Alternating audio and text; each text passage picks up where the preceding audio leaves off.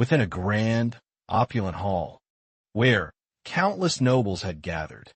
A young boy was presented atop a large table. Before him lay 4 distinct weapons. Today marked a truly pivotal day for the boy, because his weapon choice would ultimately shape his destiny.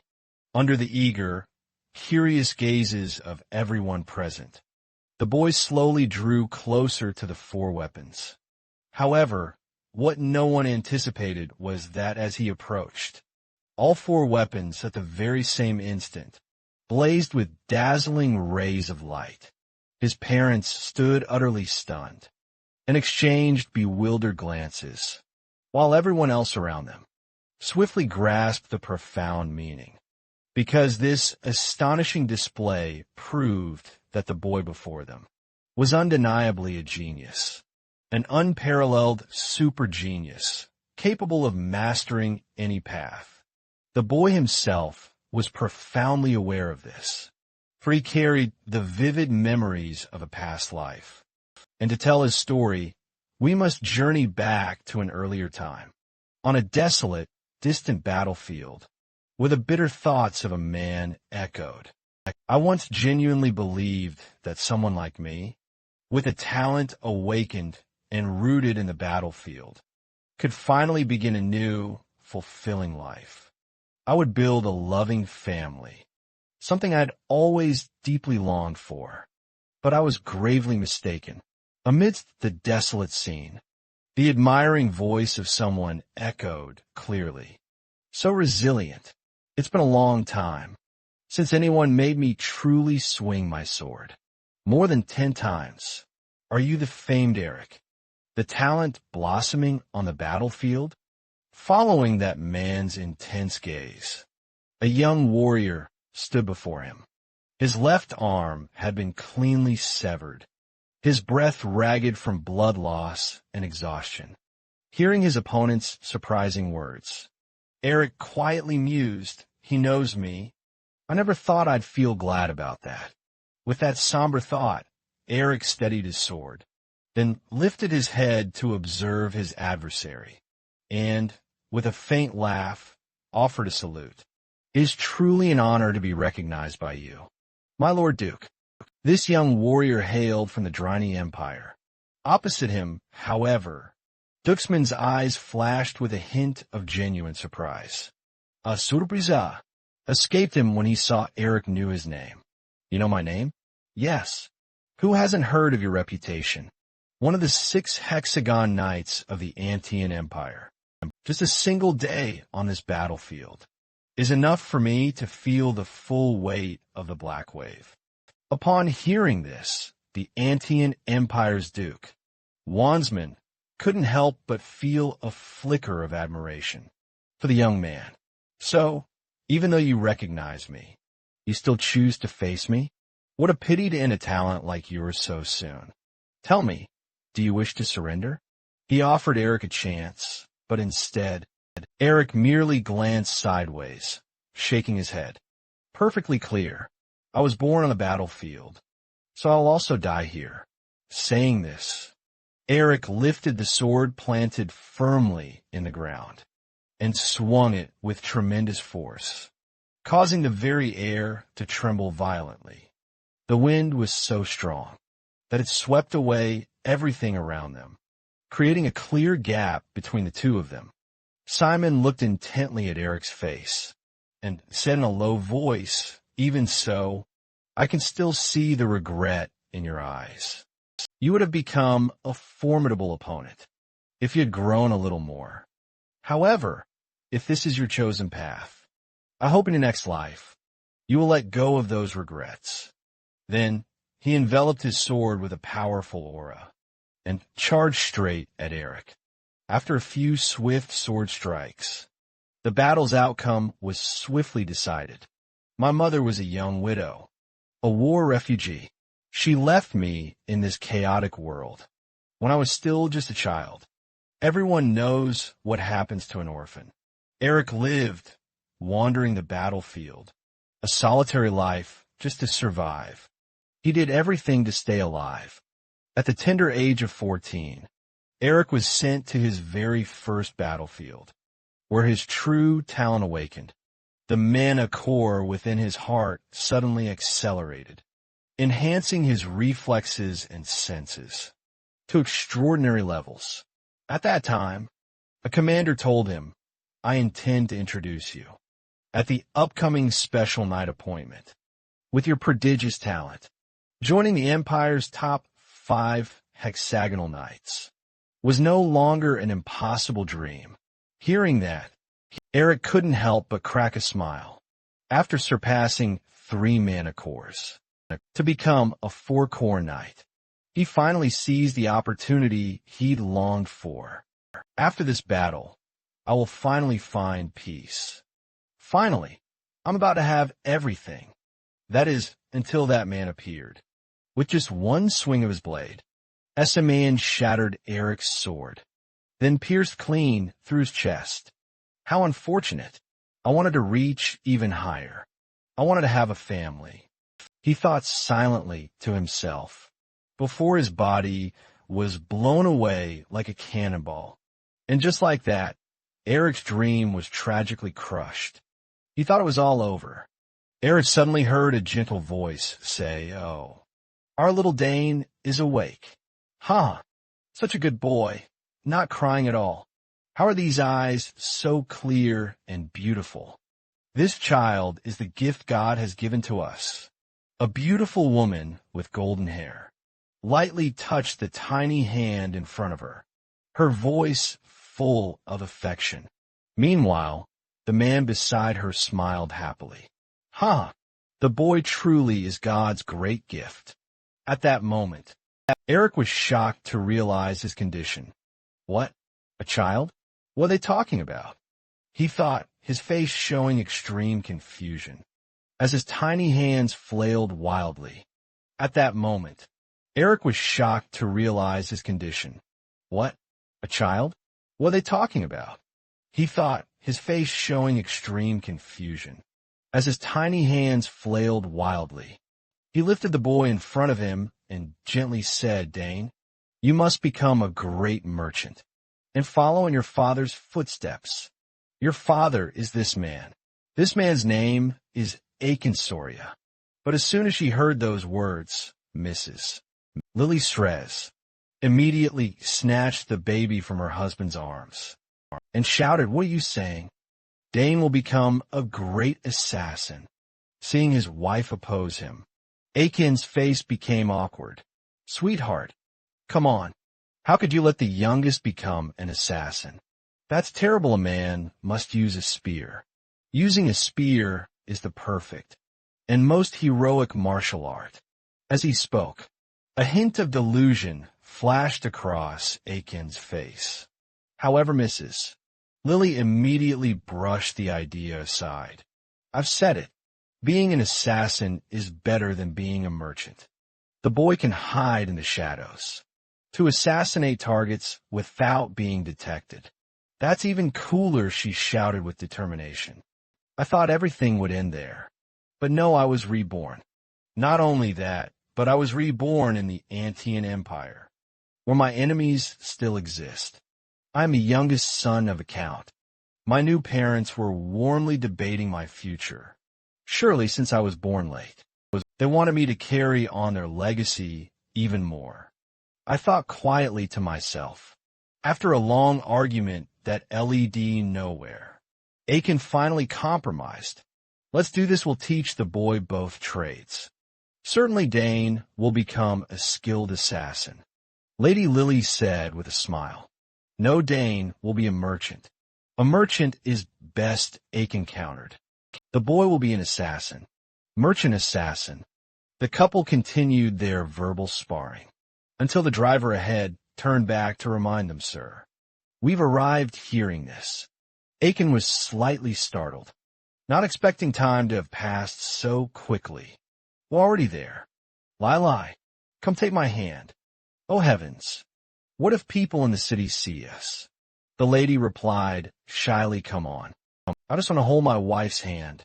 What's the harm in that, all right? Be careful now." As he spoke, he reached out to help his wife down from the car. making Dane, who was lying in Lady Lily's arms, involuntarily feel like a third wheel. Truly irritating, he thought. After taking in the surrounding scenery, Dane's eyes gleamed with clear excitement. Oh, it seems Dane is absolutely thrilled to be home. Just look at him. Isn't he full of joy? I can finally laugh, right? If this truly is my home, then my talents will unfold with even greater ease. He mused quietly, smiling at this new beginning. Time passed swiftly. 2 months later, young Dane had begun to babble. A few precious words made Mrs. Lily absolutely delighted. Oh heavens, my Dane is starting to babble. As if responding, his mouth kept producing muffled sounds. For him, this was an entirely new experience. It turned out he was learning to speak. What a truly strange feeling. In his previous life, Eric rarely interacted with children. The children he'd seen were all injured, abandoned, and crying for their parents. Many had starved to death and simply disappeared. Compared to that place, the Strez household was a rich, warm, and fortunate family. At least here I won't starve. He happily thought to himself. I was reborn into an easy mode, not some hellish mode. At that moment, Count Aiken suddenly burst through the door, laughing loudly. Ha ha, Dana. Look at this. This is a spear. Isn't it both long and beautiful? It seemed he was trying to instill the idea of his son becoming a spearman. From a very young age, facing this sudden action, Dane could only force a smile. This man was my father, the strongest 6th-level warrior merchant in the kingdom of Soria. He appeared gentle, but was a heroic warrior known as the Blue Hurricane. As for Mrs. Lily, seeing her husband bring a sharp weapon into their son's room, she angrily snatched the spear away and shouted, "Seriously, how can you bring such a dangerous thing into our son's room?" In response, Aiken could only give an awkward smile. "I just wanted to show it to Dane. I told you already, you must not do that. If you do it again, I will teach the child the basics of invisibility." From a very young age, Madame Lily said coldly. Aiken instantly broke out in a cold sweat. Madame Lily was once the kingdom's deadliest assassin, and even though Aiken was quite wary of his wife, he still tried to argue, saying, "Come on, who isn't like that these days, huh?" Even the famous mage clan even places a magic staff right next to their child. From the moment they're born, love compared to a staff? What kind of love is that? Lily shouted, watching the entire scene unfold. Their little son could only sigh like an old man. What a truly harmonious family. Thinking about it, he finally understood why his parents worried so much about his future, since his 2 older sisters had both chosen paths, completely unrelated to magic, or even assassination. Look then, if you do that, your cheeks will puff up, his sister in the red dress said, as she playfully poked Dane's cheeks until they puffed up. After she finished, the little girl laughed with pure delight. "Look at Dane, he's so adorable.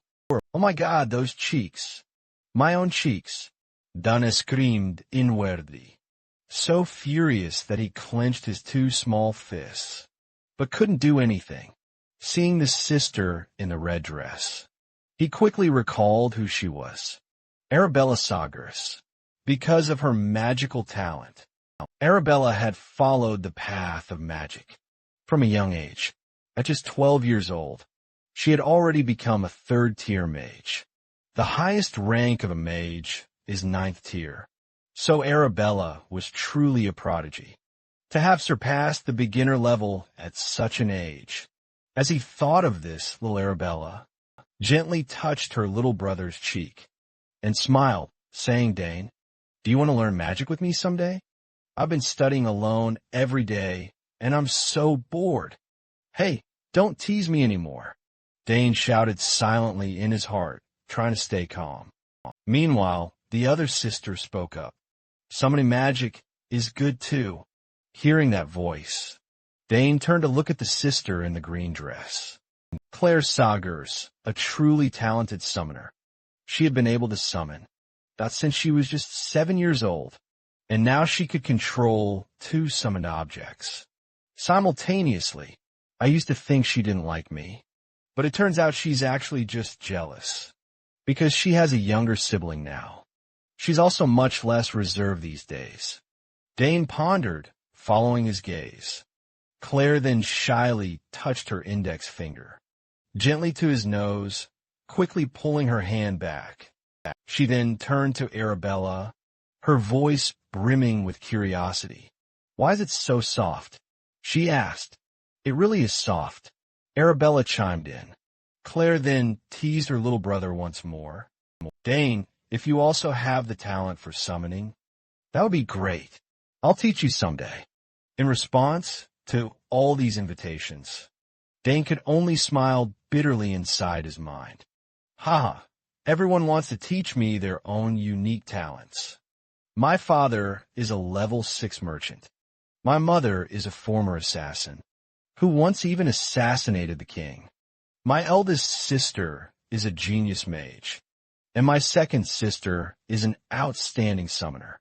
The Sagers Count family is indeed a perfect, noble family, exactly the ideal family I once dreamed of. So then, what is the point of revenge in this life? Even though my death was tragic, it happened on the battlefield. To say that I would take revenge on those who defeated me is truly ridiculous. Done aside inwardly. It seemed then, he had decided to set aside his intention of revenge. But very soon, he was awakened by voices arguing ahead. "The spear is the right path. You must choose the spear," Icon shouted vehemently. "Stealth and assassination magic are much more useful." Madame Lily responded sharply.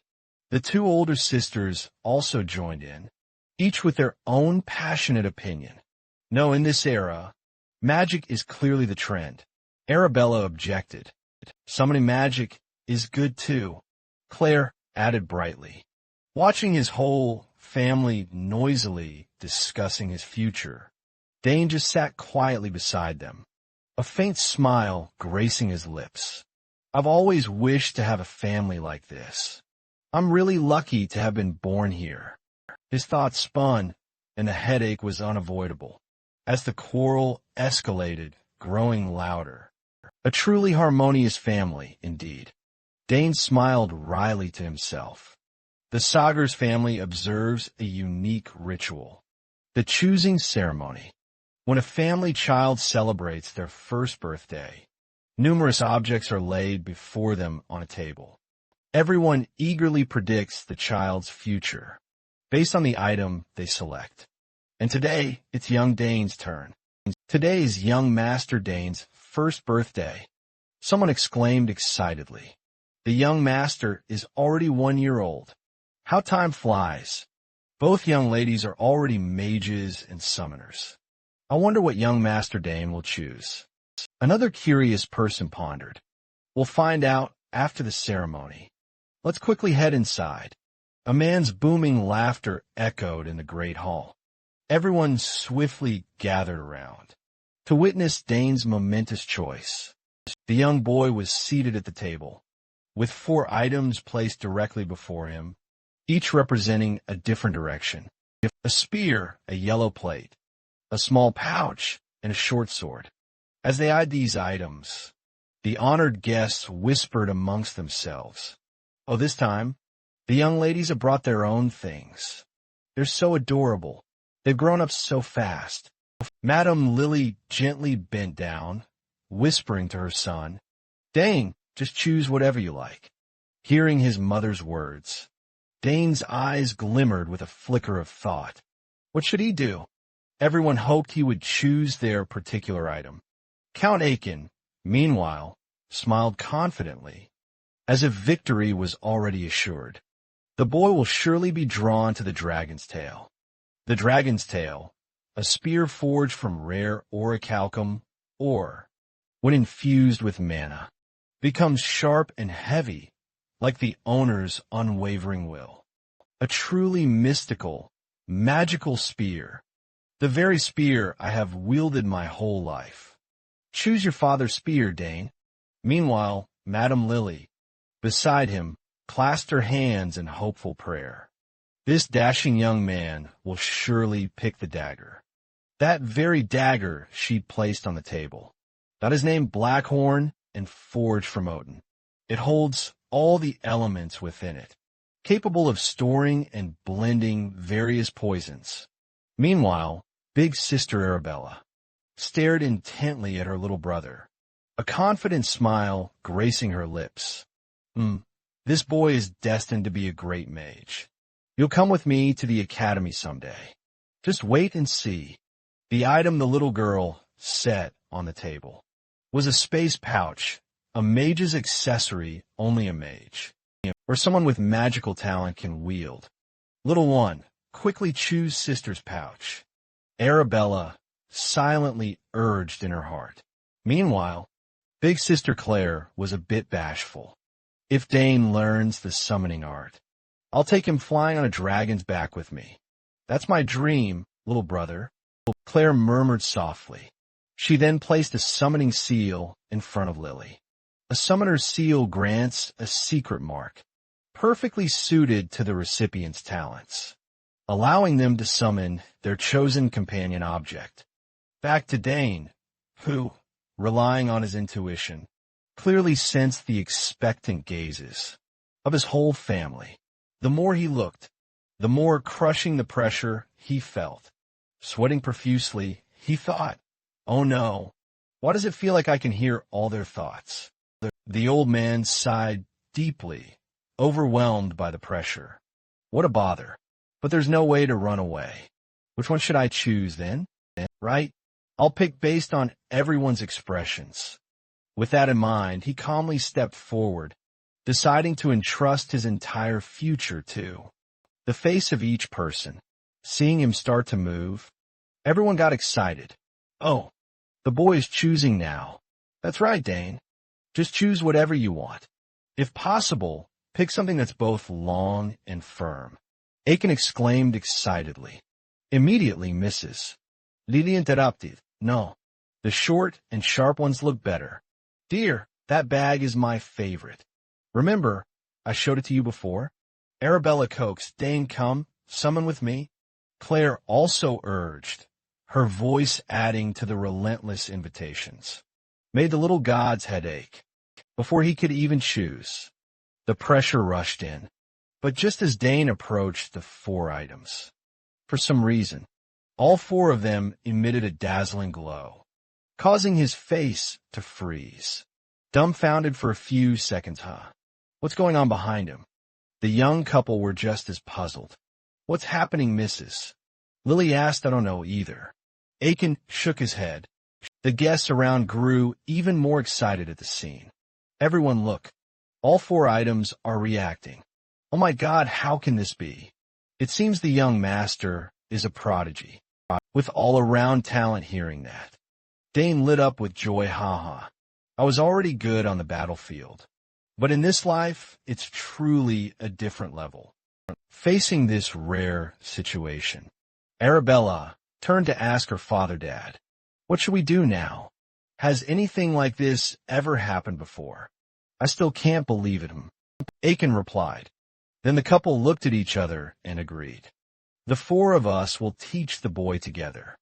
As soon as the words were spoken, the 2 sisters stared at their parents in disbelief. All of us in front. Dane broke into joyful laughter. Time flew by quickly. 6 years later, at the training ground, the sound of clashing weapons echoed repeatedly. At this moment, Dane was sparring with his father, Aiken, watching his son skillfully block the blows. Aiken was pleased. Very good, Dane. You have completely mastered the technique I taught you. Thank you, father. Dane replied politely. Aiken ruffled his son's hair, laughing heartily. Well done. Well done, truly. My son in the distance. A butler approached carrying a spear in his hands. Sir, I have brought it as requested. All right. Just in time, Aiken suddenly remembered. Something Dane still couldn't quite grasp, Father. This is your birthday gift. Aiken gave a slight nod. I was meant to give this to you at the party, but I wanted to give it to you sooner. Here, go on and take it. I've been preparing this for 2 whole years. This spear was crafted by a renowned artisan in the capital. Happy early birthday, then. He then handed the magnificent spear to his son. Smiling brightly, Dane casually set his old spear aside, eagerly examining his new gift. Thank you, Father. I'll make sure to use it well. Only then, after inspecting it closely, did he realize how magnificent it truly was. The sleek black shaft, combined with its gleaming silver tip, was simply stunning, and it felt incredibly light in hand. Truly marvelous. Dana admired silently. Aiken then asked, so, do you like it? Yes, very much. Dana smiled broadly. Good. I specifically instructed them to tailor it to your physique. Just get used to it. Dane was so delighted. He couldn't stop excitedly swinging the spear. But in the midst of his excitement, Aiken suddenly turned to Dane and asked, do you remember the fundamental difference between a spear and a sword? Dana paused, thought for a moment, then replied, yes. The spear's length helps me keep opponents at a distance. Its small contact area increases its penetration effectiveness. Aiken nodded, exactly. But once you reach a certain level, using a spear actually becomes harder than wielding a sword. The core issue with the spear is that to attack, you always have to maintain a minimum distance. But don't worry, every weapon has its own unique strengths. Even the sword, often considered perfect, has its disadvantages in certain situations. Yes, I remember now. The boy nodded and Aiken smiled. Since you have a new spear, let me show you something really interesting. As soon as he finished speaking, Aiken began spinning the spear like a propeller, generating a powerful gust of wind pressure all around him. So this is the true magic power of a level 6 spearman. Just his aura alone was that overwhelming. Dane shivered, his astonished eyes wide. Aiken closed his eyes, coiled his body, and stepped forward with one foot. He gripped the spear shaft firmly with both hands, then thrust it straight ahead. The air twisted into a violent vortex, leaving Dane gaping in amazement. Incredible. Just thrusting the spear forward produced that effect. Turning to his father, Aiken retracted the spear and explained, the reason the space here is distorted is because I simultaneously unleashed the magic power within my body and thrust the spear. This technique optimizes the characteristic of focusing magic cores into a single point. Hearing this, Dane added, yes. I've also heard the sisters say that I can transcend my physical limits. As the number of cores increases, so too does the expansion of those limits. Speaking of which, Dane recalled his previous life, when he once possessed up to 4 mana cores. Not knowing his son's thoughts, Uncle Aiken bragged, that's right. My son learns very quickly. I myself have 6 mana cores. 6 cores, Dane exclaimed in surprise, but silently affirmed to himself, if I don't die, I will definitely reach this level. Aiken patted Dane's shoulder and said, why don't you try using the new spear?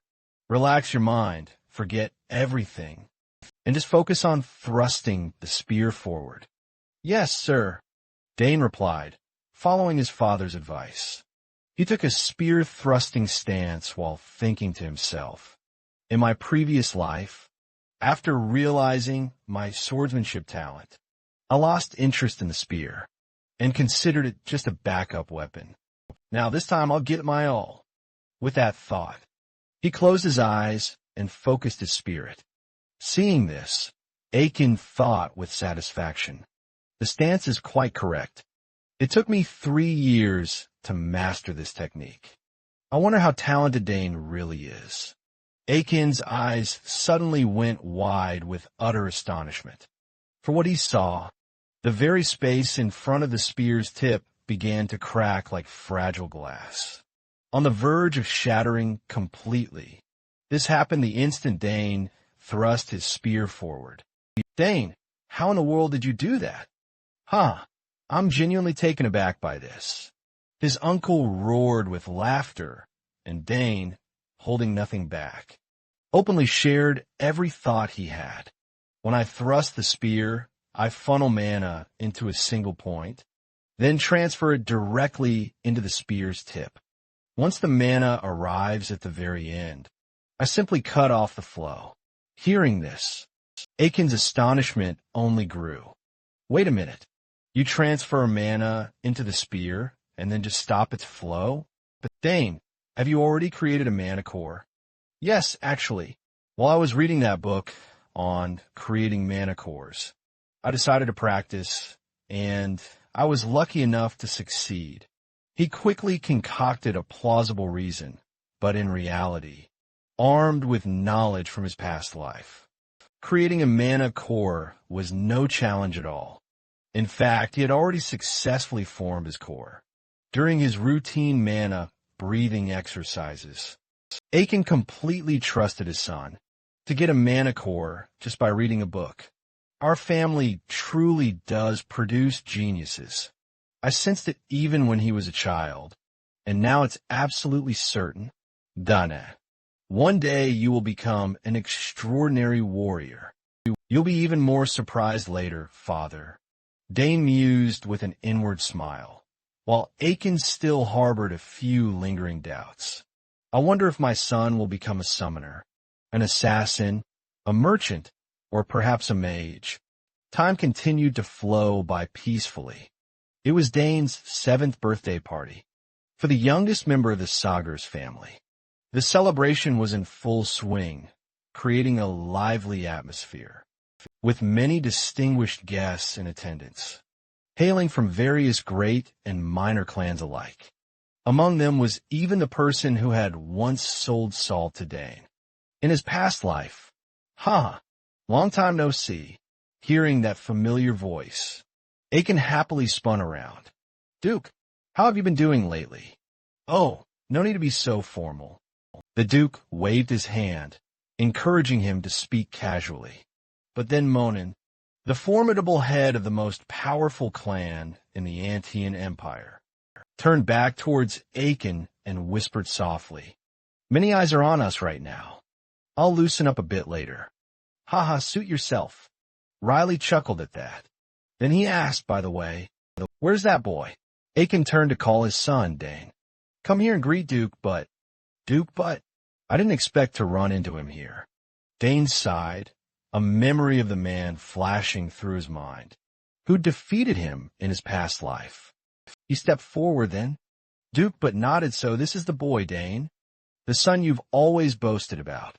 Dane calmly responded, My name is Dane Sagers. Outwardly polite, but inside, Dane felt a surge of annoyance. I simply can't suppress this anger whenever I see him. It is an honor to meet you.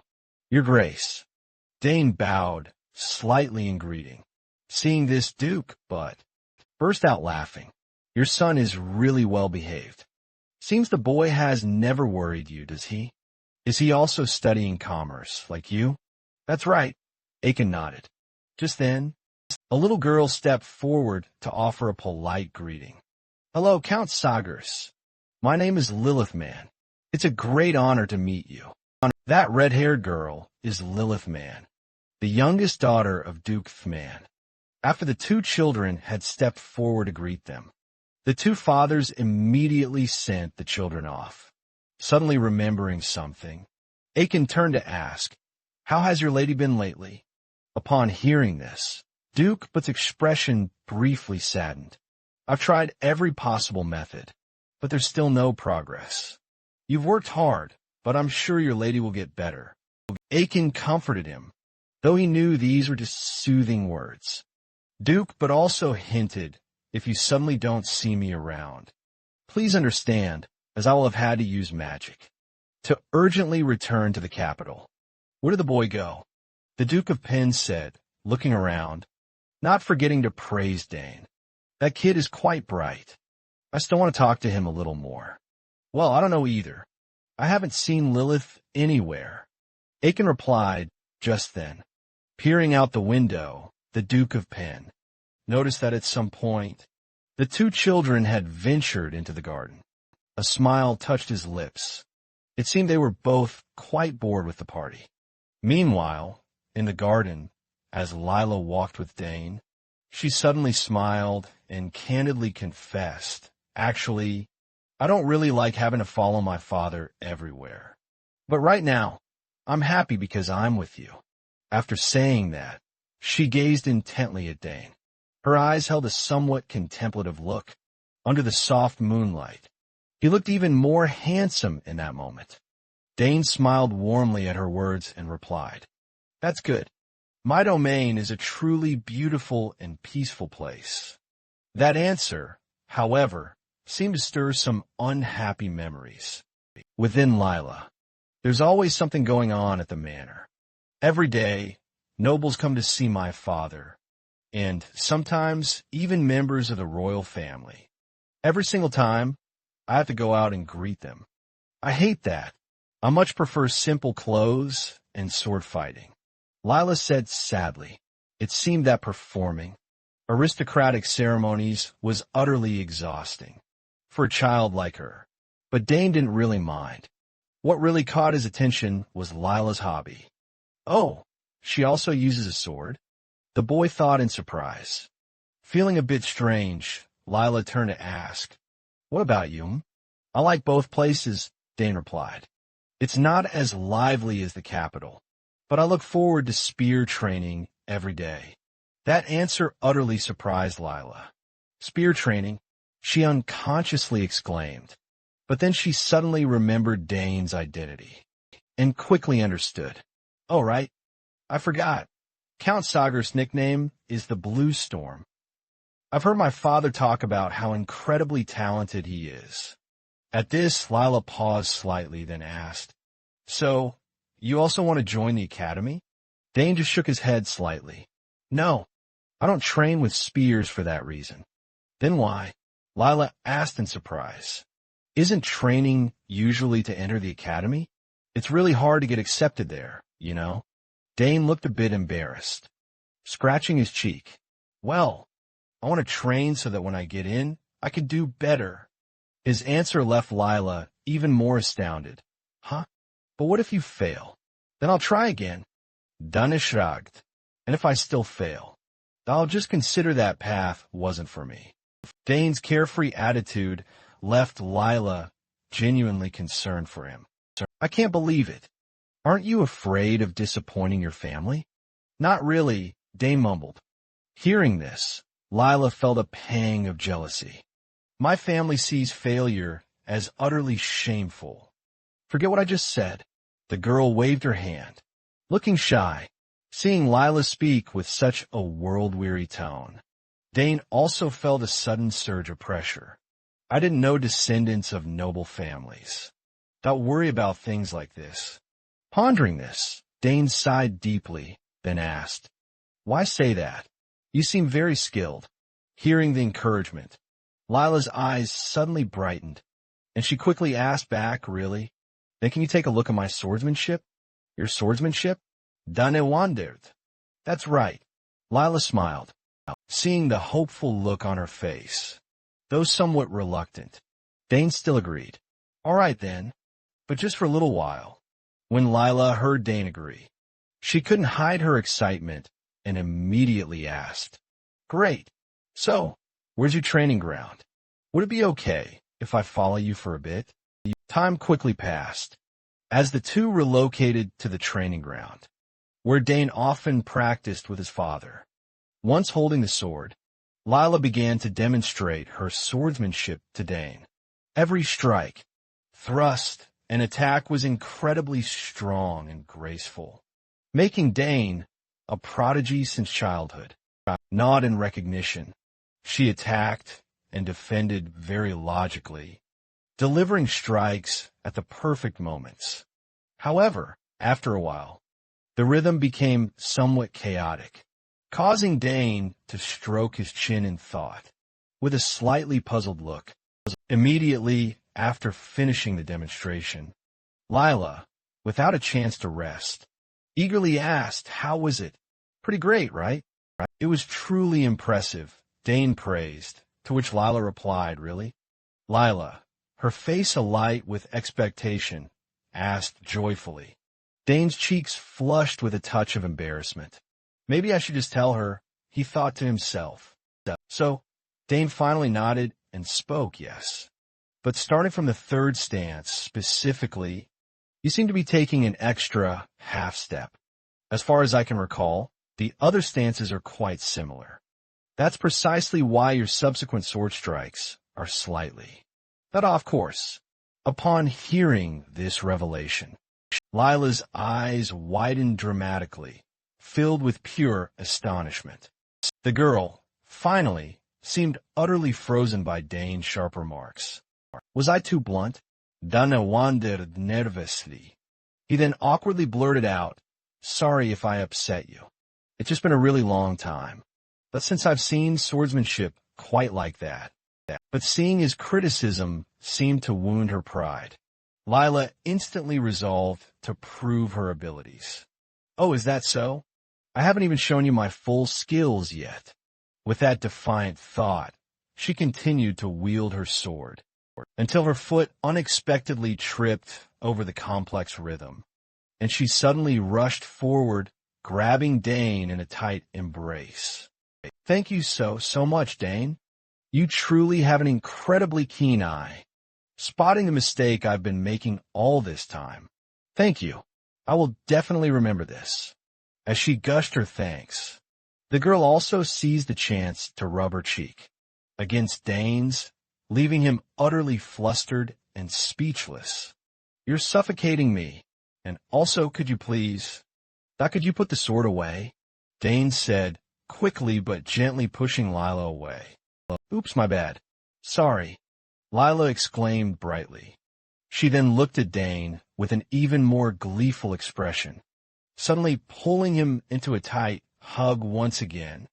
Dane could only awkwardly adjust his now-rumpled clothes, while still awkwardly muttering to himself in disbelief. Just at that moment, the urgent voices of servants calling out echoed from afar. "Young Master Dane, where are you?" "Miss Lila." Upon hearing this, Lila suddenly snapped back to reality and quickly turned around. "It looks like they're actively searching for us. We should head back." Dane simply nodded. As the two stepped out, the servant sighed in profound relief. Oh, there they are. Where have you two been hiding? We've been tirelessly searching for you everywhere." The scene then cut to the main banquet hall, where the most crucial part of the party was about to unfold. The ceremony was about to begin. "Mrs." Lily handed Dane a small wooden box and said, "Happy 7th birthday, my dear. Congratulations on obtaining your first Manticore." "Happy birthday, Dane." "Thank you, Mom and Dad," Dane replied, gently opening the gift. Dane was slightly surprised to find inside a pin engraved with the family crest, one his sisters often proudly showed him. Beside him, Mrs. Lily smiled and said, "Keep it safe, Dane. This pin is a symbol of your honor and status." As her words ended, the guests all nodded in unison and congratulated him. "Happy birthday, young Master Dane. The youngest has finally been recognized as a Sagar family member. You will become as talented as the Count." Hearing these words, Dane couldn't help but break into a radiant smile. This was the first time so many people had praised him like this. He thought happily, but at that moment, the entire hall suddenly shook violently, as if an earthquake was occurring. "What's that noise? What's going on? Damn it, is someone breaking in?" People panicked and shouted. Sensing the danger, Dane immediately looked at his father. But Aiken seemed to have anticipated this, and could only say helplessly, "Calm down, there's no need to panic. Here we go again. I thought today would be peaceful. Can you guess who it is, Dane?" Mrs. Lilly asked with an amused smile. Suddenly, Dane's eyes widened. No way, he thought. Immediately, on the ceiling of the grand hall, a dazzling beam of light began to appear, causing the nobles below to step back in alarm. "What's that?" someone shouted. From within the beam of light, a red figure suddenly leapt down. "I checked the clock. My sister isn't late, right?" Arabella laughed heartily. Seeing that figure, the guests were all surprised. "That's Miss Arabella. It seems she just used teleportation magic." "Wow, I heard you'd need to be at least level 5 to open a small teleportation gate. Miss Arabella truly is a genius." Words of admiration echoed all around. Poor Dane, he never did like such flashy displays. "She's just as loud and showy as always, isn't she?" The young elder grumbled to himself. But it wasn't over yet. Suddenly, a horrifying scream rang out from outside. Looking out the window, the girls' faces turned pale. "There's a monster in the sky. Oh my, that's a wyvern." So this time it's Miss Silly. Following everyone's gaze, elder sister Claire was riding a magical dragon, landing right in front of the grand hall entrance. "Looks like I'm late," Silly mumbled and quickly stepped inside. The guests started whispering excitedly again. "I heard she's a talented summoner, but to control a wyvern is truly amazing. Isn't she only 16? Ignoring the gossip, Arabella saw Silly arrive and turned to greet her. "You're here." "Yes, ma'am," Silly replied. The two sisters then turned to Dane. "Dane, happy birthday. Wishing you a joyful birthday from your sister as well." After saying that, the two of them took turns handing gifts to him. Faced with such a surprise appearance, Dane felt a bit embarrassed. "Thank you both for coming all the way here to wish me a happy birthday." "Of course we had to come. Now open the gift. I'm sure you'll really like it," Arabella said with a bright smile. Meanwhile, Aiken looked at the two girls, so touched that tears welled up in his eyes. "You two only gave me a letter on my birthday, but now you've prepared gifts for the youngest one," he said in a mock pouting tone, making the lady beside him chuckle softly. Back to Dane. When he opened Arabella's gift, he discovered a ring inside. But at first glance, he noticed something unusual. "Wait a minute. Isn't this a space bag?" Dane looked at Arabella in surprise. In response to his question, Arabella proudly answered, "Exactly. I designed it myself. It harnesses high-level spatial magic, but my professor lent a hand in its creation." "Thank you, truly." Dane spoke with deep sincerity, knowing full well just how incredibly difficult it was to imbue an item with spatial magic, and crafting one sturdy enough to contain it, even tougher. Before Dane could even react, Arabella swiftly snatched the ring, proactively offering, "Give me your hand. I'll put it on for you. Oh, and just so you know, I've already encoded your genetic code right into it, right? So only you can ever use it. This is a truly one-of-a-kind item," Arabella added, then spun to face Mrs. Lilly. Upon hearing Arabella's explanation, Mrs. Lilly eagerly approached for a closer look, and gasped, "Wow!" Judging by this incredible wave of mana, the inside must undeniably hold the highest grade magic stone. Right on this side, Arabella seized the chance to reveal an additional brilliant function. If you channel mana into the ring, it will create a pocket dimension. That way, you won't need to constantly fumble with your bag. Even a kind-hearted soul as seemingly simple as Dane instantly grasped the incredible value of this item. It was so valuable, it left him utterly stunned. "Thank you so much," Dane stammered out. He stared intently at the magnificent ring in his hand. This was an item usually seen only on the battlefield, or amongst the wealthiest nobles. Only commanders or high-level mages possessed such treasures. I never dreamed I'd own anything like this. He marveled, but the amazement was far from over. The moment Dane tried channeling mana into the ring, the space around his hand suddenly pulsed with vibrant energy, as if about to instantly form a pocket dimension. Don't tell me.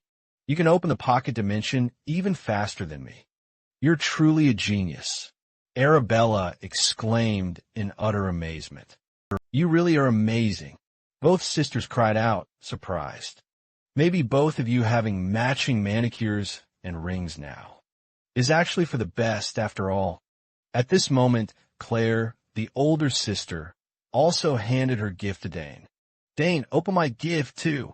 Ah, yes. Dane quickly exclaimed, thank you so much. He then eagerly tried opening the gift. But inside, it turned out to be a bizarre monster egg. Huh? Why? An egg? He wondered, picking it up for a closer look. Seeing this, Claire immediately warned him, her voice laced with anxiety. That's no ordinary egg. So, you need to be extremely careful, okay? Then what is it? Dane asked, a frown on his face. While everyone else around them watched with keen curiosity, Claire leaned in, whispering softly into Dane's ear. It's a spectral beast. She'd once tried summoning Decarin, but, on one occasion, it vanished without a trace. She didn't know what creature it would hatch into exactly, but everyone certainly knew one thing, just how immensely valuable it was. Hearing this revelation, Dane's eyes also widened in alarm, didn't they? He'd heard tales of such things before. Spectral beasts differed greatly from summoned beasts, while they shared some similarities.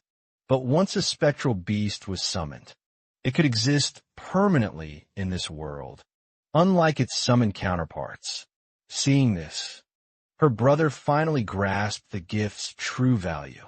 Claire gently patted Dane on the shoulder and leaned in to whisper again. No one else knows about this, only you. So you must keep it a secret until it hatches. Yes, absolutely. Dane nodded, a bright smile spreading across his face.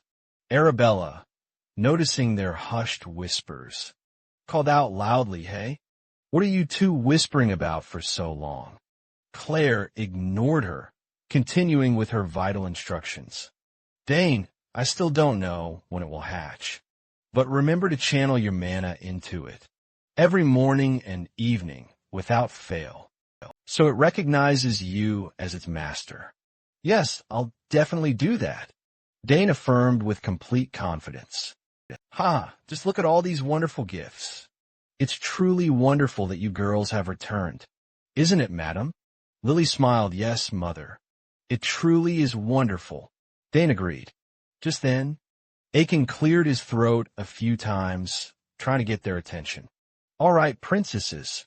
Even though your father's overjoyed you've returned, despite previously saying it was impossible, you still ought to go greet your parents. Hearing that, wouldn't you say? Arabella suddenly realized something. Oh, dear father, how have you been lately? I've been so caught up preparing gifts for Dane that I completely forgot. Huh, I'm fine. Aiken beamed brightly. After a careful look at his two daughters, he nodded. It seems you both are still healthy, traveling such a long way, just to see your youngest sibling. Make sure to rest well. Yes, father, the two sisters said in unison. In the background, Lila quietly observed their family reunion, her eyes tinged with a hint of jealousy. Dane quickly noticed this, thinking to himself, is Lila about to leave? But why does she look so lonely? Time passed quickly. The next morning, while strolling leisurely, Count Boot was deep in thought. She's even more wonderful than I expected. She's truly the best mage at the academy. A precious talent, perfectly suitable for my son. If the two families unite, they'll become a force even the royal family would find difficult to challenge. That way, no one could scheme against our clan or descendants anymore. All right, today I must bring up the engagement of the two eldest children. Lost in thought, he suddenly stopped when he heard loud noises echoing from afar. That sound, someone's training. Who would be practicing this early? Bort wondered. And the person training was none other than Dane. Early in the morning, Dane was already at the training grounds, getting acquainted with his new spear. Each swing he made created a sharp, whistling sound that echoed throughout the gym, astonishing even Count Boot upon witnessing the scene. Oh, is that the youngest of the Sagers family? How surprising. The boy's movements and concentration don't resemble those of a 7-year-old at all. Even Dane's simple thrusts had reached a level of sheer perfection that even seasoned soldiers, who'd endured countless battles, could still learn from it. It's truly unbelievable. I'd heard whispers about his talent from when he was just a child, but I dismissed it as mere rumor. Who would have thought it was all true?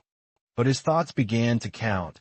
Yet silently, his astonishment only deepened as he carefully observed Dane's footwork. Wait a moment. That stance and those very steps are strikingly similar to a swordsman's. Could it be that he's already mastered sword techniques? At this age, Uncle Chu's surprise only mounted. He then refocused his gaze on Dane. After a while of intense training, Dane lowered his spear, stating coldly, "I don't know who you are, but you'd better step out instead of lurking there." Hearing that, the hidden uncle was startled. Damn it, I've been discovered. But more importantly, that move felt truly familiar. I'm certain I've seen it somewhere before. Uncle Chu frowned in deep thought, but quickly dismissed the notion and stepped into the training room. Sorry, Dana. I didn't mean to spy on you. Seeing a familiar face, Dane rushed over to greet him. Oh, so it's you. Your Grace, I am Dane Sagers, the youngest son of the Sagers family. Greetings, Your Grace. Gazing into Dane's eyes, it was immediately clear this was no ordinary child. He thought to himself, then smiled and continued. I was so utterly fascinated, watching the exquisite training performance of the young Sagers talent this morning that I quite forgot about you. Please forgive me. I forgive you, sir. Dana shrugged naturally. In truth, he'd only meant it as a polite remark, but he hadn't expected Dane to respond so sincerely. Oh, this kid has guts. He laughed heartily, then seized the opportunity to observe Dane more closely. Strange, indeed. How could he show no fatigue, no tremor, nothing? He'd trained for so long, yet when I was his age, I couldn't even manage a single core maneuver. Then, pointing to Dane's spear tip, he asked, Your thrusts are truly excellent. You must have inherited your father's talent. But this spear, yes, someone told me that. My father painstakingly prepared this spear just for me. I'm so grateful you recognize it. Dane smiled proudly, showing it off. This attitude only made the Duke hold Dane in even higher regard. That was truly a perfect answer, he mused. My own son was talented as a child, but not to this extent. Perhaps I should consider a marriage alliance with this family. With this thought, the uncle already began to contemplate matching his daughter with Dane. To start the plan, he gently brought up the conversation. Actually, our Lila is also practicing swordsmanship. They're the same age and might become good friends when they join the academy. Yes, sir. I'm sure I'll get along well with her. Dane smiled in response. Ha ha ha. I like your straightforwardness.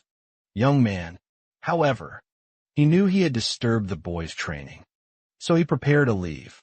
But suddenly, as if remembering something, He turned back and asked, by the way, "I'm curious about something. Have you ever practiced swordsmanship before?" Hearing this, Dane felt uneasy and thought to himself, "Oh no, my habit has been revealed already." He only glanced once and noticed right away. But very quickly, he calmly replied, "No, sir. I've only read a few basic swordsmanship textbooks, but I have never actually practiced swordsmanship." He tried to gloss over the matter, but with what he had just observed, he still felt something was off. "Strange," he muttered. "I swear I just sensed a pure, warlike aura from him." He stared intently at Dane's innocent expression, then shook his head. "Huh, what am I thinking? That can't be. He's just a child to think that." The noble duke adjusted his clothes. "Oh dear, I only intended a short stroll, but it's taken up quite some time. Well, it's time to bid farewell. Until we meet again, Your Grace. I wish you a safe journey home." Dane bowed and bade his farewell before departing. However, the Duke didn't forget to invite Dane. "All right then, if you ever have the chance to visit the capital, do be sure to look me up. I want to repay the hospitality I've received here, for I truly hold you dear." "Certainly," Dane replied, watching the Duke's retreating back as he left, while silently smiling. "How interesting. I wonder if he still remembers me. The one who defeated me in my past life. Just thinking about it makes my blood boil. This time, if I prepare step by step, I will definitely succeed, Buterman. In this life, I will definitely defeat you." He told himself this. Time quickly passed after the Duke. After the Duke left, Dane continued to practice diligently, especially after making up his mind to defeat that opponent. It wasn't until his butler, Herman, came to remind him that he finally stopped. "Young master, it's time to go." Hearing the reminder, Dane snapped out of his trance and asked Herman, "Have you been waiting for me this entire time? It is my duty to quietly fulfill all your requests." Herman replied calmly, "Handen dane a handkerchief." "Ah, thank you." Dane took the handkerchief, wiping his sweat while thinking silently.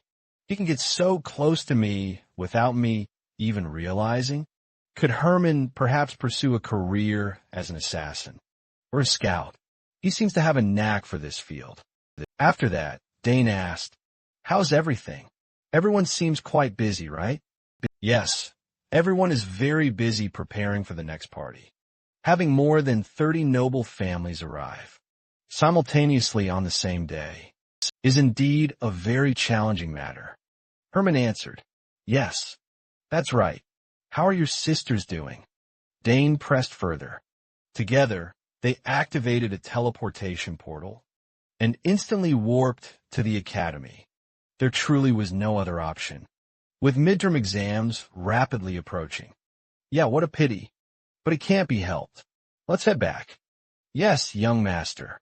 Herman nodded, and Dane thought, "The next chance I get, I should really examine the gifts my sisters gave me."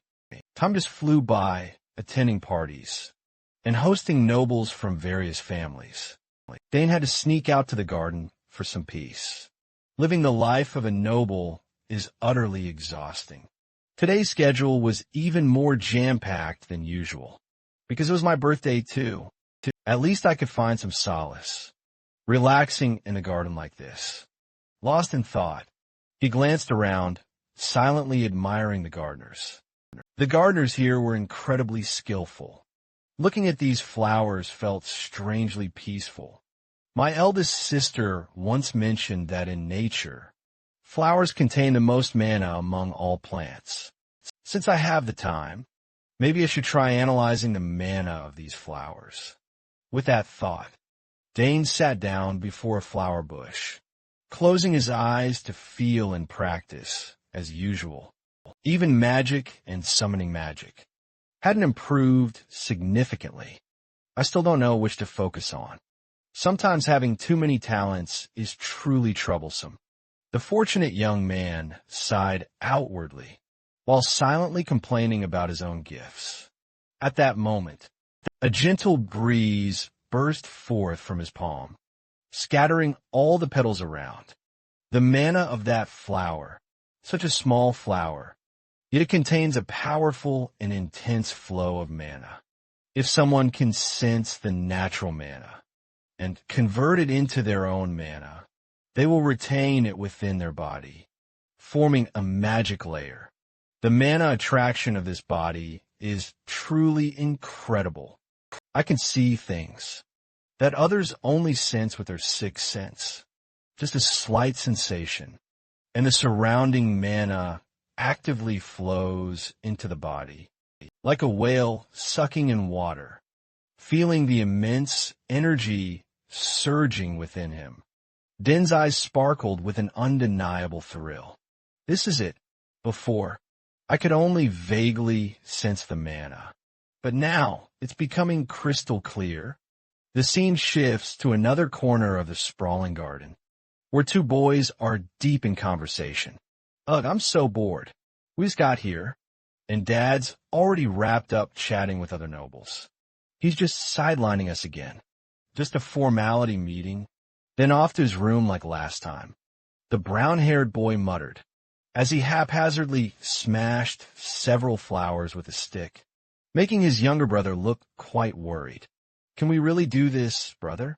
His older brother, unconcerned and even annoyed, shouted back, You act like it's our birthday or something. Who cares? Do you really think young Master Strez is interested in this stuff? Damn it, I think we've lost our way again. I don't know why they built such a huge garden. As they grumbled, they suddenly noticed Din's figure ahead. Hey, there's someone over there. The younger brother pointed out. That kid is lost just like us. The older brother shouted.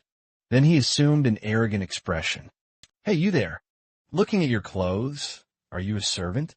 Never mind who you are. Lead me to the exit, he arrogantly demanded. This caught Din's attention, and he turned around, seeing these two stomping all over the flower bushes. Din hurriedly ran over and yelled, Get out of there immediately! Can't you see what you're stepping on? Noticing Din's sudden, annoyed reaction, the older brother asked confusedly, What's the matter? Why does this kid dare to shout at us? Just for stepping on some grass? Without replying, Din turned and retorted, Why are you walking on the flowers instead of the path? You're ruining all the flowers. Oh, such a loudmouthed little boy. Do you even know who I am? The foolish older brother started boasting about his identity, hoping to intimidate Din, not realizing he was in a heated argument with the young master of this family. And of course, given his formidable status, Dane wasn't afraid of anyone. He frowned and calmly retorted, You're the clumsy brat, destroying the flower beds. With such an arrogant personality, how could that guy stand being put down? He immediately lunged forward, grabbed Dane by the collar, and roared, What, you little shit? Who do you think you're talking to, servant? I am the son of Count Turin, a distinguished guest of this castle. Upon hearing that, Dane instantly recognized the other's identity. Count Turin, he was once captured by me, after I utterly defeated him on the battlefield. Truly an annoying noble, like father, like son, unaware of Dane's silent thoughts. The brown-haired youth continued his boastful threats. Even in the southern countryside, you probably know, the Turin family is famous in the capital. My family can make someone like you disappear, without a trace, so watch your words carefully. Hearing this, Dane also realized that arguing with someone like this was a complete waste of words. Thinking that, Dane glared at him with eyes full of contempt. Having said that, he raised his fist, ready to strike. Done. But before he could land a blow, Dane was much faster, headbutting straight into young Master Turin's nose, causing him to stagger back and fall to the ground. His red-haired brother hurried over, alarmed. Brother, are you okay? At that moment, Turin suddenly felt his mouth was a bit wet. Raising his hand to check, he discovered his nose was bleeding profusely. This crazy guy. What the hell? My nose is bleeding. I'll kill you. You bastard. He howled like a rabid dog. Hearing that, Dane just smirked. You want to kill me? Go ahead then. If you think you're capable. Provoked, Turin's hot temper flared up even more. Are you out of your mind? Fine. Let's fight to the bitter end. His younger brother anxiously advised, Brother, take care of your nose first. Just stand there. Tyron roared back. He then lunged at Dane, fully intending to teach him a lesson. But Dane simply sidestepped with ease, effortlessly dodging that very first punch. TCH, Tyron growled, his frustration mounting with every second. As Dane observed his opponent's movements, he instantly realized this guy was no warrior. Judging by those footwear patterns, he's definitely not a weapon user. Maybe a mage or summoner, Dane thought, dodging another strike. Meanwhile, the brown-haired guy missed every single strike, unable to land a single hit. This kid's too fast. I can't catch him. Tyron panted heavily, glancing back at Dane. While still dodging, Dane found himself pondering. The flow of magic I'm sensing right now. If I control it with my will, could I possibly convert it into a physical form? Should I try it out? The moment that thought flashed through his mind, Dane felt a surge of excitement, eager to experiment. Immediately putting his idea into action, streams of mana began gathering in the palm of his hand. And then, at lightning speed, a loud explosion erupted. Dane had unleashed a blast of energy forward, sending the young noble, Tyron, flying backward like a sack of flour. He coughed in pain, as a large groove was carved into the concrete floor. Seeing the aftermath, Dane actually felt a bit worried. Oh no, the flower garden's completely destroyed. As for Tyron, though badly hurt, he still forced himself to his feet. He was finally realizing Dane was no ordinary person. Damn it, you can use magic? Who the hell are you? He shouted, seeing his brother nearly losing his mind. The younger brother remained calm and tried to advise him, stop it. If you keep this up, something terrible will happen. But the angrier Tyron became, his reason became completely blinded by fury. He then muttered a chant, oh, power of darkness, heed my call. At the same time, a swirling black, magical aura erupted around young Master Tyron, spreading everywhere. Seeing this, Dane immediately recognized him as a summoner. Just as expected, a swirling energy vortex appeared behind Tyron. Then from within, a wolf's head poked out and jumped straight forward. Seeing the summoned beast appear, Tyron laughed triumphantly. Ha! How do you like that this is Gunpoo? Whom I have summoned, I'll show you the consequences of daring to mess with me, Gunpoo. Tear that guy to shreds back to Dane. Seeing that Tyron had only summoned a common wolf, he was bored and didn't even bother to pay attention. Such a common wolf couldn't compare to Sister Arab. She could even summon dragons. On the other side, Tyron commanded his summoned beast. That's right, tear his throat apart. Obeying the command, the wolf immediately lunged straight at Dane. However, for some reason, when looking at his face, the protagonist's radiant aura seemed to activate. Suddenly, the wolf stomped all four paws heavily on the ground and stopped abruptly, then changed color from red to green in the astonished eyes of the two brothers. In fact, the wolf even bowed its head to Dane. Tyron nearly couldn't believe his eyes. What the hell is going on, Gunpoo? What are you doing? Tear its throat apart quickly. The amazed younger brother asked brother. It's wagging its tail, Tyron shouted, hey. What did you do? But even yelling, the wolf did not obey. While Dane tried reaching out to pet it, making the wolf look extremely happy. Good boy, young man. Dane smiled yet. He also didn't understand why the wolf's attitude changed so quickly. What's going on here, thinking back? Even Arab-summoned beast was quite friendly to me. But I thought, that was because we shared the same bloodline. Maybe I have a high affinity with beasts. Or it could mean that bastard's affinity level has bottomed out. Speaking of Drone again at this moment, he still refused to accept the fact that his summoned beast had been tamed by Dane Absurd. How could a summoned beast betray its owner? He snapped, his voice laced with fury, terrifying his younger brother right beside him. The boy was on the verge of tears.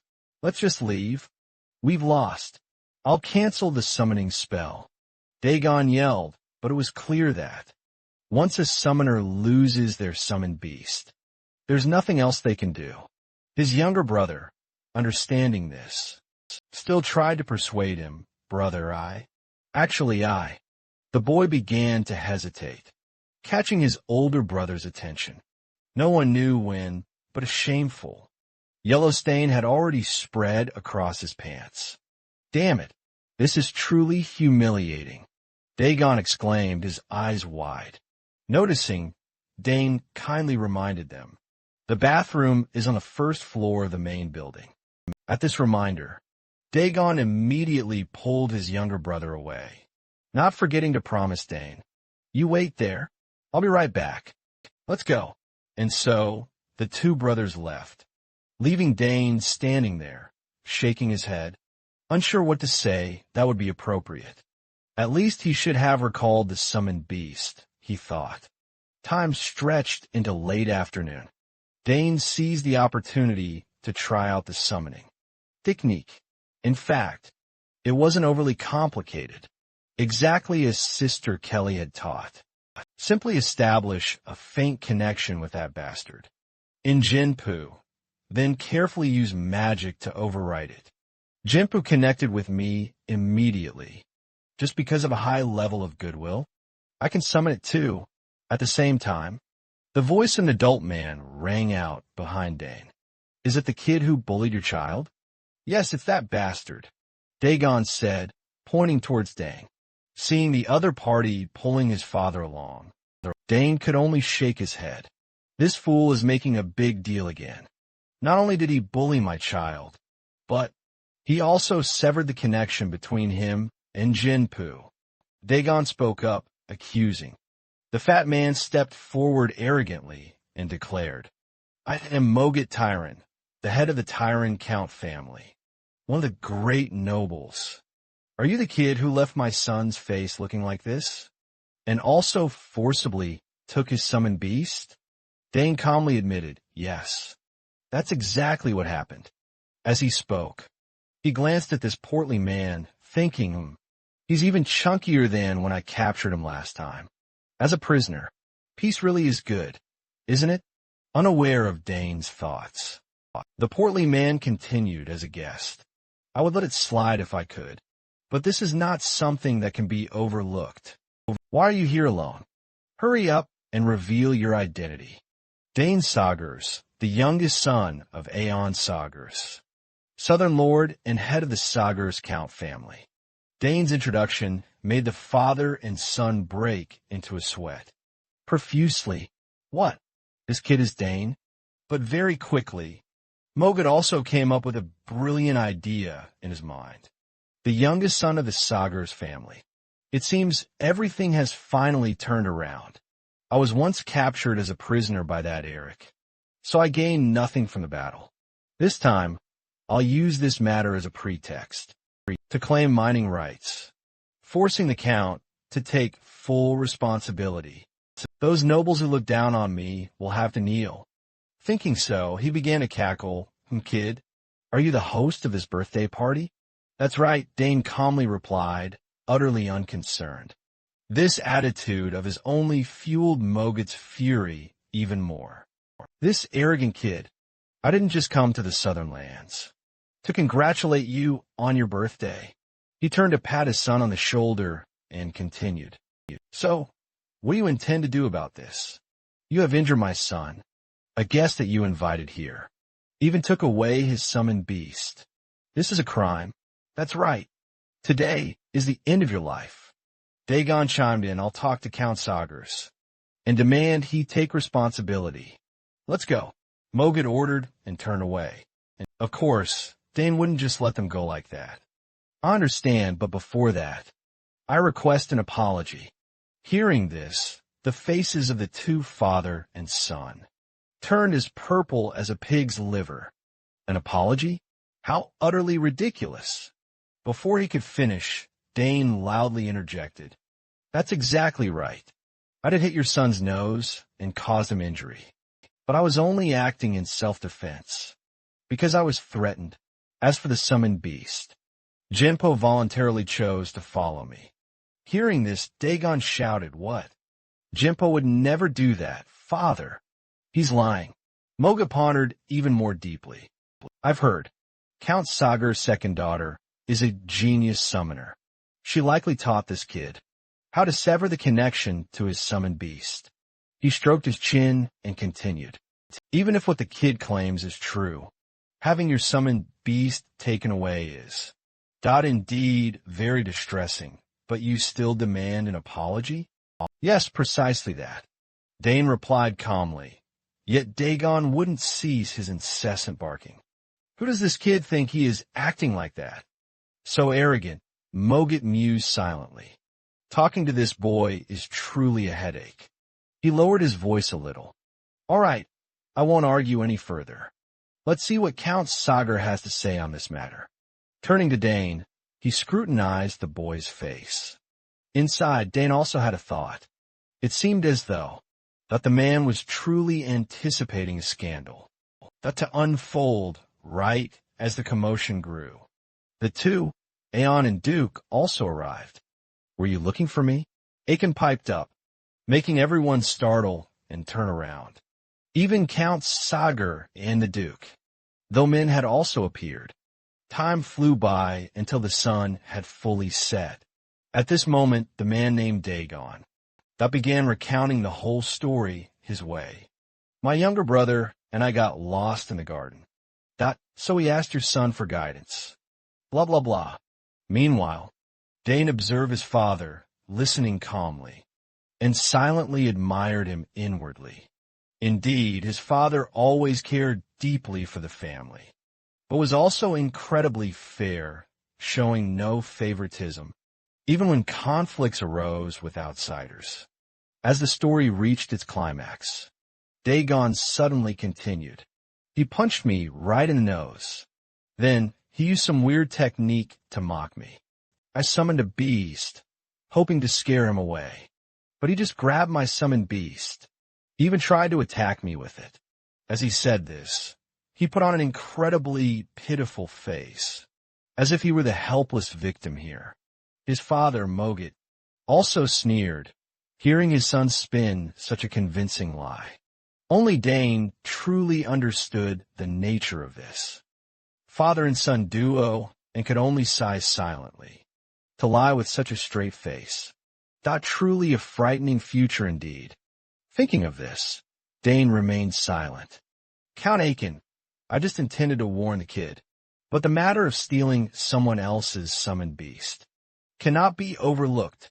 In response, Aiken remained calm. We cannot just listen to one side. I want to hear the whole story from Dane before judging and drawing conclusions, right? If you still have concerns about my decision, I will suggest Duke Thomian act as the arbiter. Saying this, Aiken gestured towards Thomian beside him. Duke Thomian also nodded in agreement. If needed, I'm ready to help mediate. Seeing Duke Thomian get involved in this matter, the two Mogits' faces began to pale. Damn it, Thomian's intervention only complicates things. A bad premonition, Mogit worried silently.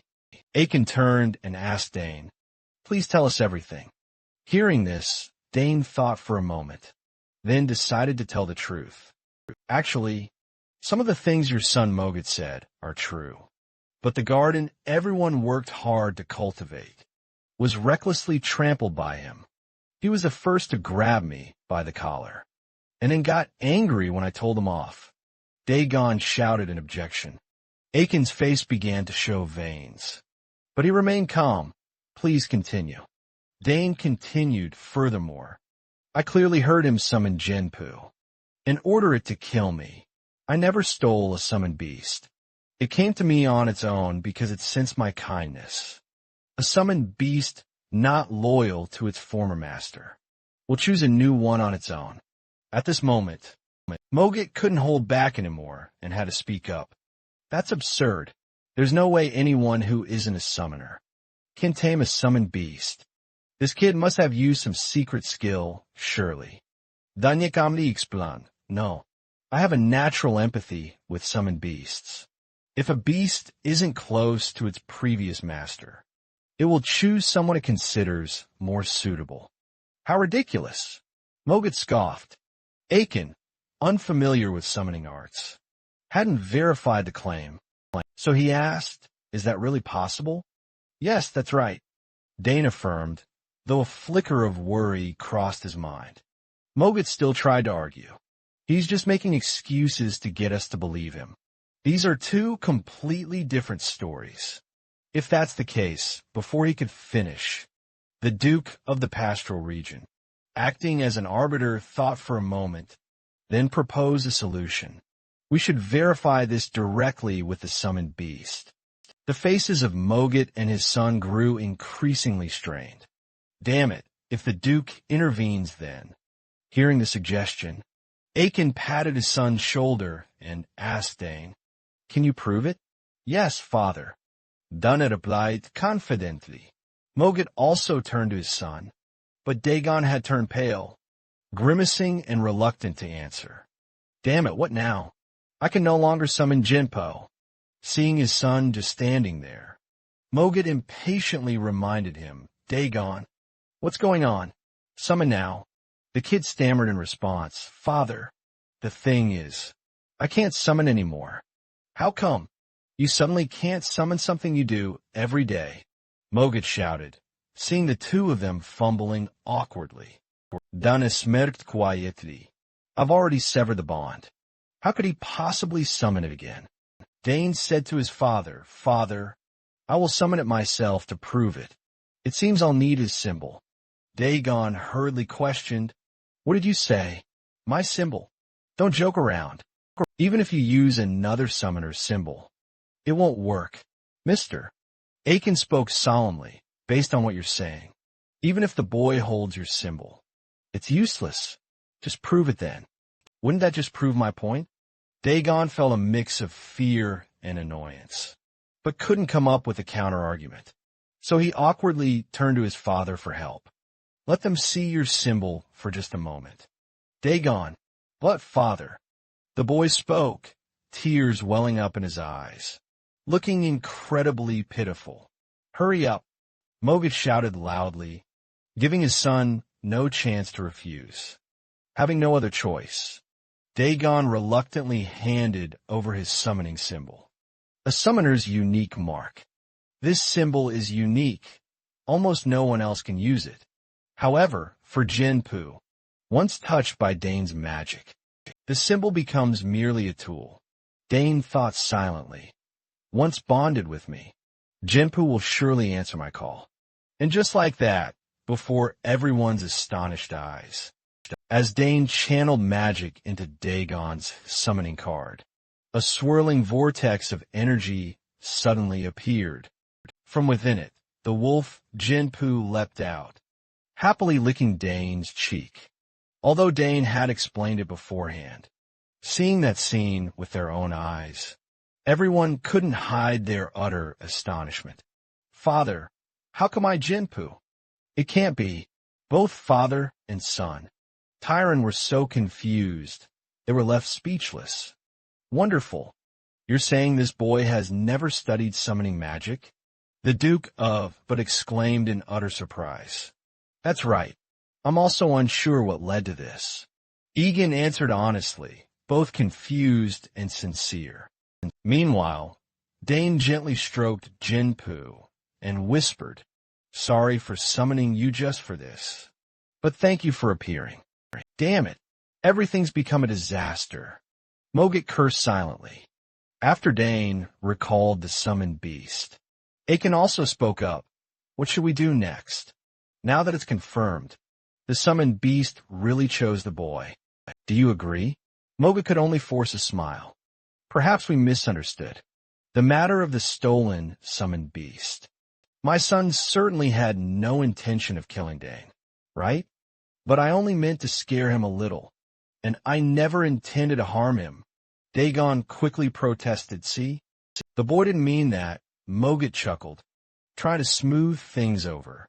Facing this flimsy, self-serving excuse, Dane could only clench his fists, seething with anger. This bastard is utterly shameless. As the atmosphere grew heavy and tense, a clear voice rang out, grabbing everyone's attention. That's not true. Everyone's eyes immediately snapped back. It turned out, the person who had just arrived was the little girl Lala. Seeing his youngest daughter suddenly appear, the Duke looked a bit flustered. Lala, what are you doing here? I heard Father's voice and stopped by, taking the opportunity to greet Count Aiken. And Count Turin, Lala added politely. Mogit felt a flicker of worry deep inside. Is this the Duke's daughter? Ignoring his expression, Aiken pressed again. What do you mean, Lala? Are you saying Dagon is lying? Actually, I overheard their entire conversation. While strolling in the garden, Lala calmly replied. Hearing that, Dagon's face turned ashen. Damn it, did this girl hear everything? Is that true, Lala? Can you recount it for everyone? Aiken asked. Yes. What happened is as follows. Then, Lala recounted everything she had witnessed. But thanks to her, Dane didn't have to bother explaining further.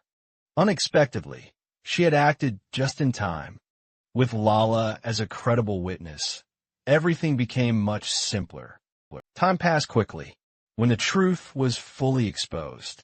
The tyrannical father and son had no way to deny it. With no other choice, Mogit turned to his son, Dagon. What are you still standing there for? Apologize immediately. At this point, Dagon stammered. I'm sorry. I was wrong. Aiken replied coldly. Save that apology for my son. Not for me. Yes. I was about to tell him the same. Mogit hurriedly chimed in, but his demeanor clearly showed. He hadn't wanted to apologize just moments ago. Dagon gritted his teeth and stepped forward in front of Dane, reluctantly saying, I'm sorry, Dane. Seeing his irritated attitude, Dane also clearly understood that this was only reluctance, not sincerity, but with the appearance of the third witness. He understood that in this case, showing generosity was still more advantageous. Thinking it over carefully, Dane accepted, all right. I accept your apology, thank you. Dagon replied cheerfully beside them. Mogit also breathed a sigh of relief. That was a close call, Duke, but stood aside observing and smiling with satisfaction. I knew that this boy is not only talented, but also very generous returning to Aiken. Although his son had accepted the apology, he had no intention of letting the matter slide. So easily the two could stop their dispute here, since Dane had accepted the apology. But as for me personally, I have no intention of overlooking this incident. Your son attempted to assassinate my son, using a summoned beast. Count Aiken spoke up in a cold tone. Not exactly like that, Mogit hurriedly explained. But before he could finish, Aiken cut him off. I no longer want to hear any excuses from you. Count Turin, please have your family leave this castle. Aiken ordered, coldly. Mogit's face instantly pale. What does he really mean to kick us out? I've come all this way without complaint, and if I'm driven away like this, it would all be for nothing. He panicked and hurriedly grabbed the can's sleeve. Count, please forgive us. I will do anything you ask. Just this once in response. Aiken waved his hand dismissively and firmly said, I don't need anything from you. I'll have someone come to your room soon. Let's go, Your Grace. Hearing that, Duke but only shook his head slightly and replied, Let's go then. Lila turned toward Dane. At that exact moment, Dane, he too, watched the two Mogets being led away, thinking to himself, serves them right. You reap what you sow. He never imagined his own father could be so terrifying. Setting that aside on the way, Duke but suddenly asked, is it really true? Did you defeat him with just one man, a bullet? He asked, looking at Dane with clear curiosity. Yes, that's exactly how it happened. Dane nodded in firm confirmation. Even after witnessing Dane's talent firsthand, Duke but still couldn't hide his utter amazement. The ability to wield a spear, to summon, and now magic too? Has history ever seen such talent before? He mused, glancing admiringly at Aiken, making Aiken swell with inner pride. Indeed, I'm exceptionally proud to have such an outstanding child. But it's still too soon to say anything for sure. We must wait until the boy fully matures to truly know. Aiken humbly replied. Duke but nodded thoughtfully. He then turned to Lila with a meaningful gaze. Today's matter was resolved so smoothly, thanks to Lila. Without you as a witness, things might have taken a very different turn indeed. Duke but immediately caught his drift, smiling brightly. Oh, so he sees the good in my daughter. In that case, why don't we discuss the wedding arrangements of the two youngsters? He spoke as if he were chatting about market gossip, which made Aiken startle with a jolt. Don't tell me. He's planning to marry his daughter off to our family. Thinking so, Aiken quickly sought to change the subject. Oh heavens! The sun has already set, and it's almost time for the banquet. I'll be off ahead to prepare. After saying that, he hurriedly made his exit, leaving Duke but standing there, stunned, not having a chance to say more about the marriage. Before leaving, Duke but did not forget to remind Lola, you should take your time walking back with Dane. He then quickly chased after Aiken. Lord Aiken, let's stay and talk for a little while. Witnessing that scene, Lola's face flushed a deep red. Yet, Dane remained utterly calm, as if he hadn't heard a single word. There was no stopping father. But seriously, why does this summoned beast ignore its summoner and obey you instead? If have witnessed countless battles between renowned summoners in the capital, but never once witnessed this. Lola asked, brimming with curiosity. I'm not sure either. It just is that way. Dane just shrugged, at a loss for an explanation. Lola pouted. Yes, you're hiding something, aren't you? That's completely unfair. I help you out. After all, unfair. I even helped you with your swordsmanship, too. Dane retorted, ah yes. I must admit, this time you've helped me tremendously. Lola pondered silently for a moment, then replied, then let's just call it even. That way, we can keep helping each other out in the future. Hearing that, Lola's spirits instantly brightened. That's a fantastic idea. I want to try it out right away. I'm really impatient, not knowing what she wanted to ask. Dane responded, so what do you want to ask? Teach me how to use mana bullets. Lola replied, surprising Dane a little. What? Why do you want to learn that? Of course, because I want to get better. I want to have at least 2 mana cores before entering the academy. To make my mother happy. My mother loves me very much. She'd be so happy if I succeed. Earlier, hearing Lola say that, Dane felt a pang of concern. She's so young, yet so incredibly eager. Then, remembering that Countess Tom was seriously ill, Dane pondered for a moment before nodding. All right, if it's for that reason, I'll teach you. Really? Really? Then let's start tomorrow. I'll stay here until then. Or do you want to start tonight? The girl asked excitedly in rapid succession. All right, whatever you prefer. Mana bullets aren't too difficult, once you understand the flow of magic. Dane smiled and explained. I'm so excited.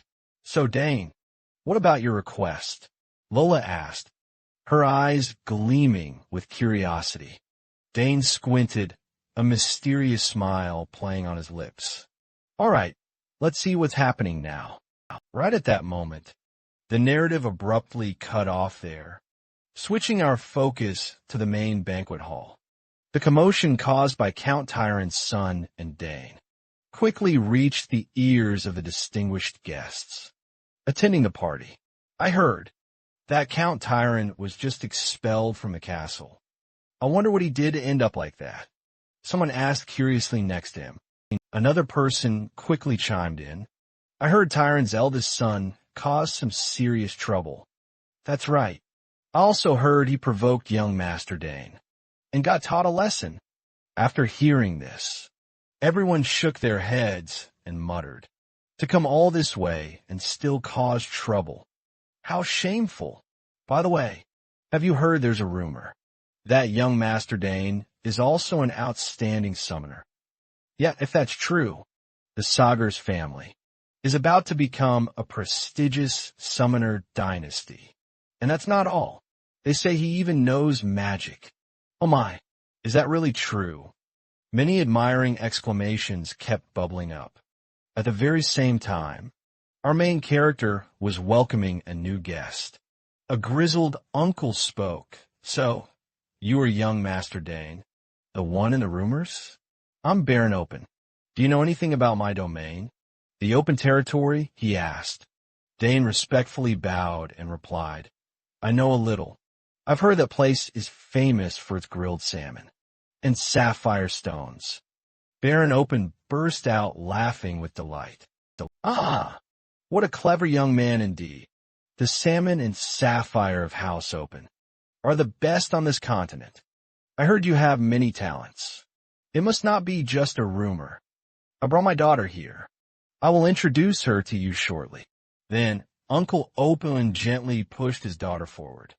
Why all of a sudden, Dane thought to himself, unaware of those thoughts.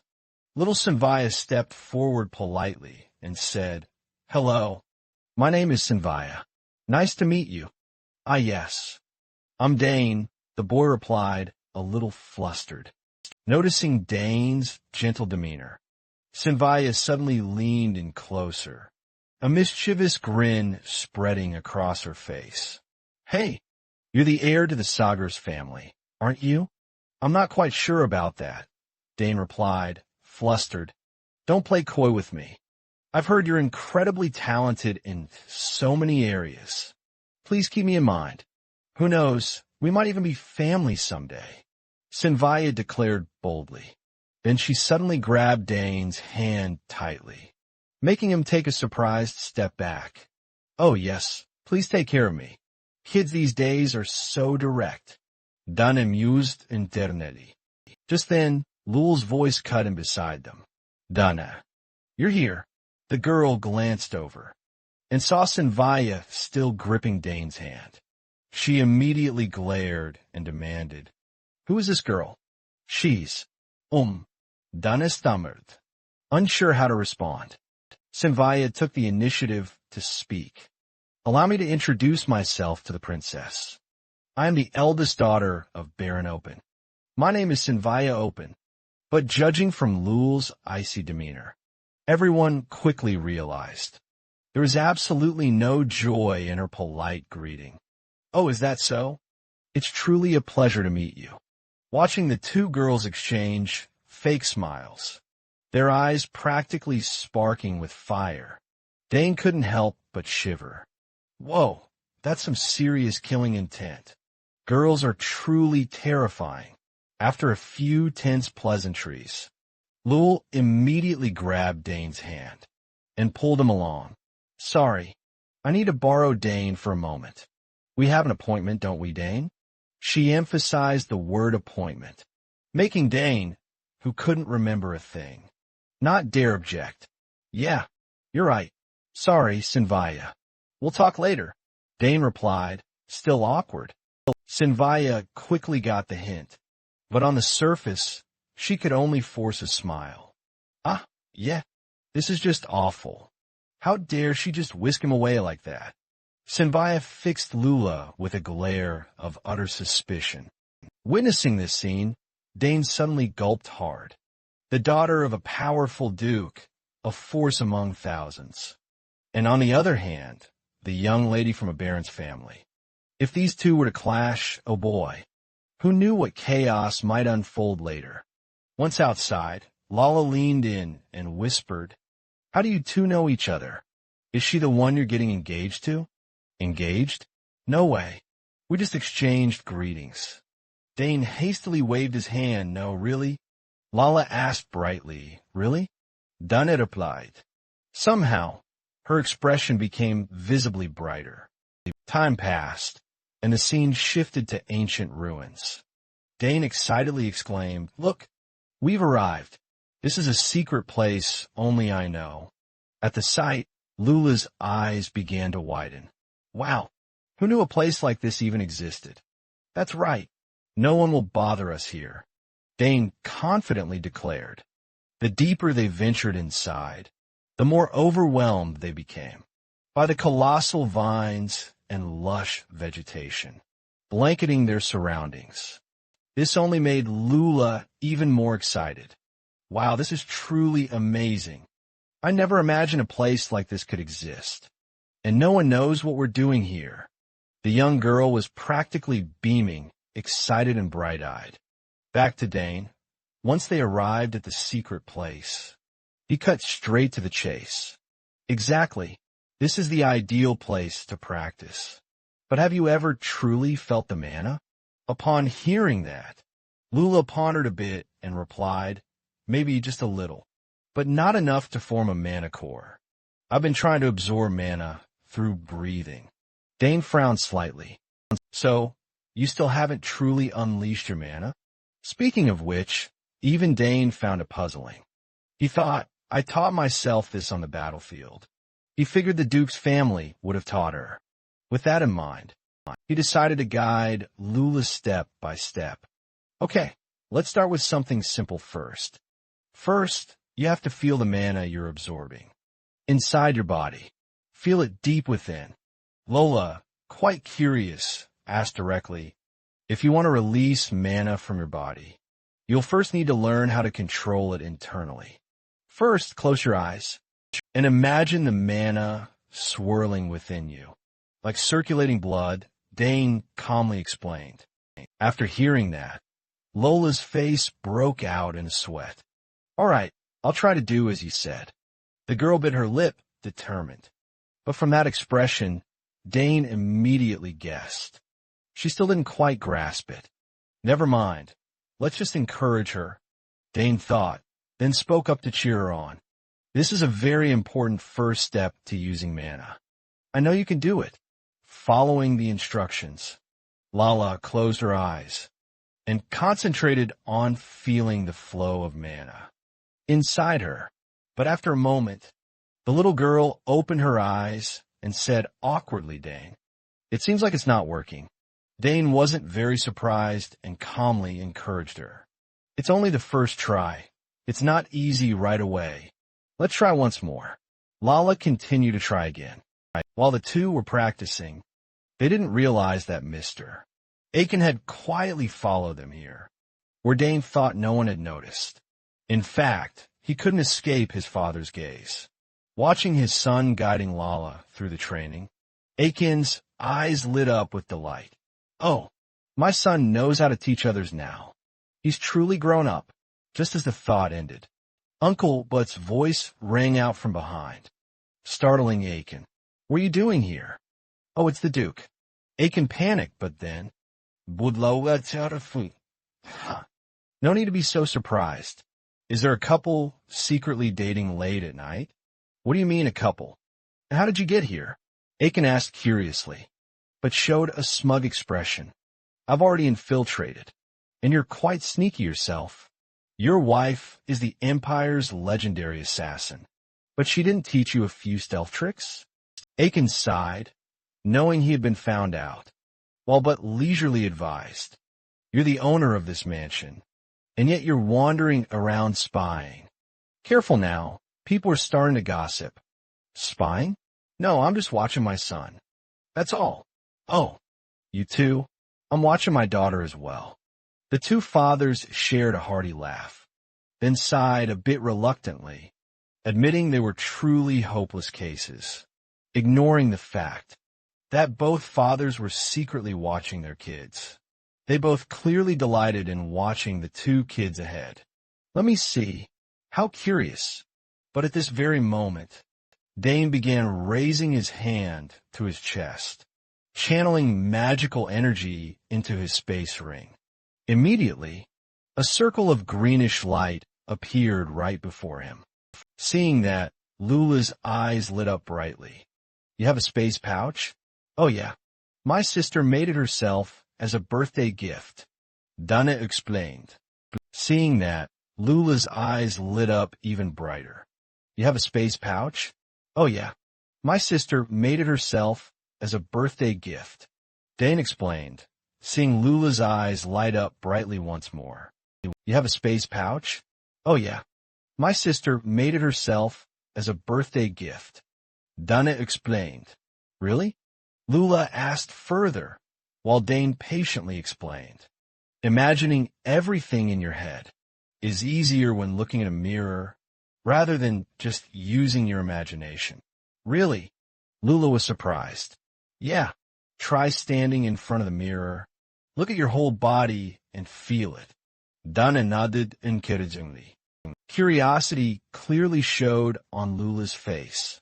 She slowly stepped up to the mirror, closed her eyes, and focused on sensing the energy within her body. Seeing her serious attitude, Dane also nodded in satisfaction. Lula seemed to already like the Count's son, but commented, "Is it really that obvious?" Akin asked again. Of course. She's not usually this open.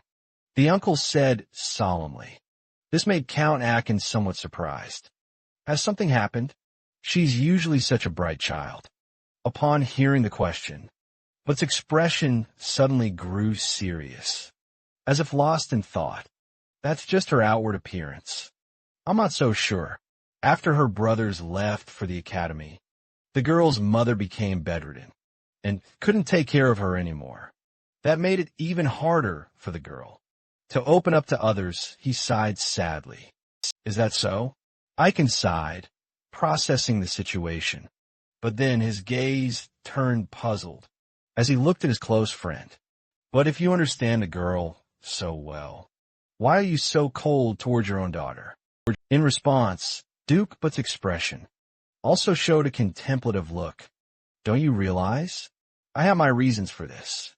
When raising my sons, I paid too much attention to them, and as a result, they grew up spoiled.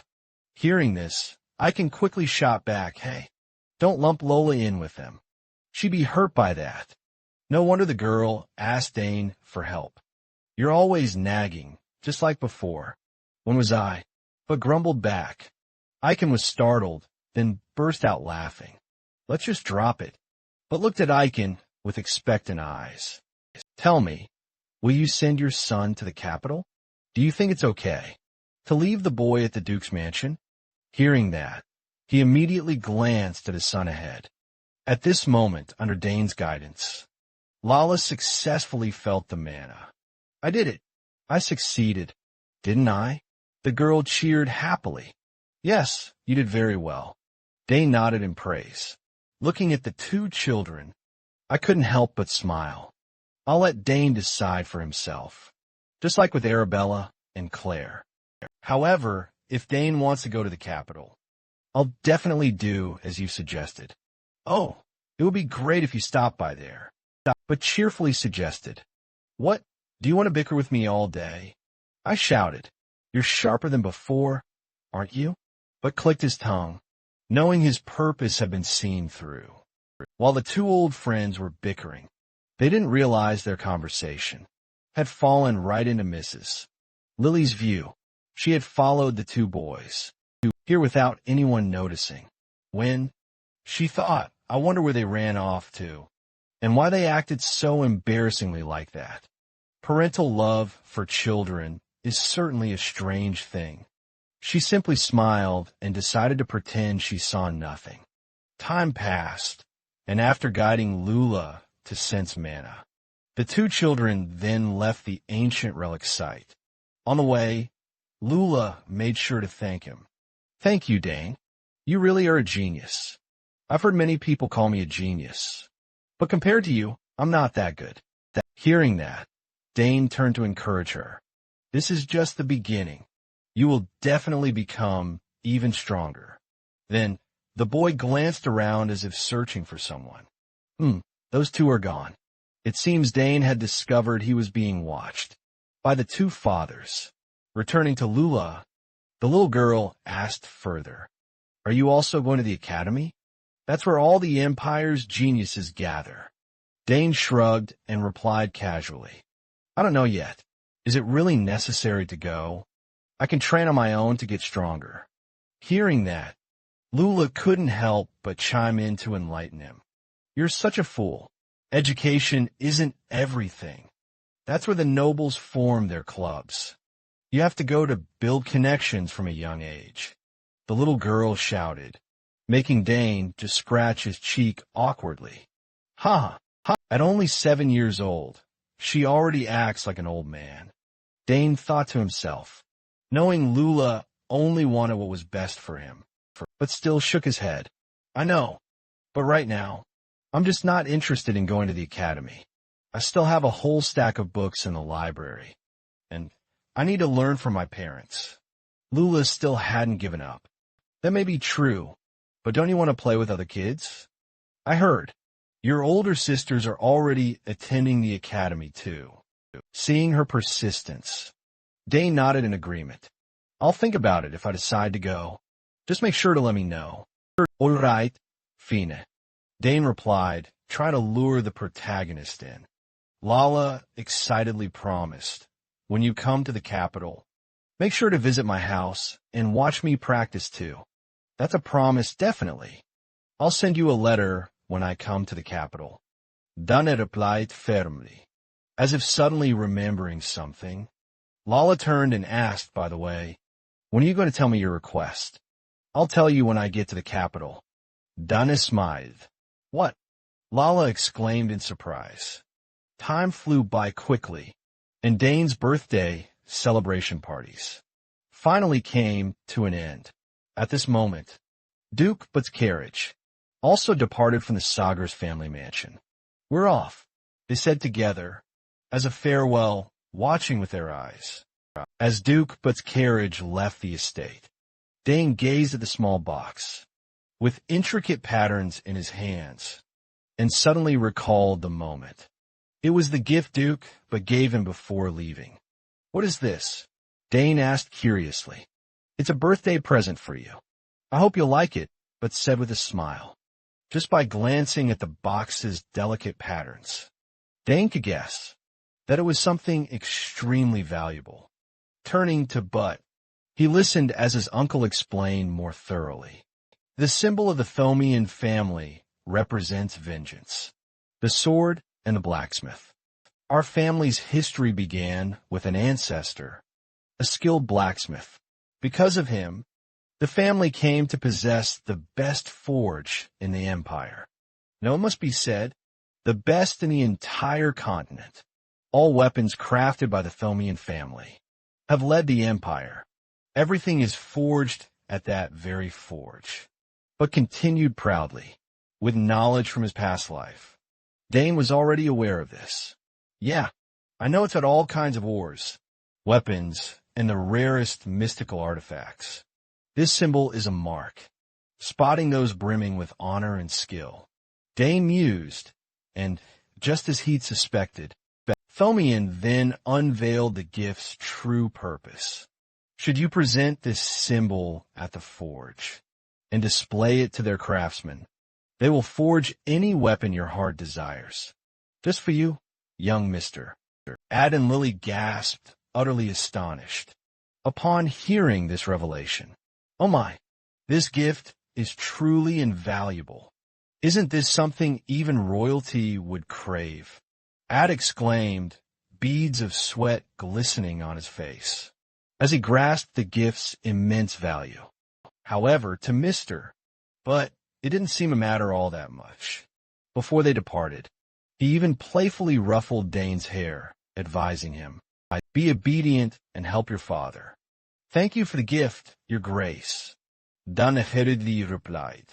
Up ahead, little Lula also smiled, waving goodbye to Dane. Then, everyone's thoughts returned to the present. Seeing her son sitting pensively, Madame Lailai said beside him, patting his shoulder to comfort him. Are you sad to say goodbye to the little girl? Dane nodded slightly, his voice tinged with sadness. Yes, very sad. She was my first friend. When you arrive in the capital, you'll see her again. Make yourself look even cooler to surprise her. Madame Lailai enjoragid entrusistitali. Hearing this, Dane quickly pulled himself together and thought to himself, I will see Lula again when I get to the capital. Take care of yourself, Lula. Meanwhile, far away, inside the carriage, Uncle but suddenly grew pensive, thinking strange. Every time I look at Dane, I'm reminded of that warrior named Eric from the past. If he were still alive, he would probably be a 6th-level knight of the Rhynix Empire by now. Dane, I hope to see you grow up soon. Time flew by quickly. A few days later, at the Sagers family mansion, Dane finally had the chance to check on the 2 gifts from his 2 elder sisters, Arabella and Clea. Looking at the magical essence egg in front of him, Dane mumbled to himself, deep in thought. I've been diligently channeling mana into it every single morning and evening, but it's still too early for this egg to hatch. This was a mysterious egg he knew well. Even if you weren't a summoner, as long as you channel mana and marked yourself as the owner before it hatched, then once it did hatch, that person would permanently control the summoned creature. No temporary usage here.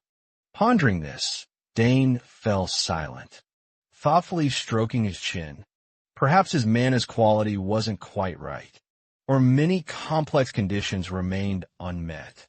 It said some eggs never hatch. If conditions aren't perfectly met, I really hope this egg isn't one of those. Carefully, he gently lifted the egg with both hands, transmitting his energy into it once more.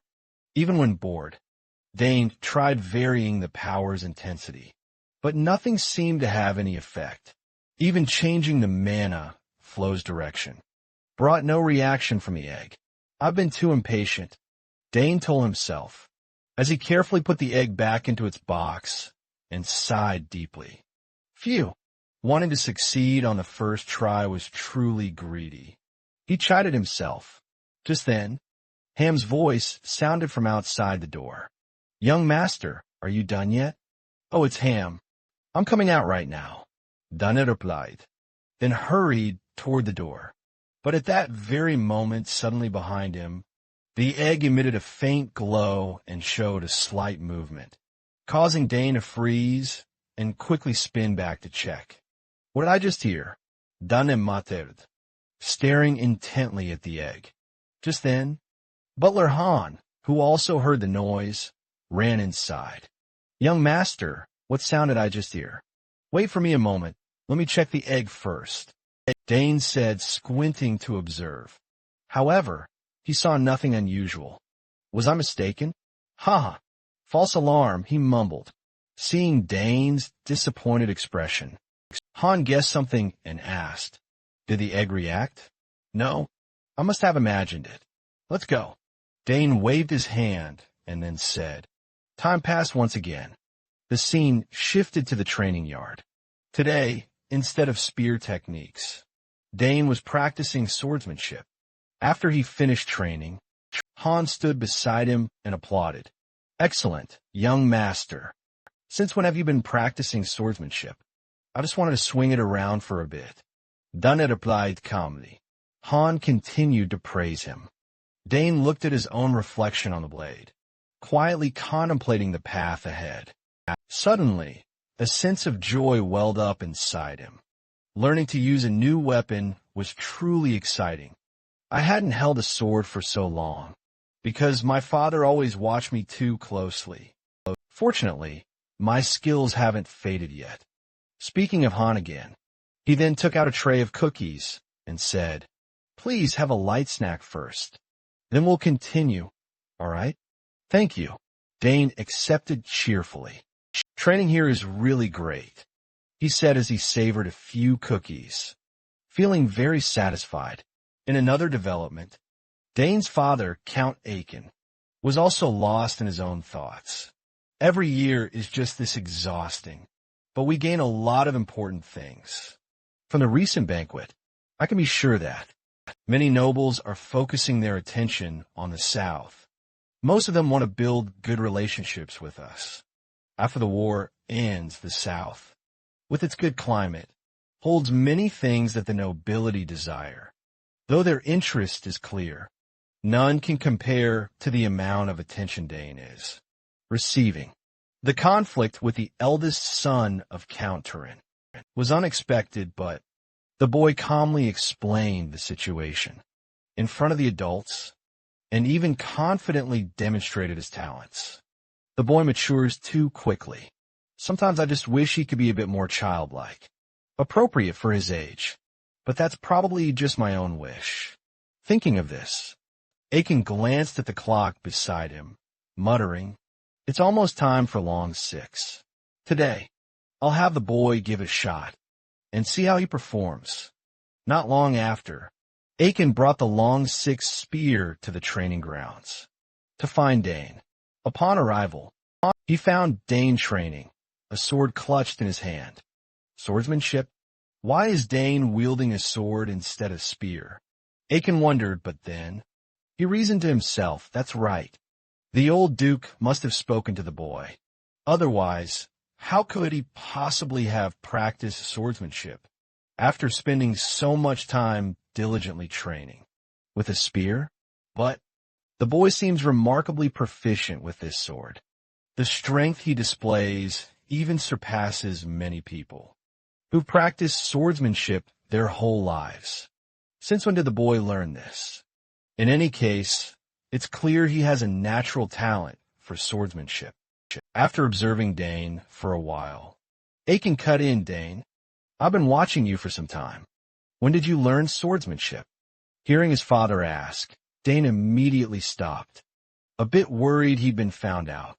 He thought, perhaps it's better to tell the truth. "I really didn't learn swordsmanship." Dane replied, "Is that so? So this is innate talent? Speertechnique, magic assassination, summoning, and now swordsmanship? If it were anyone else, I would never believe a child could excel in so many fields." Aiken said thoughtfully, as if having made a decision. He continued, "Are you curious about this world?" "What do you mean, father?" Dane asked in surprise. "Yes." Aiken clarified about the world beyond these walls. "I think this territory is far too small for your talents. If you stay here forever, it would be a true waste," he said candidly. Hearing his father, Dane was silent, deep in thought. He seemed to realize he couldn't stay here forever. "I'm not sure, but I'm a little curious." Dane answered. Aiken smiled kindly and continued speaking. "That's good then. Now, we're going to prepare you to step out into the wider world." "Really?" Dane asked, his curiosity piqued. "Of course, though I'm a little reluctant. I must honor my son's wishes after all. And today, I bring you something truly special," he declared, as he forcefully planted the spear into the ground. "Do you recognize it? This is the dragon tail that once reacted to you on your first birthday." As his father's words concluded, the memory of that spear flooded back into Dane's mind. "Yes, I still remember. It did respond to me before. Here, try holding it," Aiken said, handing the spear to Dane. The moment he touched the dragon tail, Dane immediately felt a powerful surge of strength erupting within his body.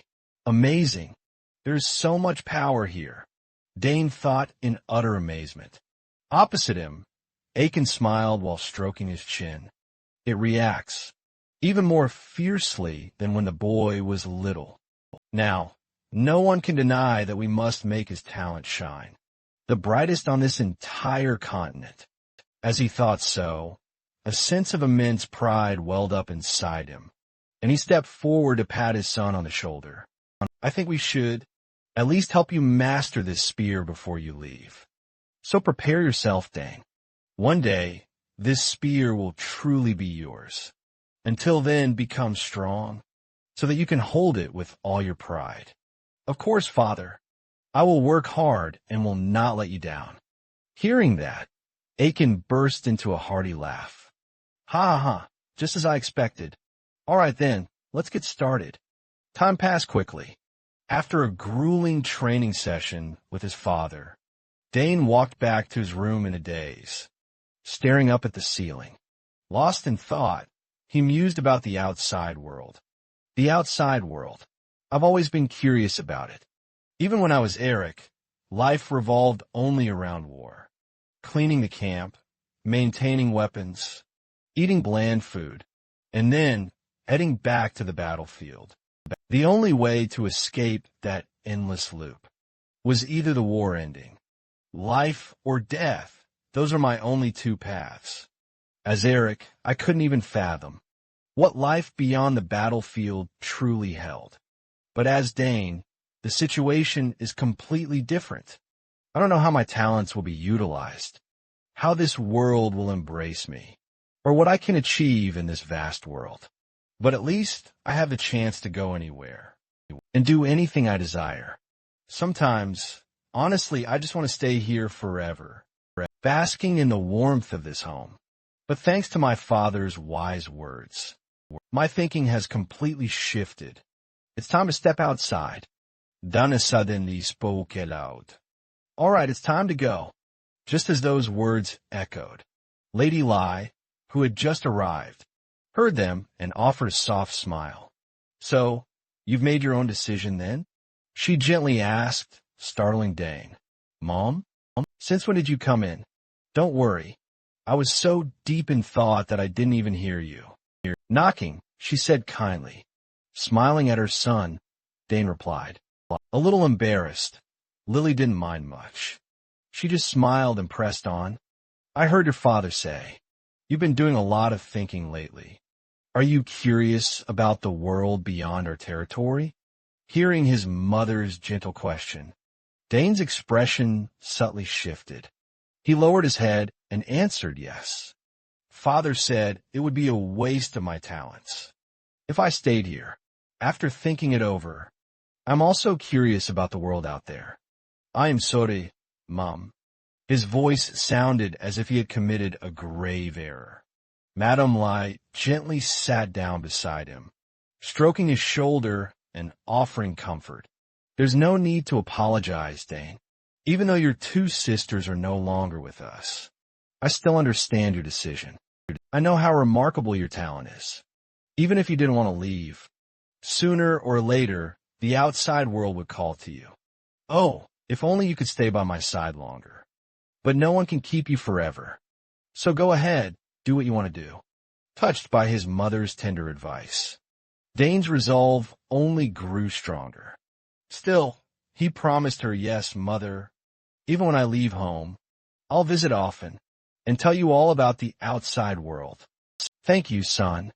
It seems I also need to prepare you for the world, just like your father did. What do you mean, Mom? Prepare for what? Dane asked, genuinely curious.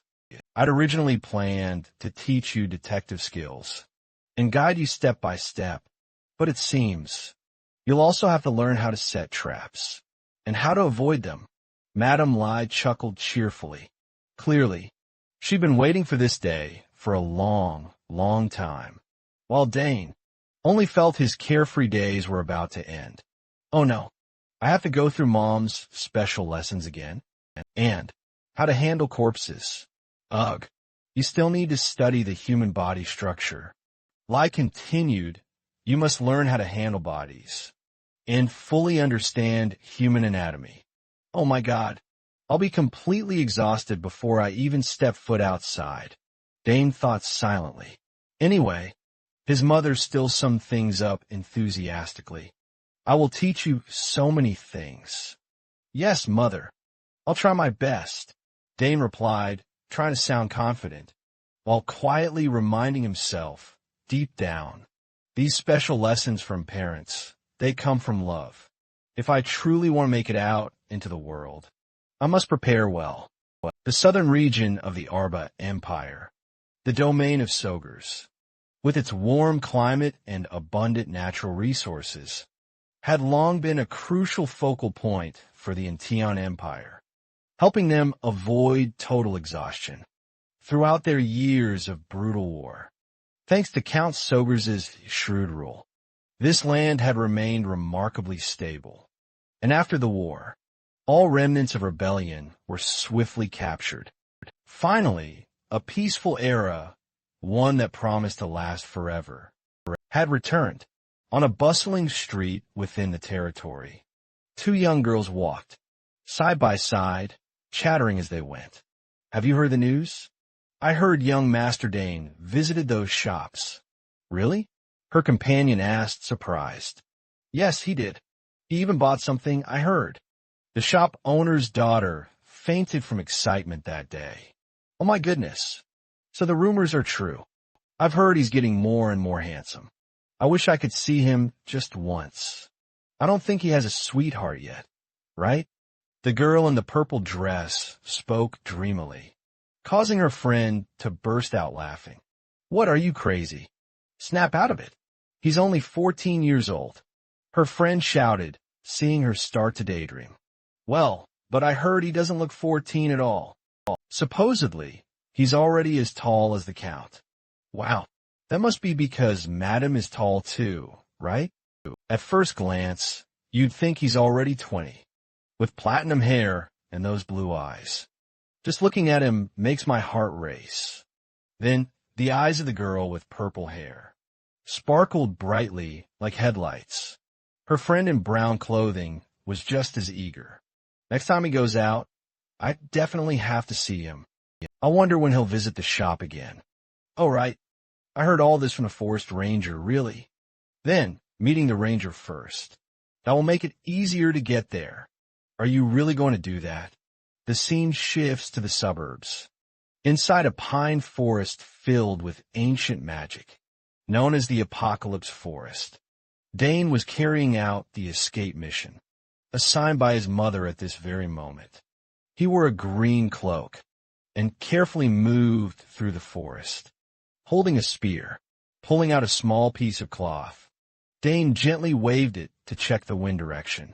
He then muttered, the wind blows toward the south. I've seen cherry spiders here before, so I have to head west. After saying that, he put the cloth away and silently told himself, I have to get out of here within 3 hours, before sunset. Thinking so, Dane quickly moved again, leaping between the branches. For an assassin, one of the most vital rules is to remain completely undetected by the enemy. With time ticking away, Dane's mission was to skillfully evade the nets and traps his mother had meticulously set up. As he navigated this perilous forest, Dane finally landed on an open patch of ground, took a deep breath, infusing the air with mana. He held it for a moment before slowly exhaling. Once he'd seamlessly blended into the surroundings, the hidden traps in unexpected places began to materialize. Thin, almost invisible threads crisscrossed everywhere. A single, careless touch would instantly trigger a trap. This might seem like a basic trap, but it was also extremely dangerous. Fortunately, this kind of trap was relatively simple to disarm. With that thought, Dane rolled up his sleeves, ready to tackle them. However, since Madame Lily Lai herself had set these traps, they wouldn't be easily bypassed. Suddenly, strange noises echoed above Dane's head, causing him to look up. Only then did Dane realize that, unbeknownst to him, a group of monsters resembling giant, chipmunk-like squirrels had appeared on the tree trunks in front of him, staring at him with greedy, predatory eyes. Immediately after, one of the creatures screeched and charged straight at Dane. That cry was like an alarm signal, and instantly, the entire pack surged forward to attack, desperate to draw blood from him. Faced with this horde of fierce monsters, Dane quickly stepped back a few paces. This is bad. It's an entire pack. He hadn't expected them to appear here. They rushed at him with incredibly high speed. Dane knew he needed to deal with them swiftly, just as he was about to draw his spear and fight back. Dana suddenly hesitated. Wait a moment. If he engaged in battle here and accidentally triggered a trap, it would be even more dangerous. With that thought, he decided to retreat for now, hoisting his spear onto his shoulder and running away from this place. The chipmunk-like squirrels behind him, they refused to give up, relentlessly chasing. During their frantic pursuit, they struck countless thin silk strands, suspended invisibly in the air, instantly springing Lady Lai's traps. The instant a silk strand snapped, the forest on both sides erupted with sharp, whistling sounds as pointed stakes shot out, flying through the air in a flash. The bodies of the chipmunk-like squirrels were pierced all over like a beehive. Seeing their utterly decimated state, Dane paused, unsure whether to laugh or feel sad.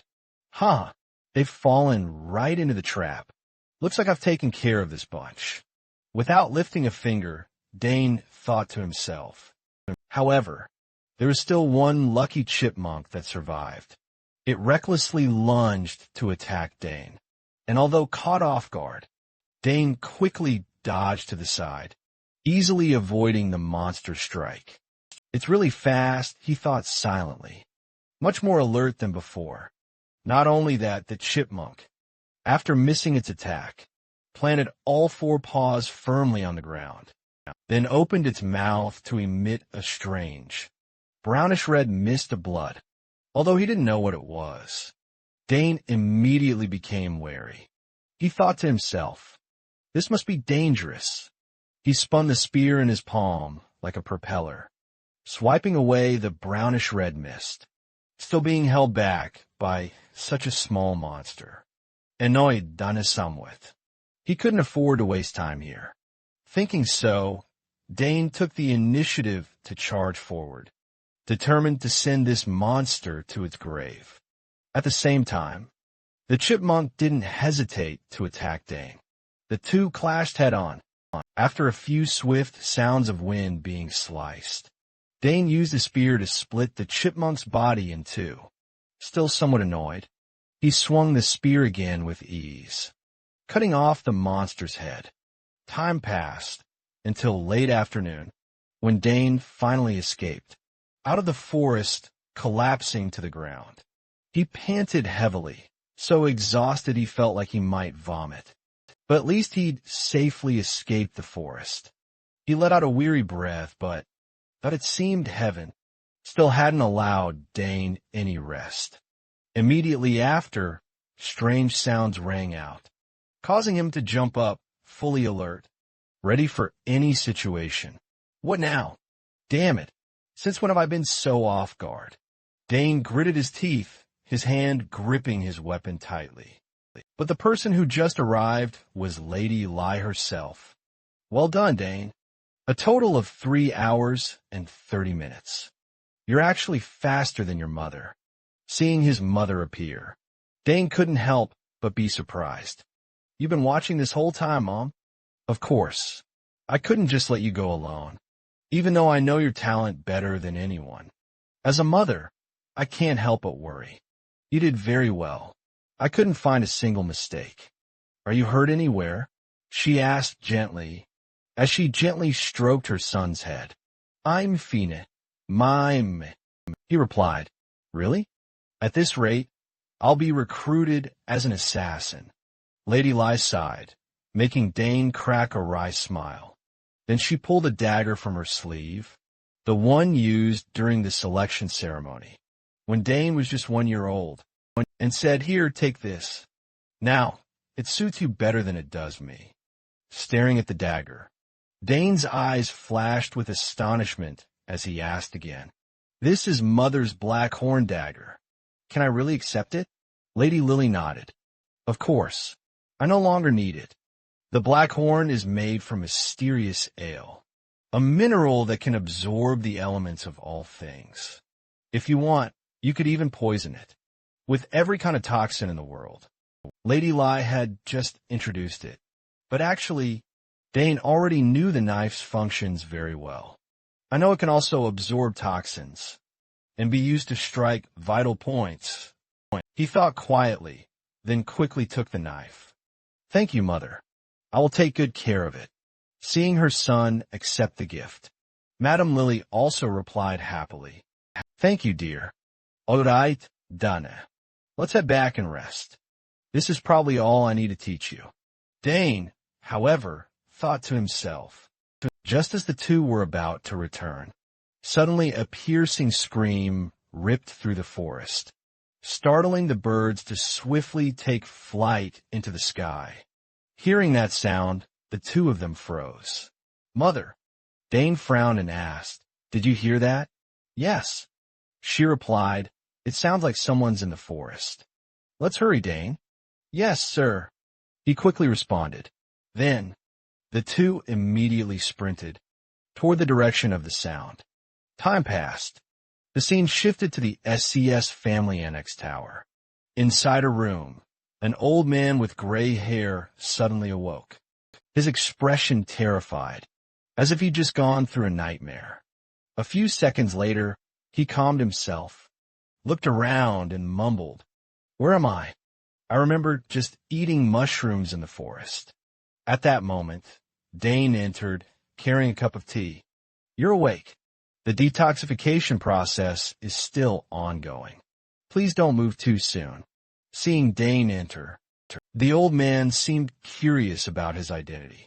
Detoxification? Did you save me? That's right. You ate the red cap mushroom. Luckily, we discovered it in time. Dane answered calmly. The old man turned pale upon hearing the name. Red cap mushroom. So it was a red cap. Dane handed him a cup of water. It's an extremely poisonous mushroom. If we had arrived a bit later, you would have become a corpse. Here, drink some water. Thank you. The old man shakily reached out to take it, and then drained the cup. Looking at his appearance, Dane began to speculate inwardly. The belt he wore bore the emblem of the Nikon Magic Tower. He is not an ordinary man. Without the shadow horn, I would have been completely useless, unable to save this old man from his fate. Returning to the old man after he'd had his drink, he asked again, Thank you. Then added, So where exactly am I? You're in the Sagers family's auxiliary tower. The Sagers family. Yes, they're incredibly famous. So the old man quickly pieced together his location, but that realization only made things worse. He felt even more troubled and perplexed. So not only did I get lost heading south and eat poisonous mushrooms, but I also ended up lost all the way out here. He mused to himself, but Dane remained oblivious to his worries. Noticing the old man's complexion had greatly improved, Dane continued, Rest assured, and take some proper rest. I've already informed my father. He'll be here to see you very soon. Your father? The old man asked, surprised. Dane nodded firmly. Yes. I am Dane Sagers, the youngest son of Count Sagers. Dane Sagers. The old man lightly stroked his beard. Then suddenly a memory clicked, and he burst out laughing. Ha ha. So that's it. You're Arabella's younger brother. The genius all the magic towers have been keeping an eye on. But how on earth did you find me?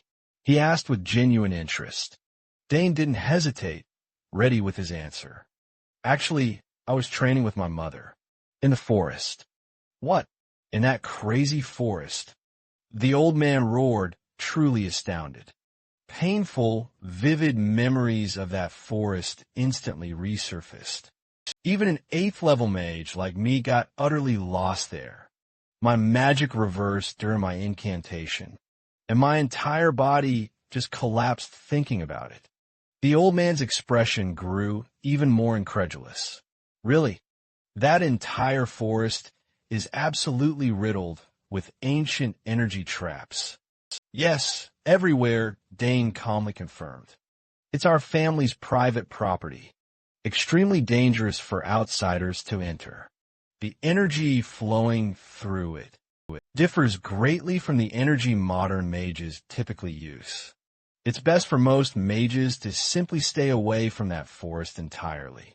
Dane then calmly explained that the old man had also been in critical condition, all from consuming those poisonous mushrooms. So that's how it was. I almost truly died. The old man sighed, a heavy weight lifting. Then, a very serious thought suddenly struck him. Wait a minute. Does that mean this boy is actually strong enough to train? Right inside that forest, he instinctively blurted out. Did you also concoct this antidote yourself? Yes, that's right, Dane admitted. This left the old man even more astonished, because Dane still looked incredibly young. Yet he was capable of producing an antidote that demanded extremely precise knowledge and complex compounding skills. How could a family like this even exist in the world? Besides 2 genius daughters, even their youngest son is like this. If the war continues, the Sagar's family will undoubtedly become the most powerful, noble house in the ancient empire. The old man laughed, saying, I owe you a great deal. That's really true, Dane nodded in response. And his incredibly straightforward answer left the old man speechless. This kid is quite bold, he thought. He then remained quiet for a moment before continuing. Let's see, I have to repay these debts first. But first, allow me to introduce myself. I'm Sidragus, and not long ago, I was the master of the magical tower Neeson. If you want anything, just say the word. I can provide anything, except for things I don't possess, Sidra declared, oozing arrogance. Surely he was referring to the pocket dimension that many mages possess to store everything, without needing a fixed residence. Dane silently thought this over, then asked to be sure. Is that really so? He asked calmly, showing zero concern for the other's status or power. Once again, this attitude left old Sidra utterly stunned. Well, I just said, I'm a master of a magic tower. Ordinary people would surely be surprised, or deeply respect me after hearing that. Yet this kid remains completely unfazed. Thinking this, fearing Dane might not fully grasp his meaning, the old man gestured wildly. You will never have another chance like this. No need to be modest, just tell me what you want. Hearing this, Dane only furrowed his brow slightly, appearing to consider the reward. This attitude brought a triumphant smile to old Sidra's face. He thought he was about to hear something truly important, but Dane's answer immediately took the wind out of his sails. I'll need some time to consider what I truly desire, and then I'll let you know. Hearing this, even after living for countless decades, the old man couldn't help but feel utterly baffled. What? Not interested in the slightest? What kind of kid is this? Even so, Dane completely ignored the old man's reaction. As soon as he finished speaking, he promptly exited the room. Please get some rest and stay healthy, Dane stated as he swiftly stepped outside, leaving behind the bewildered old man, Sidra, who was still reeling from the encounter, utterly clueless as to what had just transpired. But then, A wide grin spread across the old man's face, and he burst out laughing. He's the first person who has ever treated me this way. Thinking back to his initial plan, he'd originally intended to stay for just a day or two and then depart. But now, perhaps I'll stay longer, to investigate that intriguing young man more thoroughly. Yes, delve more deeply into that intriguing individual. Time quickly passed, and the scene shifts to the training grounds.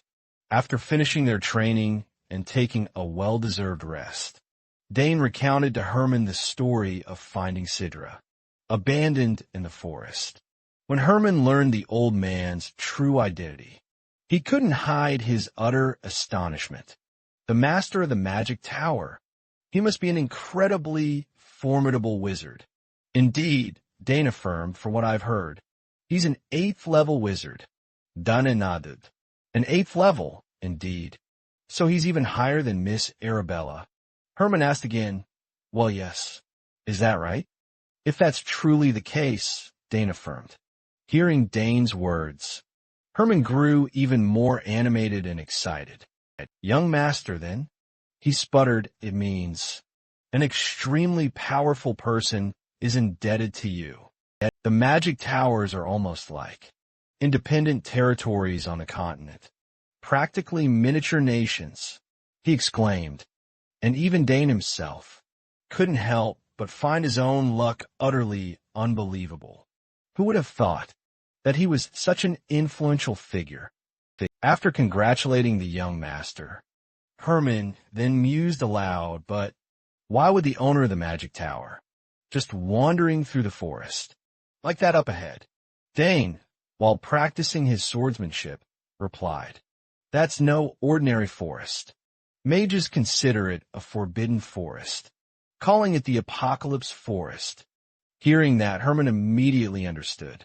If it's the Apocalypse Forest, then even mages face challenges there. But he was still lucky to survive. Thanks to you, young master.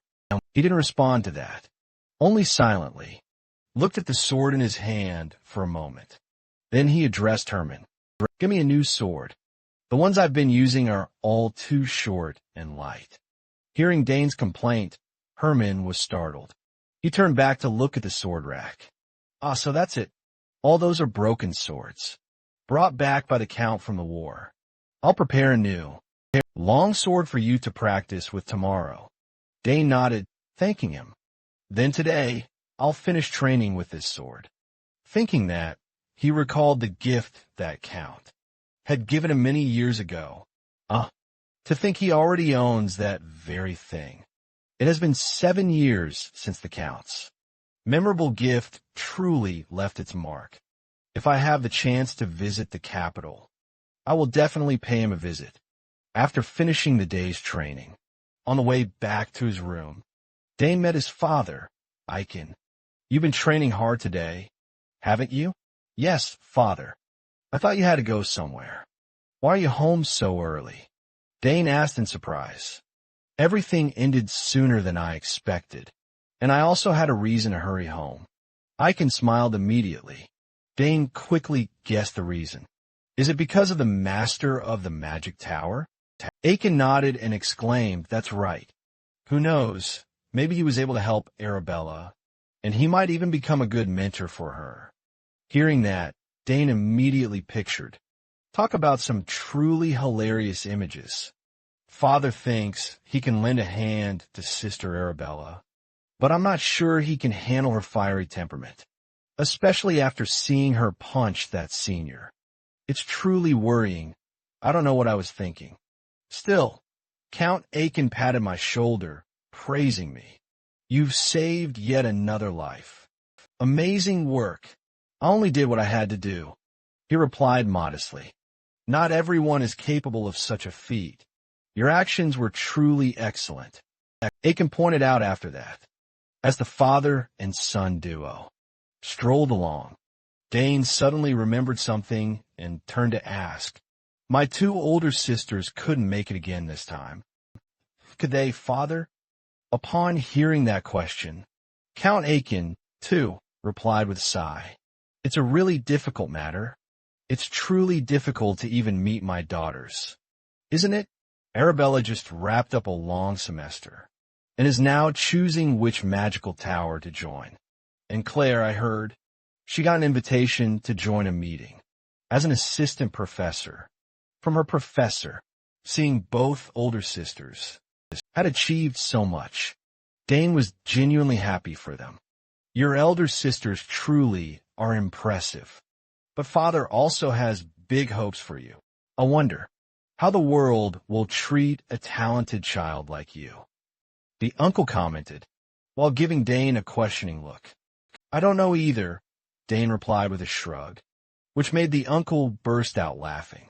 Just imagining how you surprise Count, but already makes me crack up. Aiken said cheerfully. When Count but was mentioned, Dane also felt a bit hopeful inside. Duke, but I also hope that one day I could duel with him in swordsmanship once again. Anyway, I wonder how Lala's been living lately. The last time I got a letter from her was a year ago, actually. I suppose I'll find out when I reach the capital. A few days quickly passed. Old Sidron was shouting again. What? I'm not completely recovered yet. I'm seriously going stir-crazy being stuck in this room for so long.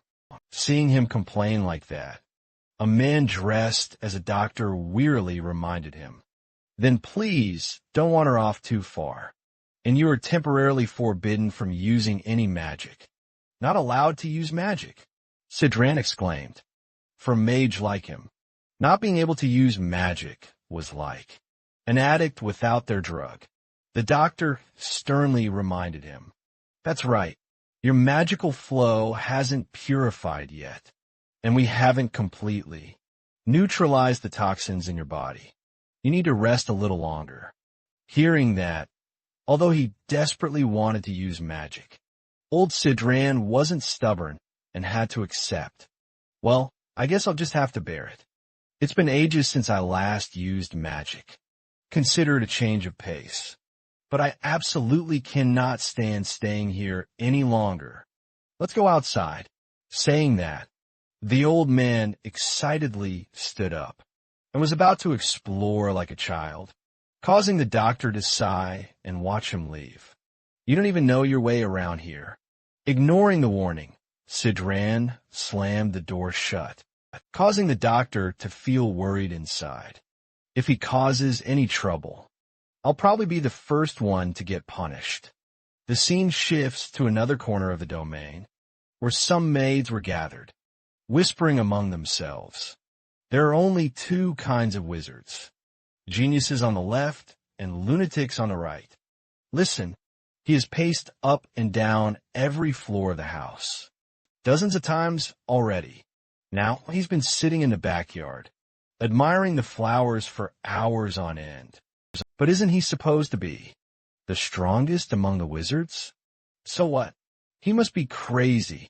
Miss Arabella, Ken should just live a normal life. Whispered voices echoed like that. Just as they said, no one understood why old man Sidran sat there intently, gazing at the meticulously cared for roses before him. I'm genuinely curious who created this garden. I wonder. I never would have thought. These flowers contain such extraordinary magic. The old man's words trailed off, a sudden silence falling. Dane approached, offering a polite greeting. I swung by to check on you. I searched everywhere, but couldn't find you. So you've been here this whole time, Dane? Sidran chuckled, turning to face him with a smile. Did you seriously think I'd just up and disappear? They insisted you remain here until you're back to full strength. You're right. That's exactly what I'm wishing for too. Dane answered, a gentle smile on his face. The two of them then turned their gaze at the serene surroundings. Even the old man's spirit seemed partially mended. This place truly is perfect for rest and recovery. Now, I finally understand why nobles always head south during vacation season. Indeed, this spot is truly wonderful. I'll admit, I'm a little sad to be leaving so soon. Dane nodded in agreement, arousing old Sidron's curiosity. Wait, where are you off to? Where do you plan to go? Dane openly revealed. Not far at all. I'm planning a trip to the capital. The capital? Are you enrolling in the academy? Your two older sisters are there as well, aren't they? The old man inquired further. Exactly. They'll certainly have an easy life there. Dane answered, a smile gracing his lips. Just then, old Sidran started eyeing Dane with a newfound curiosity. His sisters are renowned and exceptionally gifted. So, just how talented could this young man be? Should I test him? His curiosity truly piqued. The old man subconsciously extended his sensing ability towards Dane. Instantly, he uncovered a colossal energy source within his body, which sent a cold sweat prickling down his spine. Good heavens! What incredible mana density is this? His mana is condensed to an absolutely unbelievable degree. If the so-called geniuses of his age group are mere streams, then Dane is a raging, unstoppable waterfall. Mana of this sheer volume is typically extremely unstable, ready to erupt at any given moment. But how is he still able to control it with such mastery? As a matter of fact, old Sidron's probing didn't escape Dane's sharp notice. He instantly spoke up, delivering a sharp warning. Don't you find it a bit rude to assess?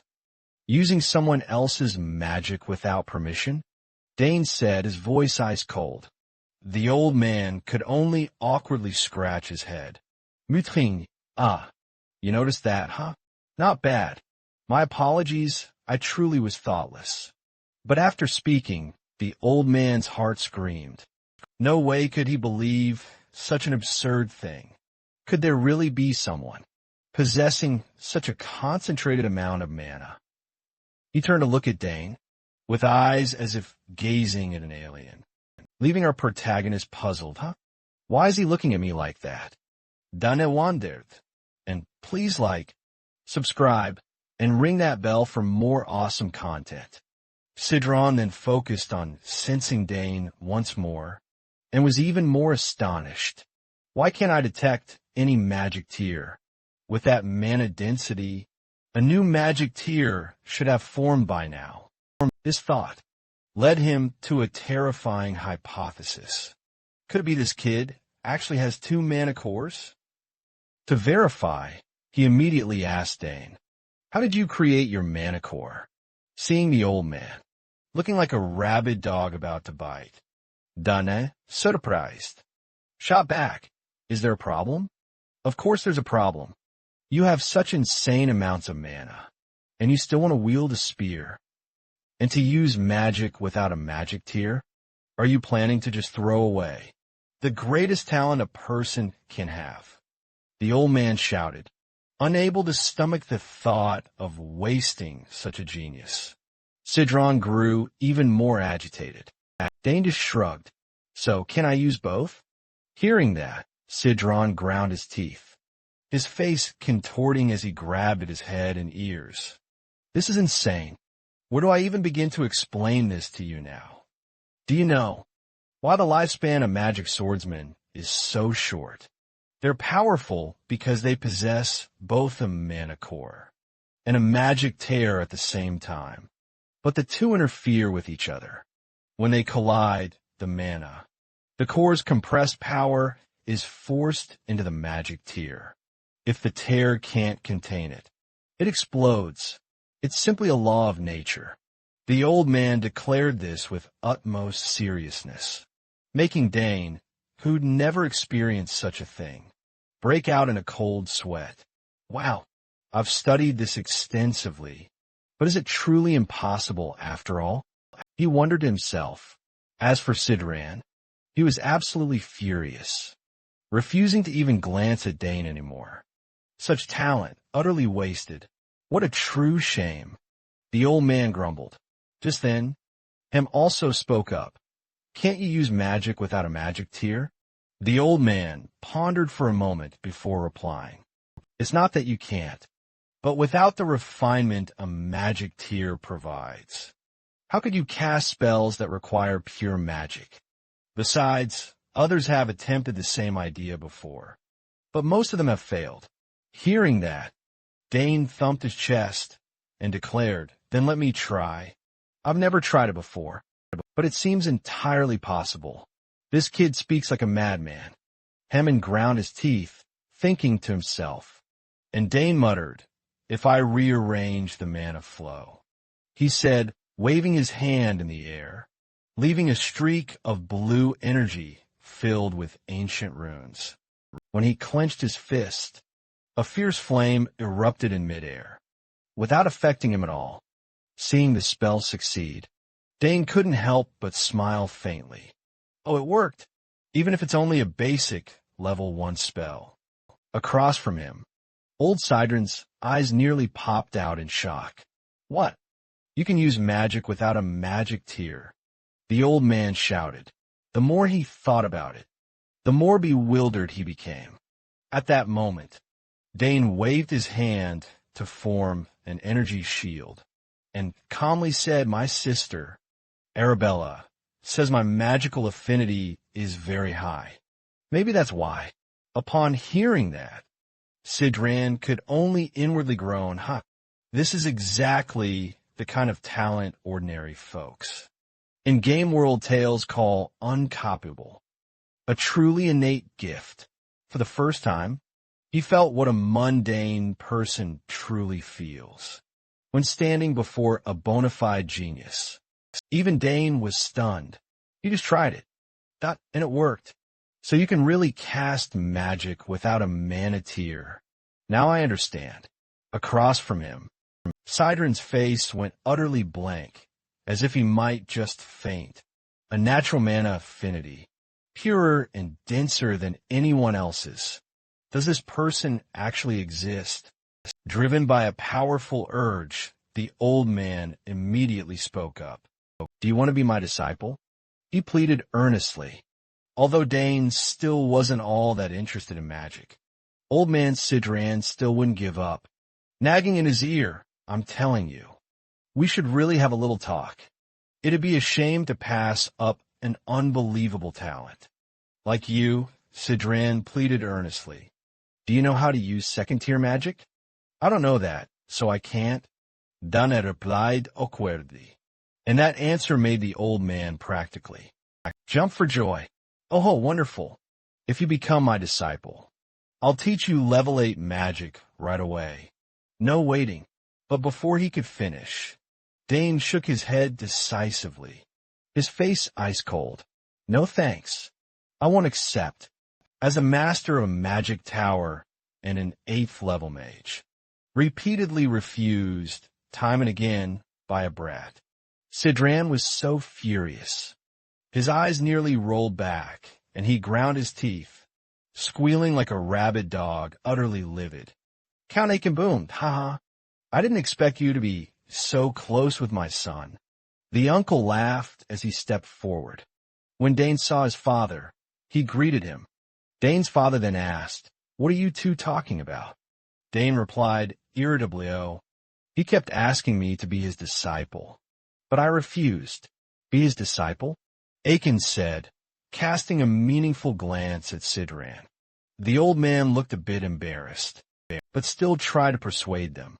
When I couldn't convince Dane, "Count Aiken, my son has the talent of a great archmage." Is that so?" The uncle said calmly, "I actually know how talented. My son is far better than he does. Doubt by a factor of 10, turning back to Sidran, as if worried Aiken wouldn't believe a word of it. He clapped Dane heartily on the shoulder. "He might be even more incredible than I thought.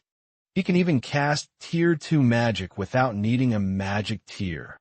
Hearing that, Aiken's expression instantly changed. He turned to his son and asked, "No magic tier required, really, Dane?" "Yes, father," Dane answered innocently, and Aiken just laughed. "I suppose you don't even have basic magical knowledge, do you?" Sidran chimed in. "All the more reason. The kid's talent is even more astonishing. With that compliment, Aiken also gave the old man a silent nod, acknowledging his reputation. He truly had a good eye for people, true to his title. As the former master of the Magic Tower, he immediately spotted his son's immense talent. But that wasn't all. The uncle smiled proudly. Your son is a genius. He could even become a rare magic swordsman, Sidran said brightly. Instantly, Count Aiken pictured Dane in shining knightly armor, raising his sword and declaring, swords are better than spears. Very RPG of him. At that thought, the uncle's expression darkened. A magic swordsman? Aiken's voice was heavy. Dane immediately recognized the danger signal, and an alarm bell rang wildly in his head. Damn it! You shouldn't say that in front of my father. He screamed silently, but Sidran kept smiling, oblivious to the warning. Yes, a magic swordsman, finally taking an interest, right? If he becomes my disciple, I guarantee I'll train Dane to be the strongest magic swordsman in the entire empire. As he said it, he suddenly fell silent, when he felt a cold, piercing aura staring straight at him. What the? Why did my spine just go cold? Sidran wondered. Then, he quickly realized that Aiken's eyes had gone completely white. Aiken roared. He must not become a magic swordsman. Sidran shrank back, asking weakly, but why not a magic swordsman? Don't you think Dane is suited for it? My son will not be a magic swordsman. He will become a magic lancer. The uncle bellowed, making Sidran jump back a few steps. What? Now that's a problem. The old man turned to Dane with a resigned look. Riley could only manage a smile. Chuckles to himself. Why is everyone in this house so incredibly stubborn? Time passed, and Dane returned to his room, still undecided about becoming Sidran's disciple. He began to delve deeper into magic. For a mage, becoming a disciple meant inheriting a legacy and being groomed as a successor. This tradition dates back to ancient times and persists even now, despite magical education becoming widespread. Indeed, the master of a magic tower didn't just seek disciples, but an heir, with an 8th-level archmage practically hovering over him. Perhaps his talent truly was astonishing. After hearing so much praise, Dane began to feel something truly special, suddenly stirring inside him. His eyes lit up as he remembered a childhood memory. Sister Arabella once gave him a crystal orb and said, "Whenever you need to contact me, just pour magic into it." Thinking quickly, Dane opened his wardrobe, took out the magical crystal orb, and said cheerfully, "All right, I'll just ask Arabella." Elsewhere, in a place that looked like a library, Arabella was holding a pen when she suddenly heard a familiar call in her ear. "Caesar, it's me, Dane." Recognizing her brother's voice, the pen in her hand stopped, and she smiled radiantly. "Dane, my little brother." Very quickly afterward, Dane recounted everything to his sister, to ask her opinion. And of course, after hearing it, Arabella couldn't hide her astonishment at her little brother. "What? Dane, you can use 1st-level magic, but you don't even have a magic circle?" Dane shrugged and replied, "Well, it's true I don't have one, but I can still use it." The answer left Arabella forcing a smile. She knew he was a genius, but she never expected him to be this good. Dane then went on to explain. Magic circles only purify and circulate mana. Maybe my mana is just too pure? Hearing Dane's theory, Arabella nodded in agreement. "That sounds plausible. I have a way to check tonight. I'll send you a magic stone through the transfer device in your room. You just need to pour a little mana into it." "Okay, I understand," Dane replied cheerfully, murmuring to himself. How lucky he was to have such a wonderful sister. After all, advice from a 6th-level mage. was incredibly helpful. On the other end, as if remembering something, Arabella added, come to think of it, if you can use magic, you'll definitely attract a lot of attention. At the academy. I don't want that. Dane said in a panic, but Arabella only laughed. That's unavoidable. Talent is what draws the most eyes. If anyone bullies you at school, tell me. I'll deal with anyone. Who dares lay a hand on my little brother? Hearing that, Dane suddenly remembered something and asked, I would have forgotten if you hadn't mentioned it. I heard you broke the nose of that guy. Who keeps flirting with you? He's the second son of Duke Go, right? At the mention of his name, Arabella immediately gritted her teeth. Don't mention that bastard.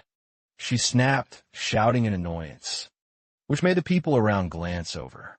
Seeing that, Arabella quickly lowered her voice and continued. By the way, even without a magic circle, over time, could your mana become any purer? Dane replied awkwardly, I don't know about that either. I'll look into it for you later. Arabella nodded, but before she could say more, a female student ran up and called out, Senior Arabella, the professor is looking for you. Although she didn't want to, Arabella had to say goodbye. I have something to attend to tonight. I'll call you back later. All right? See you later, Dane replied, promising he'd send a magic stone as soon as possible. After hearing her request, we're back with Dane right after his sister hung up. He couldn't help but grin with giddy excitement. I'm about to step into a whole new world. He even wondered to himself, do I have the heart of a dragon or something, for my mana to be this pure? Meanwhile, old Sidron, still unable to persuade Dane to become his disciple, could only heave a long sigh. Oh no, I'm doomed. He fretted. I used mana to probe him, and that only made things worse. He had planned to leave early, but simply couldn't bring himself to go. The boy hadn't agreed. So what could he do to make him accept? Give him magical artifacts? Or the accumulated knowledge of generations?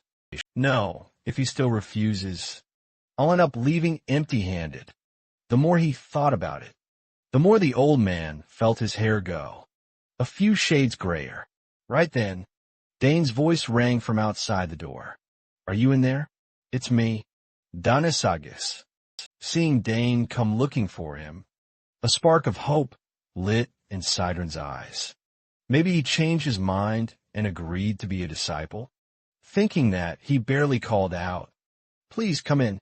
Dane quickly opened the door and stepped inside, saying straight away, Great. You're here. I have something I want to ask you. Sidron smiled broadly the moment he saw Dane. Haha, I knew it. Of course. You'd want to become the disciple of a level 8 archmage. Like me. But Dane crushed that hope immediately. No. Hearing that, Sidron's smile died. He clicked his tongue in irritation. So what are you here for? Didn't you say you weren't interested in magic? It's not that I'm not interested in magic. Dane shook his head. Then why don't you want to be my disciple? Do you already have a master? Sidron asked again. Dane shook his head once more. No, I don't have a master either. By now, even a saint would struggle to keep their composure, and Sidron's patience was wearing thin. So, what exactly are you here for? Dane immediately chimed in. I don't just want to be an ordinary mage. Hearing that, the old man quickly jumped to a conclusion. So, you want to become a magic merchant? Dane shook his head. No. I'm going to be a mage, a merchant, an assassin, a summoner. Hearing this, Sidron's jaw dropped, unable to close. Does that profession really exist? But Dane wasn't finished. Oh, and a swordsman, too. Faced with Dane's sheer versatility, Sidran could only throw up his hands and shake his head in exasperation. Ridiculous. Hard to say.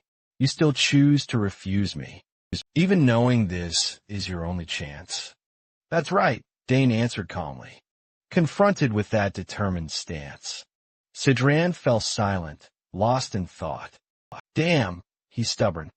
The old man muttered under his breath.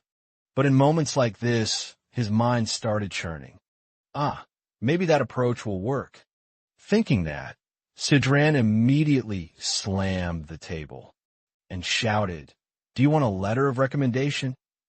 I heard you want to get into that academy. If I write you a letter of recommendation, you'll be admitted straight in." Sidran offered excitedly. Faced with such tempting bait, even Dane found it enticing. "All right." He sighed but agreed. "Great," Sidran cried, his eyes shining.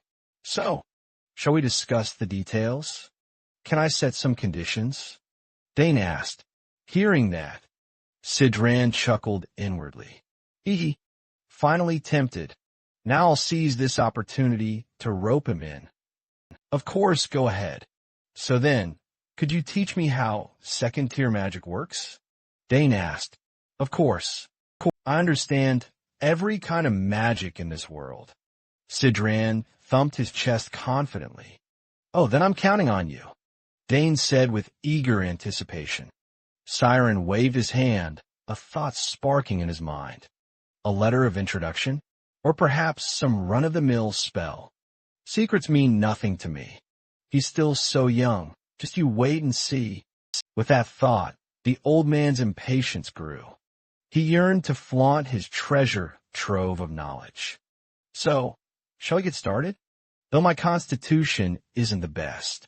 "That's perfectly fine, all right. Let's begin." Dane nodded. Siren smiled inwardly, convinced he'd finally reeled Dane in. But, contrary to his expectations, Dane wasn't so easily led astray. "I'll count this as repayment for saving you back in the forest." Upon hearing Dane's words, Siren's face went utterly blank for a moment. "What the? You said it yourself. You owe me a favor, so I can ask anything of you, and I have asked." Dane smiled craftily, making the old man's eyes practically bulge out. "Wait a minute. What about becoming my disciple?" "Of course not." Dane shook his head. No matter how foolish he might have been, Siren now realized he'd just been played by a 14-year-old. Was I tricked? The old man thought, utterly shocked. But then, Siren noticed something peculiar in Dane's request, and blurted out, "Wait, you're asking me for two things, but I only owe you one favor." Dane replied nonchalantly, "I don't see it that way. First, I saved you in the forest. Secondly, I removed the poison from him, and even carried him all the way back here. But I never planned on having to carry him, you know." The male lead confidently boasted about his heroic deeds, making Siren look like he was about to lose his cool. How is this kid so incredibly sly? My conscience suddenly gave me a little pang of guilt. Siren could only sigh. The experience of old age simply couldn't outmatch youthful cleverness. Time passed, and the scene cut to the training grounds. Even though Dane had him in his grasp, Siren still had no intention of giving up just yet. If I persist in persuading him, maybe he'll finally change his mind. It'd be a huge waste to pass up on a genius like him. With that thought, Siren began to instruct him. Condensing a mana core before the magic circle, that's not the main problem. What's truly crucial is that you can cast magic without needing a magic circle. The mechanics of this second-tier magic I'm about to explain are quite complicated, actually. Many people actually give up at this stage. So listen carefully. Dane listened intently. He then took out a small notebook and quickly jotted down every important detail. Siren glanced at Dane's intensely focused expression and felt a bit doubtful, thinking, will he even grasp this? He's probably just going to beg me to explain it. In simpler terms, the old man thought, smirking as he probed. So that's basically it. Do you understand any of that? Dane nodded confidently. Yes, he affirmed. I understand, he replied. I actually have a lot more to learn. Not only about how magic fundamentally works, but also about countless things I don't even know about yet. This reply from Dane completely caught Siren off guard, leaving the old man utterly dumbfounded. What? You actually understand all of that? Then, tell me, how do the laws of magic actually work? Dane, still scribbling notes, began to speak. Answer on the spot. The first law is coexistence. Mana, he explained, can exist alongside the physical world, and even other sources of mana. Through this coexistence, mages utilize their own mana and the surrounding mana to cast their spells. The second law, he went on, is conservation. If mana gathers enough material elements, then through this conservation, it can be used to wield magic itself, with all sorts of diverse elemental attributes. And so on.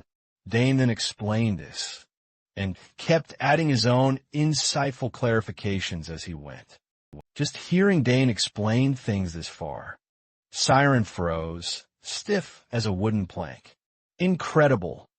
He not only understands the very nature of magic, he can also form his own insightful observations.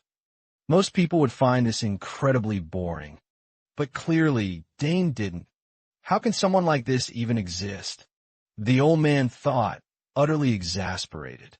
Next, because Dane had answered so brilliantly, Siren decided to dig even deeper into the lecture. Now, every time you level up, magic gets exponentially more complex. Instead of explaining, I'll just show you. With that, the old man paused for a beat. Then, he waved his hand to the side. Instantly, his arm was cloaked in ribbons of blue energy.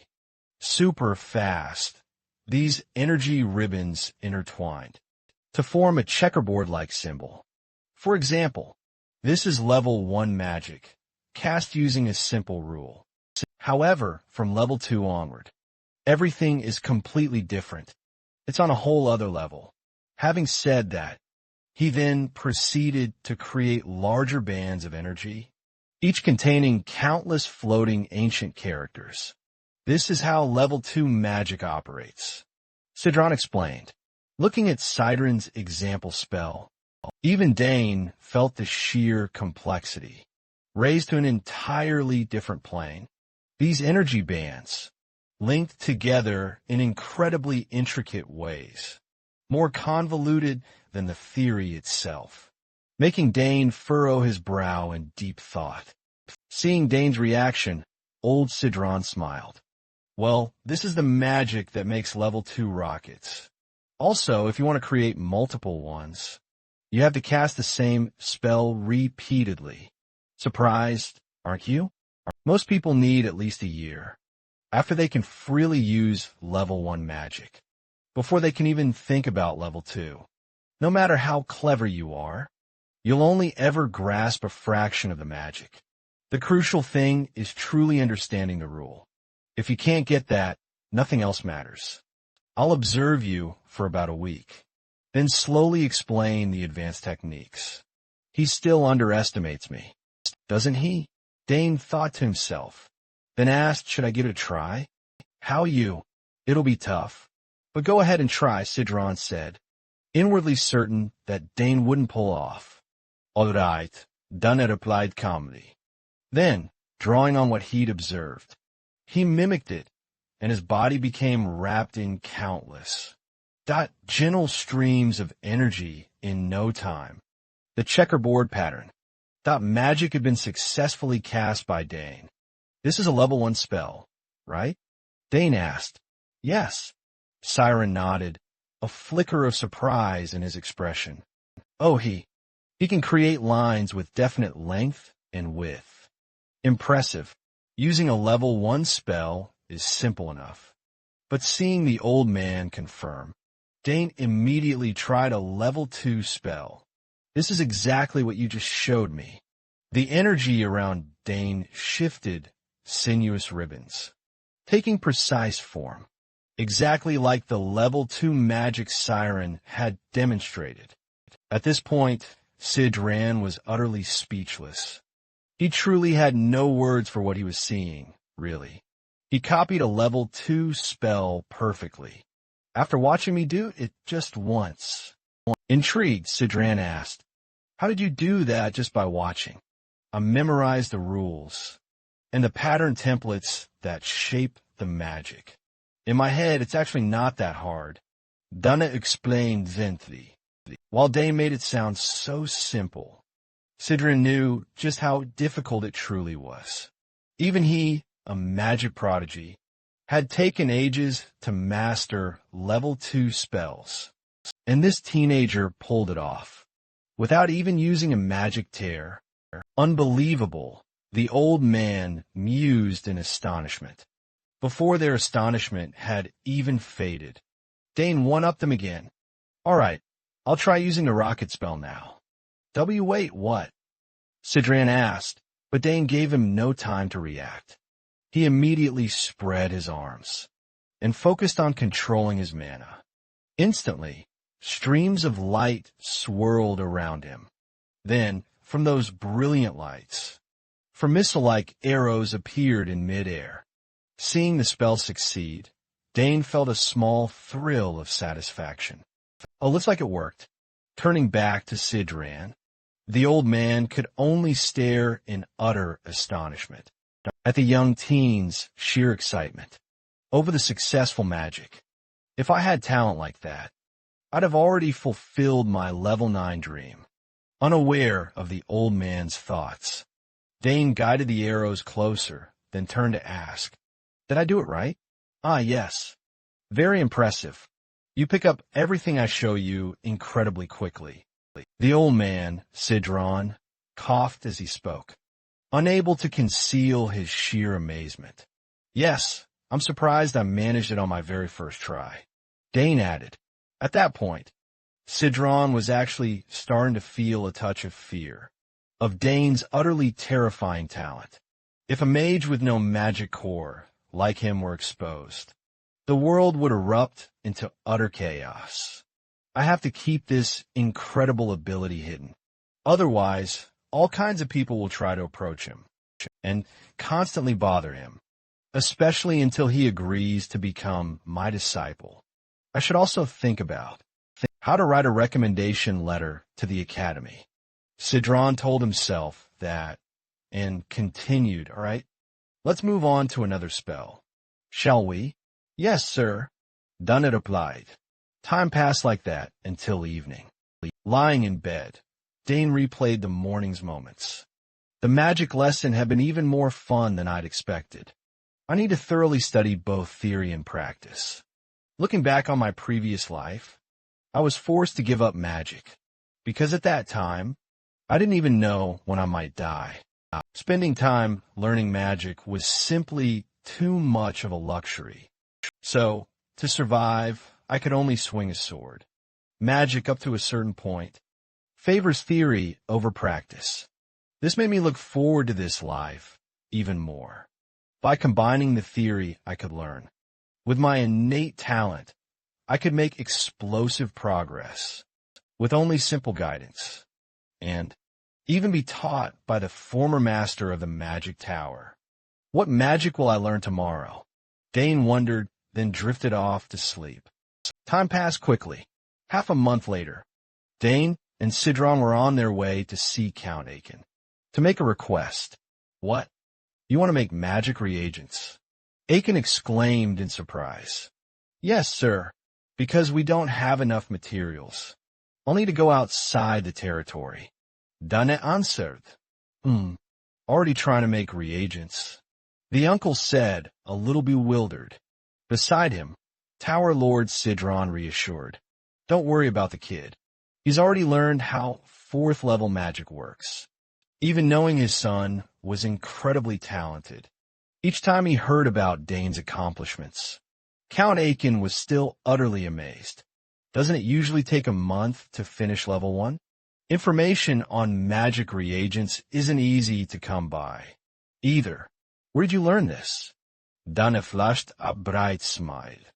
"I learned it from reading the magic books in the library. That stuff really got me fired up." Hearing him say that, Old Sidron laughed along. Ha ha, truly a genius. I never imagined you'd be curious about magic reagent testing. Most people find it boring, but for him, even just going to pick materials is enough to bring him joy. Across from them, seeing the two smiling, Count Aiken fell silent for a moment, then agreed, all right, this will be a valuable experience for you. While you're out, be sure to check on the estate. Yes, father, Dunne replied. After that, the three, Dane, Herman, and Sidron, left the mansion and stepped onto the street. The moment Dane appeared, the whole neighborhood erupted, as his identity was instantly recognized.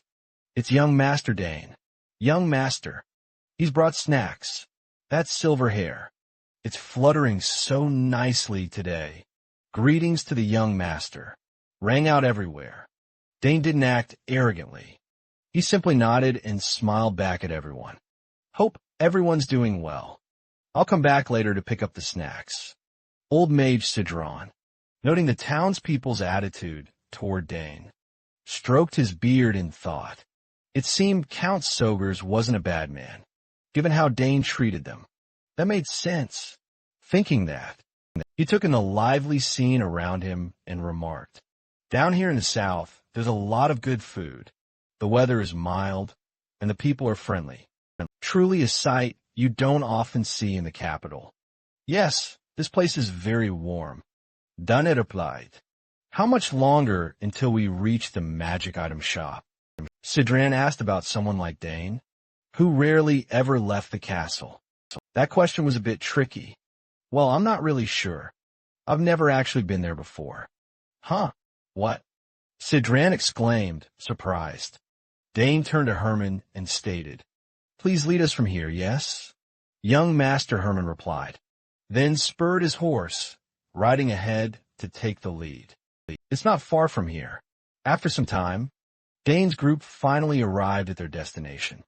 As soon as they stepped into the shop, the owner greeted them with Manuel-level enthusiasm. Oh my, is that young Master Dane? Your silver hair and emerald eyes are truly as astonishing as the rumors say. Thank you for having us. How's business been lately? Dane nodded in greeting. The shopkeeper shrugged and replied, Same as always. Hardly anyone from this territory comes to buy magic items. I mostly sell to foreigners, and those intrigued by magic. Seeing Sidran, the shopkeeper bowed respectfully and said, I never expected to meet the former master of the magic tower, Lord Sidran. Sidran smiled in response. Dane was a little surprised. She recognized him at a glance, though it made sense in this empire. Aside from this god, few have ever been master of the magic tower. Back to the shopkeeper. When she learned they'd come looking for items, she didn't waste any time and said, Feel free to look around. If you need anything, just call me. After saying that, she left, leaving Dane's group free to browse. Since this is my first time visiting a magic shop, I'll just look around. I'll talk with the shopkeeper for a bit. Sidran said, All right then. Herman replied, while Sidran spoke with the shop owner.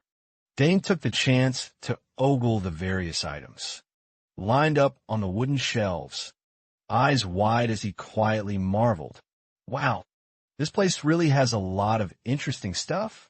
And there are also a few pieces that looked this strange feeling.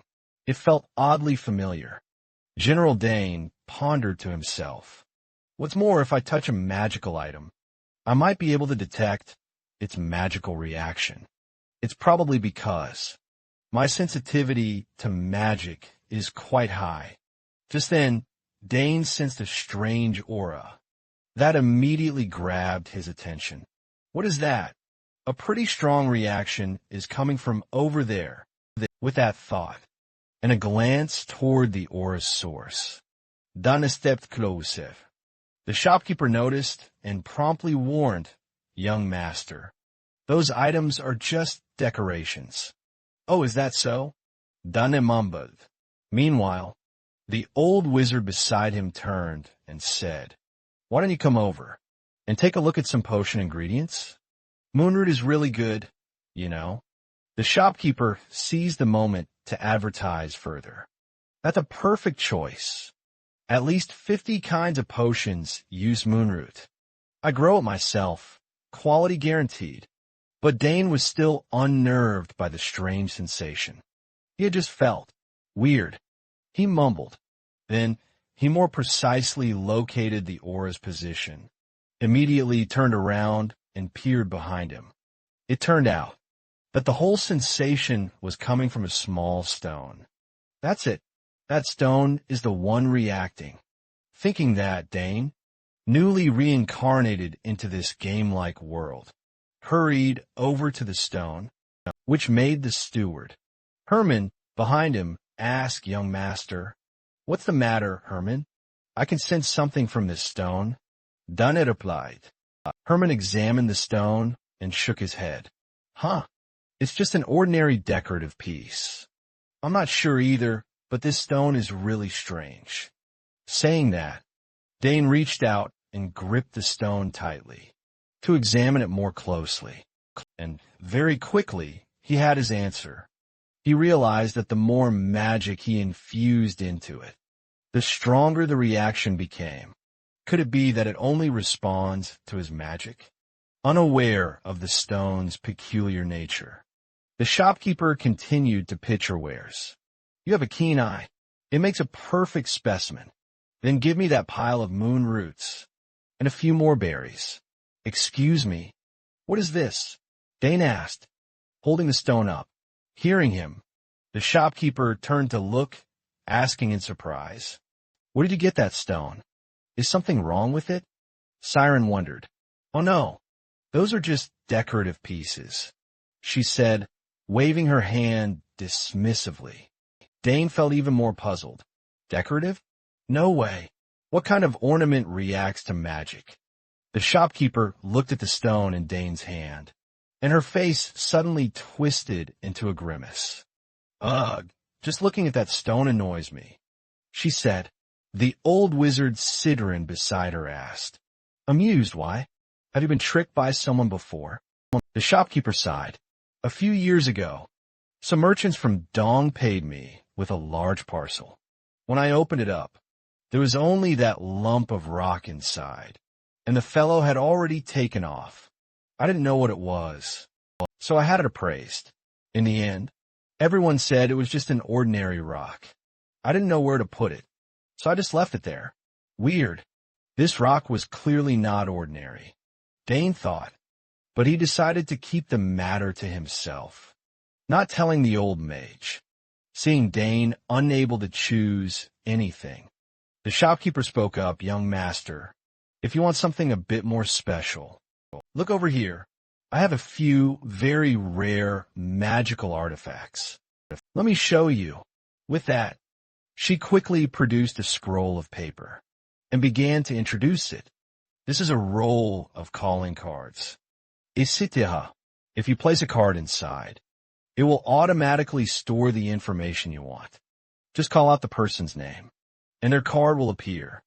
Not bothering to listen to the sales pitch, Dane cut in, "I'll take this roll of calling cards. And that rock too, Dane." Grabbing the rock left the shopkeeper utterly astonished. "Huh? Why would you want that useless stone?" Nearby, Tower Master Sidron was curious as well. "What are you going to do with it?" Dane only smiled, offering no real explanation. After grabbing what they needed, the group quickly left the shop. On the way, old Sidron seized the opportunity to inquire, "I didn't expect you'd be into decorations. Does that rock actually have something special about it?" Realizing he'd been called out, Dane grinned. "Huh, you noticed, huh? Well, of course. Otherwise, why would I buy a useless rock?" Knowing he couldn't hide it any longer, Dane reluctantly revealed exactly. "I'm sure the stone isn't. Not an ordinary trinket.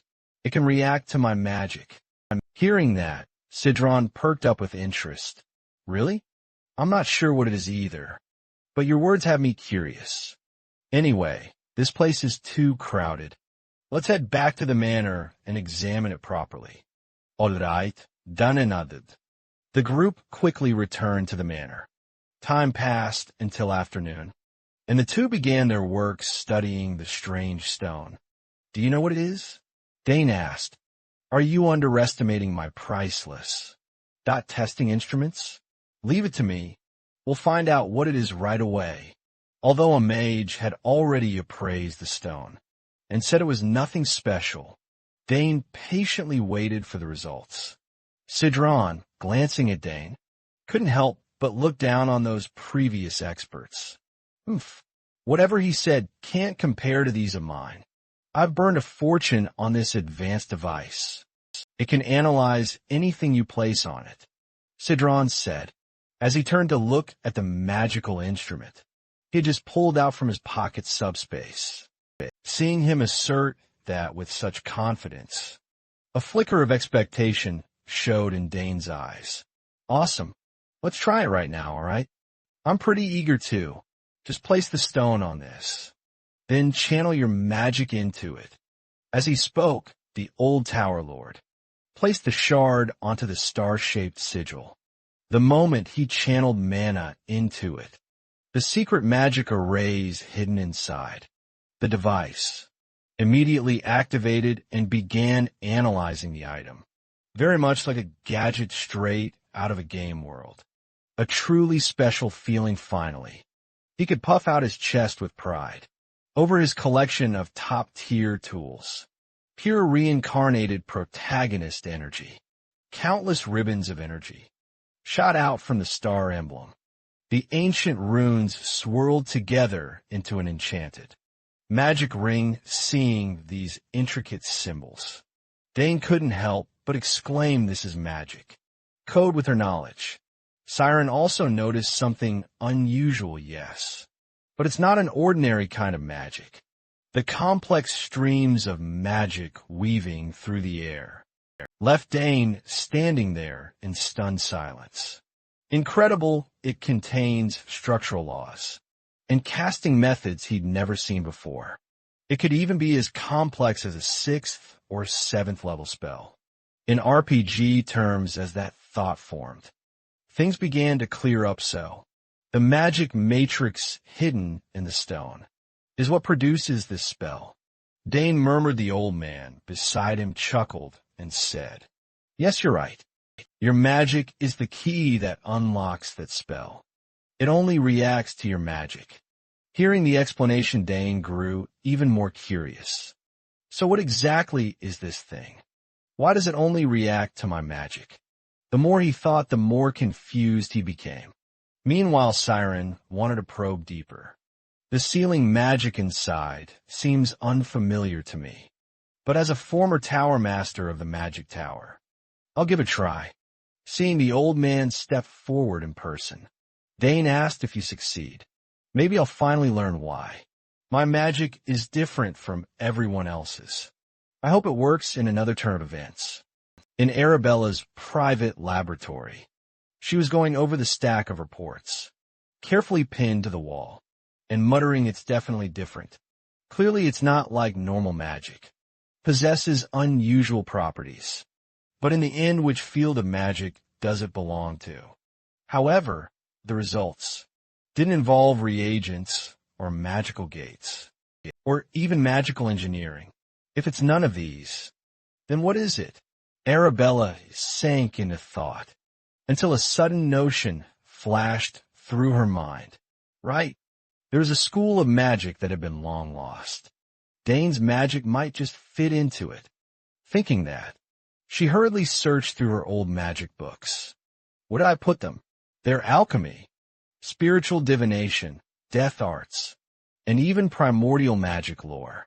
She muttered as she searched, until her hand accidentally knocked a dust-covered book to the floor. Huh, is this an ancient grimoire? Arabella gasped, brushed off the thick dust, and opened it.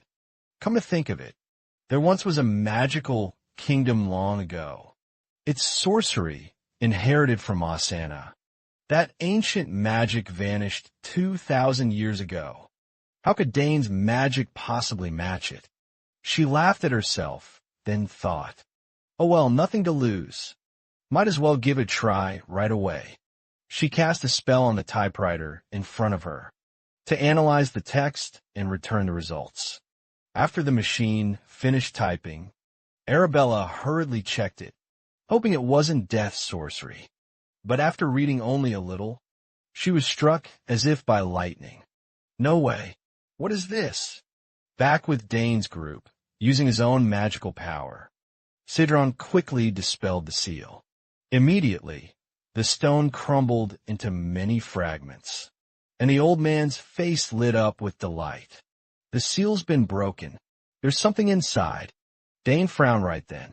Let's pull out. Siren nodded, then carefully picked up from the rubble a bracelet that looked utterly ordinary. A silver bracelet? Dane asked in astonishment. The old man rolled his eyes. After all that waiting, they got something that looked like scrap metal, something anyone could buy at the market. For heaven's sake, he had expected something special inside. And what was it? Just a bracelet. It looked completely worthless, too. Here it is. Since it only responds to your unique magic, you should really try putting it on, Siren said, casually tossing the bracelet over to Dane. Seeing this, Dane caught the bracelet, then slowly slid it onto his wrist. Just as predicted, the moment Dane put it on, the bracelet immediately glowed with a soft blue light. This made the old man's expression completely change. Oh, it's finally starting to react. Back with Dane, he also. Dot immediately noticed the bracelet's stunning transformation. Huh, I can see some strange characters appearing here. What's this? Let me see, Siren exclaimed, eyes wide as he peered at the tiny, ant-sized characters. Do you know what these are? Dane asked curiously. At a glance, the old man recognized them at once. There it is. These characters are the ancient tongue, a script that no one in this world can read anymore. The ancient script you're talking about. Dane exclaimed in utter surprise. They're the very characters that once used by the ancient magic kingdom. Siren answered calmly. Hearing that, the story Arabella had told him, that as a child immediately popped into Dane's head. She had spoken of an era when everything, from the tiniest thing to the largest, was created by magic. But then that era came to an end, leaving only a few relics and oral legends behind. Looking at the sequence of magic runes on the ring, Siren grew even more intrigued. Huh, I knew your magic was special, but I didn't expect it to be tied to the ancient Magic Kingdom. That must be why you've been moving so easily. Dot through the forest these past few days. Dane nodded in reply. Seems so. After all, the magic in that forest originates from Akina. The old man cast a glance, and his resolve to make Dane his disciple. Dot only strengthened further. After staring at the ring and sensing it for a while, Dane shook his head. But I don't notice anything unusual about this ring. Siren didn't know much either, so he offered just this one piece of advice. You can take your time studying it, but don't tell anyone about this. Yes, I'll do as you say. Dane nodded. Just then, both of them heard a strange sound, as if something had just cracked. What was that noise? They asked in unison. Don't tell me that's a monster attack alert, Siren said anxiously. He was still in a weakened state, but at that very moment, upon checking again, Siren discovered he could use magic normally. It wasn't causing any harm to his body anymore. Thanks to that, he regained his usual confidence. Ha, great. My body's almost healed. Let me relax a bit. I can finally return the favor. The old man got excited, wanting to move around to celebrate, and said to Dane, what are you still standing there for? Go fetch a spear or something. Dane replied calmly. That sound has nothing to do with monsters. That's the signal my eldest sister is using. to try to contact me. As he said it, he looked at the pendant that was beeping. Hearing that, Siren lost all his enthusiasm. Why didn't you say that from the start? Haha, monsters appearing in this area? No way. Now, if you'll excuse me, sir, I'll talk with my eldest sister for a moment. Dane said awkwardly, then immediately contacted Arabella. Yes, is something the matter? On the other end, Arabella sounded annoyed. Dana, why did you take so long to answer me? Suri, cease. What's going on? Dane asked. Arabella began to get to the main point. When I was analyzing your magical cipher, wait, is there someone next to you? Dane didn't answer, having already guessed her intent. He asked back, don't tell me. You've also recognized that my magic is ancient magic? What? How did you know? Arabella shouted. After Dane explained everything, Arabella also understood. So that's how it was. When you and Lord Sidran were analyzing the gem, you got it. It came from the ancient magic kingdom. And you mentioned this gem only responds to your magic? Yes, exactly. Dane nodded in confirmation. Meanwhile, Siren from the other side overheard Arabella's confirmation. Siren gritted his teeth. She figured it out just by analyzing the magic itself? I knew she was a prodigy, but she's even more talented than I imagined. Once everything became clear, Arabella anxiously inquired, does anyone else know about this? No, Danya replied firmly. Good, Dane. Listen closely to your sister. And Lord Siren, please pay close attention as well. It's best that she keeps this a secret. If word of this gets out now, I won't be able to handle the fallout. After hearing that, Siren cleared his throat a few times before speaking. Miss Arabella, I've heard a great deal about you from Dane. Don't you worry, I'll keep this secret safe. Should this secret ever be revealed, not only Dane, but the entire Sagers family will face incredibly serious trouble. The old man spoke with unwavering firmness, which helped put both Dane and Arabella at ease. You instantly realized this matter could be handled.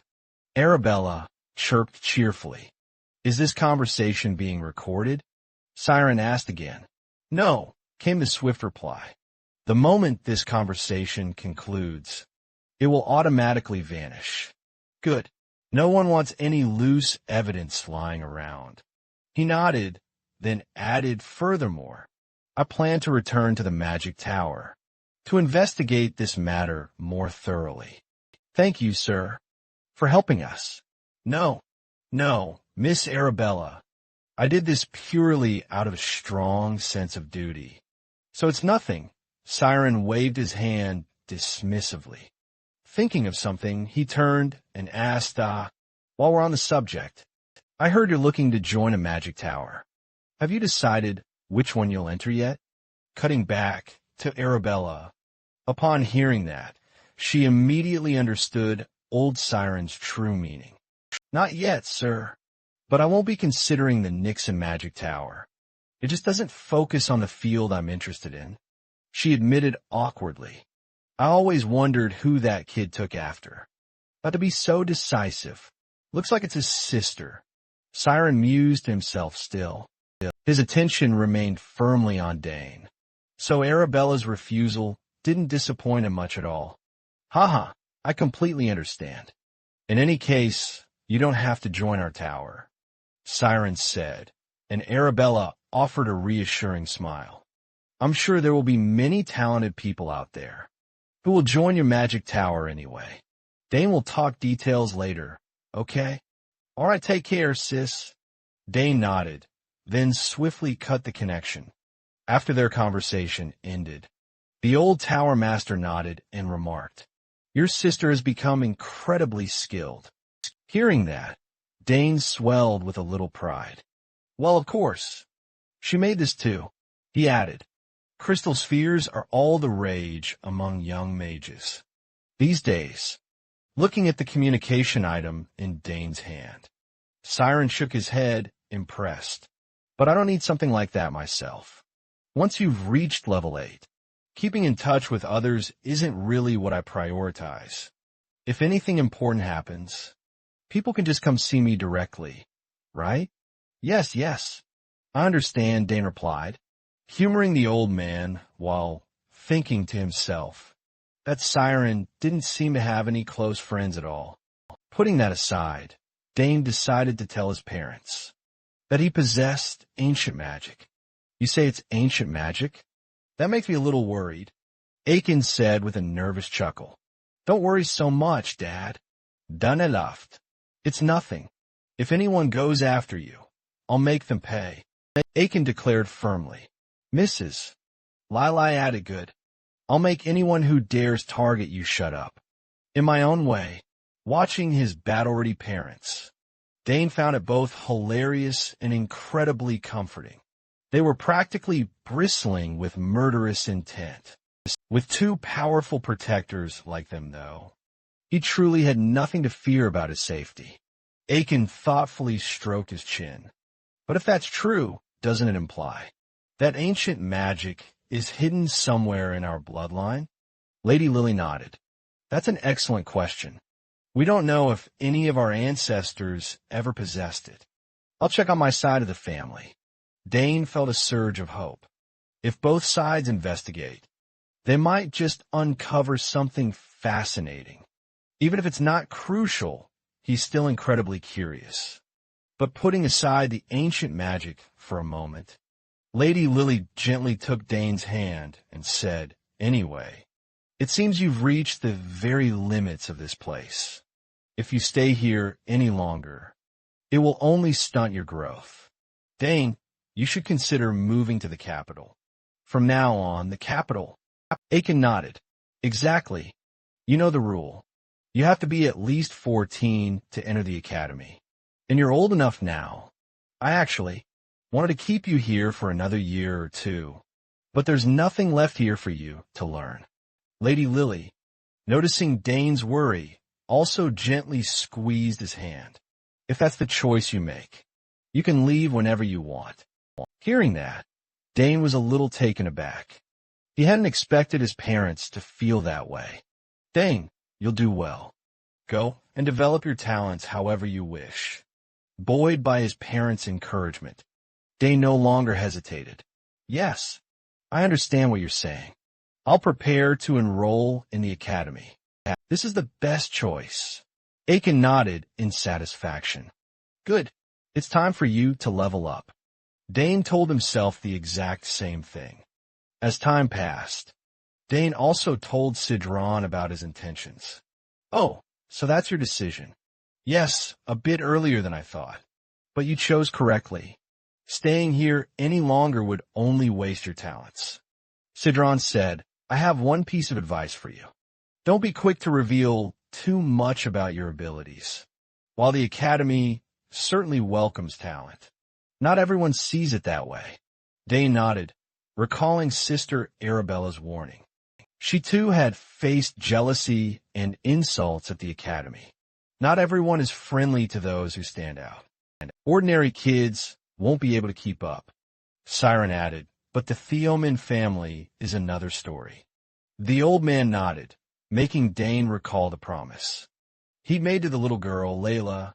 That's right. I promised I'd visit her if I ever went to the capital. If I don't drop by, she'll be really disappointed. Besides, I should also think about the weapon I need to forge from a sigil Duke Theoman gave me earlier. Dane thought to himself, completely unaware of that. The old man, Sidran across from him, stroked his beard thoughtfully for a moment, then said, let's see. If you only plan to join the academy in 3 months, you should set out from here in 2 months. Hearing that, Dane nodded in agreement. That seems reasonable. What about you? He asked. I'm planning to return to the Magic Tower. The old man replied. I think I have matters to attend to. Thanks to you, I no longer feel bored. If I uncover any clues about ancient magic, or anything related, I'll let you know. Really? If that's the case, I'd be very grateful. Dane replied quickly. Then, the remaining issue is your lessons. If time is short, we need to speed things up. Reaching Tier 3 is really tough. Tier 2 is nothing compared to it. Yes, I'll study very hard. I've also prepared a gift for you. Dane said, A gift? Mr. Sidran sounded a little surprised. Dane pulled a small wooden box out of his pocket. From his dimension, setting it on the table in front of him, and nodded, yes. My sister sent this to me yesterday, using instantaneous teleportation magic. It was a brand new item. Inside the box was a small stone, the newly refined crystal orb Arabella had just invented, not yet on the market. She likes me, so when I asked, she just handed it over. Dane said with a smile. Opposite him, old man Sidran was like a child with a new toy. He swiftly snatched up the stone. His eyes practically sparkled. Quite compact and lovely. He mused, even if I don't technically need it. But I'll graciously accept the gift you've so kindly prepared. You can inscribe your magic sigil right onto this. Please use it to contact me. Dane instructed, despite his earlier claims of not needing it. The old man was clearly over the moon with delight, which, of course, made Dane ponder to himself that the old man, in all likelihood, probably wouldn't be contacting him very often. Time flew by, swiftly transitioning into evening. At that point, Dane's thoughts turned to the road ahead. The academy, right? I need to prepare properly, no excuses, in the 2 months remaining. His ultimate goal? To get into the summoning magic class, then earn the coveted summoning sigil, and finally gain the chance to take the aptitude assessment. Oh, and Claire? She's an assistant professor, so I'll probably be seeing her quite a bit once I enroll. With that thought in mind, Dane glanced over at the mysterious egg nestled in its glass case by the bed, and muttered, Oops, I completely forgot to infuse this buddy with magic. No sooner had the thought crossed his mind than he acted. He channeled a surge of magical energy into the egg. For 7 long years straight, Dane had channeled mana into it day after day, but it never once reacted, not in the slightest. However, if it had absorbed enough of that potent magic, it would surely, inevitably hatch one day. Dane gazed at the egg, his eyes brimming with expectation. Time fast-forwarded, now cutting to Arabella, who was explaining the academy exams to Dane. They consist of 1 general test and 1 subject-specific test. On the other end of the communication line, Dane grasped some of it, but still asked, Can you explain in a bit more detail? Of course. The general exam is essentially a preliminary screening. Especially for sword applicants, it covers culture, history, and current issues related to the Empire. With your skills, you'll definitely pass without any trouble at all. The better you do, the more it helps your application, since that score directly contributes to your admissions. The next hurdle is the major exam. Just as the name implies, you'll pick a major and be tested specifically on that field. The content itself will depend on the professor, but I'm certain you'll pass, especially since you've got a letter of recommendation. Arabella declared with confidence, showing absolutely no doubts about Dane's abilities. Ah, I see. So you all breezed through it too, didn't you? Dane asked. Yes. Honestly, it wasn't difficult in the slightest. Arabella shrugged, then reminded him. However, once you've picked your major, you'll be stuck in that field for your entire academic journey, unless you want to switch majors later on. So, what if after enrolling, you want to change majors? Dane prest. That's usually how it goes. Unless you graduate and want to start all over again.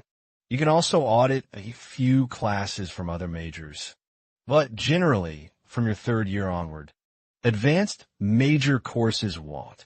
allow students from other majors to join in. Arabella calmly explained. Hearing that, Dane fell silent, lost in thought. So I really have to commit to just one major? On the other end of the line, as if suddenly remembering something, Arabella immediately reminded him, oh, right. There's also a program called the elective major. Perfect for talented folks like you, Dane. There's that too? Sounds interesting. Dane exclaimed, clearly excited. But it's actually far from easy. So Arabella had to warn her younger brother. Nobody signs up for it, unless they're specifically looking for a challenge. Why is that? Dane asked, intrigued. Because up until now, no one has ever passed that exam. Ah, I see. Dane nodded, but hearing his tone, Arabella felt a pang of worry and quickly asked, don't tell me you're actually thinking of trying it out. Are you? No way. No way, sis. Lord Crane's here. Gotta go, I'll call you back. Dane hurriedly denied it, then hung up almost immediately. At that moment, Arabella felt a sudden twinge of guilt, wondering if she'd been pushing her brother too hard. Then she reassured herself that magic really. This was her best bet. Suddenly, another woman's voice rang out ahead. Senior Arabella, the professor is looking for you. All right, I'm coming. Arabella replied. That afternoon, old Sidron arrived. With a letter of introduction, he'd promised Dane. Here's the letter I promised you, he said, handing the letter to Dane, who quickly took it. You actually wrote this for me? The old man stroked his beard with a smug look, and replied, not just a mere form. I put real care into the content, too. I've written a few letters of introduction before, but this is the first time. I poured so much heart into one. Consider it an honor.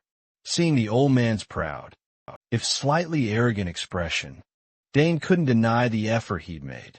He truly felt grateful. Yes, I'll do my best not to disappoint you. Dana answered sincerely.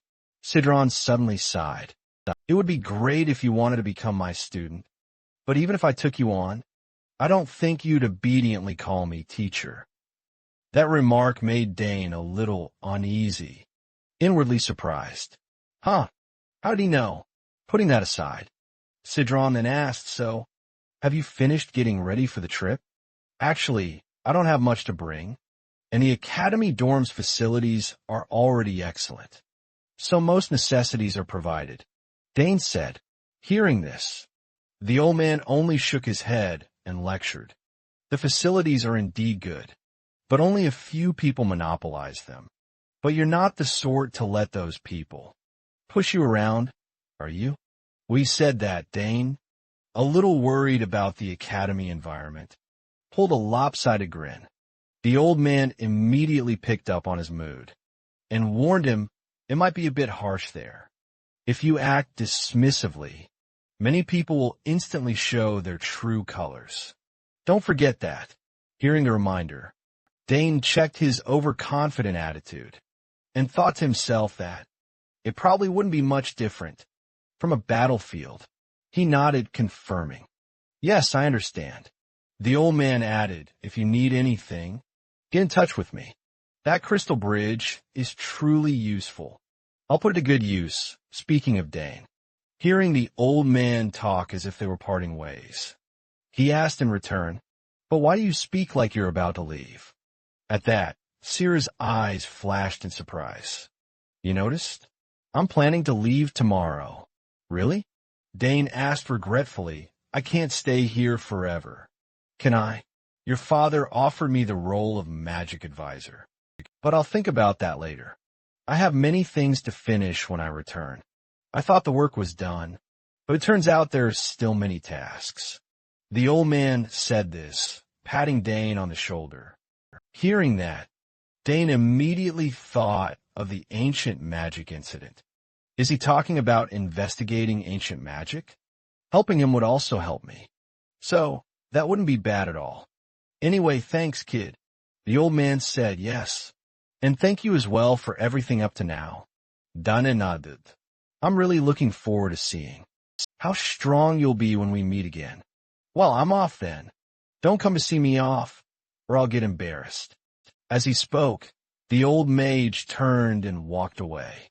Yes, please take care, Dane replied, feeling a faint, bittersweet sadness in his chest. Having been closed for so long, he couldn't help feeling regret at the parting, even for someone reborn into a game like World. Time passed quickly. One day, Mr. Aiken and Lady Lily were talking. Lord Sierra has left safely. He said he'd depart today, right? The uncle asked. Yes. The boy said, he's finished preparing. Kim replied. Hearing they'll leave early puts me at ease. But he won't run into any trouble on the road. Will he? Lady Lily fretted a little about Dane. Facing society on his own. For the very first time, Count Aiken patted his wife's shoulder, offering some reassurance. We'll be taking Arabella's carefully prepared teleport gate. What could possibly go wrong now? At her husband's words, the lady's shoulders finally relaxed. Yes, I suppose I was worrying over nothing. Meanwhile, back with Aeon, as he thought of his family's bonds and its dear members, he couldn't help but crack a happy smile. All in all, he felt they'd done a great job raising their children. Unlike those other households, though, where the kids were always busy, squabbling constantly over who would claim the headship. He knew he'd have to make a clear decision one day. But, he vowed, I won't show any favoritism, he declared calmly. Just then, the door to the room swung open. Dane also stepped inside.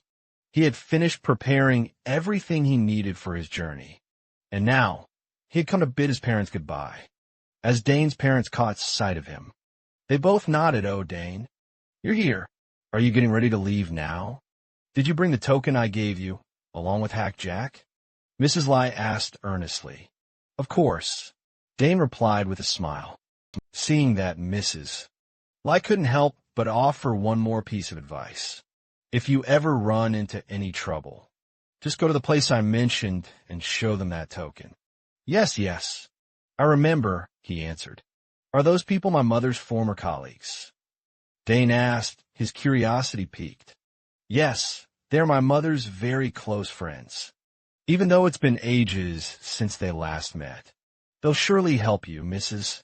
Lai promised. Meanwhile, Count Arian, however, was breaking out in a cold sweat. He thought to himself anxiously, could her Dane really go there? And actually begin the path of an assassin, trying desperately to steer Dane away from that destination. Uncle Leon quickly reminded him, Hey, Dana, when you reach the capital, find Duke Tom before you even think about entering the academy. The Duke will help you. Yes, father, he replied. Before they parted, Mrs. Lai couldn't hold back her tears any longer. You're grown up now, about to leave us like this, right here. Seeing Madame Lee like that, Uncle could only force a strained smile. Ha, let's send him off with a smile, madam. Fair enough, we won't be far, she said, gently brushing away her tears. At that moment, Dane felt a lump in his throat too. About to set off, his legs suddenly felt heavy. Well then, I'll take my leave now, Dane said, forcing a smile, and quickly left the room. His parents watched Dane's retreating figure through the window, and his expression suddenly turned grave. He instructed the figure standing behind him, Juliet, follow him closely. Make sure Dane reaches the teleport gate safely. Then return and report to me. Yes, master, Juliet replied coldly, like a machine, then left, assuring them the young master would be safe. Seeing her husband's arrangement, Lady Lee sighed. It's been a while since we've seen that figure. You know what to do, right? Keep an eye out to see if anything unusual happens when Dane teleports. Meanwhile, with Dane, for some reason, the teleport gate wasn't installed in the mansion, but out on an empty lot. When Butler Han looked at the gate, he was surprised. Young master, seeing this in person is truly impressive indeed. This is the teleport gate. Our eldest sister had prepared beforehand. Dane said with a smile. I have to admit, I am impressed by the sheer sophistication and complexity of this gate. Now I see why she spent a whole year investing in it. Beside him, the butler also asked, if you step inside, will the instant teleport activate? Yeah, probably. Dane smiled and replied, recalling when the gate first started being built. Instant téléportation doesn't just require rearranging the code. Like other spells, it also needs a continuous flow of magical energy to function. However, the gate she installed is truly a perfect device, meeting every requirement for teleportation. As they prepare to part ways, Butler Han, a hint of sadness in his eyes, said, please take good care, young master. Yeah, you take care too, Dunne replied, patting Han's shoulder as the old man's eyes welled up. Then, he slowly stepped onto the teleportation platform. The gate, she had explained, would activate without a hitch as long as he channeled magical energy into it. It would activate without a moment's hesitation. Dane poured mana into the ground beneath his feet. Immediately, the gate gave off a faint, otherworldly glow.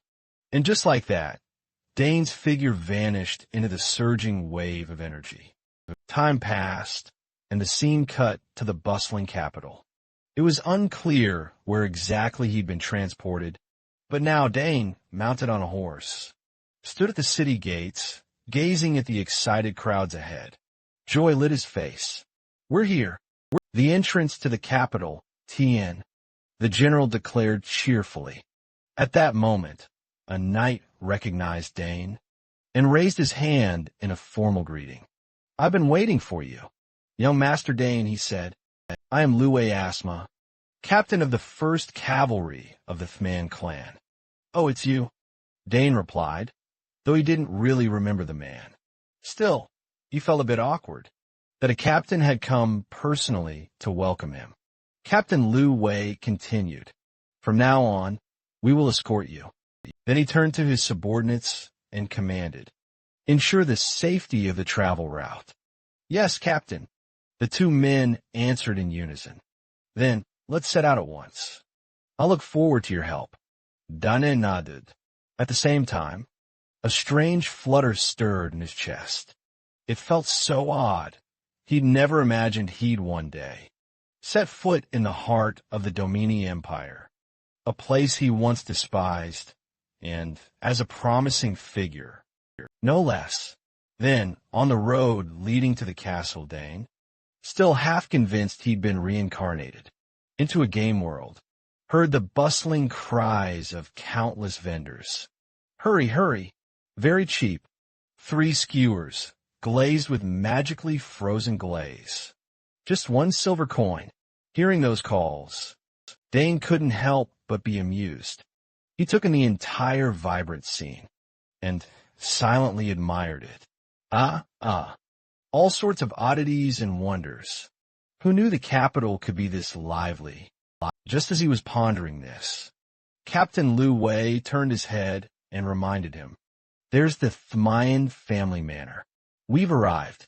Hearing that, Dane also looked ahead and was utterly stunned by the sheer scale of the manor. It's truly grand, he blurted out, for before him lay a gigantic architectural complex. However, before he could take a closer look, Dane suddenly felt as if someone was watching him. From behind, something fell off, as though someone was tracking his every move.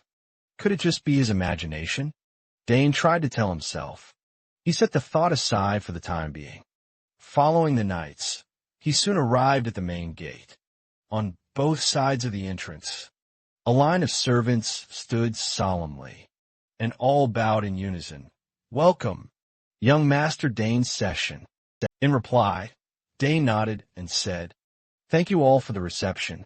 He didn't forget to compliment them either. Your formation is impressively orderly. The manners, rituals, and formality here exuded a natural, Powerful heir, completely different from his southern home. He remembered. With that in mind, Dane stepped forward to face the Duke, the man he had last seen when he was very small. Standing before him, Dane, ever mindful of manners, like a proper Manhwa protagonist, didn't forget the etiquette. He dropped to one knee and bowed respectfully. Dane grasped respectfully awaits the Duke's judgment. In response, his uncle broke into a bright smile and nodded. Yes, it's been ages since I last saw you, Dane. Have you been well lately? The trip must have been hard. Come inside and rest. He then led Dane into the house. The Duke took in Dane's current appearance and exclaimed, "Oh, even a glance shows you've changed a great deal. Among kids your age, and even compared to those a year or two older. Few can match you. Aiken must be so proud." With that, his uncle gave Dane an approving pat on the shoulder. Dane replied modestly, "You flatter me, sir."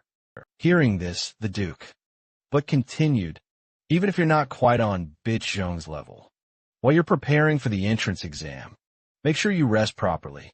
I'll arrange a personal attendant for you. Just say the word if you need anything." Grateful for the thoughtful preparations, Dane thanked him, then asked after the girl, Lola. "Yes, of course. By the way, how is Lola doing these days?" He added, "Of course she's fine. But are you two having a quarrel?" The Duke asked with a smile, which surprised Dane. "What do you mean, sir?" he asked, puzzled. The Duke sighed. "Lately, whenever your name comes up, she doesn't look happy. Perhaps it's partly the pressure of the entrance exams." He said, "But I trust Lula will get through it." He laughed. The more he thought about it, the less he could understand why his daughter was so put out. Dane replied that he'd meet Lula in person to ask her about it. He suspected, inwardly, that she might just be going through puberty, but also understood the situation. So he nodded in agreement. "All right, leave this to you youngsters, to sort out among yourselves. And remind him not to be too harsh on her. Okay, they'll understand soon. Now, go back to your rooms to rest. A servant will show you the way. They'll understand soon. Now, go back to your rooms to rest. A servant will show you the way." Once the door had closed, Dane looked around the room and murmured, "I'll be here about a week to prepare for the entrance exam. This guest room is really quite luxurious." With that, he casually tossed his satchel aside. But before he could even unpack his things, a figure with vibrant pink hair suddenly popped out of the wardrobe. "I'll take you to the training area," she announced. "Dane, why are you only here now? I've been waiting for ages." Hearing that familiar voice, Dane eagerly spun around. "Long time no see, Lola. How have you been lately?" Contrary to Dane's cheerful greeting, Lola seemed utterly annoyed. "I'm great, really great," she retorted sarcastically. "But don't you have anything to tell me?" She strode toward Dane, like someone ready to settle a score, making Dane take a few alarmed steps back. "Huh? What do you mean?" "Dan estamerd, bewildered." "What do you mean?" Lola practically shouted. "Why didn't you write me a letter?" Only then did Dane finally realize why his friend was so furious. Dane's eyes showed a twinge of guilt. "I was going to answer," he admitted, "but I forgot." "Sorry. Is sorry good enough?" Lola continued loudly, making Dane's face contort as he tried to explain. "I came here in person, didn't I? I haven't really had the headspace. I've been preparing to leave the family, so I haven't been up for anything. Please forgive me this time." Across from him, Lola puffed out her cheeks and turned away, refusing to look at Dane anymore. This made it clear to him that she was truly, truly angry, with no other choice and needing to calm her down. Dane gritted his teeth and said, "So, what can I do to apologize?" "I'll do whatever you say." Hearing that, Lola finally glanced at him. "Really?" she asked, a spark in her eye. Back in Dane's mind, he reminded himself that his immediate priority was to get out of this sticky situation, though he had no idea what Lola would ask for. Pondering, Dane asked again, "So what should I do for you?" At that, Lola immediately and excitedly proposed, "All right, how about a little practice match? A duel?" Dane said, a little surprised. "Yeah, fight me," Lola repeated, full of cheer, though taken aback by the sudden suggestion. Dane agreed with a smile. "Okay, let's give it a try." From Luella's perspective, seeing Dane's confident posture, she smirked and said, "Are you sure you won't regret this? I'm really strong now. I'm not the same person I was when I first learned to release magic." Luella's confidence caught Dane off guard. He thought to himself that she seemed to have matured a great deal over the past 7 years. Suddenly remembering something, Dane asked, "Now that you mention it, I recall you wrote in your last letter that you won some contest?" Luella's eyes lit up. "You actually remember. It was the Danto Prize held by the royal family." "Oh, right. It's the Empire's competition for boys and girls under 15. Isn't it basically the kind of junior tournament you run into in a game world?" After being reincarnated, Dane asked again, and Luella nodded in confirmation. Yes, it had very high standards. If you'd entered too, we'd almost certainly have met in the finals. What a pity. Talk about an instant rival. Trope and Manhwa. Hearing that, Dane felt a little excited. That regret can finally be settled. At Dane's words, Luella suddenly worried. "Are you really okay? You still have your entrance exam to take. What if you get hurt? Don't go turning this into a boss fight. Before you level up, I'm Fine." Dane waved his hand and answered confidently. Seeing Dane had agreed, Luella had no more reason to refuse. "All right, it's late today. Let's do first thing tomorrow when we wake up." The next morning, in a wide courtyard, the two arrived as promised. When the subject of using weapons came up, Dane hesitated, then asked, "Are we training with weapons?" Lala looked surprised, retorting, "You still fight without blades?" Dane gave a small shake of his head. "No, but this will only be a light spar, so practicing with weapons is fine. No matter how skilled a warrior is, it's not good to get injured in a match." Dane's eyes filled with seriousness, which made Lala merely sigh. "Don't worry. The Empire's best healer works for my family." Talk about a convenient perk. When your backstory reads like a support class blessing. In a game, what if something happens, and even the healer can't save you? Dane continued to warn, which left the swordswoman flustered and unsure how to answer. Seeing that, Dane continued, "If you want to wield a bladed weapon, you have to think that way." Lala protested a little. "It's just a match. Why are you being so serious?" But she relented. "Fine. Training weapons will do," she sighed. She then turned to a nearby servant and instructed, "Bring me the practice weapons." "Yes, milady," the servant replied, and hurried off to fetch the weapons. Turning to Dane and observing Luella's current air, he gave a small smile. She really has become the proud young woman people gossip about, even rumored to have already outpaced her 2 elder brothers, who were renowned knights. Perhaps Duke Thelmine has truly produced his first female head of household. Unleashing mana really is a major boost, Dane thought to himself. Lala also thought that thanks to Dane, she learned to control mana faster than others her age. "Now I already have 2 mana cores." Lala glanced at Dane and said, "I've been waiting for this day for so long. If I win, will you be upset?" At that moment, the servant returned with 2 training weapons. "Milady, the weapons are here." "Ah, thanks," Lala answered. She then casually tossed Dane a wooden spear. Catching it, Dane gave the spear a few test swings. As expected of a training weapon, it's surprisingly light. Is something off? He wondered. On the battlefield, You use anything you can get, Dane reminded himself. Then, he swiftly dropped into a ready stance, poised to begin. Seeing that, Lala gripped her sword tightly, nodding in agreement. All right, the two faced each other, locking gazes. Yet, neither rushed to attack, a tense calm prevailing. Turning her attention to Dane, Lala thought. To herself, it's a good thing. I once faced a spear wielder. At the Danto Cup, spears have incredible reach, but struggle in close quarters. With that thought, Lala surged power into her legs and shot toward Dane like an arrow, intent on closing the distance and negating her best friend's range advantage. The moment she got close to Dane, Lala lunged, thrusting her sword forward. However, before the blade could even touch Dane, his figure suddenly vanished. Lala's movement froze mid-strike. What the? Where'd he go?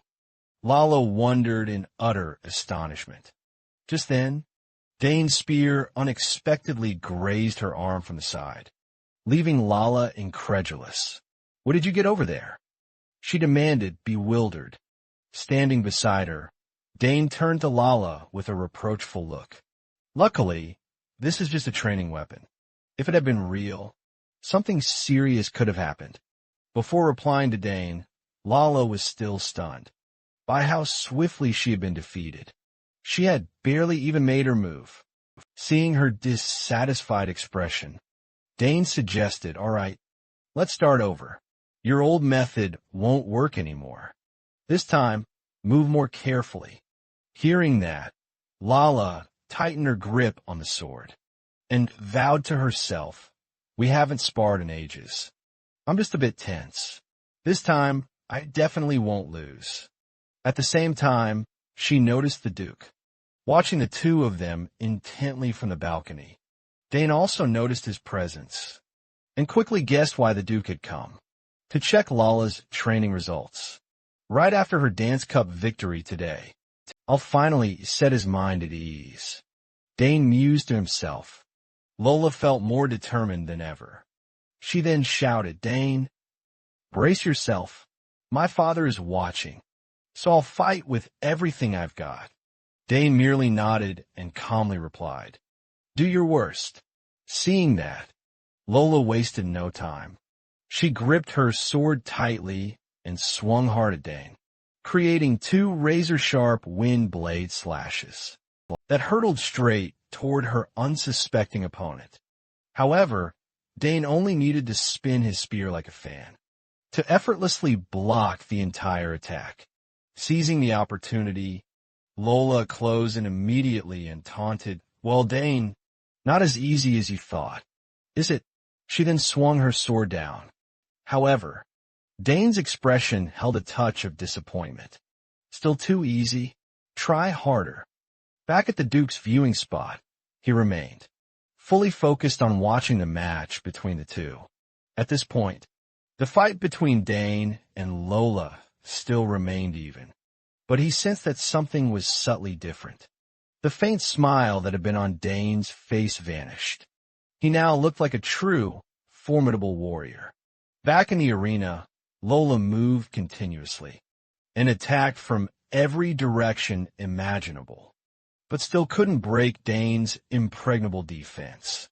All of Lola's rapid sword strikes were easily neutralized by Dane's calculated movements.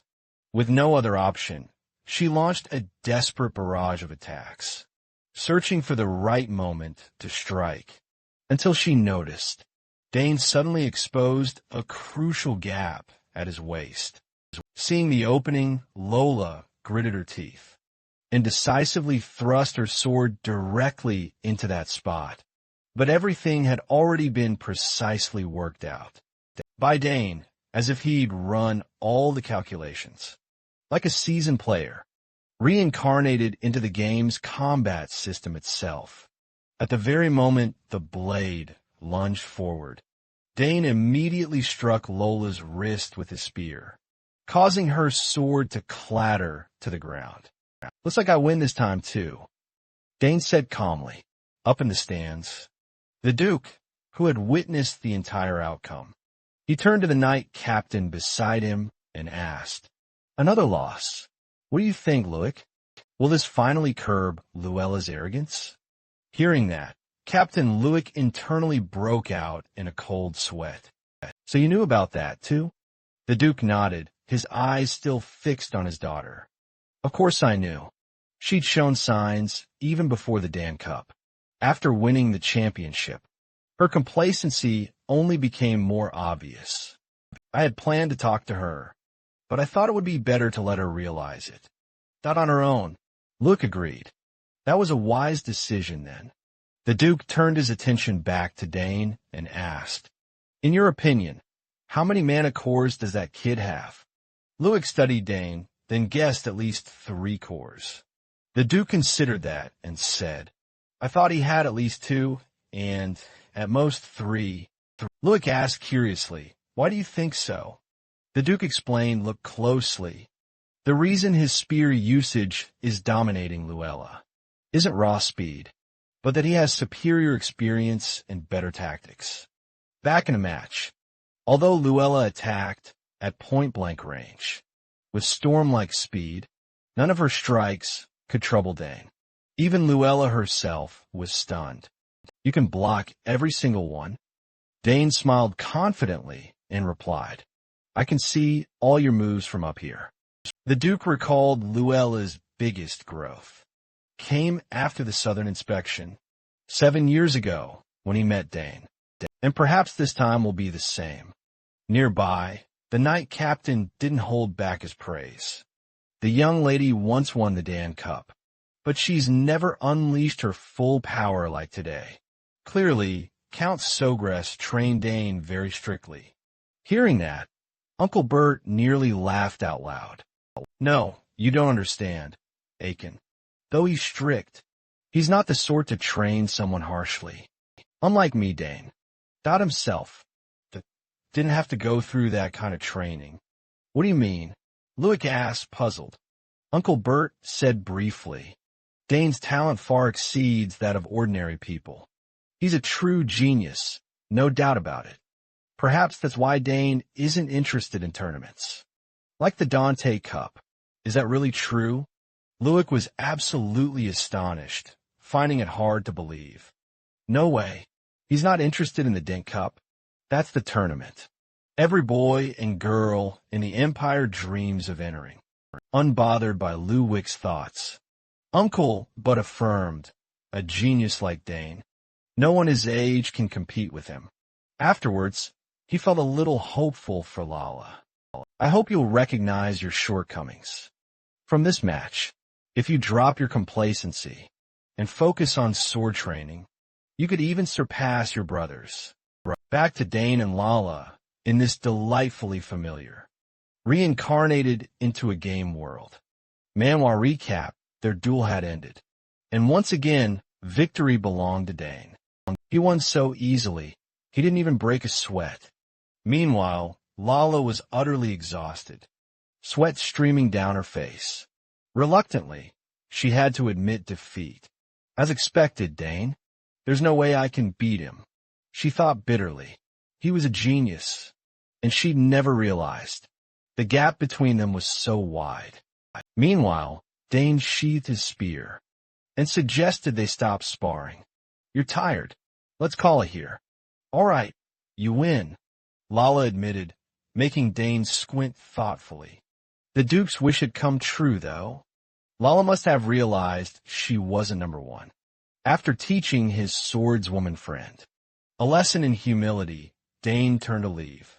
But at that moment, Lala suddenly shouted, "How on earth do you train like that?" Dane replied coldly, "Diligence." However, that answer didn't satisfy Lala. She pressed on, "Who isn't diligent?" Dane's steps faltered slightly. He murmured, "Then just be more diligent. I'll be going on ahead." Those words stopped Lala in her tracks. "You won't win next time. All right then.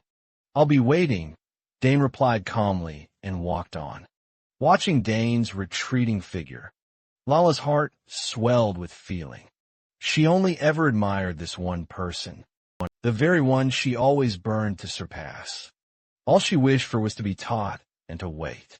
She longed to witness the day when she would no longer be a little girl. But why does he keep pulling farther and farther ahead of me?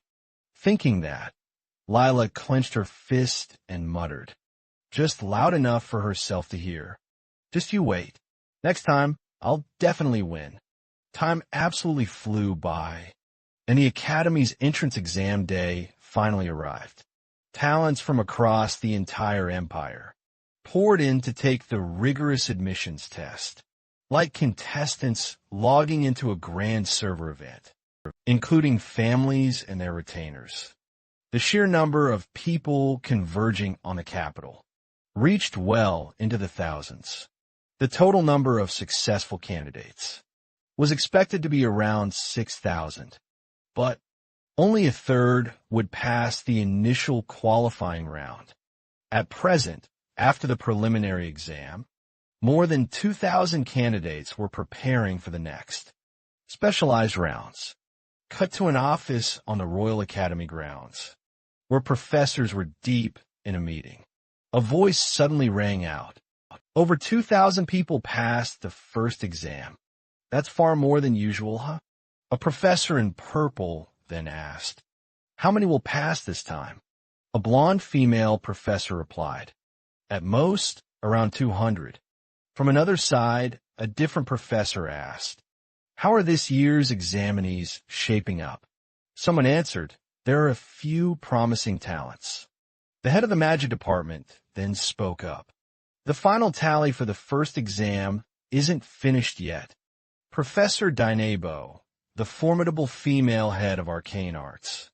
Ingrid also complained, "We're still tallying who's going to get the top score." The professors then started to gossip. "The top swordsman is surely the Duke's, though." "You mean his daughter, right? She who won the Dant Cup. That final was amazing. The Duke really raised his child well." "It looks like the top swordsman is highly anticipated."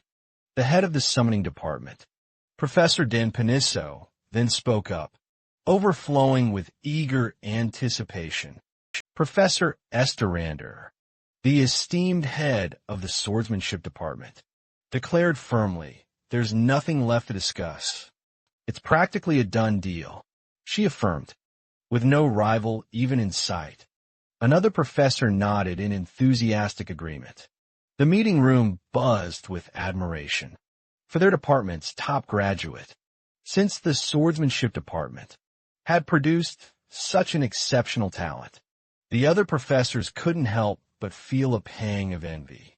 When our department gets someone like that, they chattered excitedly amongst themselves, the atmosphere positively buzzing with enthusiasm. But at that precise moment, Professor Dynaberg's gaze grew pensive. He slowly took out a letter, placed it on the table, and announced, "My thoughts differ a little from everyone else's." Professor Ingrid asked, curiosity piqued. "What is it?" Dina Bell replied, "This is Siren's letter of introduction, stamped by the Nuzanon Mage Tower, and imbued with potent magical power." Hearing this, Ingrid exclaimed in genuine alarm. "Does that mean Sidran actually recommended someone? But whoever it is, it would still be incredibly hard to beat the one who just won the Dant Cup." The head of the swordsmanship department echoed this, though her tense expression made it clear she wasn't fully confident in her own assessment. The other professors immediately clustered together for a lively, hushed discussion. Professor Dinebo then clarified further. Sidran, the man famed for never taking disciples, had sent a letter of introduction for someone who was only 14, yet had already reached rank 3. Rank 3? Who is that? Professor Penisso asked hastily. Now wanted to keep everyone waiting. Dinebo answered, "It's Dane Sagar." Those words utterly stunned the meeting room. Once again, the Sagar family again. That family already boasted 2 prodigies in the magic and summoning departments. Now, even the youngest son was being personally introduced by Sidran himself, word of such a brilliant student, piqued the professor's curiosity. If he's from the Soga family, he's certainly no ordinary candidate. With two supreme families on the continent, applying at once, this would be a hot topic. The head of swordsmanship, Stender, suddenly remembered something. Stroking his chin with interest, he paused. Isn't that the family famous for clerical arts? If this letter of recommendation is from an archmage, it looks like the Soga family will now make a name for itself in magic. Professor Ingrid also looked regretful. Oh, I was sure he'd end up in the clerical department. Hearing that, Dinebo burst out laughing. If Dane joins my department, he and Arab will be the most powerful duo. He grinned inwardly. After all, at this Royal Academy, magic has always been the foundation. Just then, an assistant rushed in to announce, "Sorry to interrupt, but we've finished tallying the results of the first exam." The whole meeting urged anxiously, "Then hurry up and show us the results." A magical screen appeared, clearly listing the figures. Swordsmanship Department, 1,367 students. Magic Department, 227 students. Summoning Department, 152 students. Seeing the overwhelming numbers, for the Swordsmanship Department, more than a few professors swallowed hard. Indeed, the Swordsmanship Department stood out by a wide margin. The head of swordsmanship, Stender, cheerfully checked the list and said, "Oh, just as predicted, the top candidate is from the Thymian clan." But Professor Dinebo squinted at the screen. "Hold on, I don't see the name Dane Soga." Everyone looked at one another in surprise. Really? What about Sidran's letter of recommendation? Professor Ingrid also checked her department's list and shook her head. "My department doesn't have him either." A man hurriedly asked his assistant, "Is there any candidate not on the list?" The assistant checked again and hesitated. Only one applicant is registered. In the open major track, out of 2,000 candidates, Dane Sagar scored the highest on the first exam. What? Dane Sagar's got first. A stander shouted, and the entire conference room was left utterly astonished. Cut to Dane. He's still brooding, replaying the past few days over and over in his head. "I've been here a month already. Time really flies. The match with Lola. That feels like it happened just yesterday. Before I knew it, the first exam was done. And now I'm waiting for the results." Luckily, the test wasn't too hard. Dane thought happily. At that moment, Lola rushed over to ask, "Have you gotten the results yet?" "What rank are you?" Dane showed her the bracelet, unable to hide his pride. "I'm first." "Of course it's you." "Arg, I missed first place again." Lala complained irritably. Then she asked again, "How on earth did you study?" Dane smiled and replied, "Mostly, I reviewed the questions my sister sent me." Lala shook her head and sighed. "I went through them too, and still found them hard, especially the military science section. Do you think a 14-year-old knows anything about strategy? And military administration?" Dana replied nonchalantly. "I find it the easiest thing. Don't you think it's fun? Actually, it's an advantage for my memories of a past life." Lola could only stare at Dane as if he were an alien. "Are you even human? Not just military science, but also fine arts, music, even the history of the Dranic Empire?" Dane smirked confidently. "That's my specialty." Remembering the times he had lived and fought before, Dane felt that he had accumulated far more experience than anyone else. Putting that aside, Lala asked again, "Hey, where did you take your second round of exams?"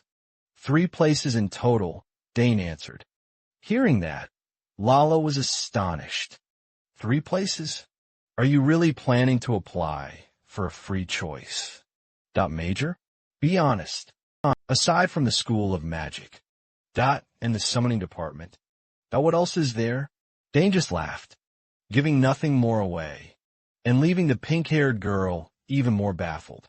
I'll tell you in time, he simply said. Why would you choose the Bacchic major? I just can't understand it. Lola shouted.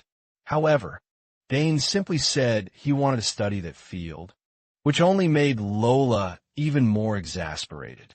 As she warned Dane, that major's acceptance rate is extremely low. In response to Lola's warning, Dane clarified his intentions. I've heard that if you study general studies, you can attend any class you want, and you don't even have to pick a major. Until graduation, all subjects can be taken. With department specialist teachers, there are no restrictions. Lola, who already knew the field well, shot back. Who doesn't know that? You deliberately picked this major because you didn't want to study with me, didn't you? How could you do that? Dane just shook his head. So you really think you can get through that major? Besides spear techniques and summoning, what else can you do? Tell me. Lola continued to press him, annoyed like an angry lioness, making Dane a little flustered, unsure whether he should reveal the full extent of his abilities to her. Time sped up, cutting to a meeting of Professors Dinebo, Ingrid, and Denver.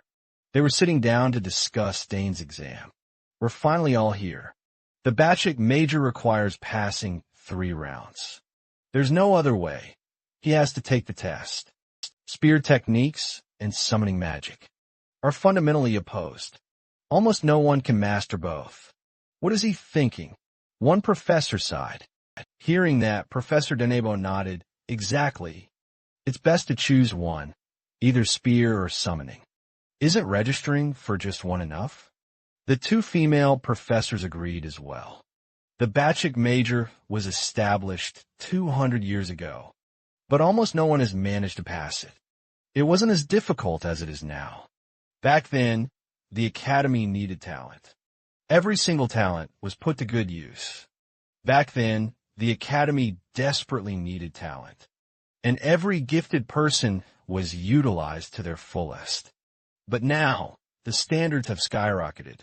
Only the most exceptional applicants stand chance. Professor Ingrid sighed, her curiosity piqued. If that's the case, why even keep this department? Nobody passes, and nobody even applies. Why not just scrap it? Dinebo shook his head gently. Because it's symbolic. This field, it's the emblem of the Empire's most exceptional talents. Professor Din nodded. That's right. Even if it's just a name now, its symbolic meaning still matters a great deal. At the same time, Dinebo produced some documents and remarked, I've looked into it. Only 2 people have passed in the last 100 years. One dropped out.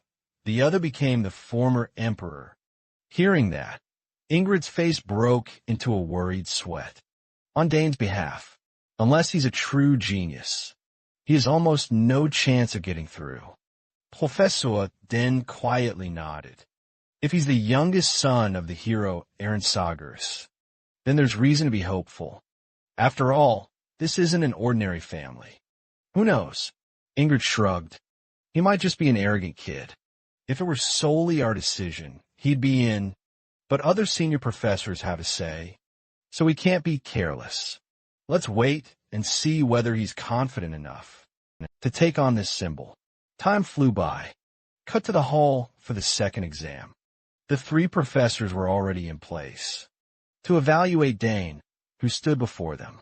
Dane calmly introduced himself. I'm Dane Griss, applying for the Encyclopedic Studies program at the Royal Academy. Hearing that, Professor Dinebo nodded and asked, Do you know what applying to this program entails? Of course. I heard. You have to pass all 3 rounds to be accepted. Dane replied. Seeing that, Professor Ingrid also spoke up, as if giving Dane one more chance to bow out. You're Dane Sagers, right? It's not too late yet.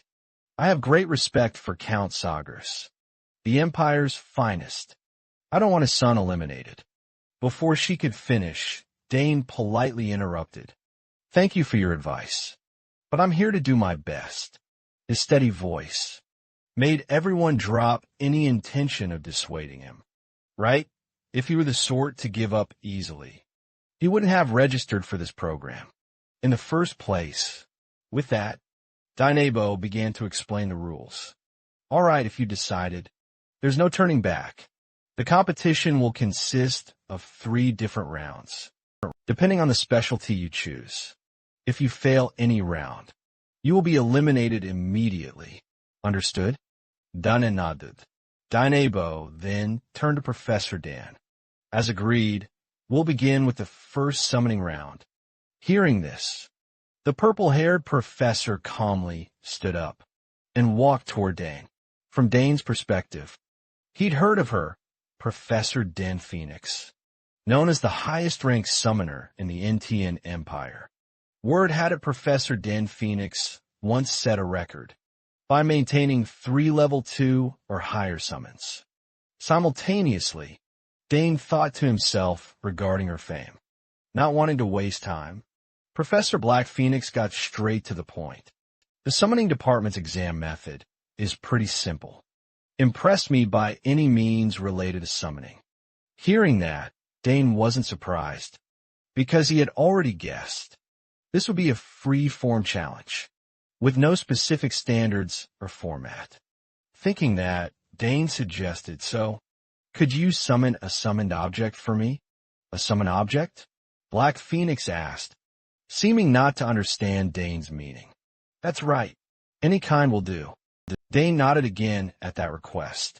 The 2 other, observing professors were nearly blown away. What? He just asked the professor to perform a summon.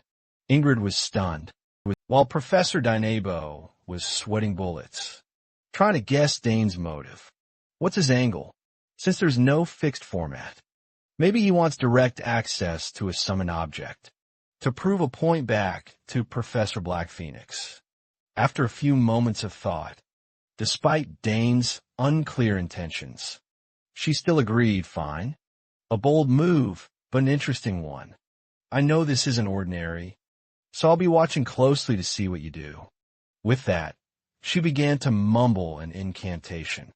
As the spell was chanted, ribbons of energy light drifted into view around them, which finally gathered together, forming a portal in the sky. The moment the portal appeared, a strong gust swept through, causing many onlookers to stumble back. A gigantic wolf head poked out from a gate. This summoned being had the head of a wolf, but a humanoid body. The moment it appeared, it opened its jaws and issued a deafening roar, sending shock waves rippling outward. It was the berserk summon, Etherak, notorious as the most ferocious of the level 4 summons, always attacking anything it laid eyes on. Dane looked at the terrifying summon before him, and far from being afraid, seemed oddly delighted. The sound was truly chilling. How intriguing, he thought to himself, breaking into an excited smile. Professor Delphini looked at Dane with a challenging gaze. There, you asked for a random summon, so I called one. Now what are you going to do? Some assistant professors nearby were also alarmed. That's the most vicious level 4 summon. Even many dual knights would struggle to beat it. What are they going to do? Ingrid worried, despite all the stares. Dana slowly stepped closer to Etherak. Even Professor Delphini was surprised, and called out to stop him. What are you doing? Stop right now. If you provoke Etherak, then, before she could finish, the giant wolf began roaring wildly, warning Dane not to approach. Nevertheless, Dane calmly moved forward slowly. I just need to prove it by any means, right? He asked. Yes, but if you do anything dangerous, then? Phoenix warned. Dane didn't let her finish. He confidently declared it just wouldn't happen. Everyone visibly relaxed at his words. He gently extended his hand forward. This action only made Etherak roar even louder. Its crazed gaze locked ferociously onto Dane. But strangely, the longer it stared at Dane, the madness in Etherac's eyes slowly began to melt away. Finally, it lowered its head in submission to Dane. Good boy, Dane smiled approvingly. The sight left Professor Dynabo and Ingrid utterly astonished. They simply couldn't believe their eyes.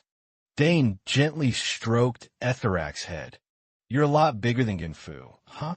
Professor Delphinius, who had summoned Etherac, was more shocked than anyone else present. She couldn't fathom such a ferocious creature would submit so effortlessly.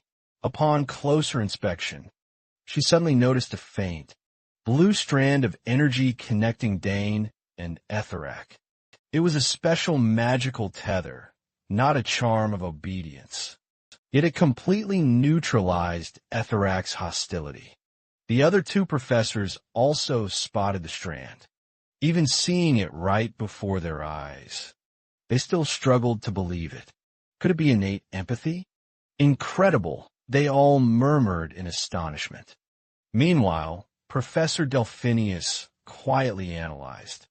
Had he approached Etherac, studied that magical strand, then created a similar link and attached it to himself? If that's the case, this is a superior ability, beyond even what her mentor once praised. With this thought in mind, she stepped forward and acknowledged the test results. Your ability has been fully confirmed. Bravery, calm judgment, and solid skills. There's no longer any doubt. You have passed the test, professors. Dynabo and Ingrid also concurred with the result. Hearing their confirmation, Dane offered only a faint smile. Thank you. Time quickly passed into evening. Dane then recounted his exam results to Lola, leaving her utterly dumbfounded. It only finished in 30 minutes? So you're really the top scorer? Hearing that, Dane's eyes lit with curiosity. Why? I heard you were the top in swordsmanship too. No, you're the top scorer. Lola shook her head. Cheer up. They even threw a celebration for our success. Dane replied with a brilliant smile. But Lola couldn't hold back her tears. She had no appetite. You should eat plenty, he urged. Silently sobbing, she thought, I can't believe it. I never expected such a massive gap. His power is like a natural disaster, utterly overwhelming. She wandered along listlessly. Her dejected posture made Dane want to go over and comfort her. But before he could call out, Uncle But stopped him. She wants to be alone. Leave her be. Don't worry. Lola will get through this. After saying that, the uncle asked Dane, have you contacted your father yet? The Count will surely be very proud. Yes, everyone is very happy. Dane nodded in reply. Hearing this, the Duke glanced around the party and continued. If it's a free major, then it's all the more deserved. Now that the exams are over, rest well and prepare to enroll. Dane didn't forget to offer his thanks. Yes, thanks to your concern, Duke. I had a very good time. Then the Duke, as if he'd suddenly remembered something, asked, right? Have you decided what you'll entrust to the smithy? I'm thinking of a sword, but I don't have a concrete plan yet. My body is still developing. I'm still leveling up, so I don't know which style to choose yet. I'll think it over. Hearing that, the uncle nodded. That's true. No need to rush. Just then, a servant spoke up to remind them, Duke, you should go see the Duchess now. Duke But's face turned urgent. I know, I'll go now. With that, he hurried off, watching him depart. Done a guest. The Duchess's condition still hadn't improved. Beside him, Lola added, thankfully, the symptoms haven't worsened, but they haven't gotten any better either. This has been going on for years. Faced with the situation, Dane could only sigh inwardly. What a pity having never witnessed a relative fall ill. I can't possibly understand how that feels. Should I go comfort Lula, he wondered. Time passed 2 days later. In the morning at the Royal Academy, The new students were gathered for the opening ceremony. An old man stood before them and said, "It's a pleasure to meet the new students of the Royal Academy. Amawan Hamid, the headmaster. Seeing those who had overcome such fierce competition, I believe the Empire's future will be very bright. This year, there were so many outstanding talents. One student even got into the free major, a place only 2 people have managed. In the past 100 years, all 3 department heads approved him. The kind of entrance you'd expect from someone who'd been reincarnated. Into a game world, the whole hall buzzed. Everyone whispering got into the free major. Who could be that talented? Right after, the headmaster invited the new top student to represent. Please, Dane Sagers. Stepped forward hearing his name. Dane stepped up calmly. When students recognized his surname, they couldn't help but murmur. That's the one who passed the free exam. The Soga's family is truly blessed. At the same time, Dane's parents were there to witness their son's enrollment. Have you seen Dane? He's grown so much. Ranked first, already you raised him well. Aiken smiled brightly and replied to Mr. But compared to you, I'm nothing hearing that. Mr. But complained I have 2 sons. Neither of them turned out any good. The youngest started school without anyone noticing. The eldest got expelled, and the youngest ran away from home. Meanwhile, you have 2 daughters. I'm honestly envious. Aiken forced a smile. But you still have Lola, Mr. But looked at his daughter with some regret, wishing his wife could have come to attend as well. Turning to the professors. Professor Delphoenix was chatting with Dane's sister. Cly, you've always been so close to your summoned beasts. Ever since childhood, haven't you? Yes, Professor, Cly confirmed, nodding. This only solidified the professor's conviction about their innate harmony. She glanced at Dane again, inwardly seeing him as a genuine anomaly, a child with no mark whatsoever, who had outmatched every summoner, paying no mind to everyone's astonished stares. Turning to Claire, she also asked the professor, if Dane's harmony level is so high, is there any chance he'll summon creatures from beyond the horizon? Beyond that horizon lies another world, one where summoned beings once existed, and then vanished 100 years ago, back when it was linked to the mainland. Faced with that question, Professor Delphines could only answer uncertainly. Who can say? The creatures there choose their mages on their own, so it's entirely possible. Turning to Headmaster Iwan, he observed Dane and nodded with approval. So, you're the prodigy everyone's been talking about. Feel free to showcase your talents at this academy. With that, he handed Dane a piece of paper. Dane reached out to take it, replying confidently, I will remember that, Headmaster. Then, the representatives of those who passed the exam will now take the oath. Someone's voice rang out, and so, the opening ceremony quickly drew to a close. Looking at the paper in his hand, Dane thought to himself, finally, I'm in the academy. It took a long time to get here, but I won't waste this new life. From now on, the real beginning starts. We cut to the academy's main lecture hall, where the assistant professors remind a group of freshmen the academy introduction is over.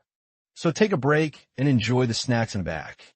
Hearing that, the students began chatting excitedly among themselves.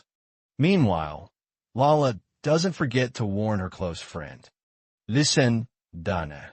A lot of people are going to start targeting you, whether their intentions are good or bad. You have to be careful if anyone offers you anything. Think it over thoroughly. She paused, then lowered her voice and added, I've heard this place is full of weirdos who never learned proper manners at home. Dane, faced with Luella's anxious, new mother expression, could only sigh, all right.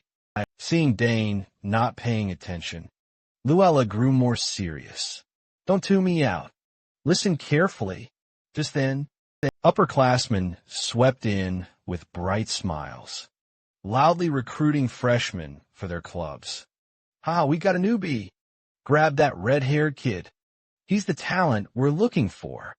They were pitching themselves as energetically as MLM salespeople, which only made Luella sigh in exasperation. The upperclassmen have already started hunting freshmen. During the break, Dane found the whole scene pretty amusing and thought to himself, my sister told me about this. There really are a lot of interesting clubs here. Quickly, the upperclassmen remembered Dane's existence and shouted, find that stressed kid at the top of the leaderboard. No, we have to pull him into our club. They all turned and stared at Dane at once, which even made Luella panic. Donna, everyone's got their sights on you. What do we do now? First things first. Let's get out of here. The swordswoman immediately grabbed Dane's wrist and dragged him, running. But would the upperclassmen let them go that easily? Dana Sogres joined the bodybuilding club and forged the perfect physique. A burly senior shouted nearby. A blonde senior was tugging hard too. Hey, rookie, what do you think about the map research club? Join now, and you'll get access to brand new maps. Our astrology research club is full of top-tier talent. Over there, someone spotted Luella. Look, that's the heir of the Thmain family. We can't let our precious lady escape. They cried, chasing the two like zombies, zeroing in on fresh prey. Luella shouted in terror. No way I'm joining. I'm not joining. Dane found the scene oddly familiar. He'd been hunted by enemies before, but never like this. It's truly exhausting being at the very top of the list. He let out an inward sigh. Meanwhile, a certain professor strolled down a hallway. This prompted an assistant to whisper, is that Cause Street Field? Yep. Word is he resigned as the Royal Knights leader and immediately became a professor here. Wow, what a standout figure indeed, though he might be quite a handful now. Another student joining the free track after decades. These days, you could just coast by with a mediocre essay and decent grades. But now, I suppose, I actually have to prepare a proper lesson plan. What a complete nuisance. Professor Katz was already getting a headache. The orientation for new students was winding down. Why do I have to be the one in charge right now? He spotted Dane in front of him and asked, You're Dane Sagers, correct? You're early. Hearing his name called, Dane turned and bowed in greeting and said, Hello, Professor. It's a pleasure to meet you. All right, come on in. Professor Cause replied, then quickly invited Dane into his office. After that, he couldn't help but grumble about his unfortunate fate. I worked so hard to get this position. I came here to rest, not to teach students. And I certainly don't want to be anyone's mentor. I'm truly fed up with these nights. With that thought, he then asked Dane with genuine curiosity, Why did you apply to the free track? Because I want to do everything I desire. Dane answered. So, have you ever considered switching to the special track? Cause suggested. No, not yet. Dane shook his head. Hearing that answer, Cause's face tightened.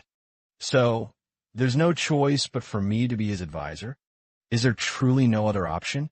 If he hasn't taken the swordsmanship exam, it means he's not confident.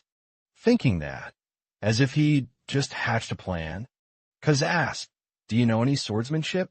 I don't mean to insult you, but since you're in the free system, and I'm your professor, you'll need at least some basic sword skills. Turning to Dane, he immediately sensed something was off. This sudden talk of swordsmanship didn't feel like a warm welcome at all. Dane frowned, considering. He mulled it over, then replied, It's not that I'm not interested in swordsmanship. Hearing that, Kiss sprang to his feet and proposed.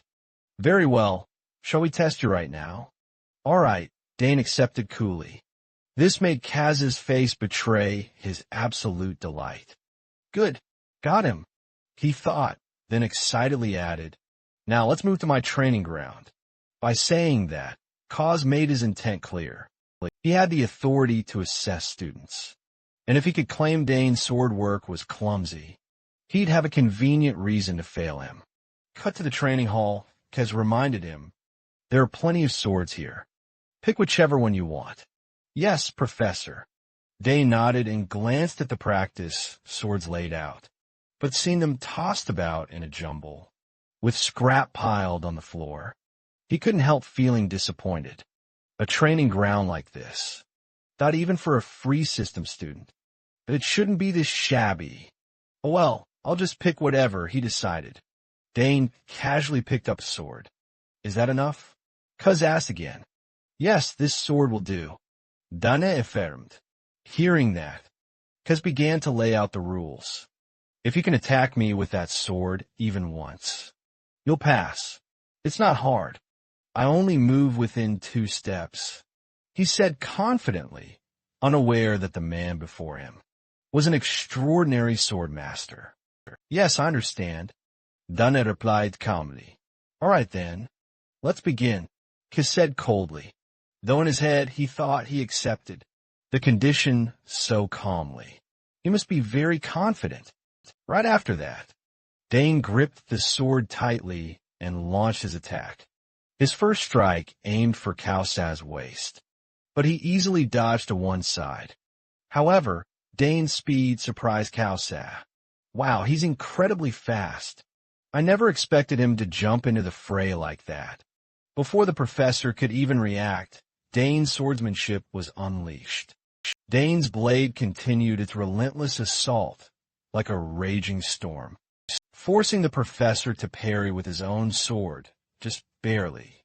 Afterward, Professor Kaz swallowed nervously, feeling the tension.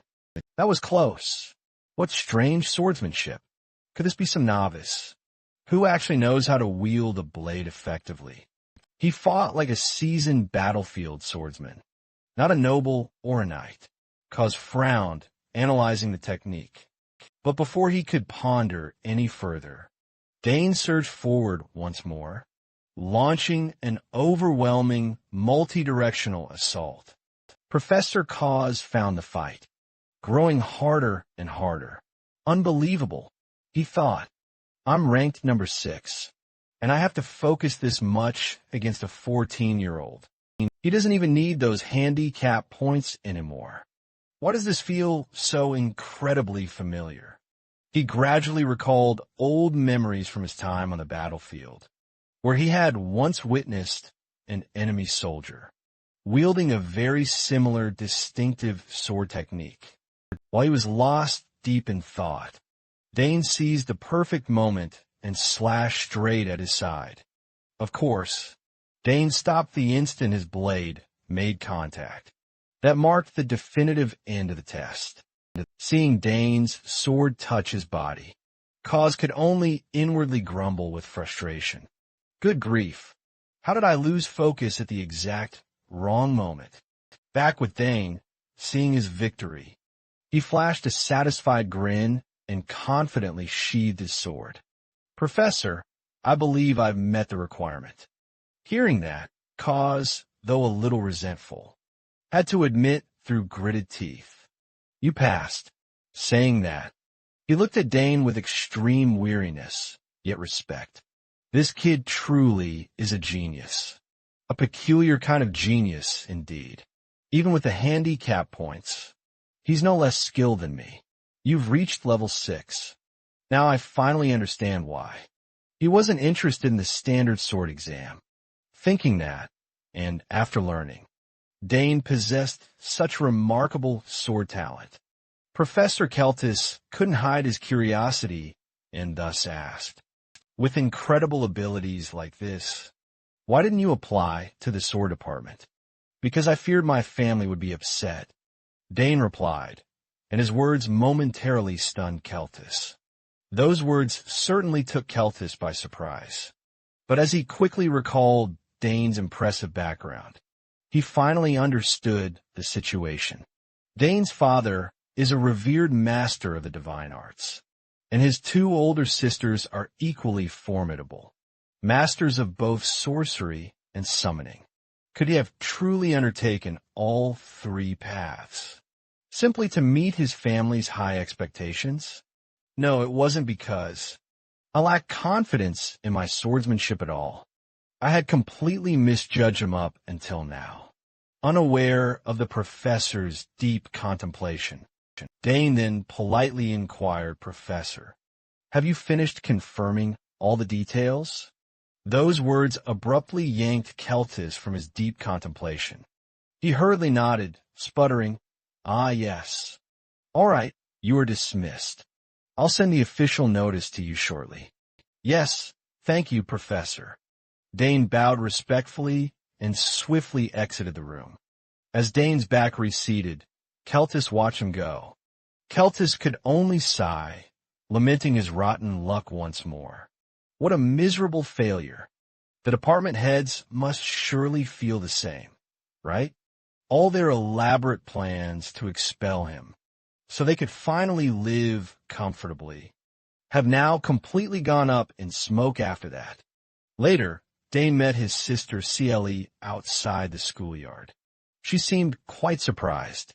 That Dane had finished the exam so effortlessly. "You actually passed that test. That's incredibly strange." Professor Keltis isn't one to just hand out passes easily. He only participates in regular teaching once a year. But this time, the headmaster himself had to call him in. He absolutely detests dealing with anything troublesome. Hearing that, Dane felt a little perplexed and muttered, "He certainly does live by his own rules, doesn't he?" "Precisely. That's exactly why I was so surprised." But fortunately, nothing unexpected happened, Silly said with a smile, which made Dane feel a quiet satisfaction inside. "My sister isn't one to give out much praise, but true to Klee's character, she only feels truly at ease when I'm safe and sound. That's also one of the main reasons why I genuinely adore my big sister." Just then, Arabella came running up from a distance, cheerfully calling out, "Oden, I was wondering where you were. So you're with Seely, you passed the exam, right?" she asked with a smile. And the moment the three sisters gathered, everyone around began to buzz. Look, the Sagar sisters are together. Arabella and Kelly were already amazing. And now, the youngest is even better than her older sisters. What kind of family are they? The group murmured in approval. And then Dane followed a guide to tour the dormitory. As they walked, the guide introduced himself. "I'm MO in charge of the entire dorm. The dorm is divided into 3 zones, based on entrance scores. The highest ranking area is called Dan, named after the surname of the first emperor. Student Dane, you were the top of the free major exam. So you'll be in this area. The dining hall, training grounds, and library all meet high standards. And there are also rest areas and a magic projection room. There are also some secret facilities, but depending on your scores, you might be required to move out of this area. Arabella and CL used to be here too, but your sister has already graduated." Then he took out a key and explained, "This is the access key for Student Dane. We'll give you 2 as spares. If you lose them, report it. Be careful from now on. There are a lot of odd students here. They're not bad people, but sometimes unexpected things happen. Check your room, and if you need anything, report to the logistics office." Having said that, he left immediately. Dana exhaled. Should I go check out the room? Thinking that, he quickly walked around and muttered, "So upscale, but why is it so quiet?" Something felt very strange. He couldn't sense any human breath at all, as if everyone had evaporated. So what on earth happened? Dane furrowed his brow and wondered, burning with intense curiosity about the situation. Dane's eyes fluttered shut as he concentrated on releasing the energy within. He pushed it outward spreading his key sense to scout the area. Dane's energy flowed seamlessly, reaching into every nook and cranny of the dorm, as images slowly materialized in his mind. A faint whiff of oil and grease tickled his nose, then a faint clink of gears. This is a trap. Catching on, Dane let out a small, knowing smile. So that's it then? A debut ceremony? Dane muttered, just as he'd predicted. Meanwhile, in a hidden corner of the dorm, a group of students observed Dane intently through a simulation screen. Seeing him stand there motionless, a red-haired boy wondered aloud, why isn't he moving now? Does he have unusually sharp intuition? A green-haired boy beside him grumbled, Hey, Enod, could he already know about all our traps? In response, the young man, Enod, smiled and adjusted his glasses, then declared confidently, absolutely not. The Juliet family are legendary hunters, with a lineage spanning centuries. So, I'm extremely confident in our traps. This handsome student was none other than Baron Juliet's eldest son, Enod Juliet, a third-year marksman cadet. Hearing that bold assurance, someone in the group grew a little worried. But, could it be dangerous? Enod waved his hand dismissively. Of course not. I removed anything that could cause actual injury. It'll just be enough to make him a laughingstock. Turning back to the onlookers and seeing there was no threat to life, they became even more excited and eager to watch Dane get thoroughly humiliated. This debut is definitely one to look forward to. That brat's going to be pathetic when he shows up, Enod said, his voice full of mocking amusement. Then a worried voice asked, Are you sure it's all right? That's the Sagers family, you know. So what? We've all been through a memorable debut. Enod replied, utterly carefree, not a hint of concern in his voice. Just you wait. He'll be scared out of his wits. After all, when it comes to the big families, a mere student prank like this isn't enough to make the elders intervene. But unlike Enod's unwavering confidence, a girl in their group frowned and voiced a warning. But you're forgetting, she began. He's the top student in the free major. Aren't you? This time could be different. Both of his sisters are bona fide geniuses. And he even got into the free major as well. He might even be better than both of them combined. The girl was Priscilla Neal, a fourth-year neuroscience student from the esteemed Neal family. Faced with Priscilla's growing suspicion, Enod rolled his eyes in annoyance and shouted, You mean he won't fall for my trap? Before Priscilla could even answer, a brown-haired student beside him teased, Isn't it true? You're not that confident yourself? Don't laugh. No way.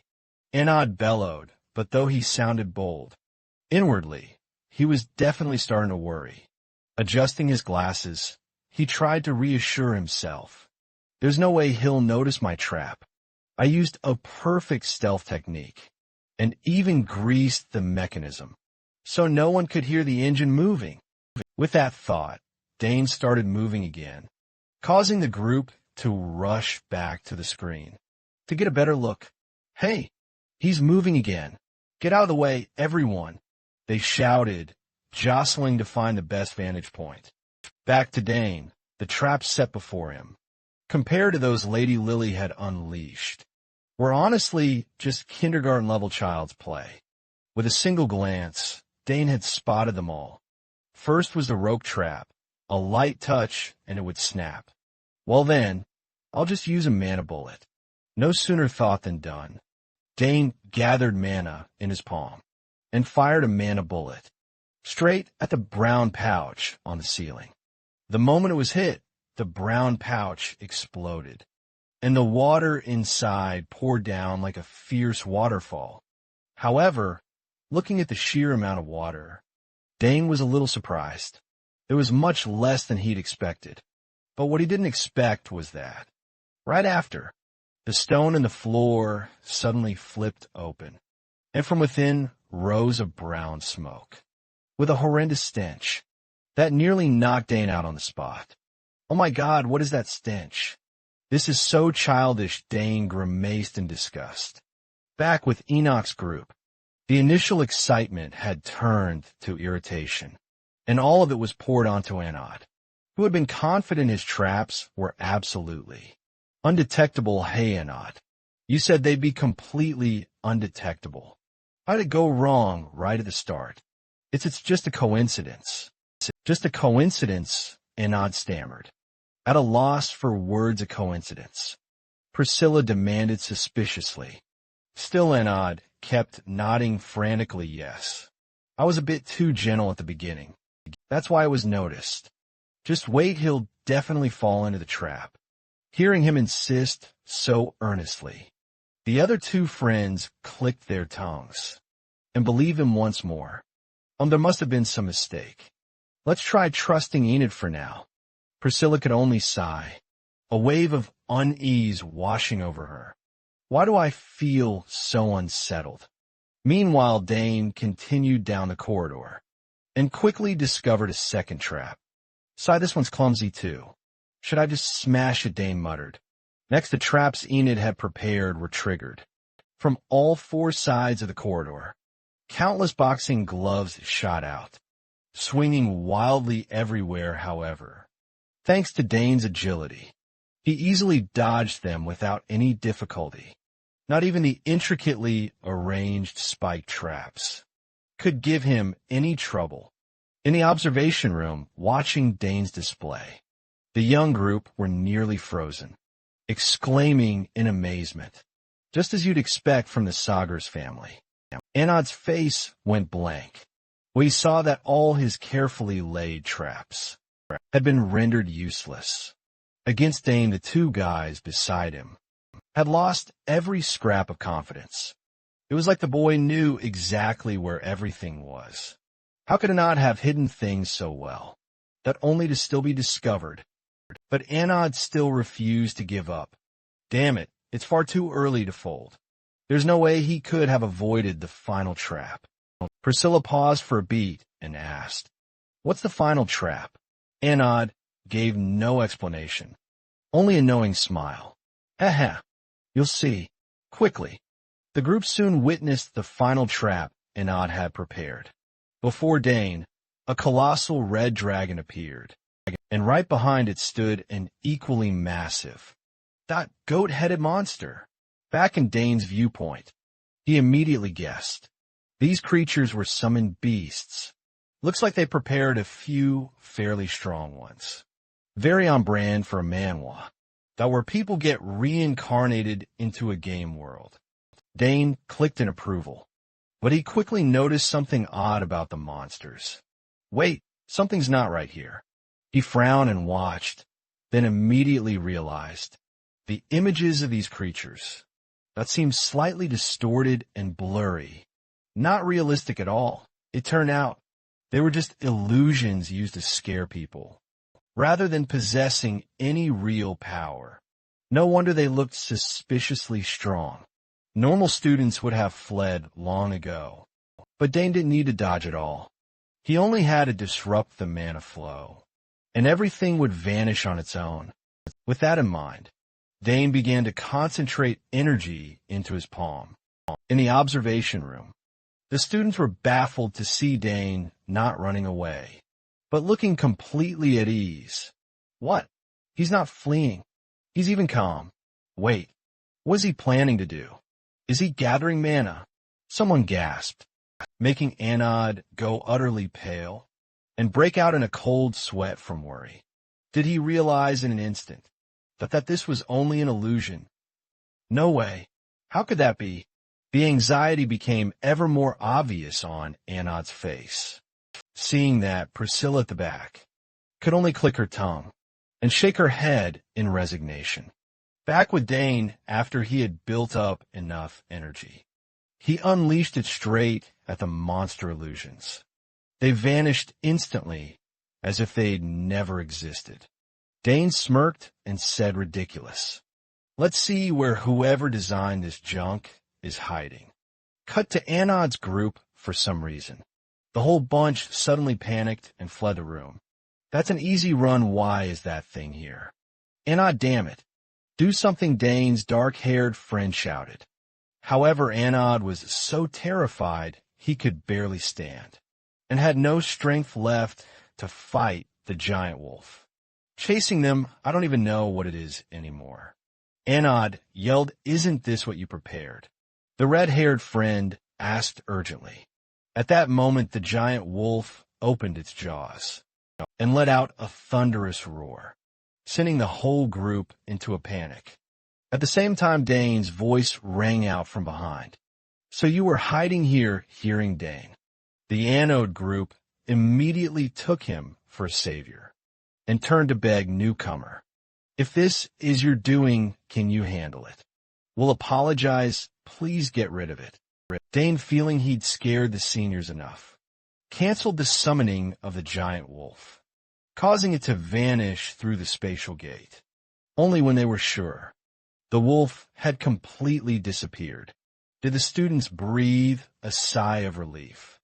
Then the long-haired male student straightened his clothes and awkwardly addressed Danahem.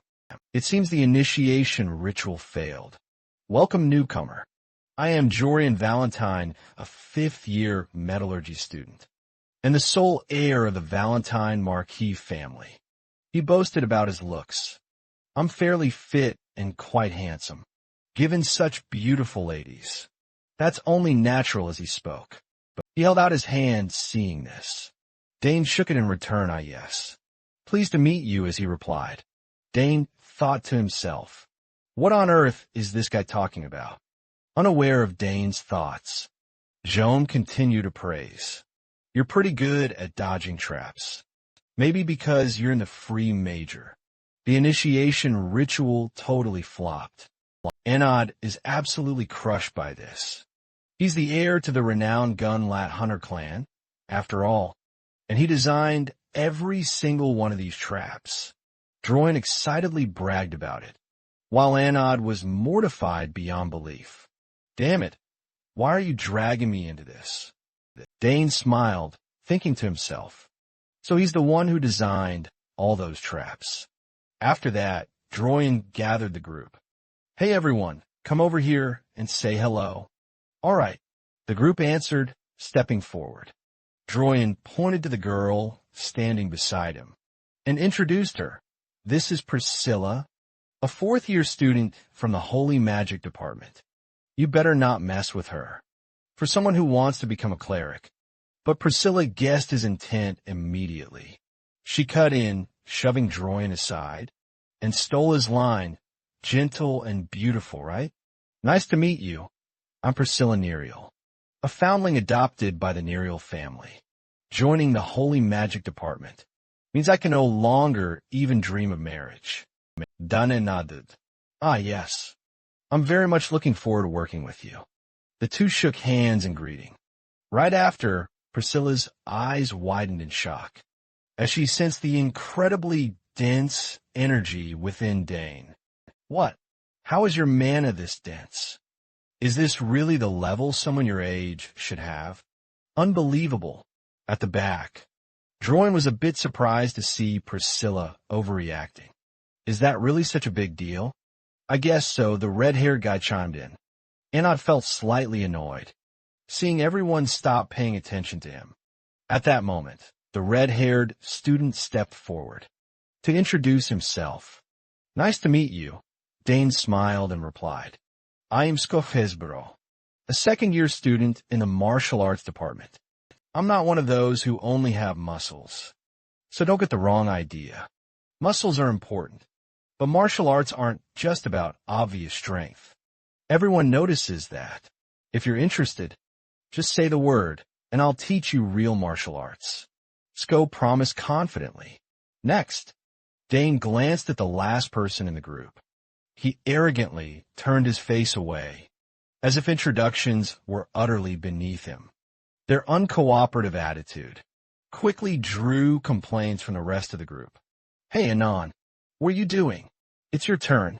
Don't tell us that you're upset because all your traps were dismantled. Seriously? Over such a small thing?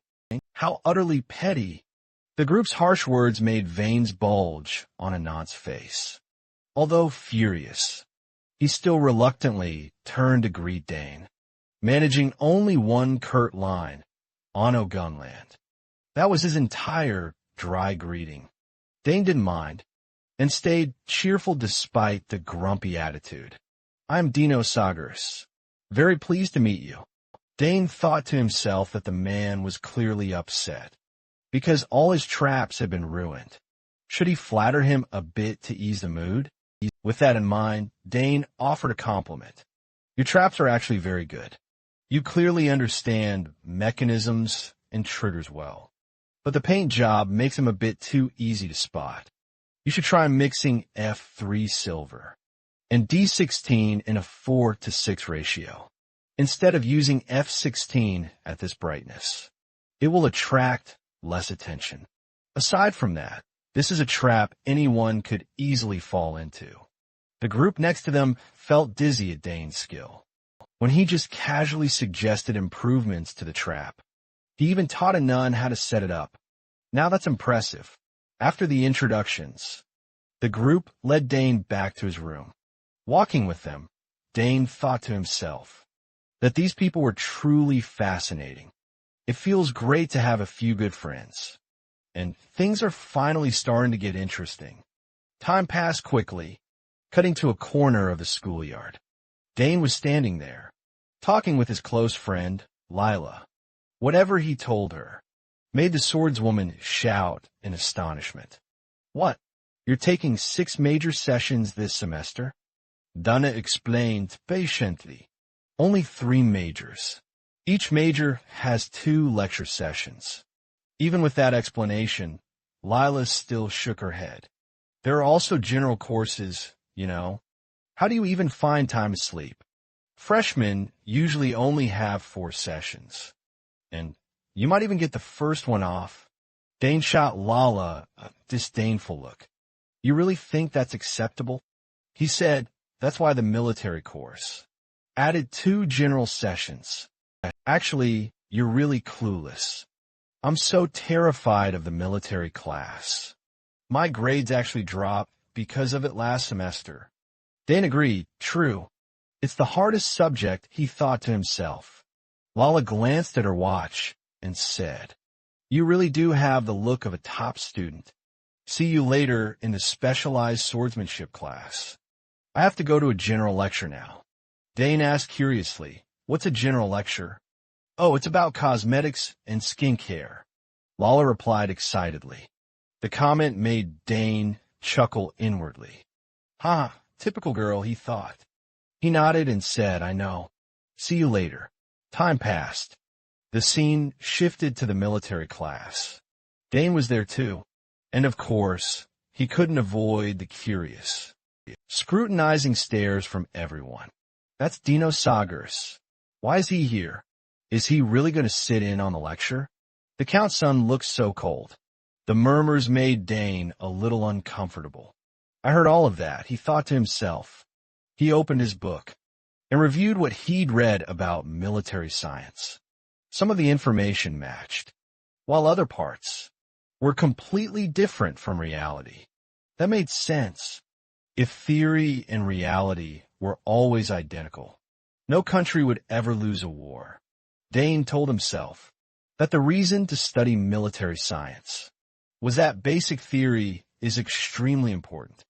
Just then, a middle-aged professor with a stern face entered through the door. "Hello, everyone. I'm Francisco Gabius, and I'll be responsible for teaching military theory. Just call me Professor Gabius. Once roll call is done, we'll begin the lesson right away."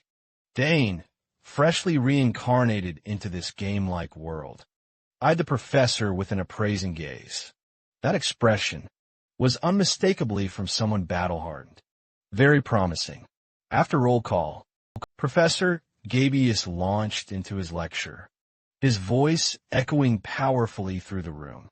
"You must study military theory deeply, for it to be truly effective on the battlefield. Soldiers may act rashly, But a commander must always weigh victory against the lives of his men. Clearly, theory is incredibly important. Only by grounding your actions in theory can one truly grasp battlefield realities. And it is by noticing the inconsistencies between theory and practice that we truly learn the value of military theory. I am genuinely curious. How many talented students here will become true elites?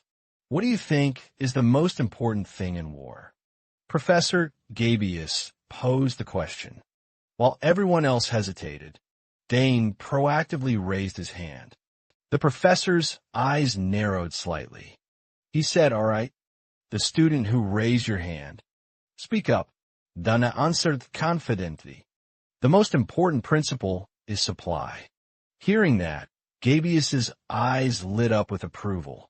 He nodded. Correct. Victory, success, or any advancement can only occur when supply lines are secured. Interesting. Someone got it right already. He turned to Dane and asked another question. So, do you know what the three most important aspects of supply are? Dane replied immediately. First, strict military management. Supply from central command to the front lines isn't just a matter of physical distance, but an extended system.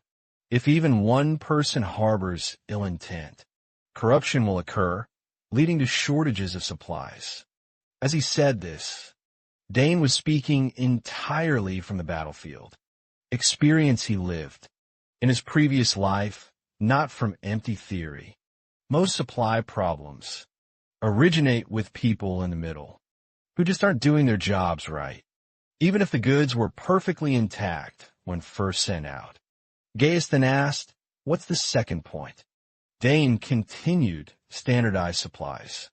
If the quantity and weight of goods are standardized, mass production becomes significantly easier, allowing for much faster resupply. This way, frontline units can maintain their strategy without suffering heavy losses."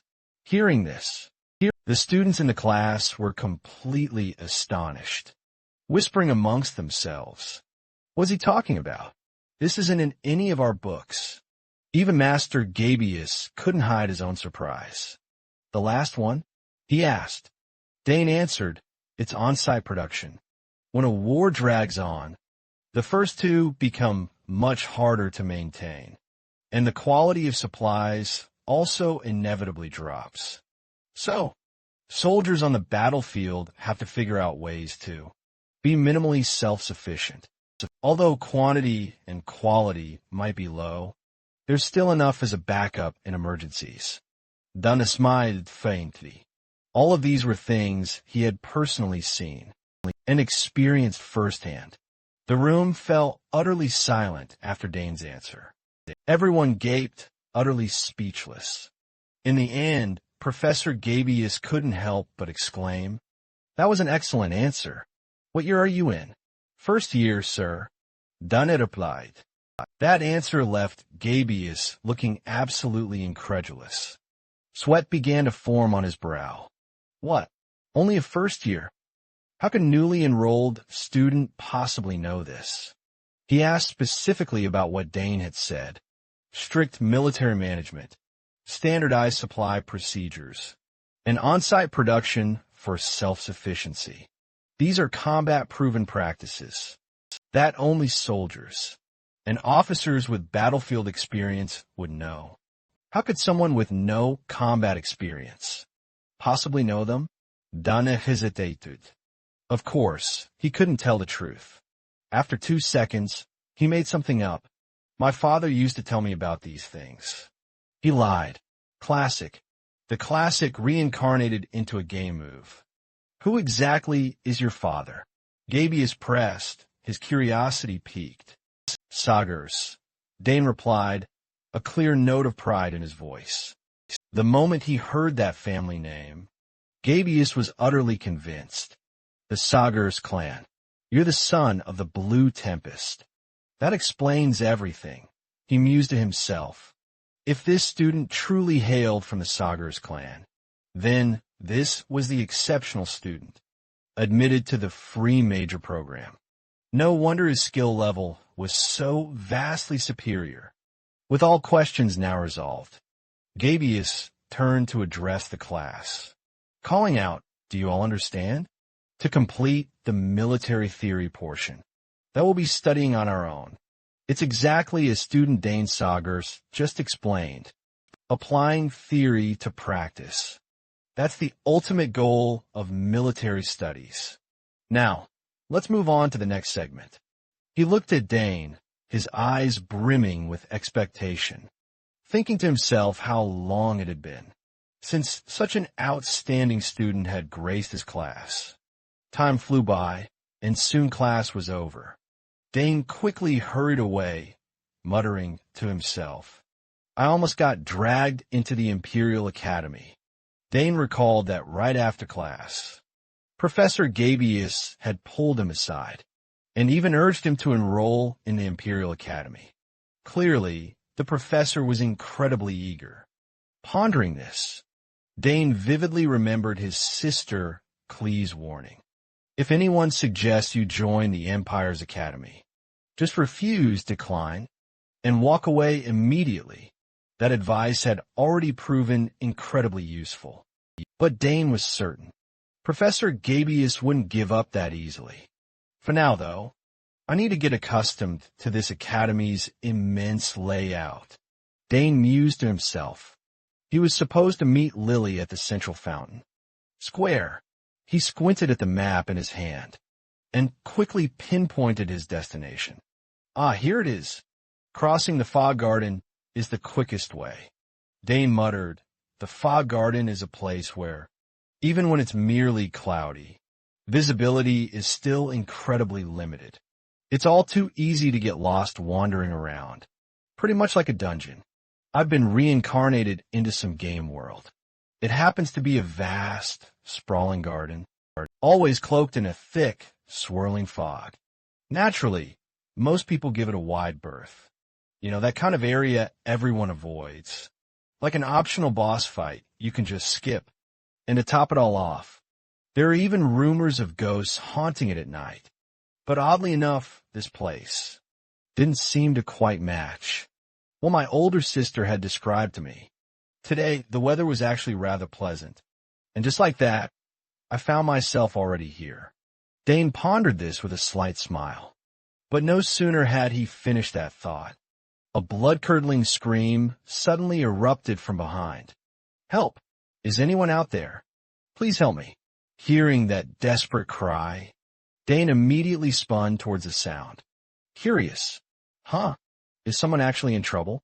That noise is definitely coming from inside the garden. Then he remembered his mother's advice, to always lend a hand to those in need. Dane quickly reassured himself, I still have enough time before my next class. I can save them and still get to school with time to spare. Fueled by that thought, Dane dashed straight towards the source of the cry. A short while later, he managed to pull out an unidentified student. The moment he was freed, the guy started chattering his thanks. "Oh, thank you. I really thought I'd be stuck in there forever." Dane casually waved it off and inquired, "Are you injured at all?" The bespectacled student shook his head no, claiming he was merely a little tired, but otherwise fine, then quickly introduced himself. "I'm Island, a first-year student in the exploration department." Upon hearing that, Dane gawked at Island as if he'd seen an alien. An exploration department trainee. Got lost. Dane's voice dripped with pure surprise, which caused Island to look instantly ashamed and flustered. "I just got so excited. I wandered off without even realizing it." Island sheepishly scratched his head. "You got so excited that you actually got lost?" Dane let out an exasperated sigh.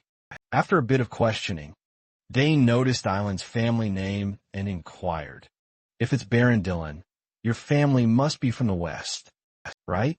Your crest probably features a ship and sailors. Your house is the most famous for exploration, isn't it?" "That's right. My family has been pioneering the seas and distant lands for generations. But that seems a bit hard for you to grasp. Dane mused to himself inwardly. Then Island asked again, "It's surprising you know so much about our family. What's your name?" "I am Danisagis." Dane replied with a smile. The moment Island heard Dane's name, his expression changed dramatically. "Are you the new trainee who was admitted to the free major after 100 years?" "Well, that'd be me," Dane said, scratching his head sheepishly. Seeing that, Island looked at him with idolizing admiration. "Oh my God, how lucky. I've been dying to meet you." Island's overwhelming enthusiasm made Dane even more flustered. While they were chatting, Dane noticed a few bruises and even some scars on Island. They looked very different from the kinds of injuries you'd get from exploration. He thought to himself, could it be because? Then decided to ask, "Are you exploring this garden?" Island answered excitedly, "Exploring? I'm thrilled, actually. For me, not just the garden, but anything new I encounter is an adventure. Not only a maze-like garden, but people and objects too." As he spoke, Island opened his backpack to show Dane the countless items he'd collected. "Look, all of these are exploration tools. My goal is to explore every corner of the academy." Dane was surprised as well. That's a lot of exploration gear. "And this foggy garden is on your list of targets, right?" Island nodded. "Of course. I'm sure something's here. It's cloudy and the fog is thick. Doesn't that seem weird?" Dane nodded in agreement. "So, have you discovered anything yet?" Island shook his head, a hint of regret in his eyes. "Not yet, but I'm convinced some incredible power lies hidden here, though no one's managed to unravel its mystery." "Still," Dane replied with a shrug, "there has to be a reason no one can figure it out, right?" Island pondered for a moment, then ventured a guess. "Right, but what if it's a power born from unknown factors, like the legacy of an ancient kingdom, or even a summons from beyond the horizon?" Island's words began to truly pique Dane's interest. If it really is the legacy of an ancient kingdom, that would be fascinating, Dane mused. Dane considered this, then nodded in agreement. Seeing that, Island's face lit up too. "You think so? I really want to uncover the secret here." They were deep in conversation when Dane suddenly remembered he had to get to the lecture hall and exclaimed, "All right, I'm on my way to class." Hearing that, Island hurriedly agreed. "Then let's get out of here quickly." But before they could leave the garden, it suddenly began to pour. Island's expression completely shifted. "This is bad. I've heard that when it rains, the fog gets even thicker." Dane startled and asked, "What? Won't that make it much harder to get out?" "Exactly. We'll easily lose our bearings," Island said through gritted teeth. Sure enough, just as he warned, thick tendrils of fog began rising all around them, noticeably cutting down their visibility. Even when Gabius took a compass out of his bag to check their direction, its needle just spun round and round like a frantic wheel, never settling on any bearing. Indeed, the compass didn't work either. This way, they couldn't move. The bespectacled young man sighed bitterly. Meanwhile, Dane asked, "Can't we deal with this using our exploration ability?" Gabius shook his head, put the compass away, and pointed ahead. "There's another path here, but the fog is too thick to reach it. Some unknown force is acting on this place." Hearing that, Dane broke into a cold sweat and muttered, "An unknown force. Damn it. Did I just stumble into a trap?" Unaware of Dane's thoughts, Gabius turned, his voice laced with anxiety. "My body feels so heavy. What do we do now?" "Iemzosuri dana. It's all my fault for rushing ahead." Seeing his friend's worry, Dane replied, trying to reassure him, "Don't worry too much. Let's just wait and see how things play out, then we'll decide." However, while Gabius grew increasingly tense. Even on the verge of tears, Dane sensed something entirely different. This fog, it feels oddly familiar. Is this just my imagination? Why don't I feel weakened? On the contrary, I strangely feel stronger. Could it be?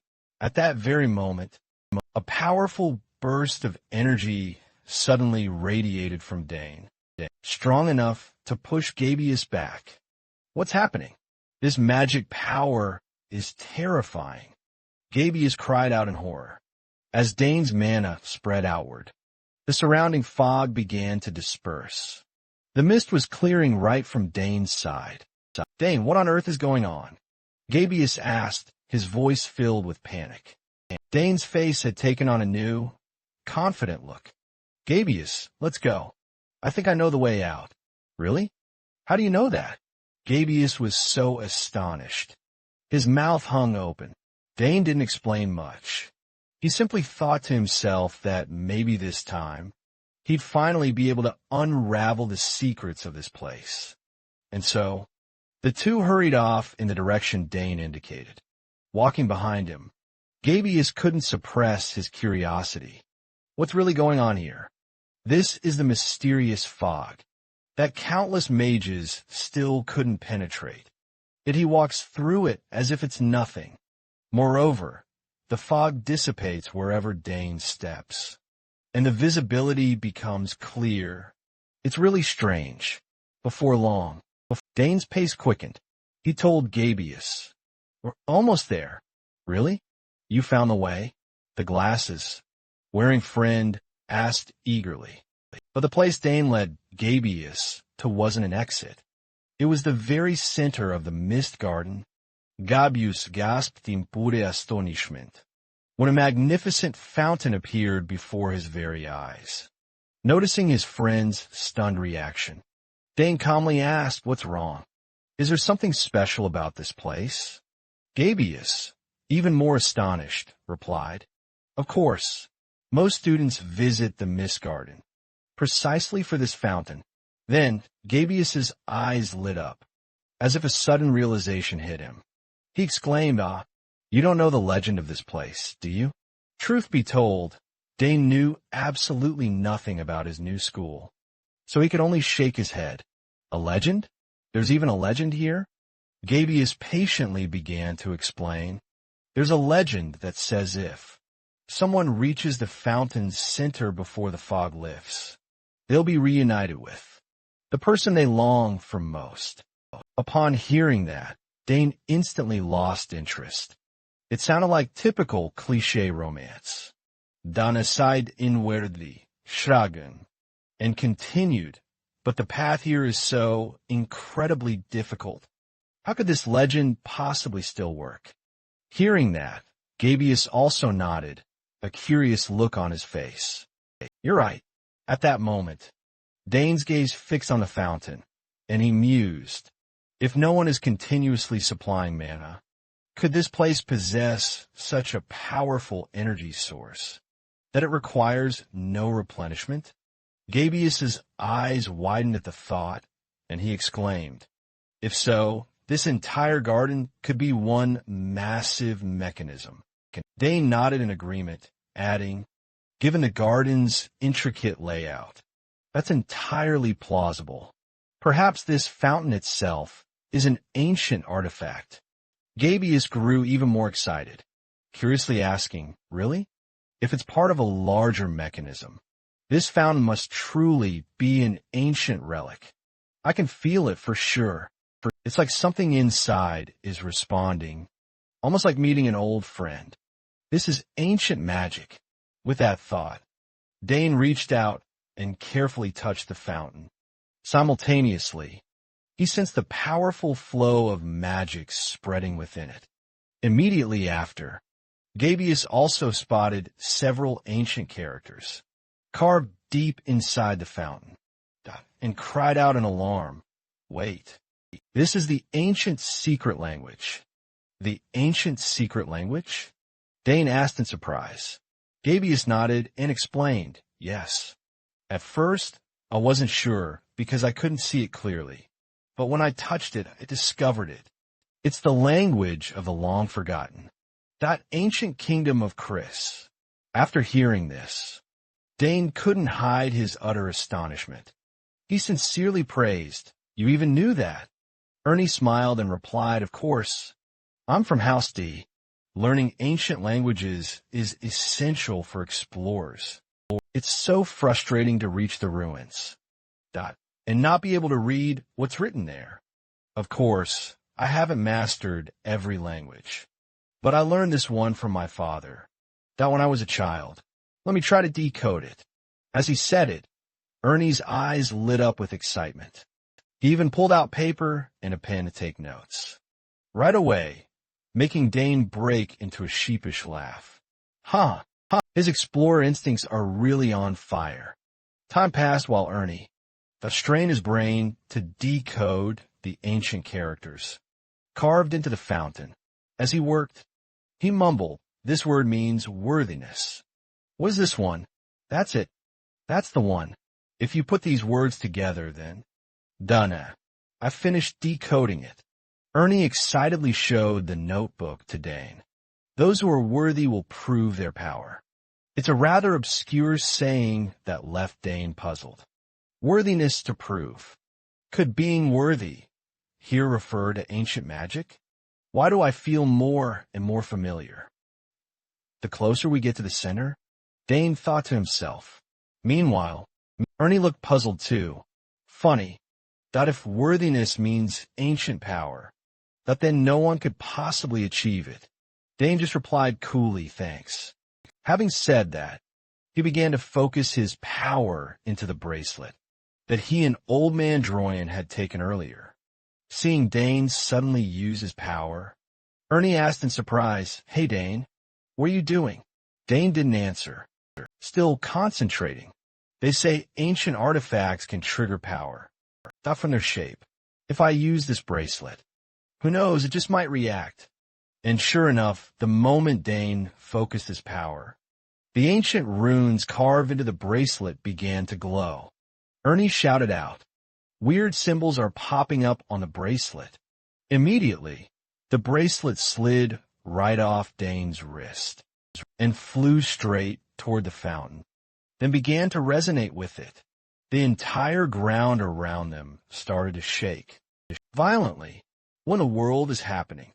It's shaking so hard, Dane. What did you just do? The fountain sank into the ground. Ernie yelled in astonishment. Dane couldn't hide his delight. Great. I finally did it right. Even an idiot could tell something was incredibly wrong here. What's happening? Even the mist is starting to clear. Activating an ancient relic this easily? Could the qualified one the fountain mentioned really be Dane? Thinking that, Ernie fixed his gaze intently on Dane, trying to figure out who his friend actually was. But before Ernie could think any further, the huge blue crystal before them suddenly shot out a dazzling beam of light. Dane immediately called out, "Ernie, look, something's glowing at the center." And both of them gaped at the brilliantly sparkling sight. Wow, it's really beautiful. It's like a gem.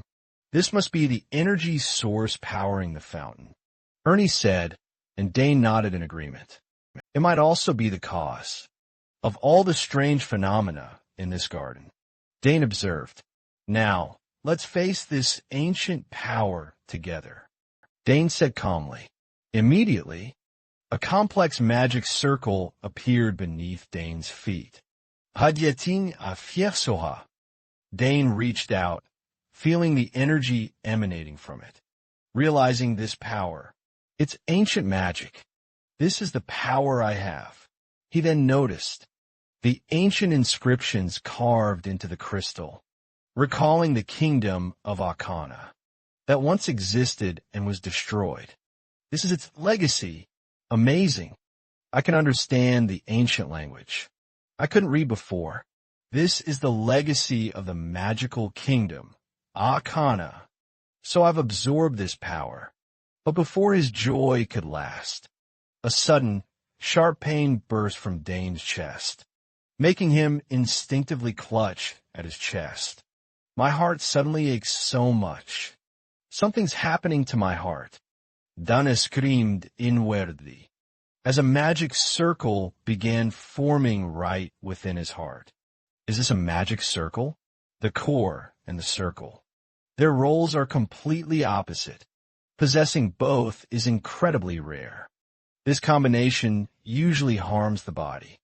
That's why magic swordsmen often suffer from heart problems. I didn't expect it would be forcibly implanted. Like this. Anxiety clearly showed on Dane's face. So much that Ernie noticed. Are you really all right? You've looked pale this whole time. Ernie asked, clearly worried, not wanting to worry his friend. Dane forced a weak smile and waved his hand dismissively. Don't worry, I'm just lost in thought. Hearing that, Ernie fell silent for a few seconds. He didn't want to press further, so he just nodded and said, yeah, I was shocked too, but this power you're talking about, I did absorb it. The bone shard and those ancient runes as well. It seems like they're all connected to me now. From Dane's point of view, Ernie's curiosity didn't really surprise him. Dane thought to himself that Ernie was probably bursting with questions too. Best to get a clear picture first. With that in mind, Dane pinned the whole thing on his sister. I only did it the way my sister taught me. I don't know the details either. Oh, when you find out, be sure to let me know, Ernie said with a smile. Dana nodded, definitely. As the two left the garden, Ernie replayed the day's events and excitedly shared. Today, I felt like my blood was boiling. Total adventurer vibes. Like someone who's been reincarnated into an RPG. Want to explore the Academy's mysteries with me? Then we can swap stories about any strange phenomena. Or eerie places we find. Sound great. Dane replied with a bright smile, his heart practically bursting with anticipation. Who knows what other places might hide magic like this? Ernie suddenly remembered something. He then reminded Dane, hey, weren't you supposed to have class soon? The reminder made Dane jump. He hurriedly patted Ernie on the shoulder and dashed off, right? Sorry, I have to go. See you later. See ya. His bespectacled friend replied with a grin. She watched Dane's retreating back and thought to herself, he's truly an interesting friend. If I keep exploring with him, there'll definitely be many wonderful things. I'm so excited. It cut to Dane dashing forward like the wind. As he moved, he felt a distinct difference. After absorbing the energy from the blue crystal. Strange. Why does moving feel so much easier now? Like a buff. I'd expect this after reincarnating into a game world. Although the circle and the core coexist, I don't feel any discomfort.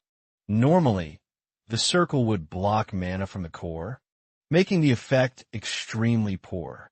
But now, no matter how much mana I generate, nothing seems out of the ordinary.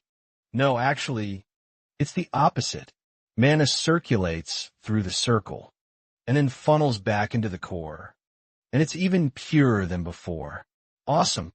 I should get in touch with the eldest sister right away. Time passed. Cut to a territory in the desert region. Stone District at this point. Dane and countless students from the Royal Academy had gathered here for reasons unknown.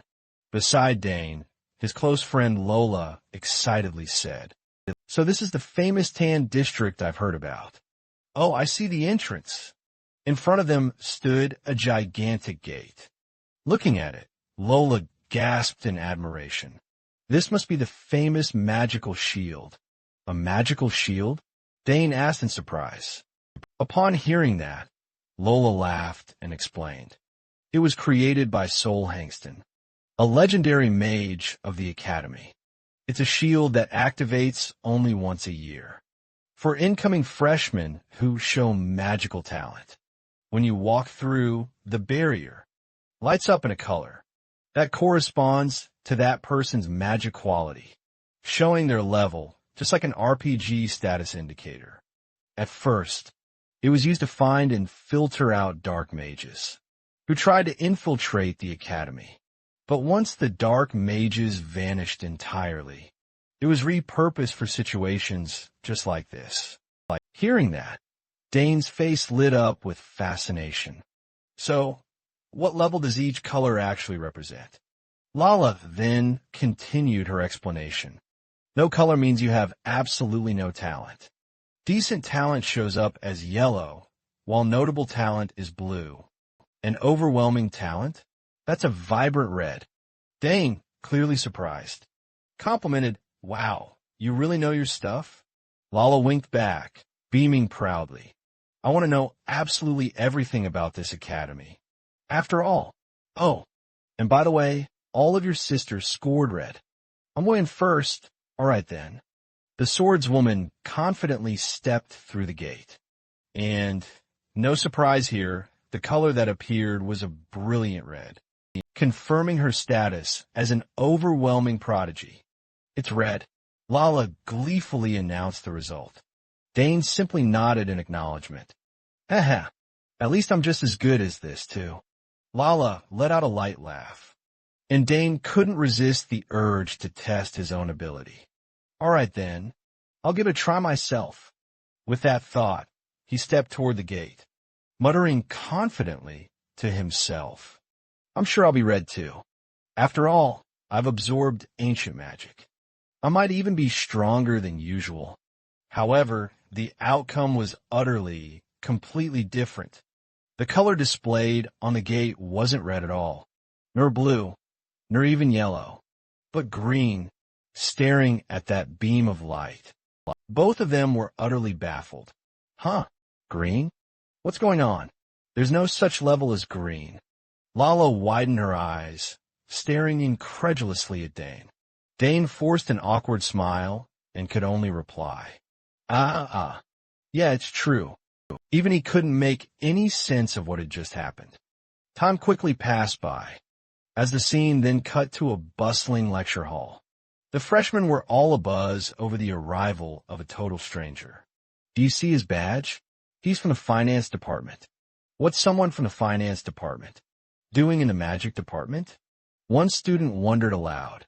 The person next to him simply shrugged and replied, "How would I know? The magic department classes are always packed. He probably just came to sit in on orientation and will just leave afterward." Standing before the group was a tall blonde student, his face practically oozing arrogance. Noticing him, an orange-haired student stepped forward to ask, "Senior at Ho, what are you doing here?" At Ho answered bluntly, "Oh, I just stopped by because I have something to hand off after class." "But he still hasn't shown up yet." "I mean, that interdepartmental student. I'm talking about Giamet, the fifth-year representative of the magic department." Up front, the freshman looked puzzled. "He said he'd be joining this class, but I haven't seen him anywhere." At Ho scanned the room once and nodded. "Is that so? He's probably just strolling in. When he arrives, make sure to bring him to me. After all, he's Senior Arba's younger brother. I should give him a bit of special attention." "Yes, sir," the freshman replied hastily. Just as Ho was about to turn and leave, he was drawn in by the sudden, raucous noises erupting from all around. "Wow, he's really handsome. Look at those eyes. He even resembles Luke Bao. Being the top student is great. Wherever you go, you become the center of attention. The person standing next to him is Lilith, right?" Sounds of admiration began to rise. However, for someone like Dane, who despises noise, being the focus of so much attention and gossip gave him a pounding headache. Meanwhile, his close friend Lilith teasingly enjoyed it. "Wonderful. The top student is always the talk of the town, no matter where he goes." On the other side, seeing Dane's figure, Ed Ho curled his lip in a smirk. "Oh, finally you've arrived." With that, he stepped forward and greeted, "Nice to meet you, Dane Sagers. I saw you crystal clear at the matriculation assembly. You truly stood out." His sudden words left both Dane and Lula completely stunned. They silently questioned, "Who is this guy? He looks like an upperclassman. But why is he being so familiar?" Pondering this, Dane couldn't resist asking, "But who are you? Doesn't the magic department teach basic courtesy as well? If you truly needed to see me, shouldn't you introduce yourself beforehand?" Dane's voice held a hint of annoyance. The arrogant Ho. His face immediately bulged with blue veins. Fueled by anger, his eyes flashed wildly, and he ground his teeth. This insolent brat, he seethed inwardly. Not just him, but even the new students nearby could feel the tension in the air. Ho was a ticking time bomb ready to explode. They couldn't help but feel a pang of worry. Did Dane just speak to Senior Ho like that? Wouldn't this escalate into a huge problem? To offend a senior would practically ruin your academy life. Back to Ho. After taking a few steadying breaths to calm himself, he sternly told Dane, "I came here specifically because you're the younger brother of a senior I deeply respect, yet you act with such arrogance and truly don't know your place. Have you ever considered that your behavior could tarnish your family's reputation?"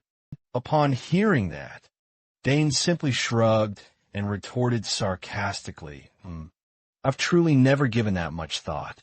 Besides, aren't you the one being rude here?"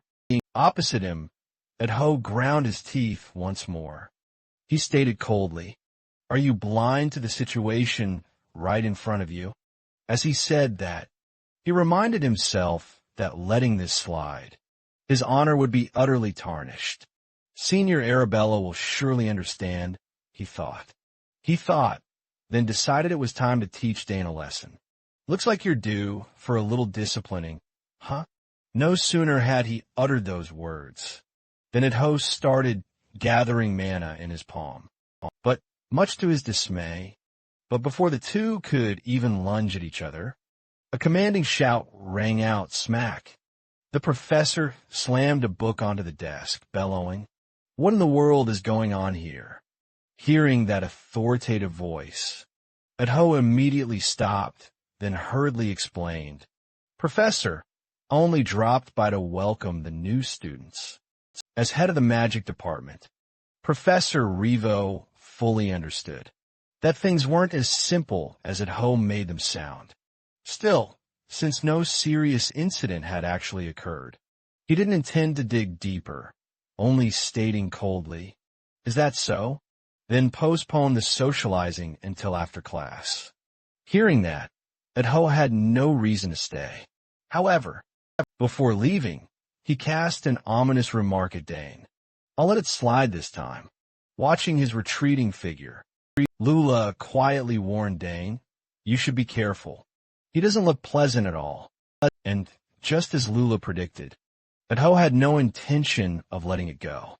He ordered a nearby subordinate in a cold tone, "Take him to that place." The subordinate, taken aback, replied, "Huh? But that's Senior Arabella's brother. Are you sure this is okay?" Ho merely narrowed his eyes and said icily, "I'll explain it to Senior later. Just take him away." Returning to class after the noisy crowd left, Professor Revo began the lecture. "Today is orientation. We'll keep things simple and in class early. But since this is a hands-on combat course, let's start by measuring everyone's mana." As he spoke, he placed a device that looked like a hemispherical disc on the table across from him. The students stared at the manometer excitedly, whispering, "Is that a mana measuring device? I've seen that before." Back to Professor Revo. He didn't keep the students waiting and quickly instructed, "If you place your hand on the device and channel mana like this, you can see how many mana circles you have." As he said this, he demonstrated, placing his hand on the device and pouring mana into it immediately. A few magic circles materialized behind him. Seeing the sheer number of magic circles, The students couldn't contain their amazement, and they collectively gasped, "Wow, 8 circles! That's Professor Tier," ignoring their astonished exclamations. Drivo continued to explain. Of course, even at the same rank, the color of the circles will be deeper if a person's skill is higher. But there are cases where mana circles don't appear. That doesn't mean you lack talent. So don't worry. It's normal for some people not to have formed mana circles yet. The students all burst out in agreement. Drivo nodded and continued. That's why we can't rely solely on circle tests for evaluation. Since you're taking this class, you should at least know basic magic. We'll use this magic orb to measure mana. More precisely, use a basic spell, the Mind Will technique, to control the orb and show your mana control. Like this. As he spoke, he sent countless spheres darting through the air. Seeing that, the whole class gaped in astonishment. Amazing, the magic runes formed perfectly. Can he move the orb using only the Mind Will technique? Don't make such a fuss, Lola complained. Over here, Professor Drivo went on. Even basic magic varies in power and precision, depending on the caster. To move an orb, you must channel mana into it.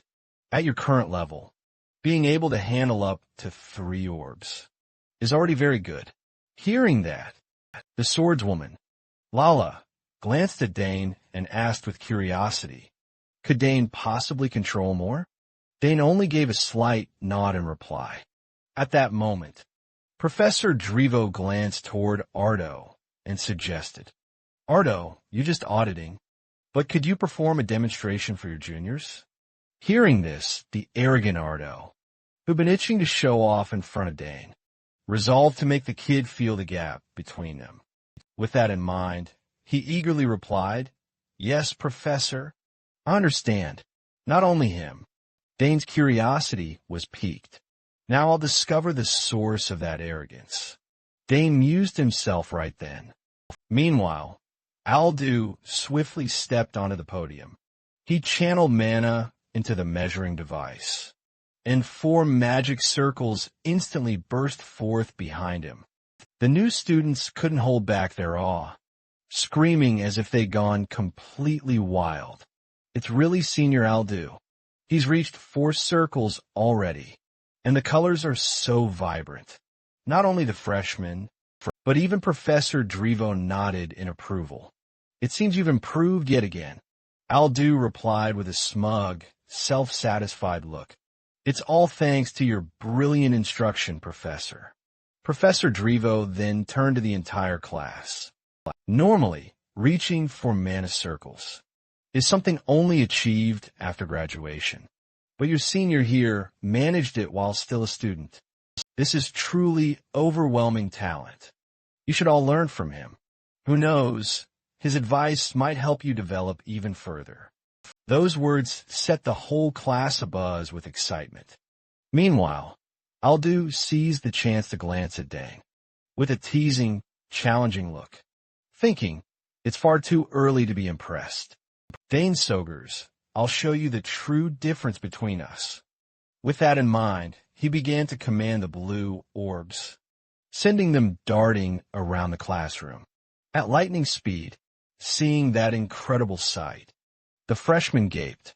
He's controlling the orbs perfectly. Unbelievable. How many was that anyway? But in truth, pulling that off left Aldu utterly exhausted, his shirt soaked with sweat. Still, he tried to look utterly composed, then turned to stare at Dane and gave a provocatively taunting smile. I pushed all my power to the limit. How's that, kid? He thought.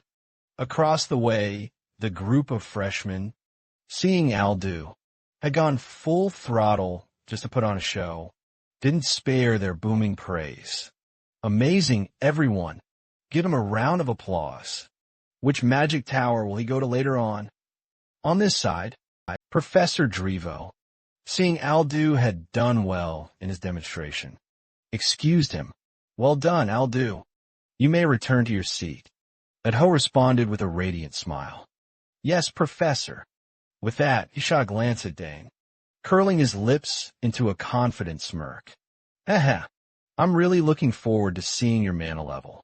Unaware of Adho's scheming thoughts, Professor Drivo turned to the remaining students and declared, Anyway, if you don't have mana, nothing will happen. If any of you are worried, you may leave the lecture hall now. The entire student body fell silent. No one laughed because to even get into this Royal Academy, who wouldn't already possess mana? Seeing this, the head of the magic department nodded and continued. No one, right?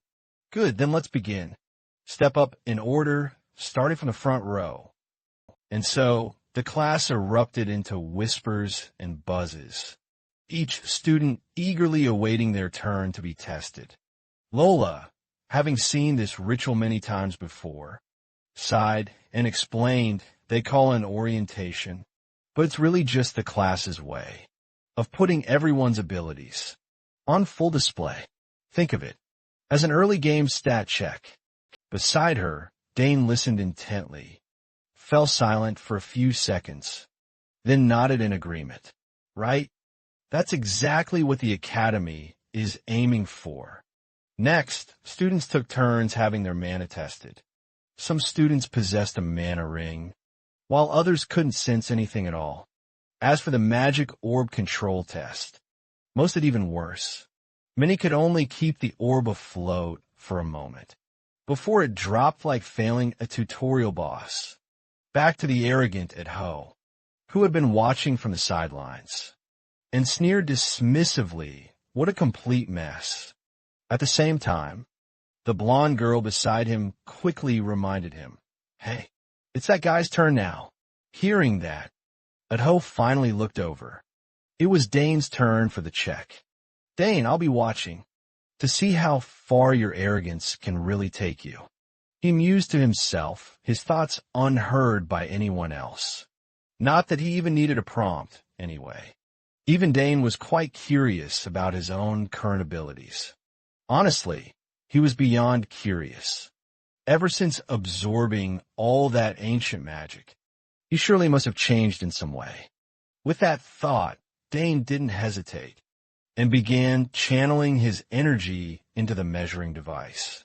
Meanwhile, Professor Drivo was also eagerly anticipating Dane's Sagar's display. Because, honestly, watching a reincarnated protag test out their post-rebirth stats is oddly entertaining, especially during the entrance exam. He aced my test perfectly. I was so eager to see how many magic circles he possessed. That thought made the man's eyes widen like saucers as he watched on intently, not wanting to miss even a single moment. But then, something utterly unexpected occurred. The measuring device suddenly flared with a bright red screen, emblazoned with the words, "Unable to measure." At that moment, the entire classroom erupted into chaos. What? What does that even mean? Is the machine broken? If he truly has no mana circles, then he doesn't. But why can't it be measured? The students buzzed with chatter and surged towards Dane to get a closer look. Meanwhile, our protagonist harbored a small suspicion. Could this be due to the ancient magic I absorbed when I reincarnated into this game's world? But Professor Drivo? He was more shocked than anyone else, because he knew the device's true capabilities. He'd never encountered anything remotely like this. This machine is notoriously precise. It can detect anyone trying to fake their rank. But now it says unable to measure. I've truly never seen anything like this. After furiously racking his brain, without finding any reasonable explanation, he could only offer a rather weak excuse. Perhaps the device is overloaded? At least, let's just finish Dane's orb test first. Hearing that, Dane simply nodded. Professor up front, that arrogant Ado, smirked when he heard Dane's situation, being blamed on an overloaded machine, and drawled, I knew it. Nothing surprising to see here. Dane simply ignored the jeers and calmly stepped toward the magic orbs. He felt a twinge of regret, though. It was a shame he couldn't measure them, but he decided to try this method. Who knew if it would even work after thinking it over? He focused his mind and poured energy into the orbs, causing them to rise and hover in unison. What stunned everyone most, though, was this. Dane wasn't controlling just one or two spheres, but every single magic orb on the table. The whole class went silent. Someone shouted, "He lifted them all." No way. The previous top scorer was only 5 orbs. Not only the new students, but even the upperclassmen couldn't believe their eyes. All the orbs? Is that guy crazy? The guy with Dane's hair, standing beside Ed Ho, also gasped in astonishment, and the arrogant Ed Ho's face went rigid. How could this be? He thought, utterly unable to believe it. Beside them, Lila stared at Dane with a blank look. He's doing it again. I'm not surprised anymore. But she never imagined he could lift every single orb. After absorbing the ancient magic, he was even stronger, she silently guessed. Back to Dane's point of view, controlling these orbs was entertaining. So he decided to unleash a bit more power. All right, let's make this even more impressive.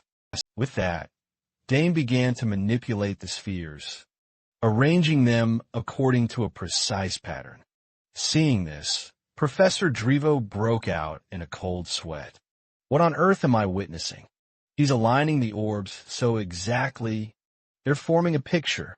Even Arabella couldn't pull this off. So, to everyone's eyes, a lion and a serpent slowly took shape in midair. A lion and a snake. That's the Sagers family's crest. Someone shouted in astonishment. Amid the commotion, Lala simply sighed and gently advised, "It's my turn now. Stay calm." Dane slowly withdrew his magic at his friend's request. Meanwhile, Professor Drivo didn't hold back his praise. Very good, Dane Sagers. Even Sidron, who'd never taken a student, proudly declared him his disciple. Dane simply gave a small nod, acknowledging his teacher. Everyone who overheard this conversation gasped, "Wait, he's the disciple of the former Magic Tower Master. No wonder he got into the advanced magic track." Meanwhile, back with that group, Dane's henchman was sweating bullets as he nervously whispered, "Hey, although, what do we do now? That guy is absolutely no ordinary student. He might even be stronger than you, boss." Although equally flustered, "Snap, shut up. I'm thinking," although retorted. He clenched his fist, cursing inwardly. Damn it. The Sagers family is truly terrifying. Why are they all monsters of that caliber? I need to change my entire strategy. But if I pick a fight and get completely outclassed, it'll be utterly humiliating. If I can't defeat him with pure skill alone, then I'll just have to win him over another way. The arrogant, although silently plotted his next move. Then, as if he'd already made up his mind, he declared to his 2 cronies, "We need to pull him into the student council." "What? The student council?" The other 2 shouted in disbelief, but although merely nodded, affirming yes. Once he steps foot in this council, it'll be so much easier to control him, if he comes under my wing. Hearing his bold declaration, his 2 companions still couldn't quite accept it, and continued trying to reason with him. But he's only a freshman, although the brown-haired guy protested, and the orange-haired girl hurriedly chimed in, "Exactly. We wouldn't even dare, let alone even dream of being allowed in there." Nevertheless, although was dead set on dragging Dane in, no matter the cost, and completely ignored his underlings' objections, it would be completely unprecedented for a freshman to join the student council. But who cares? Rules are meant to be broken, right? Trust me, with him on our team, our magic department will gain far greater renown. Saying that, he smirked confidently. He wasn't merely thinking about the department's reputation, however, but also how his own career would skyrocket if he could just recruit Dane to his side. Ignoring the hushed chatter, Professor Drivo said with a regretful, yet perfect, "Look, Dane Sager, if I'd only known sooner, I would have fought every other professor to keep you right here in the magic department." Dane remained composed and simply replied, "I'll do my best no matter which department I'm in." Professor Drivo then whipped around and bellowed at the other students. "Did you all hear that? Students in the magic department should be more on your toes." With that, he clapped Dane on the shoulder and told him, "If you have some free time, come see me." For Dane, having an open invitation to the head of the magic department was definitely a major plus. So he nodded and readily agreed. "Yes, Professor." As soon as class ended, Dane and Lula quickly made their exit from the lecture hall.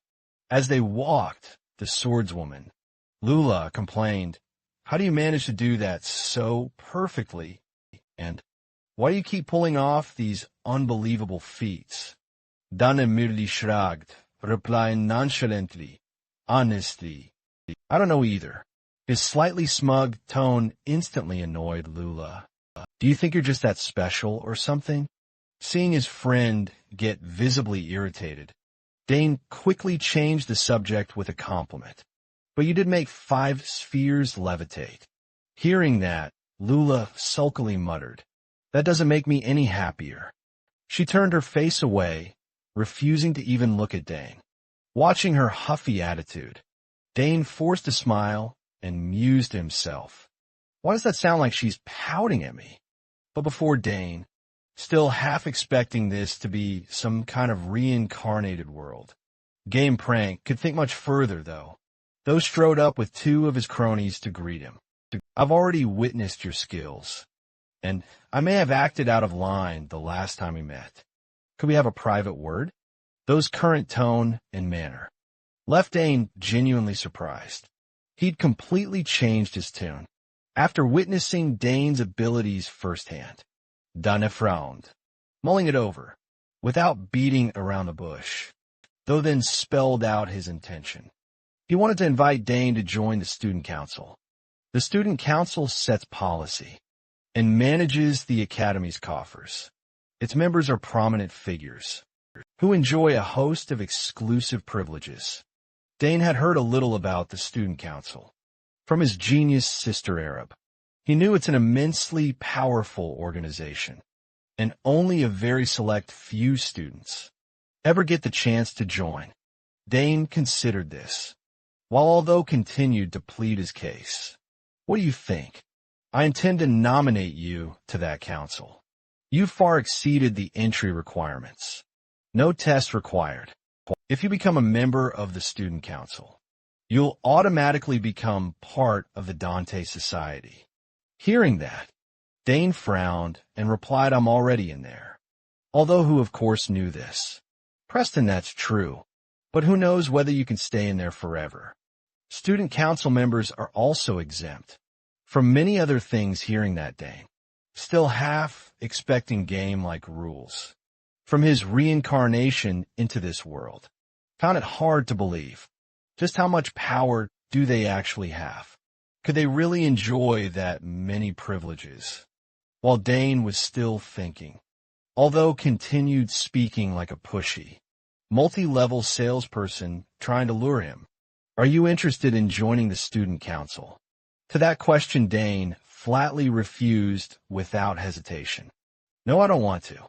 Even if I were to join, I'd only be interested if it was by my own ability. Besides, perks given without reason usually come with a very heavy price." Although, as 2 henchmen turned to one another in astonishment. As for, although Dane's refusal made him a little furious. "Do you realize what you just passed up? Getting into the student council is the dream of so many students. Spend some time at the academy, and you'll see how amazing this offer truly is. Come on, think it over. This offer won't come around often, you know?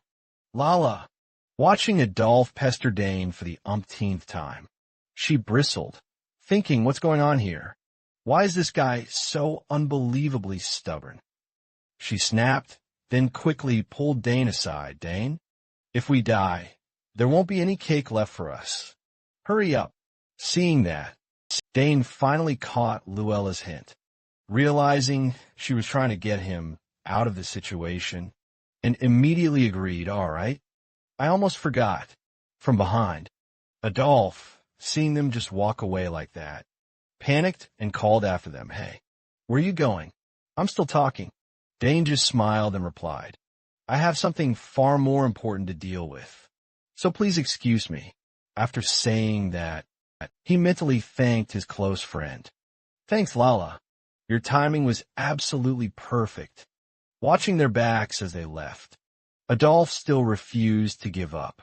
He shouted after them, Dane, I'm not giving up yet. I will convince you. Dean Sager's time flew by, and Lala was still complaining about that Adolphe guy. He's such a nuisance. It looks like he really wants to drag you into the student council. If you accept his offer, it'll be the perfect stepping stone for him, to turn you into his little pawn. Hearing that, Dane just smiled and said, thanks for getting me away from him. Lala answered, face burning with annoyance and eyes wide. The point is, he didn't even bother to notice me. He didn't ask me a single question. So that's why you're angry? Dane said with a forced chuckle. Lala sighed and continued, it's probably because your talent is ridiculously overpowered. Today's test totally confirmed it. So you finally admit it? Dane asked with a grin. I had no choice, Lala shrugged in response. Then Dane asked, by the way, do they actually sell Bon Tarts here? Lala replied, of course. This is the Royal Academy. After all, if a dessert exists anywhere in the Empire, you'll absolutely find it here. With that, the two of them set off to buy some cake. Meanwhile, in a different scene, Professor Drivo and Ho were deep in conversation. The professor then asked, have you seen Dane's talent yet? Yes, he's truly amazing. Ho readily admitted with a nod. The professor chuckled heartily. He might even be on a higher tier than Arabella. That remark left Ho completely stunned. He just had to ask, is he really at that level? Drivo tilted his head, a gentle smile gracing his lips. Magic is a fuzzy, hard-to-define field, but when it comes to innate magical talent, it's not impossible to gauge at all. Beside him, Athao went utterly pale at those words. Oh heavens, does the professor mean his talent even surpasses the senior? I admire. He wondered himself. Drivo, apparently, noticing the dynamic developing between Athao and Dane, offered some sage advice. Although, just turn a blind eye a little and let him slide. Look after him well, so he can get into that magic class. Athao's hand unconsciously clenched around his thigh. He thought irritably, humph. Everyone's like this. They're all dazzled by his talent. A little jealous, but candid. Athao admitted, actually, I met him after class to ask him to join the student council, but he turned me down. Drivo heard that and was surprised. What? Could she have picked up something from Arabella's place? Her talent is far too impressive for us to let slip away. The two of them fell silent for a moment. Then, as if remembering something, Athao asked Professor about that letter of recommendation earlier. Before he could finish, Drivo smiled and answered, that matter still hasn't gone very smoothly. But don't rush. You still have 2 years, right? Someone like her will surely be recommended by the Magic Tower. From his perspective, he wore a bright smile on the outside, but inside, he silently cursed the professor. Damn it, he thought. He said exactly the same thing last year. Does he really think I don't know his true intentions? If I secure a spot in the Magic Tower, that means The professor loses a student to dangle around. You're trying to stop me, aren't you? Even thinking that, Adeo had no choice but to say, you're trying to stop me, aren't you? Even so, Adeo had to say, all right then, I'll try to persuade Dane. Hearing that, Drivo nodded with satisfaction. Okay, Adeo, we'll be counting on you for this. Those words made Adeo's face stiffen for a beat. Damn it, my future is now in his hands. Whether he liked it or not, he had no choice but to comply. That damned old man on the other side. Meanwhile, Dane slung a large sack over his shoulder and turned to his close friend. By the way, Lala, is the way to the cafeteria always this crowded? Why are there so many club events? The sword-wielding girl explained. If a club has too few members, or can't prove that it's active, it gets disbanded. This is the first time I've joined so many events. Dane added. Lala glanced at the bag he was carrying and smiled. Besides, we've already won a ton of prizes, 20 mana stones, 15 lunch discount vouchers, 5 meal tickets, 8 convenience store coupons, and a treasure map. She grabbed the map and, curious, asked, what's this? Dane replied, the senior who hosted the event, said it was bought at an auction in Ender. Hearing that, the sword-wielding girl's eyes lit up like headlights. Bought at an auction in Ender. That must be valuable.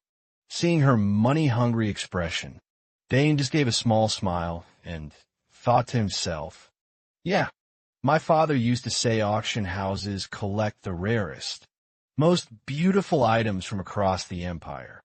Top-tier appraisers scrutinize every single detail. Only true masterpieces get to skip the line.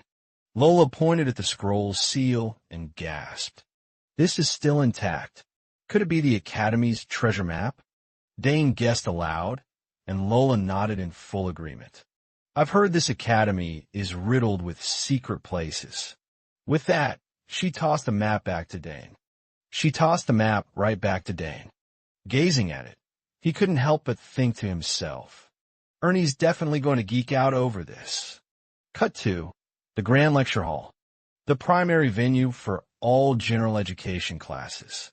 And at that very moment, our protagonist stood just outside the imposing building, taking in its massive, intricate architecture. Dane couldn't help but marvel, thinking, so this is where the Empire's history comes alive. Even before his arrival, the head steward had already given him a comprehensive briefing, so he already knew most of the subject matter. That's a relief, Dane thought to himself. Just then, his friend, the one who loved exploring absolutely everything, called out to Dane from right behind him. Hey, Dana. Fancy meeting you here again. Hearing that familiar voice, Dane turned and replied, Ernie, you're in this class too? Ernie cheerfully explained. It's a required course for all first-year students. I thought I'd definitely run into you here. So we meet again. How are you feeling? Is your body okay? Dana smiled, but his answer remained a bit vague. Not much has changed. It's complicated. I'll explain everything in detail later. All right, Ernie. I have something really exciting to tell you, Dane said, a wide smile spreading across his face. He was probably about to mention the treasure map. He'd just acquired it. However, before he could even speak, a red-haired guy leading a group approached from the front, clearly intending to bother Ernie. Hey, are you Ernie? Hearing that harsh sound, Ernie's face instantly twisted into a panicked expression, something that absolutely did not escape Dane's sharp eyes. Dane wondered inwardly, what exactly is going on? Ernie's entire expression had just shifted. He was trembling now, as if utterly terrified. Standing across from them, the brown-haired, the group's red-haired leader, smiled as if they were old friends. Whoa, Ernie. Never thought I'd see you here. Long time no see, huh? Ernie broke out in a cold sweat, tense. Dane thought to himself. This guy was no different from a soldier, suffering from deep psychological trauma. Ernie hesitated, then managed Braun. Hi. Braun let out a half-scolding laugh. If you're already enrolled, why didn't you tell me? I came earlier. Beside him, Dane wondered, are they friends? This doesn't look like a normal friendship at all. Ernie bowed his head, mumbling sorry. I didn't know. Braun stomped closer, ruffled Ernie's hair, then continued seriously. How did you even manage to get in here? I honestly thought you wouldn't make it. You always quake when you talk, don't you? Perfect timing. I can't be bothered to go out for food. And since I ran into you, go buy me a sandwich. At that, Ernie went pale. What? Right now? Well, he refused. Braun's expression instantly changed, his voice tightening. What's wrong? Don't want to go. Ernie awkwardly explained. I'm out with a friend, so it's a bit inconvenient. Braun glanced at Dane, a teasing smirk on his face. Your friend? He looks pretty tough, too. Which department are you in? If I went with you, I could already guess your level. His tone dripped with blatant contempt. It made Dane's blood boil. I don't know which clan he comes from, but that carefree, arrogant attitude reminded me of the ruffians from the battlefield. Dane's face grew even darker, but Braun didn't notice, continuing his mockery. Is this guy not going to answer? Braun schnarret. Just then, a teacher noticed their group and yelled, Hey, you lot, what are you doing? Class is about to start. Get inside. Braun turned back and replied, All right, we're going in now. With that, he glanced at Ernie and told him, We'll talk after class. I've got a lot more to tell you. This academy is about to get really interesting. And with that, Braun led his friends into the classroom, leaving Ernie's still trembling with fear.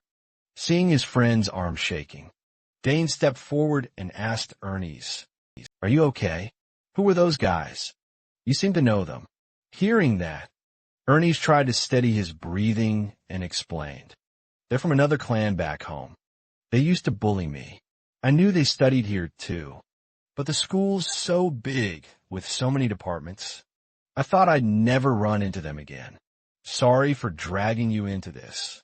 Ernie's voice was full of remorse, which made Dane think, but he quickly reassured him. I'm fine. Just go to class. Dane looked at his pale friend, wondering, how badly have they been treating you? To calm himself, he added, Don't worry. I'll go with you. Those words surprised Ernie's, but he shook his head and refused. Go with you? No need.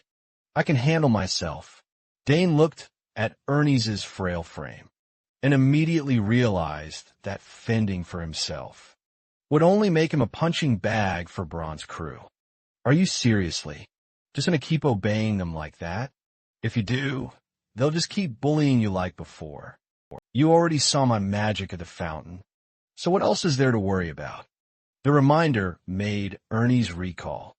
The moment Dane unleashed a powerful surge of energy at the fountain, and a small spark of hope seemed to rise in his chest. Dane concluded, So, let's go together, okay? Time flew, and history class ended. At that moment, the two groups ran into each other again. Across from them, Braun said, It's so quiet here. Really pleasant. Hey, Ernie's, doesn't this bring back any memories? But before Ernie's could answer, Dane spoke first. Are you really his friend? Why bring him out here just to stir up trouble? In response to Dane's words, Braun shot a warning glare. He turned to stare at Dane, then growled, And who are you to butt in? You Vanadi? Dane shot back, his voice chilling. I'll throw that question right back at you. As for an arrogant bully, used to picking on others, like Braun, how could he possibly tolerate such defiance? His face contorted, veins throbbing as he roared, What? This arrogant punk actually thinks he's hot stuff. Just 'cause he waltzed into the academy? You've heard of the Sauer family, right? I'm the sole heir to the West's most powerful house. Dane just casually picked at his ear and shrugged. The Sauer family? Never heard of him, not once. Meanwhile, across from them, Braun's face was a furious scowl, a ticking time bomb. His lackeys quickly chimed in. What did that brat just say? Braun, are you really just going to stand there and take this humiliation? Seeing his lackeys so fired up, Braun certainly didn't want to disappoint them. He then barked, hey, get over there and beat him into the ground. The thugs' faces lit up at their leader's permission, but utterly unaware of Dane's true strength. They were radiating overconfidence. Ernie, you seriously picked the wrong friend. Now you'll get beaten twice as badly. Ernie was visibly rattled by the thug's threats. He stumbled back, turning to plead with Dane, stop. I really think we should leave while we still have a chance. No matter how powerful you are, these guys are genuinely dangerous. Braun especially. He's been called a sword prodigy ever since he was a kid. At that, Dane's gaze sharpened noticeably. He mused, a glint in his eye. Now I'm starting to get really intrigued. Ernie, I'll leave you one of them. Take him down with your own fists. Ernie's jaw dropped in sheer astonishment, completely baffled by what Dane was saying. Trust me, you can't keep running from this forever. Can you? But before they could continue, one of the thugs then lunged forward, yelling, Why are you acting so damn calm? You're a dead man, you bastard. Before the words even fully left his mouth, he swung a wild fist straight into Dane's face, making Dane's head forcefully snap to one side. At that sight, Ernie gasped out in alarm. Meanwhile, the thug just smirked smugly. How's that feel, punk? Are you sober now? Because I'm far from finished with you. With that, he swung again, ready to teach Dane a lesson. But a protagonist, especially one reincarnated into a game world, wouldn't make it so easy. Dane simply lifted his hand and effortlessly blocked the other's punch. Next, he cheerfully declared, clearly, you threw the first punch, so from now on, this is self-defense. The thug cursed angrily. What did you just say? You bastard. As he spoke, he swung his fist forward again, but against Dane's close-quarter skill. That punch was as slow as a turtle. Immediately, Dane ducked, then curled his fist through. A straight punch right into the thug's waist, making him cry out in pain and roll his eyes back. His large body staggered, losing all forward momentum. Dane seized the opportunity, quickly moving to the side. He then kicked straight at his heel, causing the opponent to lose his balance and tumble to the ground. At that moment, a brown-haired guy from the group lunged forward, swinging a punch, but Dane still dodged it with ease. He even took the chance to land a blow on his jaw, then shoved him with a powerful shoulder check, sending him flying backward like a torn sack, nearly crashing into another guy. Dane's assault wasn't over yet. He wasn't going to give these thugs any chance to fight back, not immediately.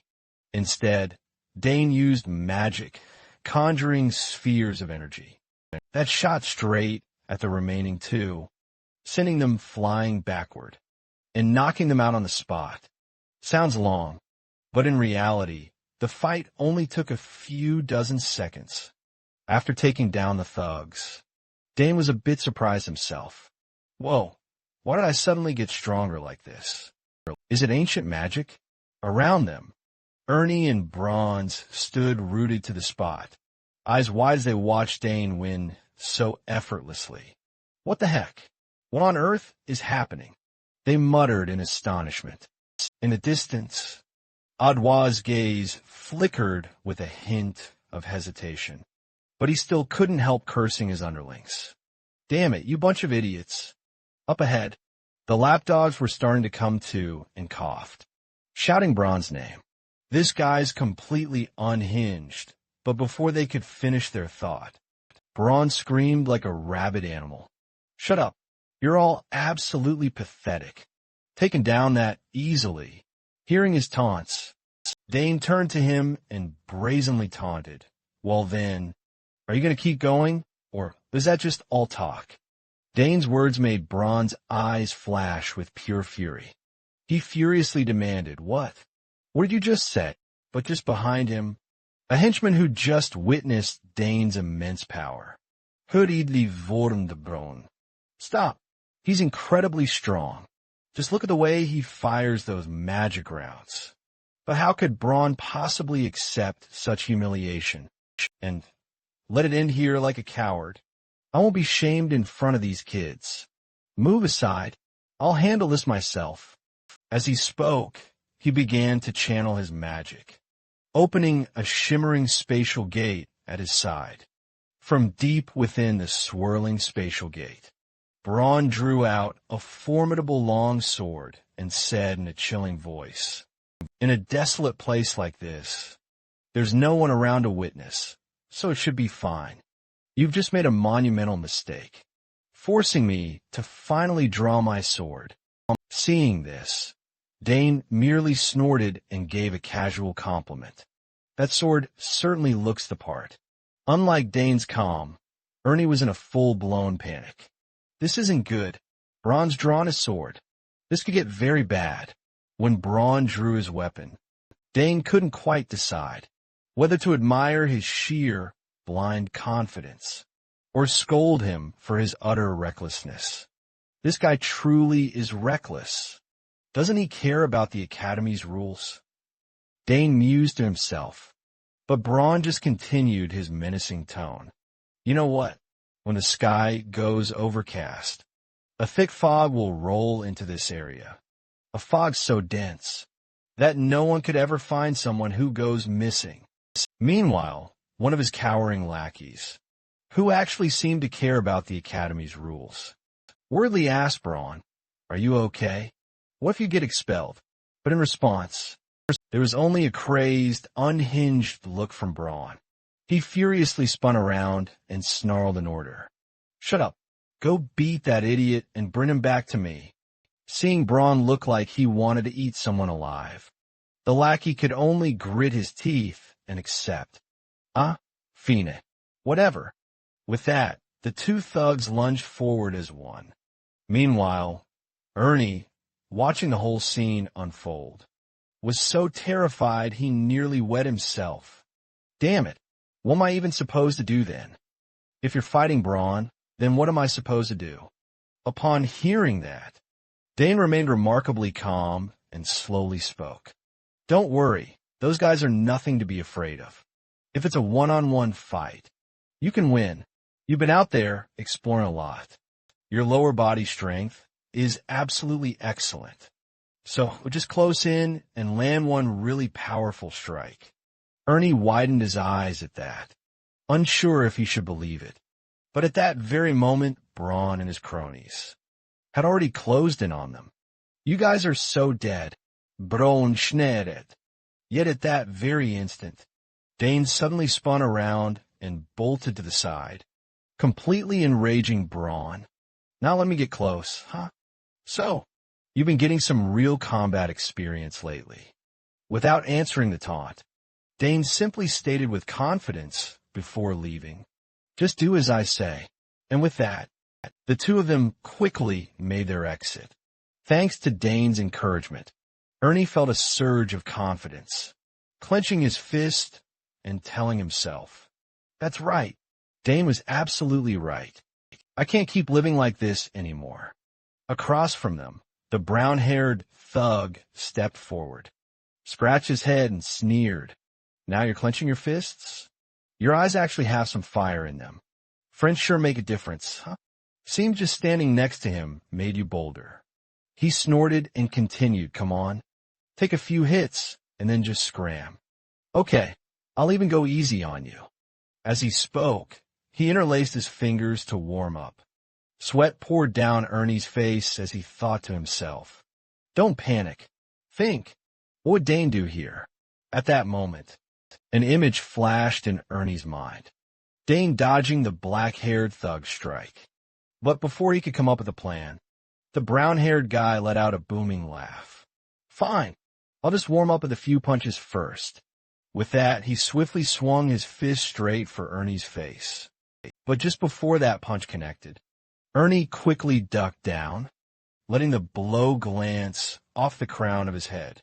Then he suddenly surged forward and unleashed a devastating full power punch. If you must know, the old me is long gone. Ernie's devastating punch slammed directly into the thug's face, sending a spray of saliva flying. Seeing the thug sprawled on the ground, Ernie still couldn't believe he'd actually knocked him out. Sweat streamed down his face as he yelled, "I did it. That's not a bad feeling at all.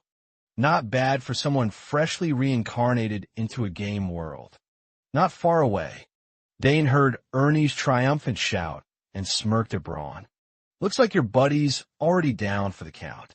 Hearing that, Braun panicked, yelling, "What? No way. My friend lost to some pathetic nobody." As he spoke, he whirled around to check. And sure enough, all he saw was his comrade, lying motionless like a dead dog on the ground, while Braun was busy tending to his downed comrade. Dane glanced at two brooms leaning nearby and murmured, "Oh, well, it looks like I found something interesting.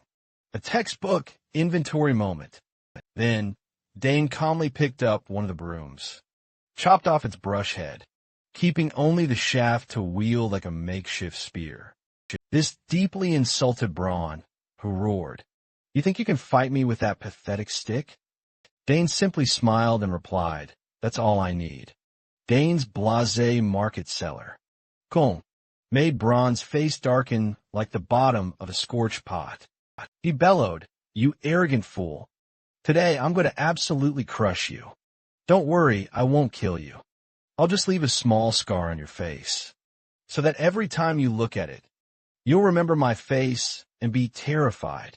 As soon as he finished speaking, Braun lunged fiercely at Dane and launched a relentless sword assault.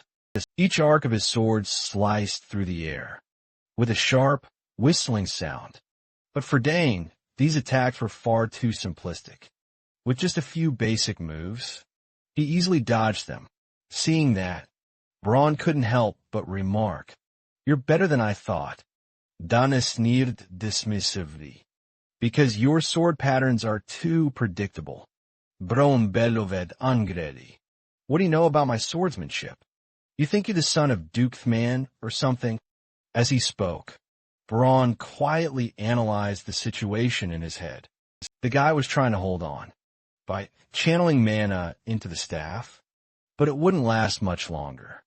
To rattle Dane, Braun spat out threats. "You're just a rat locked in a cage. What can you do with that broken stick?" On the opposite side, Dane simply smiled, then poured more mana into his staff and lunged forward. Dane's lightning-fast thrust struck Braun's chest, dead on, causing him so much pain that his eyes rolled back, his whole body curling up like a shrimp as he writhed on the ground. Just a wooden staff producing that kind of power, the thug thought in a panic. As for Ernie, his explorer friend, he could only stare wide-eyed, dumbfounded. He took down Braun with a single strike. I knew Dane was strong, but I never expected him to be this strong. Not hearing those words, Dane stepped toward Braun, who was clutching his stomach in agony, and said coldly, "Get up. Once you've drawn your sword, you have to fight to the end. My father used to say that. Once you draw a weapon, outside the bounds of a fair duel, you must be prepared to face all consequences." Stupid as he was, Braun now understood that Dane was not someone to be taken lightly. He trembled, thinking, "Damn, this guy's on a whole other level." Braun barked, "Who the hell are you?" Dane replied coldly, "Dane Sagas, the eldest son of Count Sagers, freshman in the Faculty of Liberal Arts." Hearing that name, Braun's eyes went wide in horror. Dane Sagas, the Sagers Count.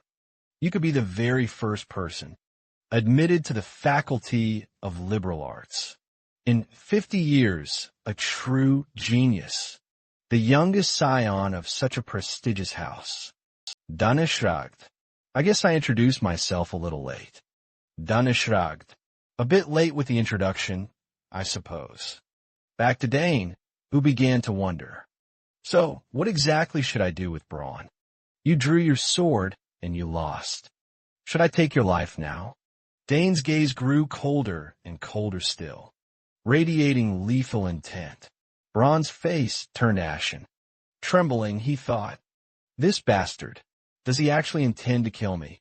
Fearing for his very life, Braun scrambled upright and instantly dropped to his knees, begging for mercy. I'm so sorry. I'm really, truly sorry. I didn't know you were from House Sagers. I swear I'll never do anything this stupid again. Dane shook his head, cutting him off. It seems you still don't understand. You're apologizing to the wrong person. With that, Dane pointed toward Ernie, who had been watching the whole spectacle. Only now did Braun's panicked brain finally kick back in. He grabbed Ernie's arm in a panic and pleaded, I am truly sorry. I regret it. Please forgive me. I sincerely apologize for everything I've done to you. Seeing that pathetic sight, memories of the past rushed back into Ernie's mind. Braun, the very person he had once been terrified of, was now kneeling on the ground like a pitiable wretch. Dane stepped forward and advised Ernie in this. Whether you beat him to vent your anger, or simply accept his apology and move on, do as you wish. At those words, Ernie's lips tightened, clearly revealing his hesitation. Braun knew his fate now rested solely in Ernie's hands. His fingers involuntarily gripped his friend's hand.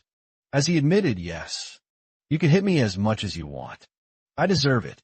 Seeing Braun so pathetic, the fire of anger inside Ernie suddenly fizzled out. To be honest, he did feel like punching him for satisfaction.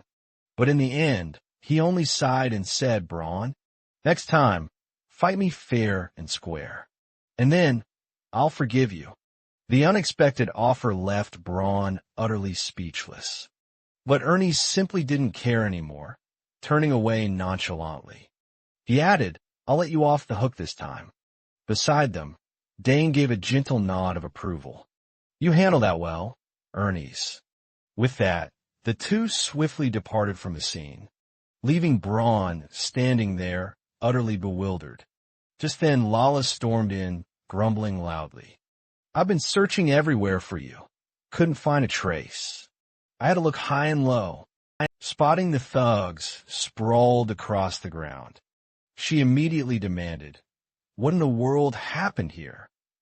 Were you fighting? Dana replied calmly. Someone decided to pick a fight with me first.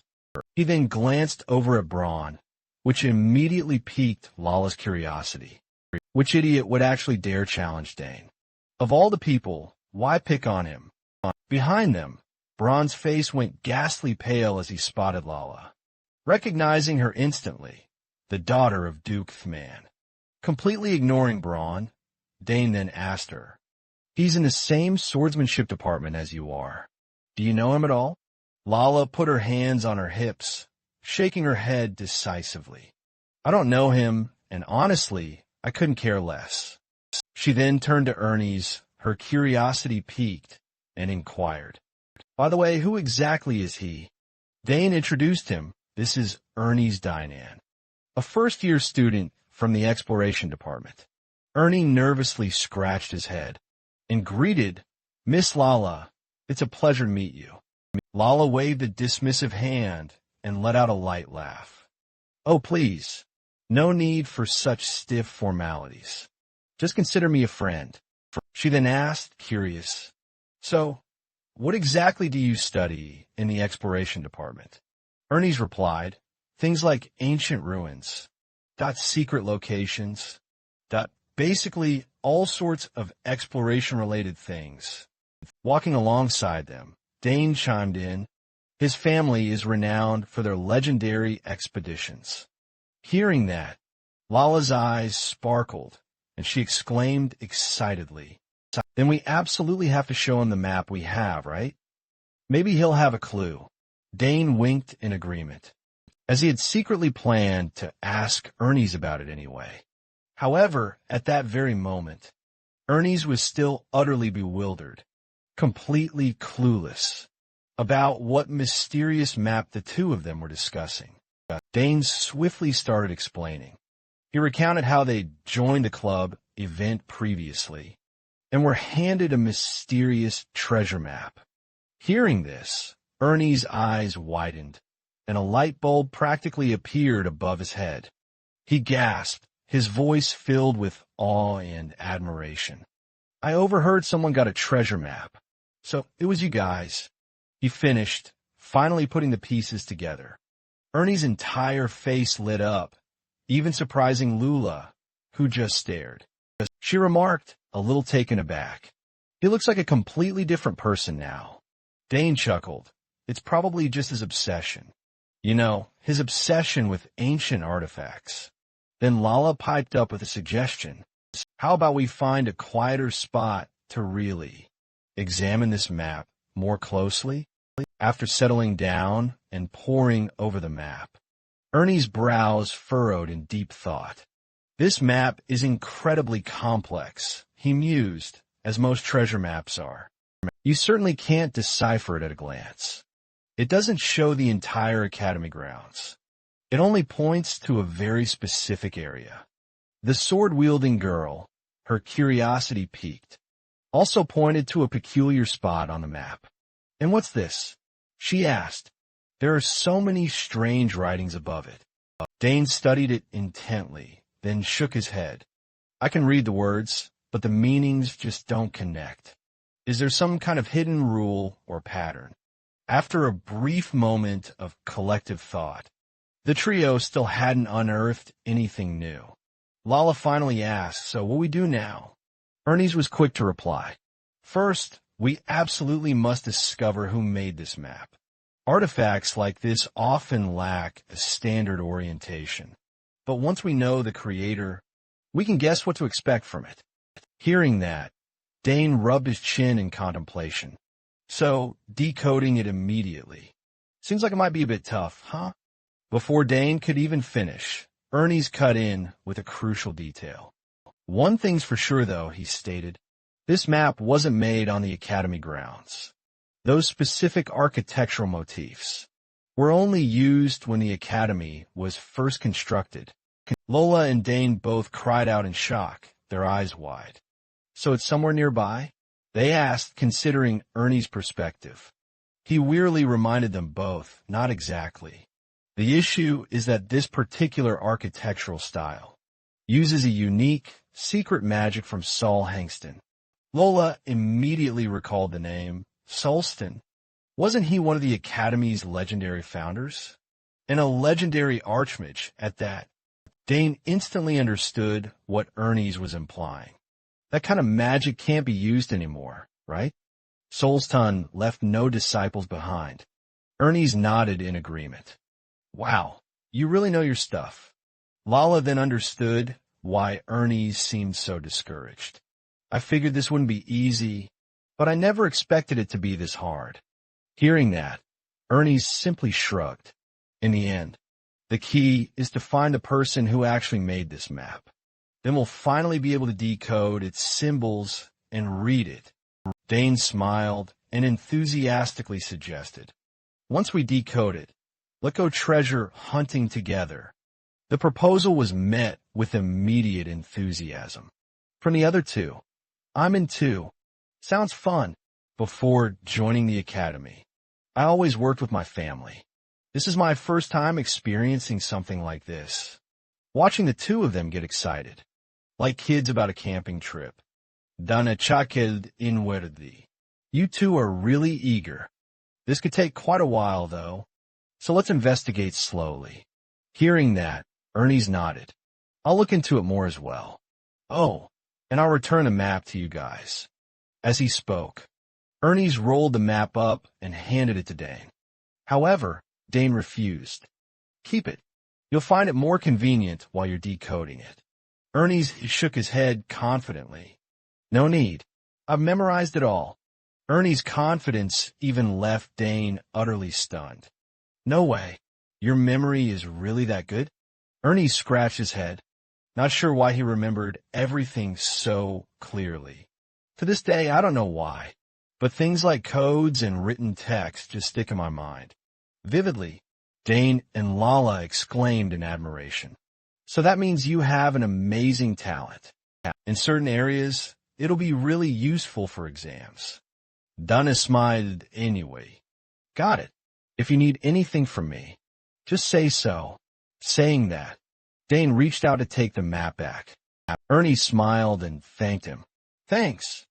This is the very first time I've searched for something without anyone guiding my way. So, I'm absolutely thrilled to celebrate the official formation of our treasure hunting team. Lala, beaming with excitement, suggested, let's all go grab a bite to eat. Consider it a celebration for us becoming a real group. Sound good? The other two readily agreed. And just like that, the entire group headed off to eat. Time flew by quickly, and the scene cut to the dormitory, specifically Dane's private room, later that evening. He finally had some time to tidy up his belongings.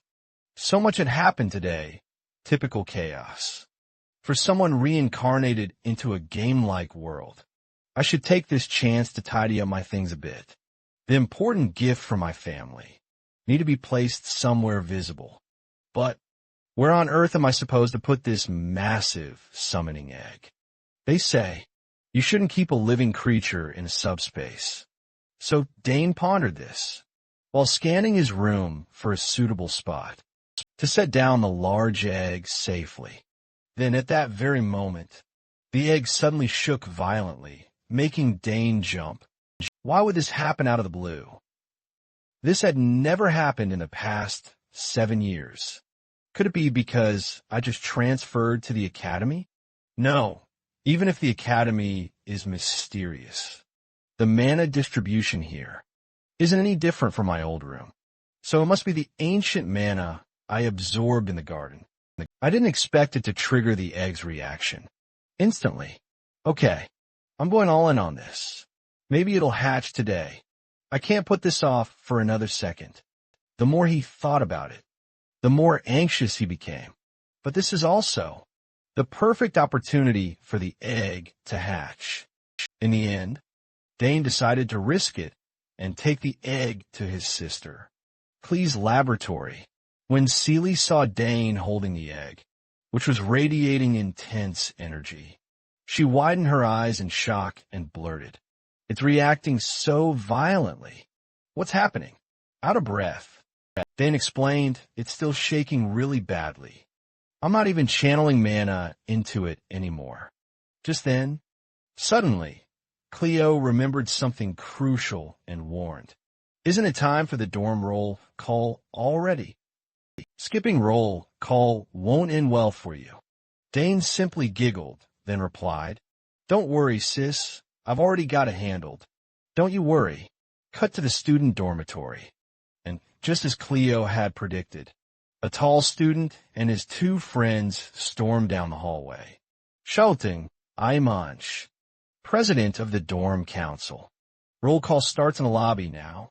Inside the rooms, groups of students who heard the announcement hurriedly ran out.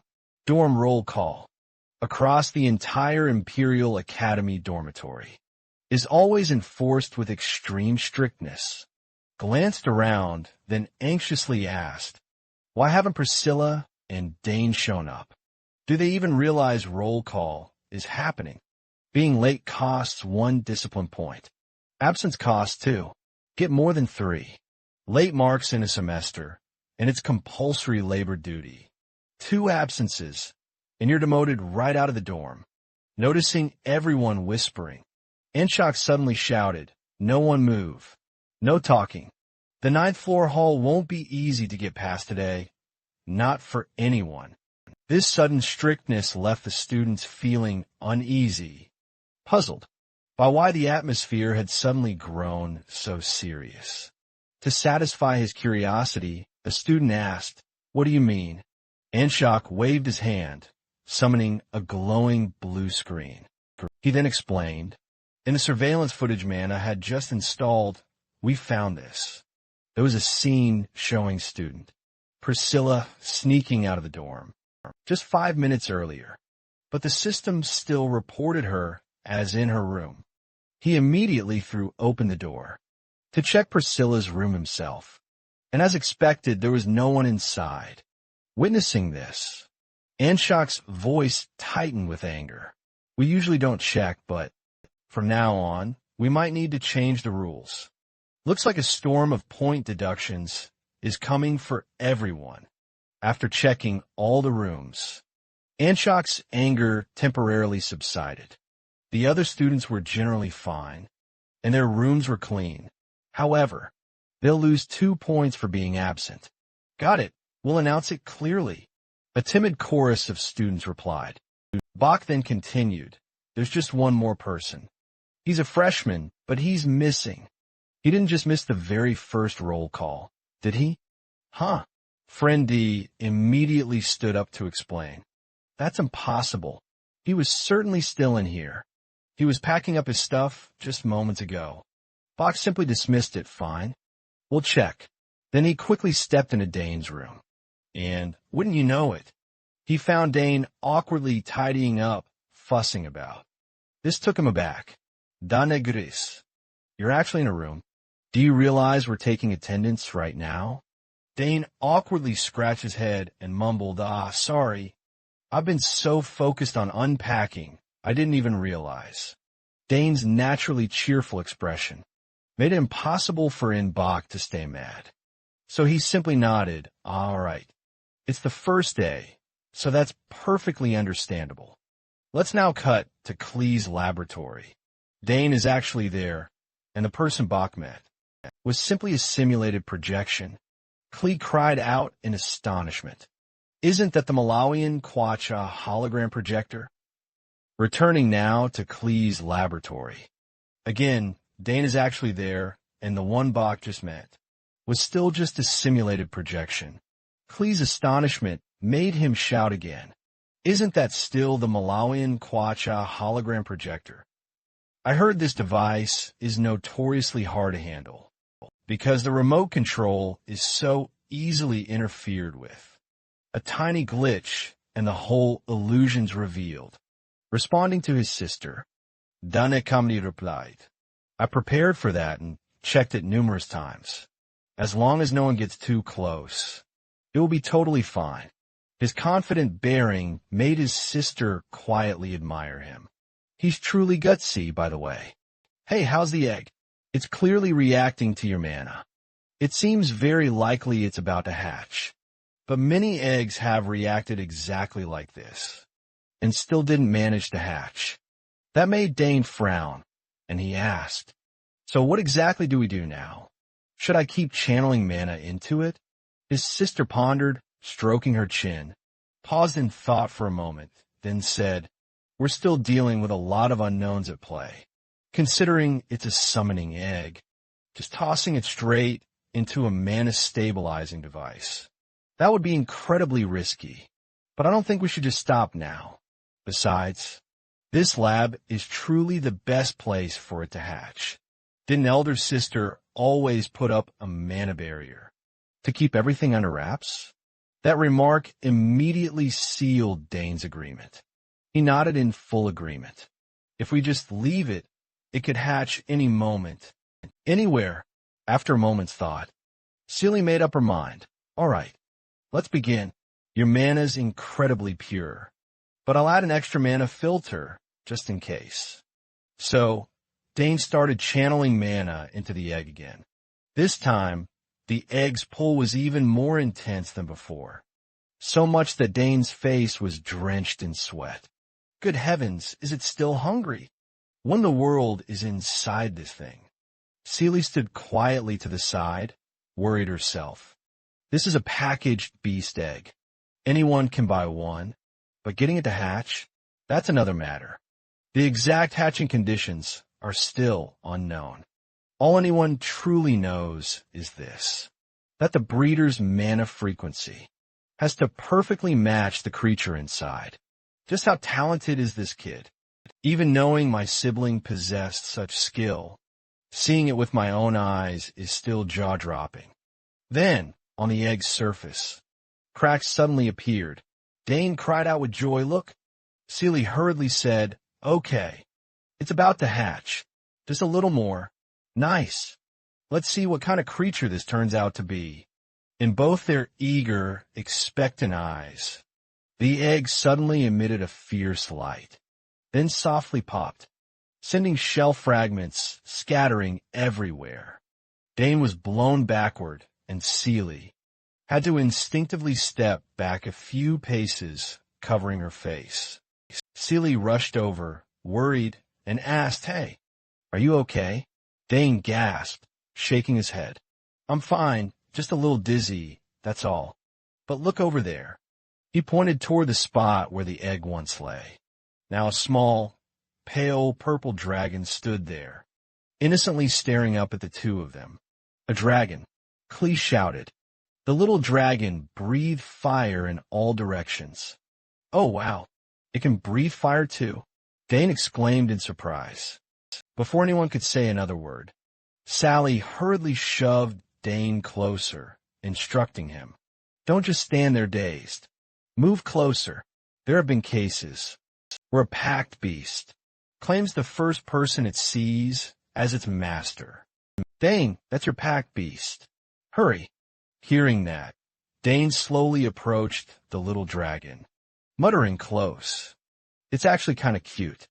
Hello there, kiddo. My name is Dane." He spoke, reaching out toward the little dragon. Klee cheered happily. I already connected with it. Dane beamed back, "Yes. It's adorable." He gently cradled the tiny dragon in his hands. Tilly rushed over excitedly and asked, "How did you do that so easily?" "Let me see." After studying the dragon for a moment, Klee's eyes suddenly widened in astonishment. "This looks like a creature summoned from the other side." Destined asked, "Are you serious?" Klee nodded firmly, "Yes. Only a very small number of summoning prodigies can do that. Even I can only summon a fragment of a soul. I never thought our youngest brother could summon something like this. This is a big deal, Dane." Seeing her seriousness, Dane asked anxiously, "So it isn't a familiar summoned creature?" Klee explained, "I know most summoned beings, even larval forms, but I've never seen anything like this kid. The closest comparison would be a dragon, but there are still many differences. We'll probably have to investigate it ourselves. There are no records about this kind of creature." Dane wondered to himself, could this be a new species? Why did it come to me? Could it have something to do with ancient magic? Unaware of his thoughts, Sally continued with a warning. "Right, keep the eggshells safe. Certain species that hatch from eggs will actually consume their shells for nutrients." "Got it. So what should I do next?" Dane asked. Seely quickly rattled off the first steps. Approach carefully and try to document everything. What it likes, what it hates, how long it sleeps, whether it's aggressive, its growth rate, and so much more. As her relentless instructions poured out, Dane felt increasingly bewildered. He thought long and hard, but he was certain it would all pay off. "I can't quite tell what this little dragon is thinking. I just feel a strange thread connecting us, making me feel responsible for its protection." Catching his gaze, Seely noticed Dane's pensive look and asked, "Are you seriously planning to keep it? If word gets out, the entire academy could panic." She even suggested maybe leave it in the lab. At that, Dane nodded, agreeing it might be safer there, but then shook his head. "We can't hide it forever. I believe leaving it in the lab would make it feel trapped. It'll be fine. At worst, I get discovered, and you girls bail me out. After all, it's my summoned creature." Seely could only sigh and concede. "That makes sense then. While we're at it, let's officially get you a title." "A summoner's title?" Dane echoed. The blonde sister smiled. Precisely. Even though you're practically a rookie, everyone can already see your immense talent.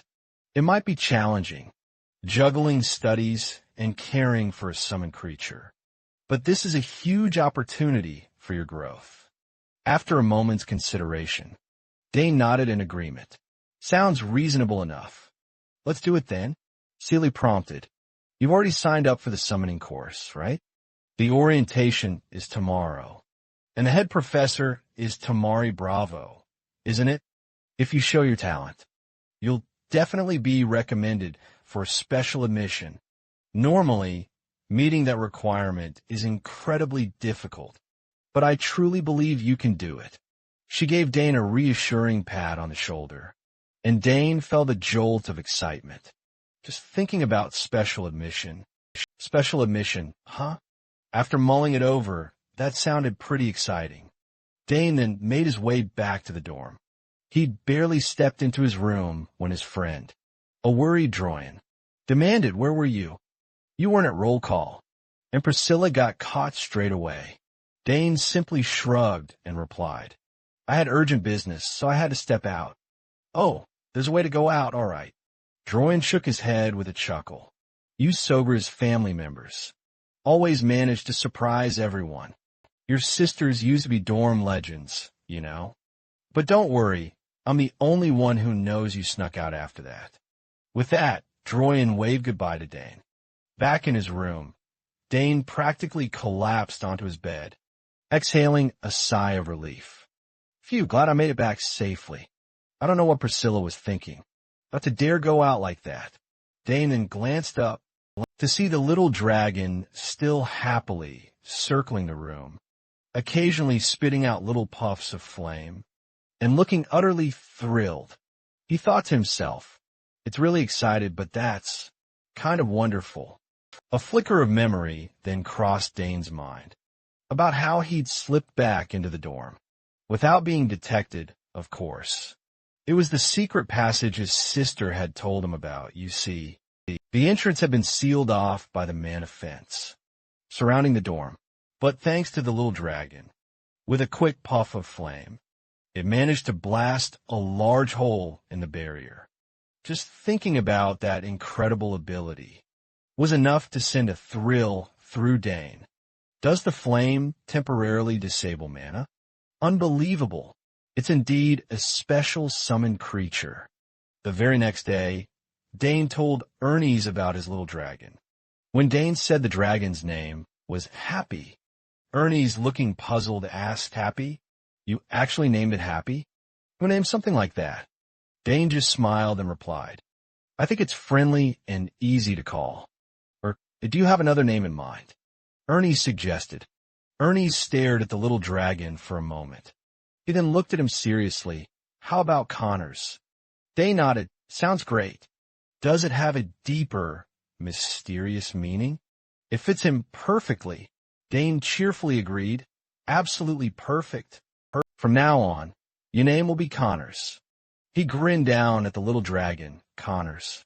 Time flew by, and our focus shifted to Bermuda's Hall, where the summoning department's lecture was in full swing. Every student was present and accounted for, and in one corner, none other than Dagon, the very person who'd clashed with Dane since childhood, also made his appearance. The instant his eyes landed on Dane, Dagon's eyes widened in instant recognition. Dana Sogres, the one who had snatched away his summoning contract, whose very actions had led his family to utter ruin.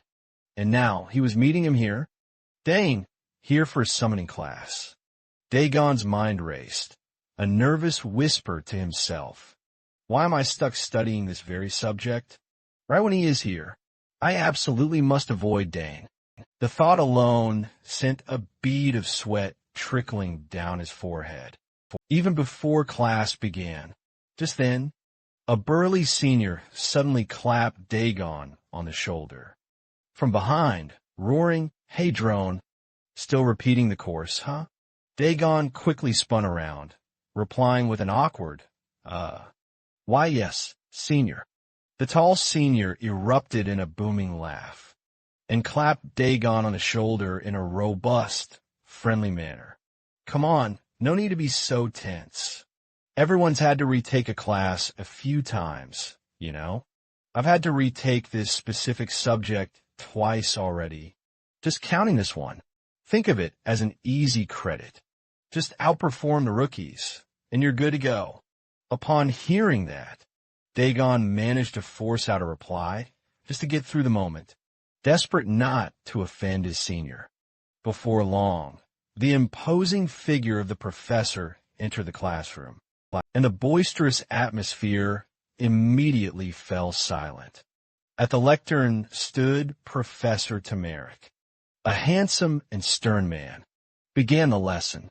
This session will kick off with the fundamental theories of summoning. This is foundational knowledge, absolutely crucial, vitally important for anyone who has just begun their journey on the path to becoming a summoner. Moreover, these theories will later appear on your summoner certification exam, so study them thoroughly. No sooner had he finished than the student started to buzz with whispers. This professor is seriously intense. I've heard rumors that the official summoner exam is practically impossible. Professor Tamaric, sensing their anxiety, just smiled. But he still issued a challenge with a stern warning. Of course, for those truly capable, you might just ace the special entrance exam. But let me tell you this right now. It won't be easy. Not at all. Immediately, a student called out, "Professor, what exactly are the requirements to take this special entrance exam?" Tamaric replied, a smirk of satisfaction evident. I knew someone would ask. Look closely.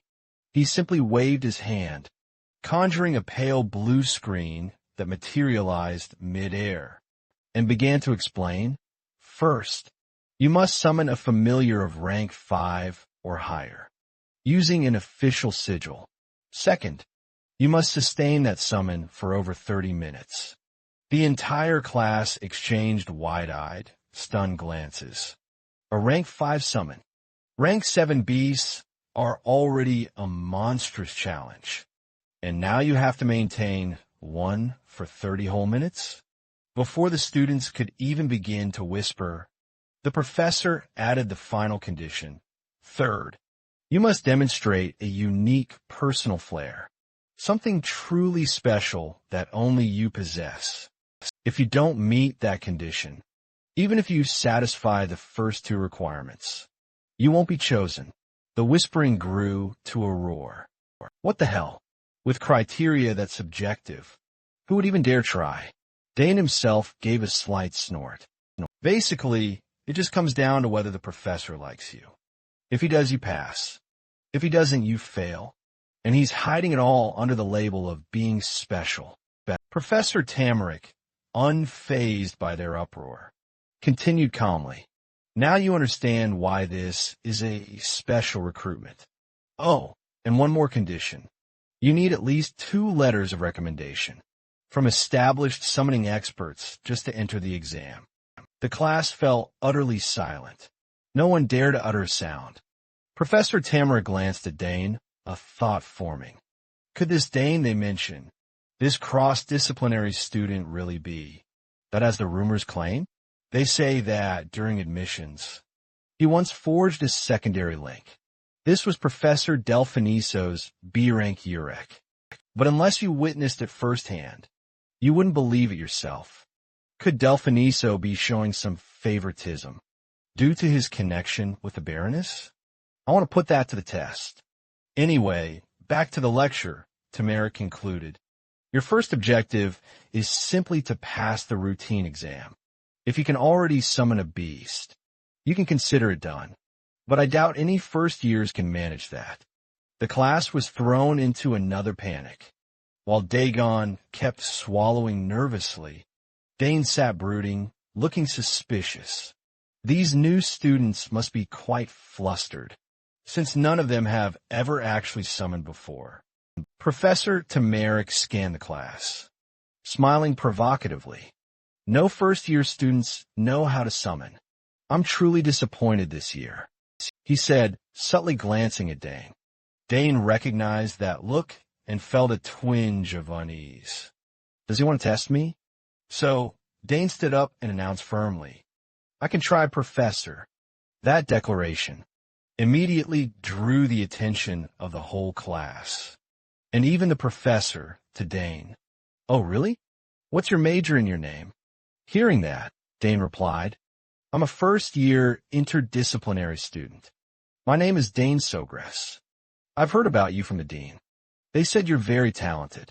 Tamarick praised, and Dane just waved his hand in response. Yes, if that's how the dean judges me. From Tamarick's perspective, his expression stiffened slightly as he silently sighed. Dane, after that exchange, well, this kid, people are usually either modest or arrogant, but he answers with such natural ease. Truly something special, he thought. Tamarick said bluntly, there are a lot of rumors about you, but if that talent were only a rumor, it would be absurd. That said, can you show everyone what you can do, right here, right now? The teacher had laid it out plainly. Dane nodded, silently agreeing with himself. If you'd like, I can handle it. No problem at all. But if I prove myself, could I ask you for a letter of recommendation, so I can apply for the special entrance exam? Dane's abrupt request left every student and professor in the lecture hall absolutely speechless. After a moment, Tamarick finally spoke up. You want a recommendation for the special entrance exam? Do you even grasp what that would entail? Dane had just heard Tamarick explain the conditions. So how could he possibly forget? He affirmed, so I have to demonstrate exceptional talent right here, right now. Tamarick frowned, pressing him further. And if you can't do it? Dane just shook his head. I haven't even thought about that. Hearing such brazen overconfidence, veins began to throb on Tamarick's face, but he desperately tried to hold himself back. That's a little too confident. Even his sister, Clog, has never been this confident. Thinking that, and as if wanting to teach Dane a harsh lesson, Tamarick cheerfully agreed. All right, come on up here.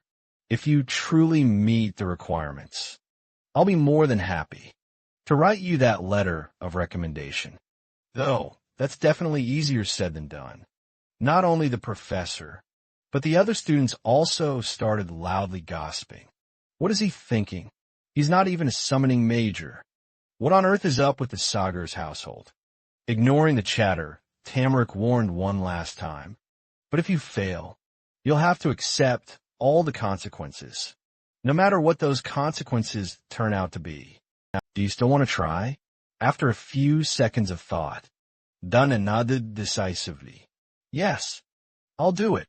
Tamarick offered no further counsel, and said with amusement, all right, come on down here. As luck would have it, I already have a summoning sigil right here. With that, Dane quickly moved toward the podium. In his head, he mused, I didn't plan to do this in the first class, but oh well, I'll take whatever I can get. Dane picked up the white card resting in front of him. He slowly channeled his energy into the card. He whispered a reply to the summoning's call. Instantly, a magic circle materialized in midair, and from its depths, a gigantic wolf dramatically leaped forth. A menacing aura pulsed from its massive form. Just one glance made the students tremble uncontrollably, like lambs facing down a predator.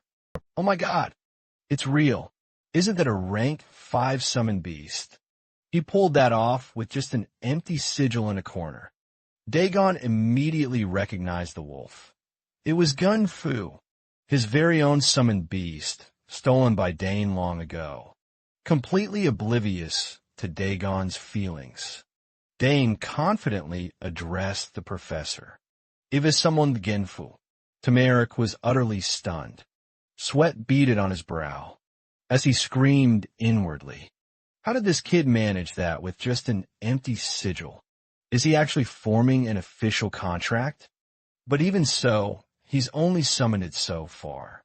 There's no guarantee he could sustain it for 30 minutes. With that thought, Tamaric felt a little more at ease. Then he conceded, "It is indeed as impressive as the rumors claim.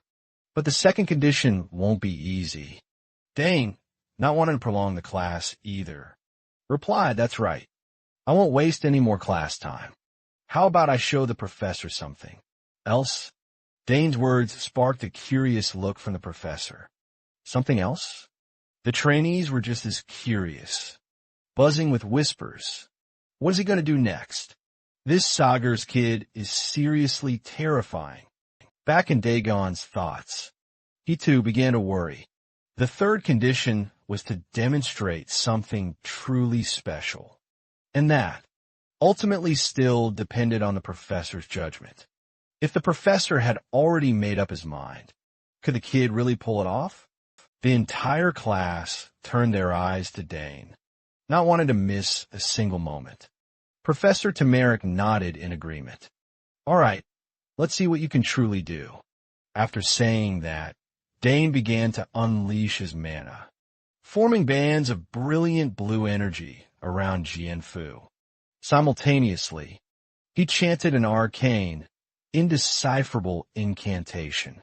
The giant wolf body was then lifted into the air, slowly swelling with the surging energy. Its claws sharpened even further.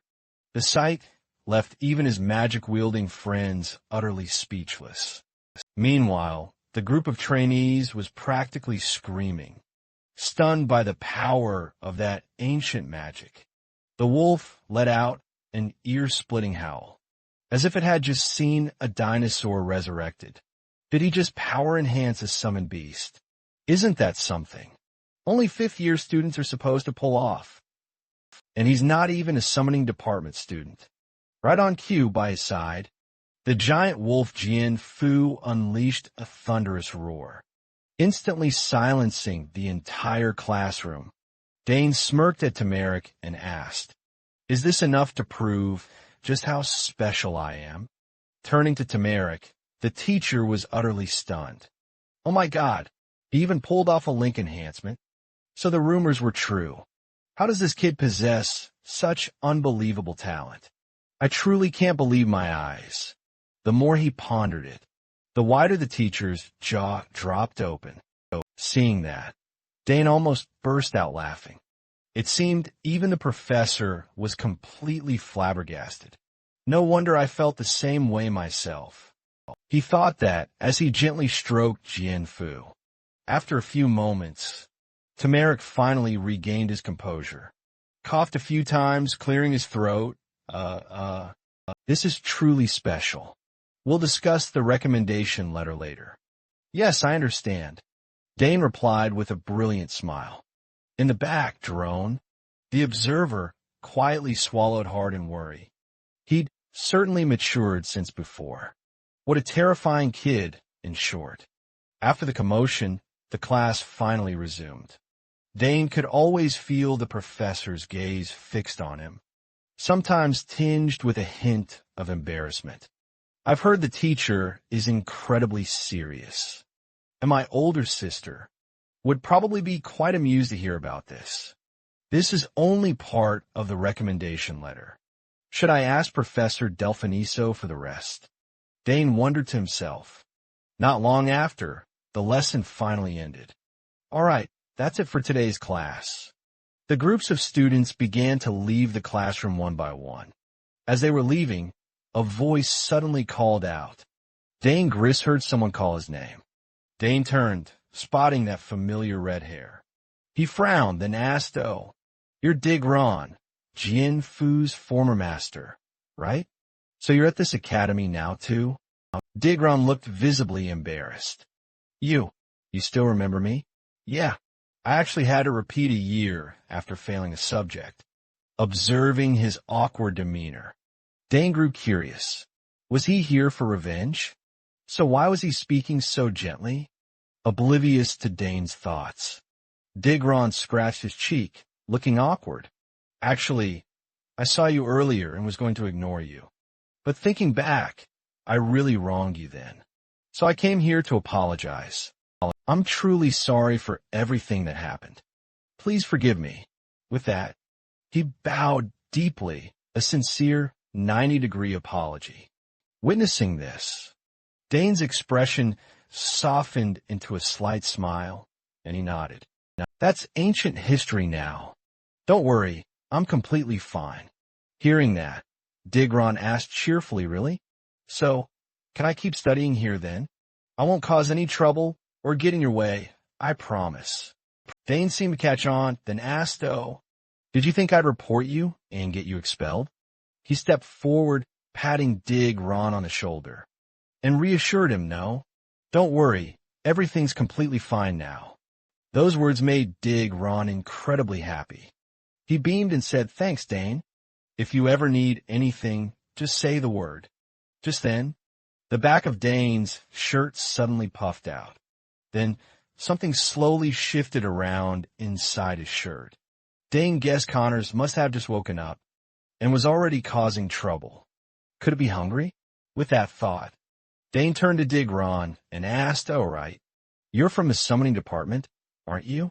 Perfect timing. I need to grab some supplies from the shop. Could you guide me there?" Digron cheerfully said, "Sure. The place is called Earth and Ben. I go there all the time. It was actually founded by 2 former students. After they graduated, and it's been thriving for over 30 years. He mentioned the usual bestsellers were this and that, and recent trends were all about these new things." Listening to Drone cheerfully rattle off all this info, Dane mused himself. He really does seem genuinely remorseful. So there's no need for me to keep up this act anymore. Suddenly, the little dragon, Conies, poked its head out, peering around with curious eyes, prompting Dane to gently remind it, "Calm down, Conies." Right after that, the 2 of them made their way to the shop. Pale golden sunlight filtered through the tree canopy, adding warmth to the afternoon as they walked. Drone turned, eyes alight with curiosity, and asked, "What exactly do you need me to help find?" "Actually, just tell me the summon's level, and I'll handle the rest." Dane replied, "I only need food for it." Drone nodded, stroking his chin as if deep in thought.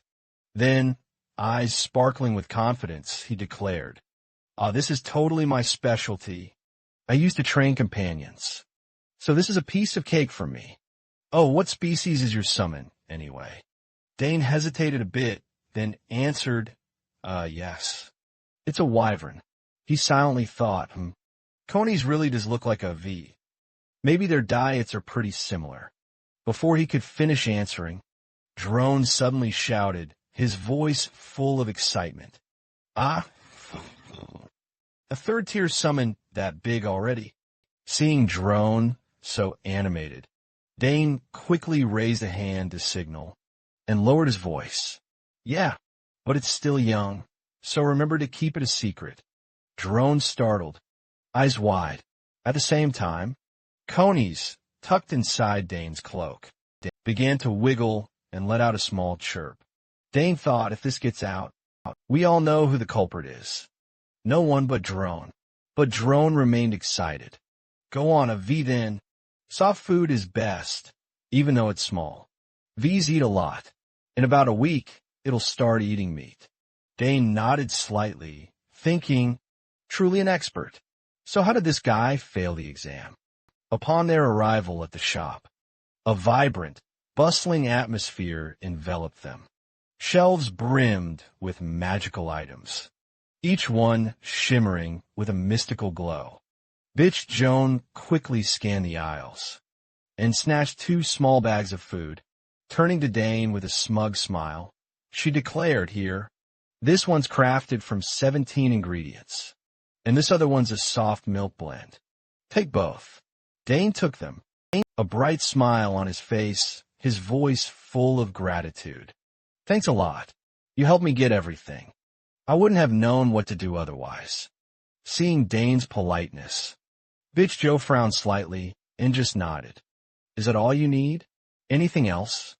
Dane shook his head. That'll do for now, Bitch Joe eagerly suggested. Since we're here, why not take a look around? There's plenty of useful stuff. Makes sense, Dane nodded. Fine. Let's take another stroll. The two leisurely wandered through the shop, which sold countless magical items, from glowing garments to radiant support potions, and even shimmering triple staffs. Suddenly, Dane stopped, his eyes lighting up, as he spotted a magnificent magic staff before him. He said, delighted, "Oh, this one looks pretty cool, doesn't it?" But at that very moment, a warning voice rang out from the side. "Hold on, this isn't for novices to use. You haven't even mastered summoning yet, and you're already reaching for weapons? Beware of the magic curse. Step back." Near the staff was a neatly posted warning sign. "Do not touch, especially novices. We're not responsible for the consequences." Bitch Joe nodded and reminded him. "That's right, Dane. This staff is usually reserved for fourth-year students. Just touching it will drain your mana." Yet Dane seemed unfazed. He thought to himself, "Oh, come on. It's not that big a deal. The more you forbid it, the more I want to try." Ignoring the warnings, Dane reached out and grabbed the staff. The shopkeeper shouted in panic, "Hey, new student, don't touch that. It's dangerous." But before he could even finish, Dane had already snatched the staff. Suddenly, the orb at its tip pulsed with a mysterious light, shimmering like a priceless gem. Dane smirked, a look of satisfaction on his face. He thought, "Aha, it's craving mana." Immediately, he poured his mana into the staff, feeling an immense surge of power welling up within him. The shopkeeper stared, utterly speechless and stammering. What in the world just happened? The staff had absorbed enough mana and finally stabilized. He thought, even if you do have enough mana, that hardly anyone can actually control it. Dane gave a calm smile. "Not bad at all, huh, Bitch Joe?" Bitch Joe, standing right beside him, couldn't hide her utter amazement. "Donna, I knew you were talented, but you're absolutely top tier." The shopkeeper practically lunged forward, hands on his hips, clearly annoyed. "Are you really just a first-year student? I've never, ever seen anyone like this." Dane just offered a light smile. "Huh? I'm Dane Saugers, Senior Kelly's younger brother." At the mention of that name, the shopkeeper visibly flinched, his tone shifting completely. "Oh, the top student from the interdisciplinary department. Even Kelly couldn't manage this staff back in her first year. I completely underestimated you. If you'd only mentioned it earlier, I would have offered far more careful advice." Dane just managed an awkward smile, thinking their attitude flips faster than rice paper. The shopkeeper pressed on. "So, are you planning to purchase this staff?" Dane shook his head, gently returning the staff. "Oh no, it seems cumbersome and doesn't hold nearly enough mana." The shopkeeper seemed utterly bewildered. "Huh, this staff could easily serve 5th or even 6th-year students."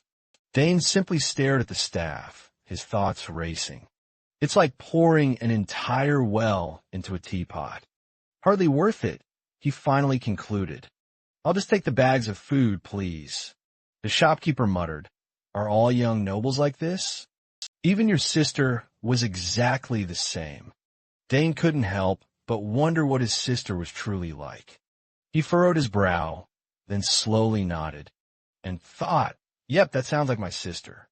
All right, with that settled, Dane and Bitch Joe settled up and finally left. The shopkeeper watched them walk away, muttering to himself, "Why are geniuses always so weird, anyway?" Leaving the shop, Dane quickly found a quiet corner. He carefully set down the 2 bags of delicious food, all for the eager Conus, wriggling excitedly in his cloak. Looking at the tiny dragon's gem-like, sparkling eyes, Dane couldn't help but smile, speaking softly. "Here you go, little one. Dig in. Slow down, don't choke yourself." Conus, ignoring the warning, practically lunged at the food, making the most delighted munching noises. Each soft bite practically melted in her mouth. She munched happily, her little tail wagging wildly. Watching her, Dane just shook his head, thinking, next up, basic class with Lala. Only 5 minutes left. I gotta hurry back to the dorm. Suddenly, a strange, jarring noise rang out from a nearby alley, shattering the otherwise peaceful air.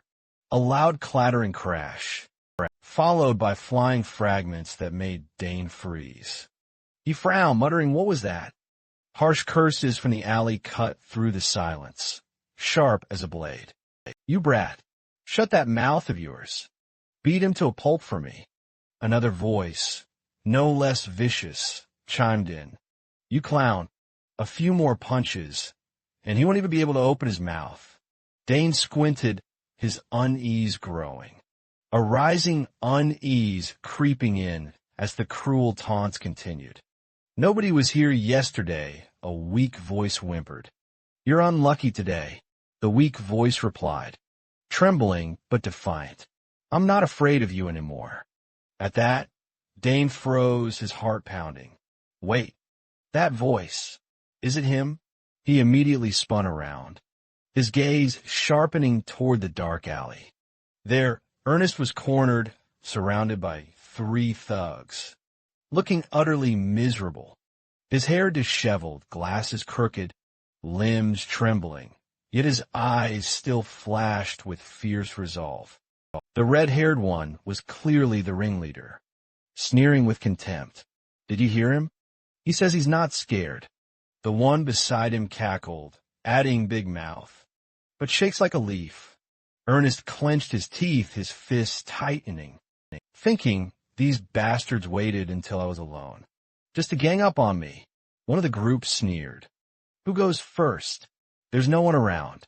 Another thug grinned maliciously. "Let me. My jaw still hurts from last time. Because of him." The 3 advanced menacingly, together, filled with aggression, yet secretly terrified. Ernest lunged into a fighting stance, snarling, "Don't you dare come any closer." The 3 bullies erupted in mocking laughter. This loser actually dares to raise a fist? He got lucky once, and now he thinks he's tough stuff. Despair surged through Ernest's mind. It's over. What can I possibly do this time? But just then, decisive footsteps echoed from afar, and a calm, slightly mocking voice drew everyone's attention once again. The blonde whipped his head around, his eyes widening in recognition of a newcomer. He shouted, a hint of panic lacing his voice. "Danasagis." Dane paid no mind to their astonishment. He casually strolled forward, a relaxed smile on his face, and waved at Ernest. "Hey there." Ernest saw Dane, like a drowning man spotting a lifeline. His eyes lit up, his voice trembling with emotion. "Dana." As Dane appeared, the bullies began murmuring among themselves. "What's going on? You said no one would come." One snorted. Another replied, "Who cares about that now? Grab some weapons." Dane glanced their way, thinking to himself, this is trouble. He looked around, thinking, there's really no one else here. All right then, I'll make you taste some real pain. Instantly, a surge of raw mana poured from Dane's body, making the bullies flinch back in fear. In the blink of an eye, countless spear tips manifested in the air, aimed straight at them. Seeing this, one yelled, "What the hell is that?" "He can cast spells too," the punk stammered. "Isn't the Sagers family famous for spearcraft?" The redhead shouted angrily, "Idiot! You forgot his sister is Isabella Sagers." Beside him, Ernest also exclaimed in surprise, as he saw the countless floating spears, hovering menacingly over the bullies. Dane said coldly, "All right, choose. Either back off obediently or get beaten to a pulp." Hearing this, the 3 bullies' faces went pale, fear welling up in them. Immediately after, The nearby wall sprouted countless cracks, as if pierced, and the ground suffered the same fate. The bullies were now sprawled face down on the ground, screaming in agonizing pain. Ernest, still visibly trembling, stepped forward to speak. "Thank you, Dane. My hands and legs are still shaking." Dane just smiled, replying, "As long as you're safe. That's all that matters. Now let's train together." Hearing that, Ernest rubbed his sore arm, asking in surprise, "What?" Dane answered, "You once said you wanted to beat Braun, right?" Ernest nodded with a smile. "Riley, that's true." Dane continued, "So I'll help you get stronger." Ernest could only smile, "Haha. I always rely on you." Afterward, the two walked across the schoolyard. Dane asked, "Hey, have you joined any club yet?" Ernest replied, "Not yet. I've looked everywhere, but can't find an exploration or archaeology club. I thought there had to be one." Ernest went on, "In our year, there's a map research association, but that's a required course, not a club. I also checked out some map analysis clubs, but they just make excuses to be lazy. It's disappointing." Hearing that, Dane stroked his chin thoughtfully. "Seems most people just want an easy life." Ernest nodded in agreement. Then he asked, "But why are you asking about clubs? Are you planning to join one?" Dunnet replied, "It's just that everyone's so eager to recruit freshmen that I wonder if it's really important." Ernest explained, "They say you must choose carefully. Once you join, you can't switch for 2 years." Dane shrugged. "Rules are stricter than I thought. Pick wrong, and you waste 2 whole years." At that moment, the campus was filled with club recruitment signs. "Desert Connoisseur Society here. Book discussion club there." Suddenly, Dane stopped, turned, and said, "How about we start our own club?" Ernest was surprised. What kind of club?" Dunnet replied, "A club that can do anything." Ernest still wondered, "What exactly do you mean?" Dane explained, we can train, explore ancient ruins. And when we're free, we can gather for a meal. We'll do whatever we want, no rules. No limits. What do you think of that idea?" Ernest's eyes lit up, and he quickly agreed. "I'm in. Going with you will definitely be fun. But will a club like this even get approved?" Dane replied confidently, "It's fine. Leave it to me." Ernest nodded. "If you say so, I believe you. But why did you suddenly think of this?" Dunnet smiled. "Because the club invitations are so annoying. I always have to refuse them. None of the clubs interest me. So I'll just make one myself." Ernest pressed, "If I join, how will I get extra training in spear techniques? Or swordsmanship?" Dunnet smiled. "Of course. That's guaranteed. You might even discover a hidden talent." Ernest rejoiced. "Great. We'll definitely learn a lot from each other." Then he suddenly remembered. "But I heard you need at least 3 people to form a club. That right?" Dunnet nodded. "We have Lola. I already mentioned her. Go ask her now." Cut to the club registration office. The 3 walked and chatted. Ernest asked, "Submit this form here, and we're done, right?" Lola excitedly exclaimed, "Sounds easy. Fill out quickly." Dane glanced at her, thinking, typical Lola. She ditched the dessert exploration club, but just to come with us. Lola cheerfully said, "The dessert club meets weekly to taste sweets." Perfect match. They nodded. "We could do that too, if you want." Ernest chimed in, "I love snacking. I'm up for anything." Dane added, "If you want to get to know upperclassmen." That's fine, but just follow Ernest." Hearing that, Lola looked satisfied and beamed.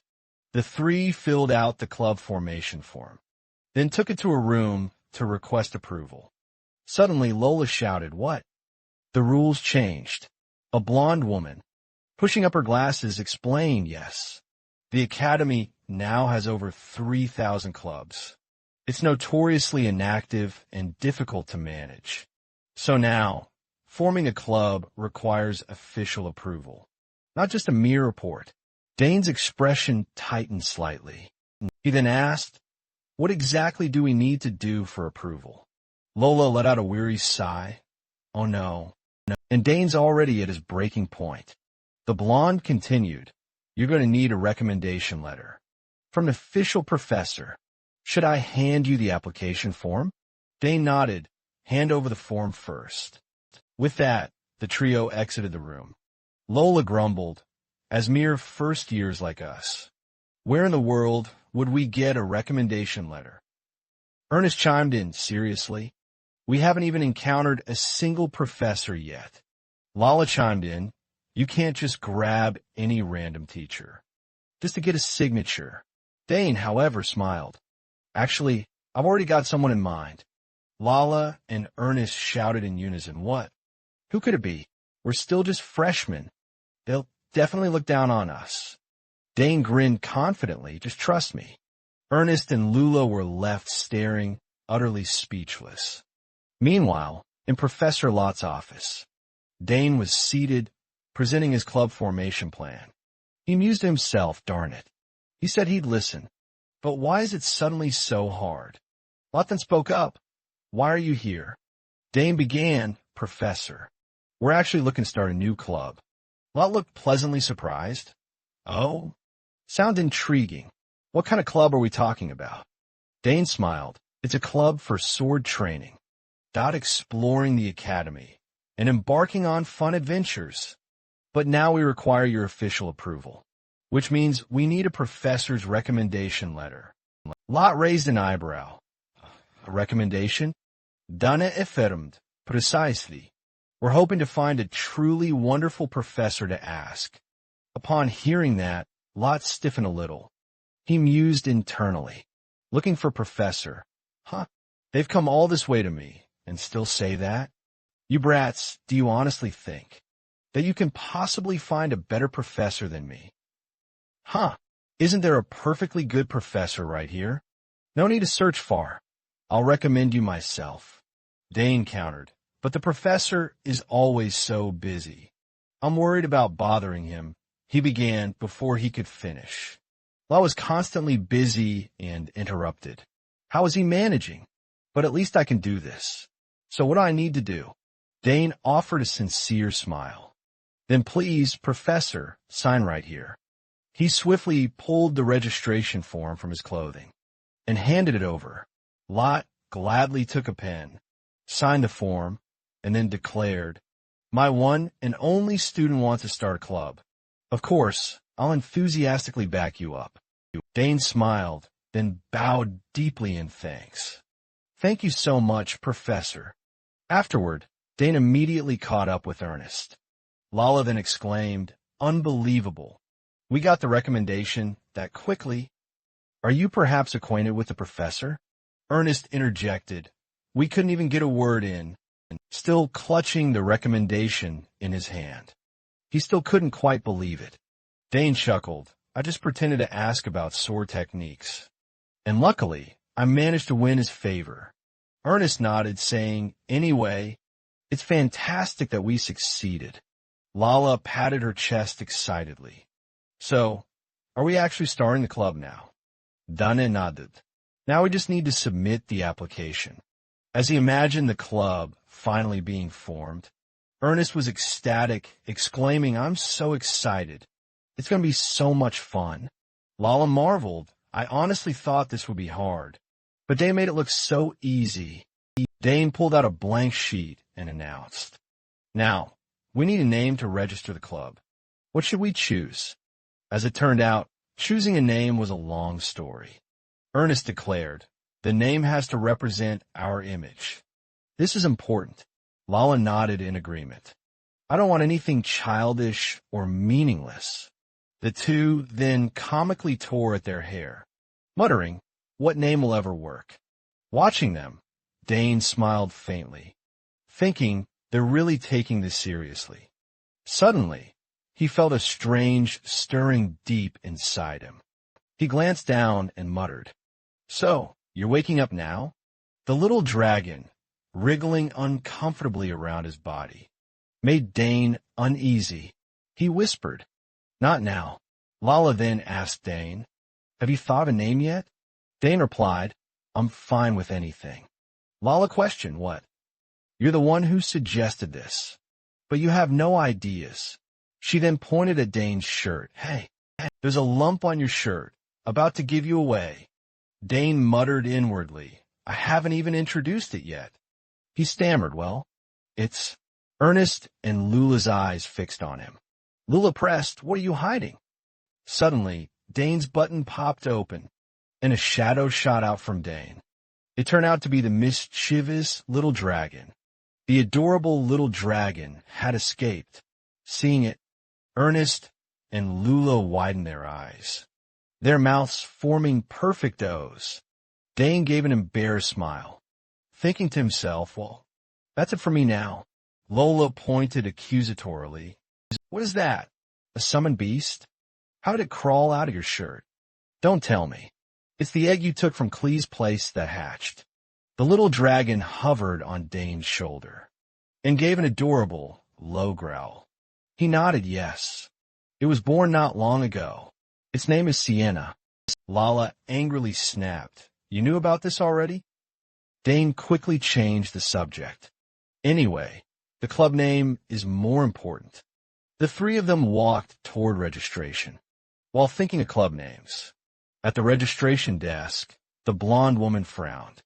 A club for magic exploration, summoning, spear arts, and swordsmanship.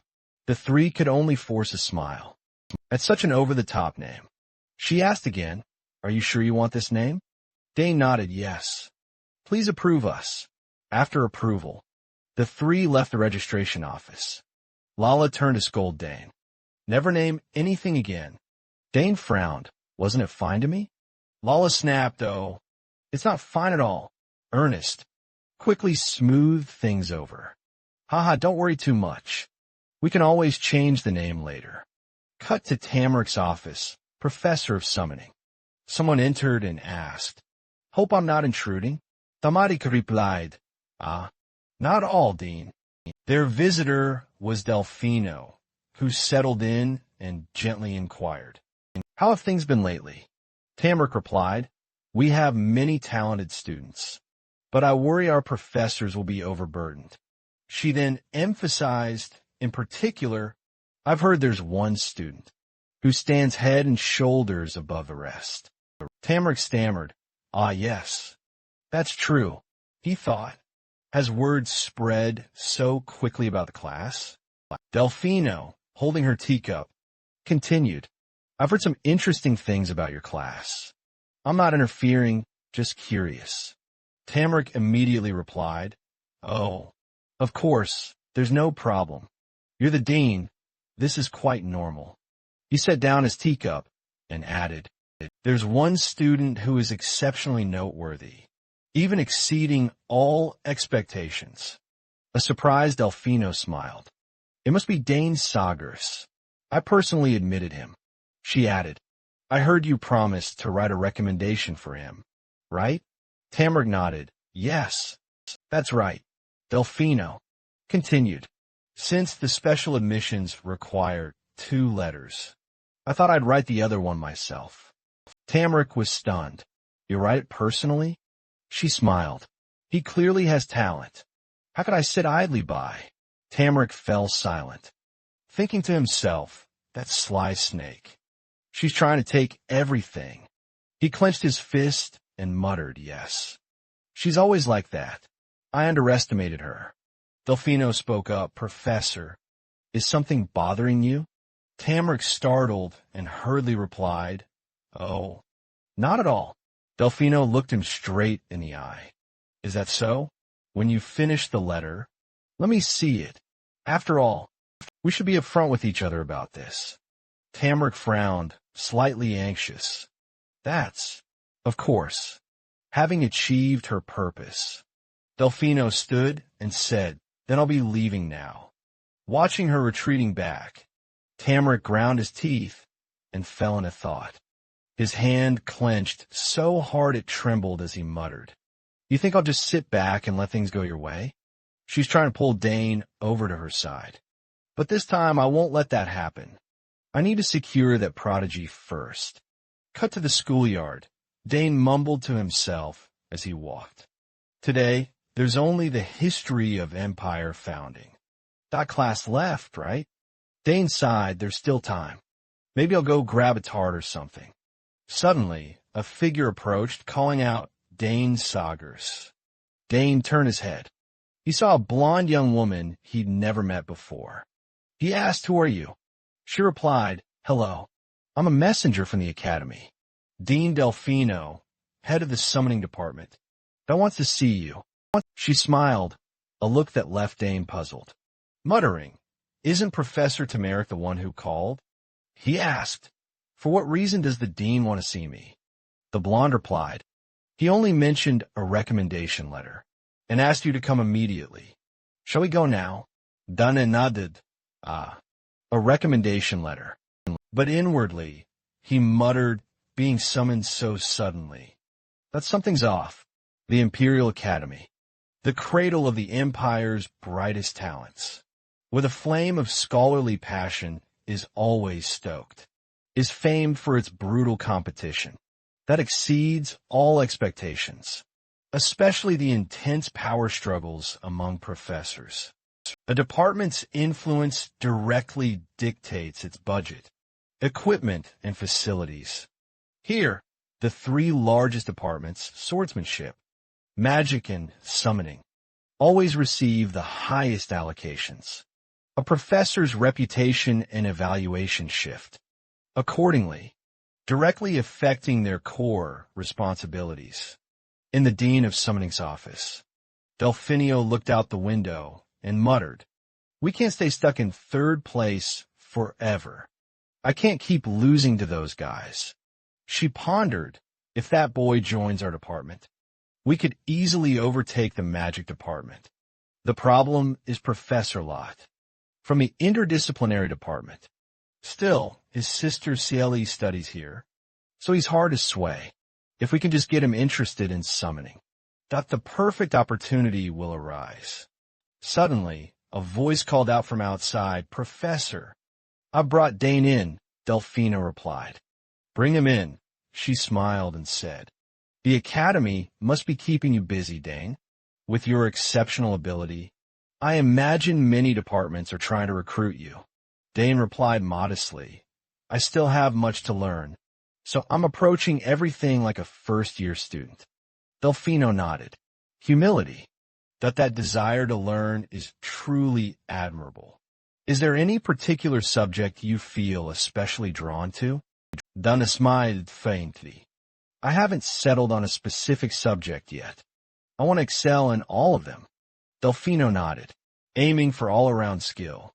That's truly the spirit of a new student. Do you know why I called you here today? Dane shook his head. She continued, I've heard about a truly miraculous event. In Professor Tamaric's class, you summoned Gunfu and managed to form an enhanced link. With skills like that, how could a dean like me possibly sit idly by? She smiled. With your ability, you absolutely must take the special admissions exam. Dane began to understand and replied, Thank you for thinking so highly of me.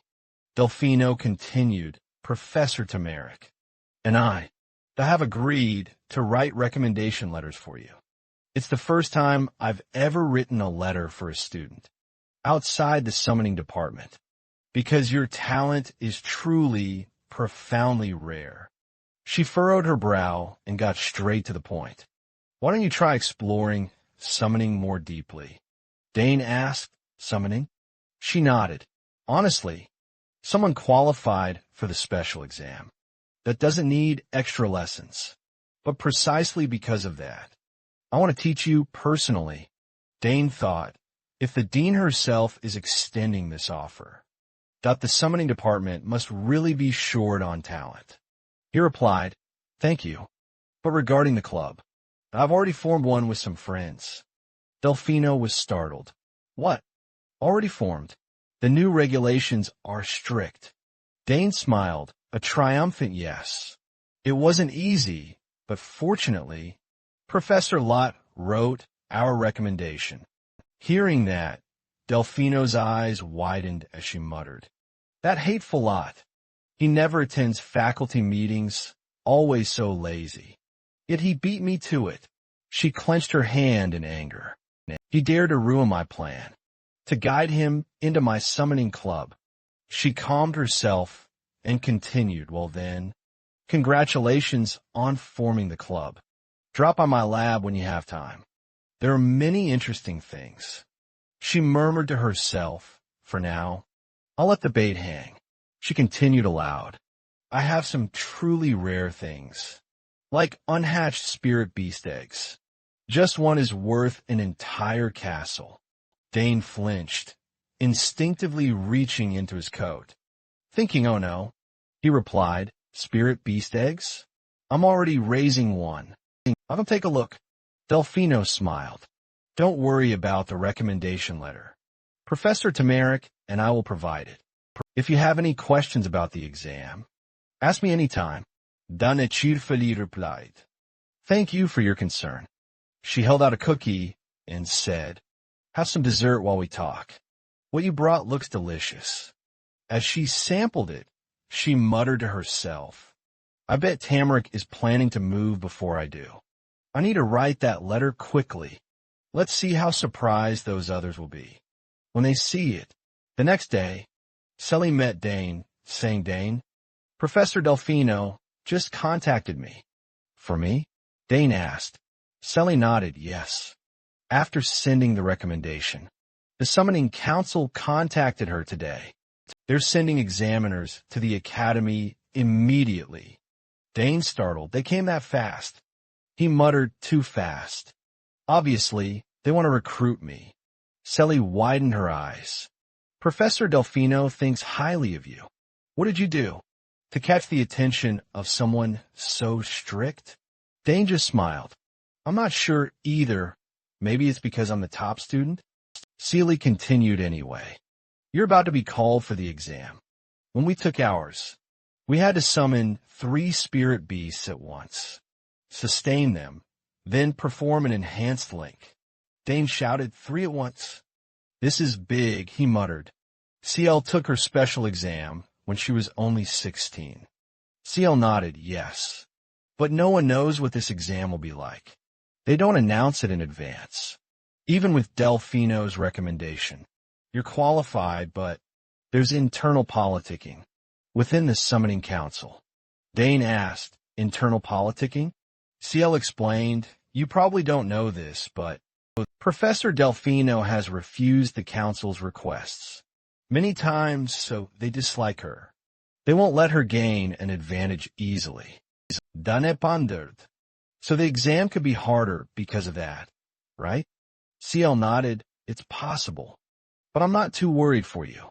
If you get hurt because of these grown-ups power plays, I'll feel guilty. Dane smiled. Don't worry, that won't happen. He thought, I don't intend to get caught in those traps. 2 days later, the summoning council's inspection team arrived at the academy, led by Chairman Elgit Boaton. He said, long time no see. Professor Delfino, she replied. You're well? Elgit asked. So, how talented is the student you recommended? Delfino calmly, I'm sorry, Chairman. His talent is extraordinary. I couldn't ignore it. Elgit continued. Then you should have accepted a seat on the council. When we offer to handle things smoothly, Delfino smiled wryly. You know me. I value my responsibilities at the academy. If I joined the council, I couldn't devote myself fully to the academy. She gritted her teeth and thought, do you think I don't know? You're trying to pull influence to your side. Because of the council's greed, I've nearly died several times during reckless missions. She turned and said, then follow me. We can talk as we walk. Elgit nodded. All right, he thought, a faint hint escaping him. The recommendation was sent, so I'll cooperate. But I don't like this kid one bit. As I walked, Elgit asked, that boy is Dane Sagers, Klee's brother, correct? Delfino confirmed, yes. His talent truly runs in the Sagers' blood. Elgit continued, I've heard he summoned a level 5 Ginfu. Form an enhanced link. and in the interdepartmental exam, made multiple simultaneous links with spirit beasts. Delfino nodded. That's right. He turned and said, such ability is extraordinary, shaking the entire council, even for the Sagers family. I didn't expect the younger brother to surpass. Not his predecessors. Could he be on par with Gonsien? Delfino smiled faintly. I'm not sure he's reached Gonshien's level, but when you see him in person, you'll understand. Elgit frowned. I will evaluate him very strictly. The special admissions exam has always been that way. Delfino nodded. Yes. I understand. The Summoning Council's arrival sent the students at the academy into a frenzy. One student exclaimed, what? The Summoning Council came to the academy. What's their business here? Another replied, I heard. Dane Sagers received a special recommendation letter. A student butted in, oh, that first year who shocked Tamer's class. He even pulled off an enhanced bond with a spirit beast. An angry guy shouted, damn. Is there anything about summoning he isn't good at? After a while, Delfino and Elgit arrived at the summoning department's door. She cheerfully said, all right, this is where the exam takes place. Elgit glanced at the summoning department's emblem and muttered, good. Let's go in. At the examination site, light filtered through the cracks in the door, illuminating the whole room. At that moment, Dane stood in the middle of the yard and spoke up. I am the youngest son of Count Sagers, Lord of the Southern Region, and head of the prestigious Sagers family. My name is Dane Sagers, and it's a pleasure to meet you all. The moment he finished speaking, a confident smile graced his lips. Seeing that, Elgit muttered inwardly, impressive. It's hard to believe he's only 14, yet carries himself with such gravitas. Now I understand why they rushed to send that letter of recommendation. Elgit lightly stroked his chin and declared, I am Elgit Botan, chairman of the Summoners Association. I've heard much about you. You've been praised a great deal, but this test will be anything but easy. Dane showed no fear, immediately replying, yes. I am ready, he murmured to himself. He's pretending to be friendly, but there's nothing pleasant about him at all. Elgit turned to the assistants behind him and stated, no need for long talk. Begin at once. Everyone, prepare yourselves. The two people behind him immediately responded, yes, sir. Delfino at the back frowned slightly, pondering aloud. I wonder what kind of challenge the chairman has prepared for us. Looking at Delfino, Elgit declared, whether you pass or fail will be entirely my decision. If you object, you may withdraw from the exam now. Dane replied at once. I agree. He continued, during the exam, all forms of cheating are strictly prohibited. If the exam is judged unfair, the results will be annulled, and your summoner status may be revoked. Remember that. Dane answered calmly, yes. I understand. Elgit added, good. Then, we'll see what this so-called uniqueness of yours truly is. Immediately after, he raised his hand high and announced, the test begins. Those in charge surrounded him, and before each person, a summoning magic circle shimmered into existence. It then drew in all the surrounding energy to reinforce the magic circle. Seeing this, Dane muttered, here we go. Suddenly, the magic circles emitted strange, guttural sounds, and a massive surge of energy enveloped them all across the entire examination grounds.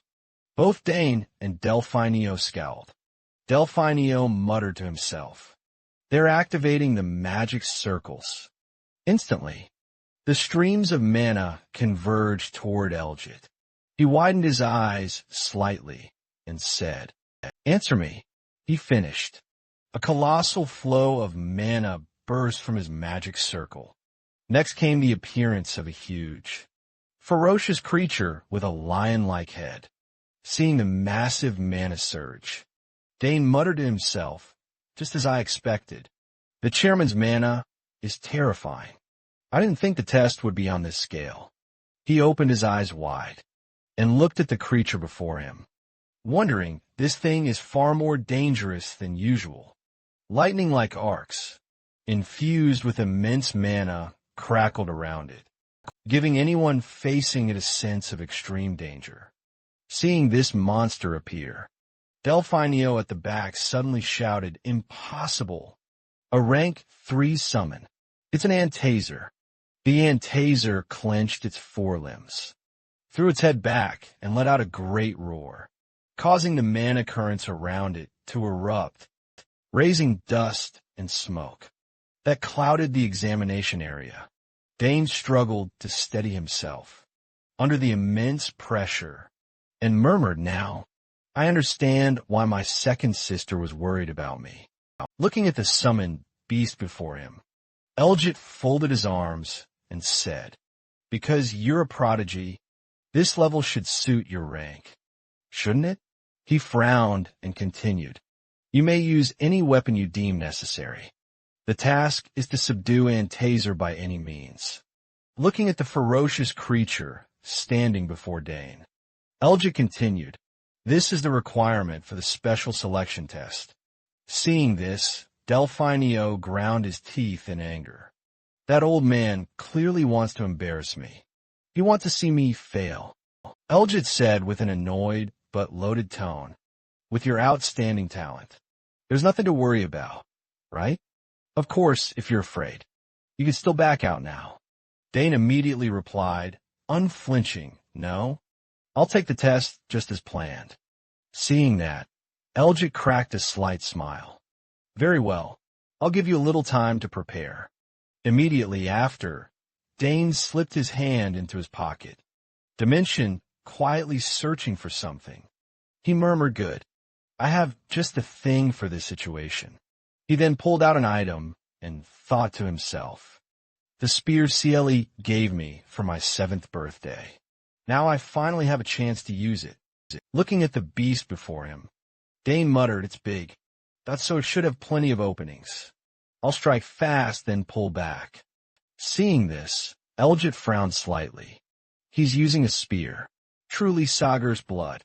After that, his gaze shifted toward the corner, where the spectators had gathered, where Tamaric and several students had come to witness Dane's test.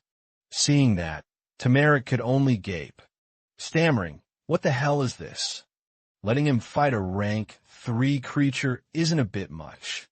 Dane's close friend also silently marveled at Antaser's power. No wonder it's rank 3 at that size. And it moves that fast, quite the opposite. It seemed Antaser was getting wiser, realizing it wouldn't be easy to get close to Dane. Just then, a blazing golden flame erupted from its body. It thrust its paw forward, releasing a column of scorching fire. Seeing that, Delphinio couldn't hide his worry and shouted, "He's taking a direct hit." Nearby, old Elgit merely stroked his beard and nodded, extremely pleased and satisfied inwardly. Even with his enhancement power, facing Antaser's absolute insanity, the test ending quickly now, seemed exactly as he'd predicted. That's what he thought, however. But Dane truly began to face him. Inside the flames, Dane's spear spun relentlessly, creating a powerful gust of wind that dispersed the surrounding fire. However, Dane was also visibly shaken by that attack. That was close. Almost done for. All right, it's time to finish this. The protagonist mused inwardly. He then unleashed his mana, empowering his body, and then he dashed forward to strike. But Antair reacted with incredible speed. Before he could even land a blow, it had already clenched its powerful fist and struck straight ahead, tearing the ground into an unrecognizable mess.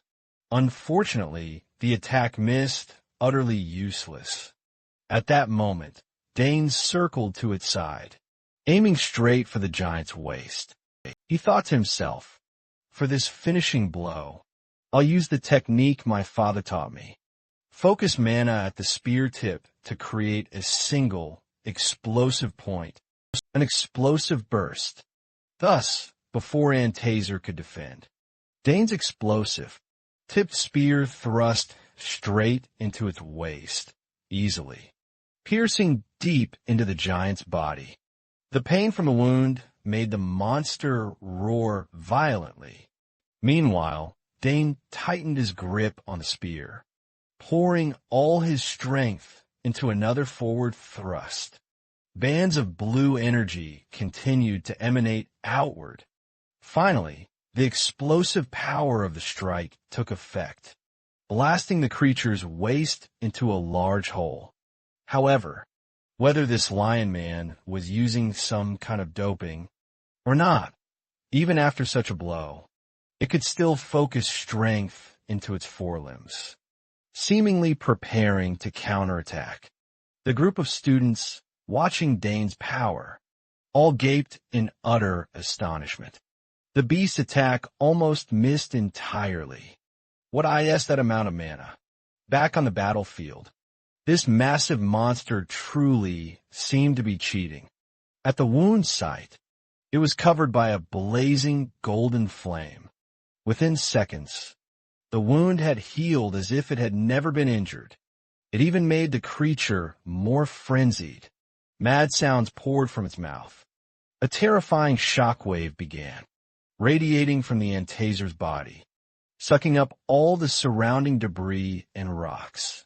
Seeing this, Dane felt his scalp prickle. Oh my God, it really has gone berserk. The thought had barely formed when the lion man's maw flew open, unleashing a blazing jet of fire. Dane scrambled aside, barely dodging it, but his spear stayed stuck deep in Antazer's side, leaving Dane utterly stunned for a moment. Damn it, my spear. Just then, Kayataso burst in from outside, sweat beading on his forehead, muttering curses like damn, damn, damn. I hope I'm not too late. Why hold the exam out in the middle of nowhere like this? His heart pounded with a mix of worry and pure annoyance. The instant he shoved the door open, the sight before him made Kayataso freeze. His eyes went wide with pure shock. He gritted his teeth, his gaze fixed on the brilliant mana barrier shimmering before him. His voice trembled, laced with disbelief. The barrier around the testing area. What did they summon from inside? Antazer threw its head back, unleashing a savage roar that ripped through the air. Its eyes burned with furious, crimson flames, flashing and stabbing straight at Kayataso. Kayataso's face went pale, his heart hammering in shock. He clenched his fists, then bellowed angrily. What? A rank 3 Antazer. A mix of horror and excitement made his body tremble slightly. In the arena, Antazer had just flung Dane's spear away, sending it skidding across the ground, leaving long, deep gouge marks. The wound from the spear was still bleeding, not yet healed as the monster snarled, its eyes blazing blood red, glaring at Dane as if ready to devour him whole. Facing it, Dane murmured with a hint of admiration. It shrugged off a hit like that without a scratch. Tough as nails. He nodded, the corner of his mouth twitching into a confident smile, as he realized his spear couldn't wound it. Then he flicked his hand, eyes flashing with resolve. Sorry, father, but it looks like I'll have to use the sword immediately. Dane drew his sword from his side, the blade gleaming sharply under the mana light. He frowned, then stared straight at Antazer, a confident smile spreading as he declared, Round 2 begin. His move left the entire audience utterly stunned. Igit stroked his chin, his eyes sparkling with curiosity, and chuckled, ha! Using a sword, Delphinio, beside him, nodded thoughtfully. Fair enough. This is an independent test, so a bit of eccentricity isn't all that surprising. Igit agreed, but his eyes were filled with astonishment. Indeed, but the scary thing is how composed he remains. His stance is like that of a seasoned warrior who has fought countless battles. In the stands, the students murmured, their hearts racing with palpable excitement. Kyo Tasso squinted from the back, pride mixed with curiosity swelling within him. He declared firmly, now we'll truly see what he's capable of in the arena. And Taser lunged straight at Dane, its eyes burning with savage intent, its clenched paws forming a massive ring of flame that radiated searing heat. But Dane showed no sign of flinching. He stood firm, calmly taking each of the creature's successive strikes. The skill of a true swordsman was utterly evident, with superior finesse and blinding speed. After exchanging blows a few times, Dane stepped back, a thought flashing through his mind, as he murmured admiringly, not bad. After a few weeks of fighting, it shifted from raw power to pure speed, reacting precisely to each of my moves. And Taser showed no sign of stopping, continuing its frenzied assault. But Dane would not be subdued. He remained calm, parrying each strike. With his sword, the moment he spotted an opening, Dane swung his sword hard at Taser's arm. However, the strike did no damage. He murmured, his voice tinged with surprise. Both arms were cloaked in fire, impossible to pierce with sword chi, and Taser accelerated, its punches coming down like a furious storm. Dane's mind filled with thoughts as he inwardly vowed, I want to crush it with ancient magic, but so many eyes are watching here, so I have to do it this way. From the stands, Delphine Eo was practically prostrate with worry. Her face gone pale, she turned to Igit, her voice trembling, Chairman, this is far too dangerous. If a student gets hurt, none of US will escape punishment. She raised a hand to her chest to activate her force summon, but Kyotasso had just appeared behind them and spoke, stopping her, his tone deep yet confident. Hold on, just watch. Delphin Ian startled and turned, surprised. Professor Kyotasso, when did you get here? Kyotasso smiled, his eyes shining with confidence. I understand your worry, but it seems Dane has found a strategy. In the arena, Dane continued to swing his sword, parrying an Oemo's attacks. Suddenly, he noticed an opening.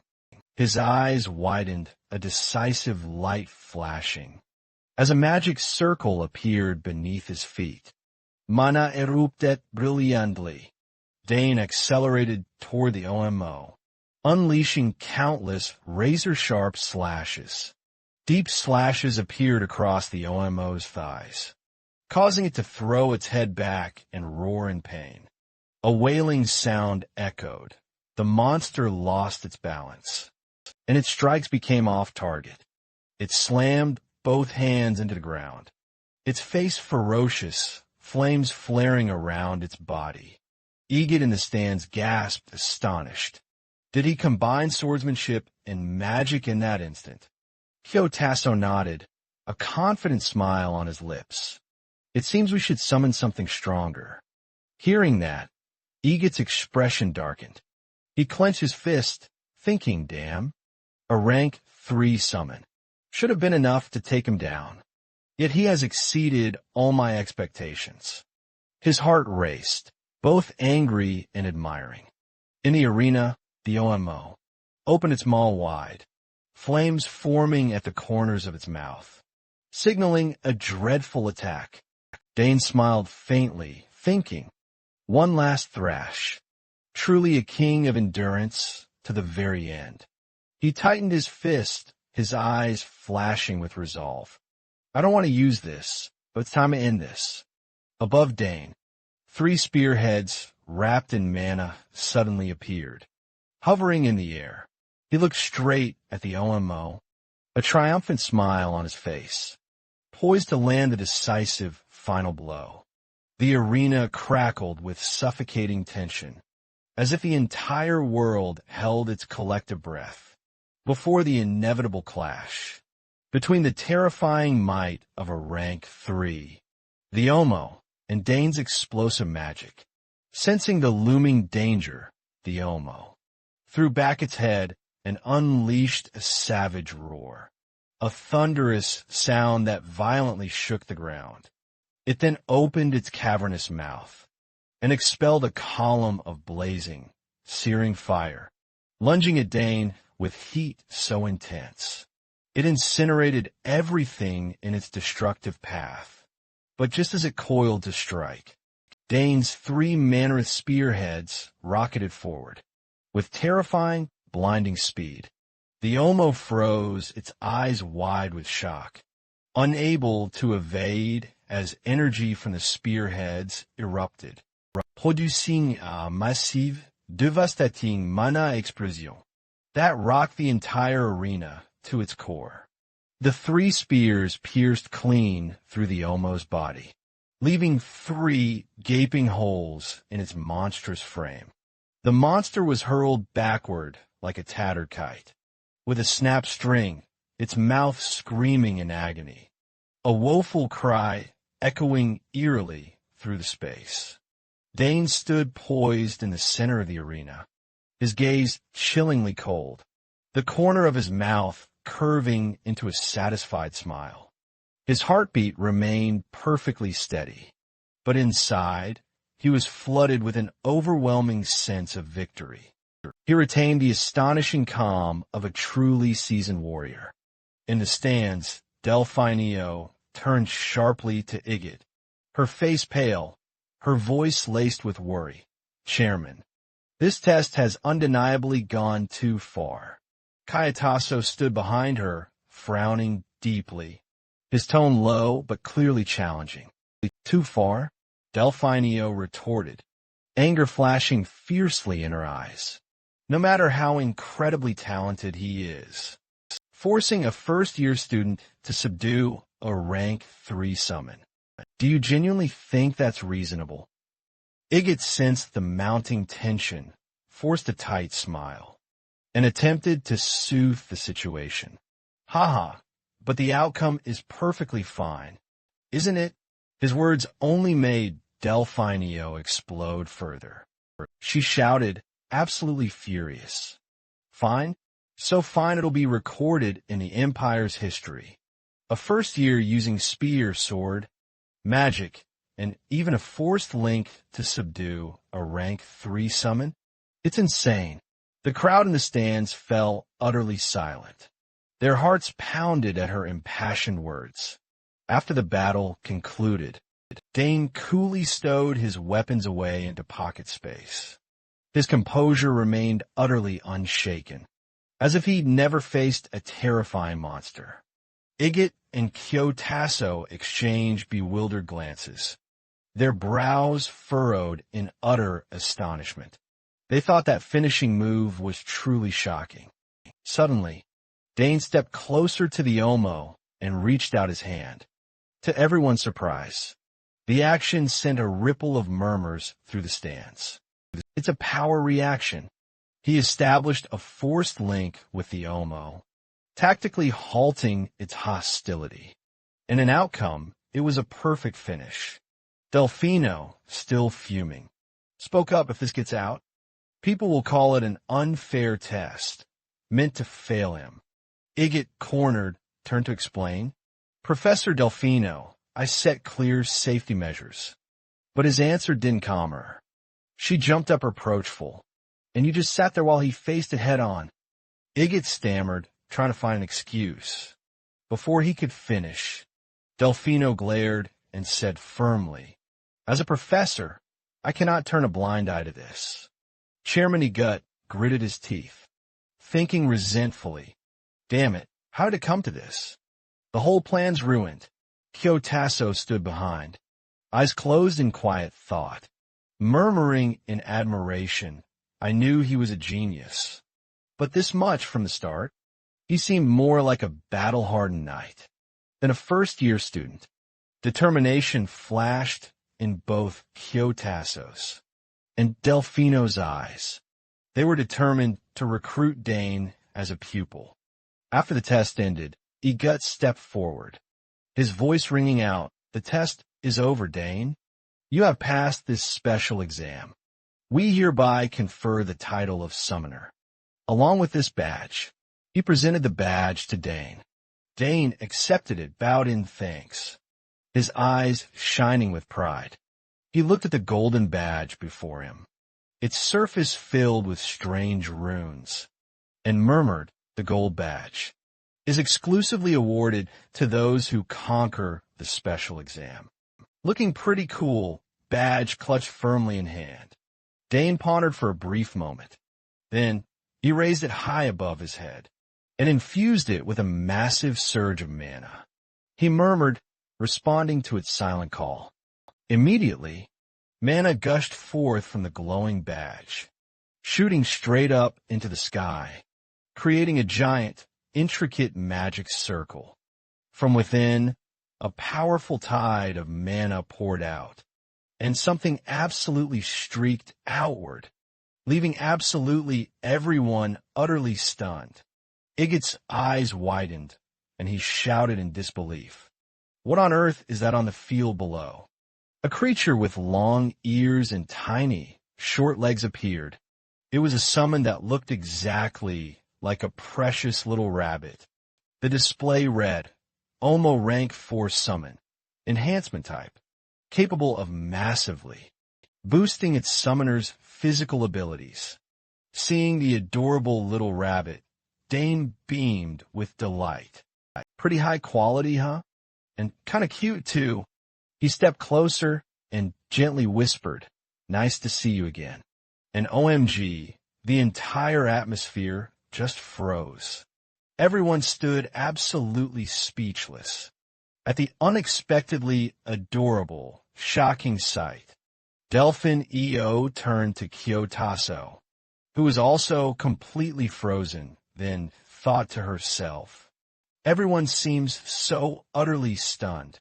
She glanced at Dane, her mind swirling with deep reflection. With this many witnesses, the whole academy is bound to go absolutely wild.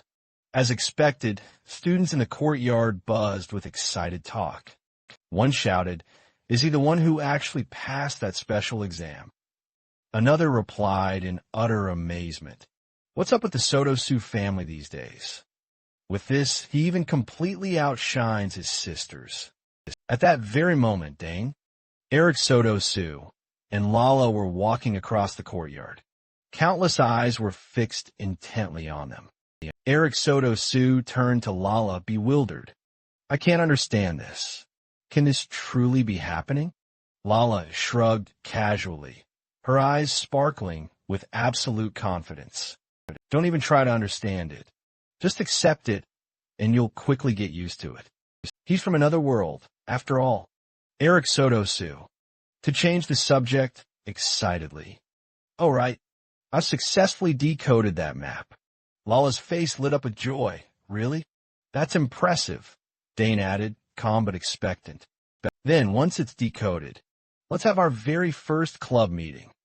Hearing that, the whole group buzzed with excitement. Lala beamed, "Wonderful. I'm so incredibly bored right now." Eric, too, happily clenched his fist. "I'll try my best to decode it faster, too." Dane still smiled calmly, thinking, "I'm actually quite curious about it myself." He then turned to everyone. "Professor Kayatasso has called for me. I have to go. I'll see you all later." After saying goodbye, he turned and walked away. Inside the training room, Kayatasso was already waiting. He looked at Dane, his voice grave. "An Omo is a truly terrible summon. There was once an Imperial summoner, Genik, who once summoned 2 of them, and it was an absolute nightmare. Just 2 took down 3 knights and dozens of soldiers." Dane was startled, thinking, "I remember now, Professor." Kayatasso was said to have been present in that battle.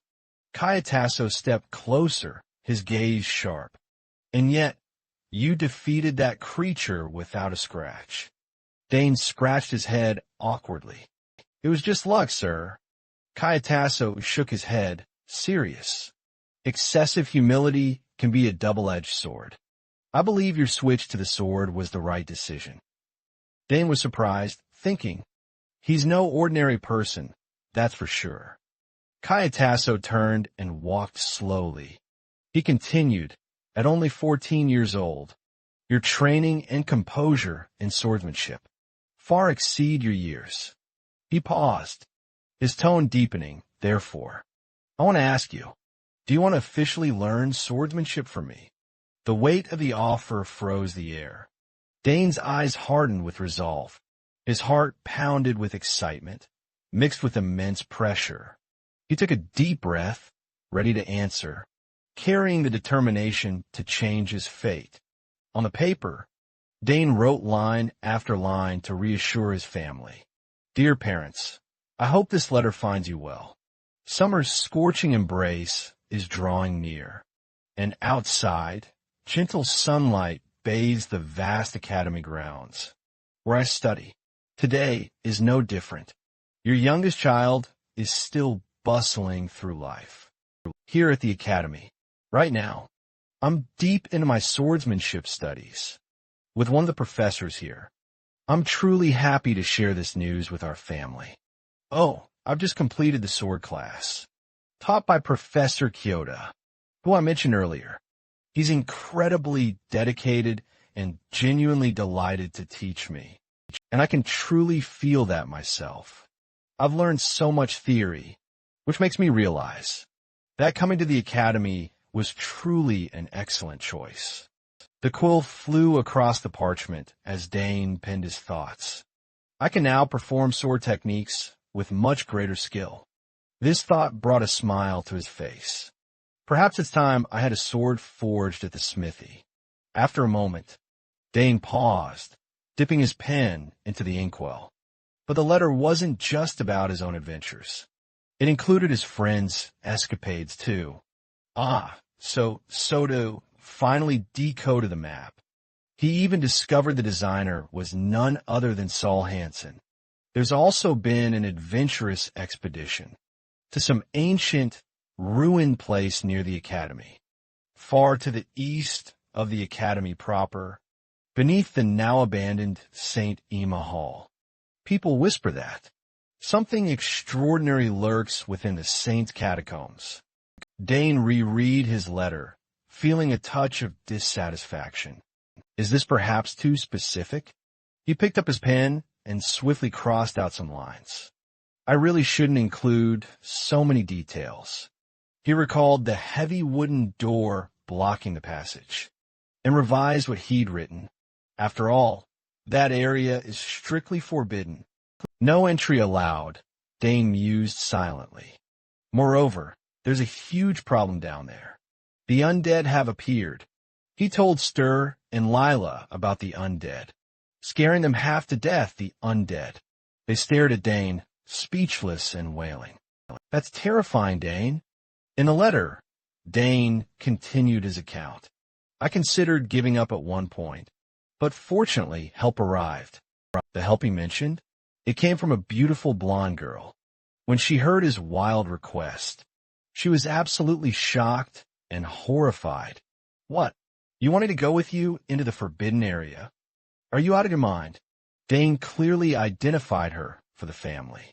The helper was none other than Pitt Sela, a brilliant student from the theology department. Afterwards, Pastor Sela gave Dane's trio a short but crucial course. Listen carefully, she began. The undead will vanish if you destroy its core. She warned cautiously. But first, you must receive baptism from me. She added, taking a breath. Soto and Lala half listened, bewildered, following her detailed instructions. A while later, the four of them delved into the catacombs and fought the undead. Dane immediately smashed its core, pouring concentrated mana into it. All at once, a blinding purple light filled the air. helping everyone repel the piles of dry bones. As expected, Sila's holy power was absolutely terrifying. Thanks to her baptism, we were able to handle the undead with ease. Lala proved incredibly skilled, cutting through every obstacle with his mighty sword. His swordsmanship also improved dramatically, almost on the fly. Soto and Sila kept a close watch on each other's backs, fiercely protecting one another wherever they fought. Meanwhile, Dane bravely faced the undead all by himself. The battle raged on, fiercely intense. One of the undead's arms was struck clean off and flung high into the air. Finally, Dane's group reached their ultimate goal, an ancient structure now completely covered in green moss. After passing through the suffocating darkness, we finally reached the underground tomb, and at last found the legendary treasure. Lala walked behind them, asking skeptically, "Is it really from 3,000 years ago?" Dane pointed ahead and replied confidently, "Yes. The treasure is right here, the very treasure the Emperor had desperately longed for, but could neither open nor ultimately take." When they finally uncovered the treasure, he and Sila both couldn't help but smile happily.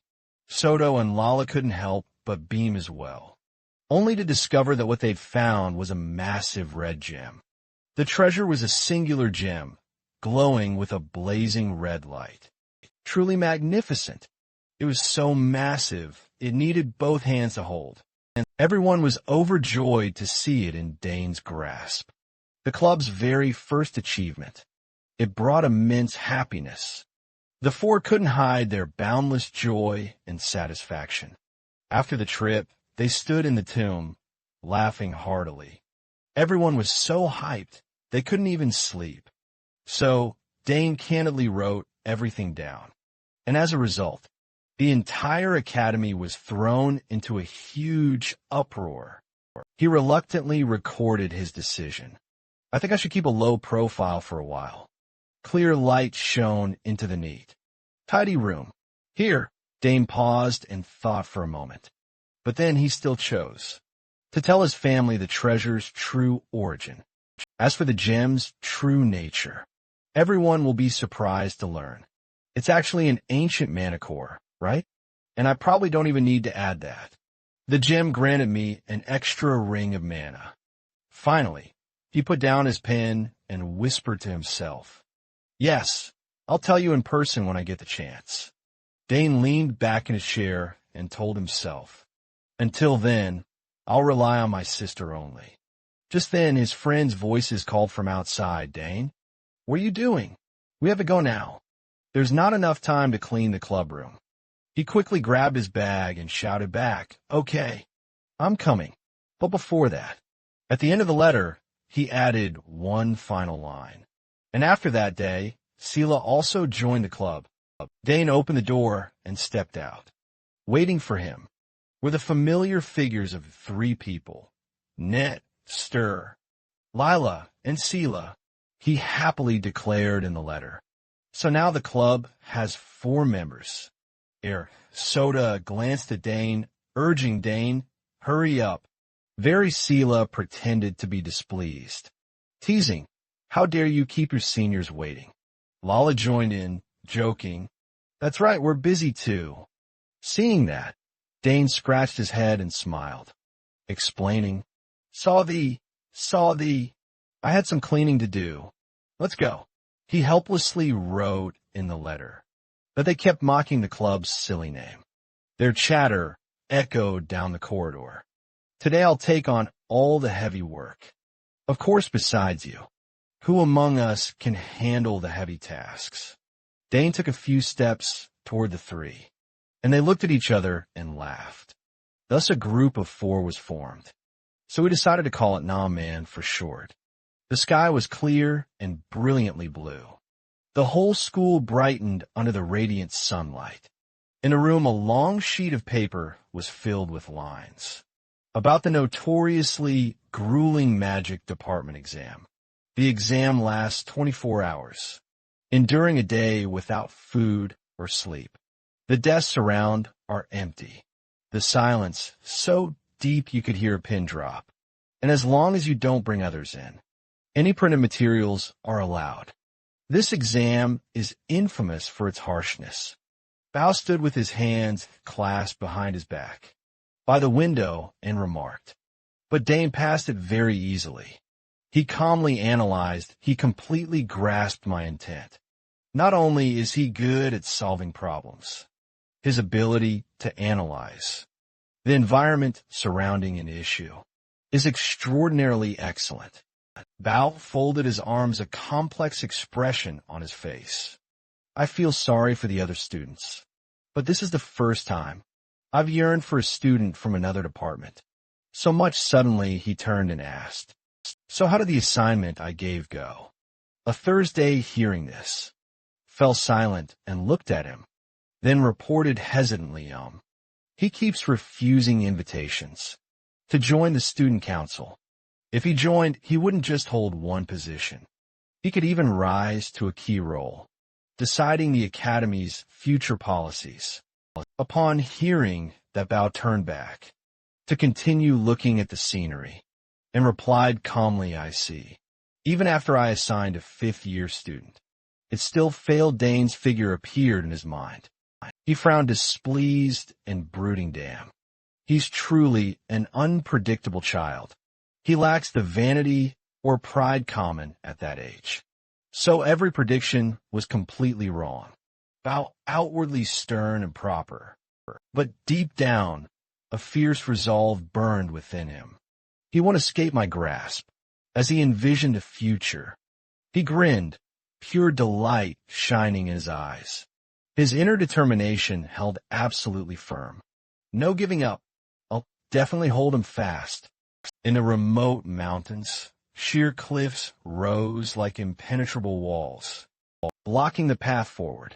Inside the book-filled room, in Isabella's laboratory, a concerned voice chimed in. That Thursday from the student council is still clinging to you? Dana reluctantly responded, yeah. It's a bit annoying. Isabella, hand on hip, irritated, then began to complain. That professor still hasn't changed a bit. He was exactly the same back in my day. Seeing that, Dane rubbed his head, asking doubtfully, he did the same to you? She admitted at once. Isabella continued, clearly unhappy. He even said he'd make me president of some society. Dane, surprised, remarked, president of a society? That sounds pretty impressive. She immediately shot back. That professor just loves to lure talented kids and turn them into his personal lackeys.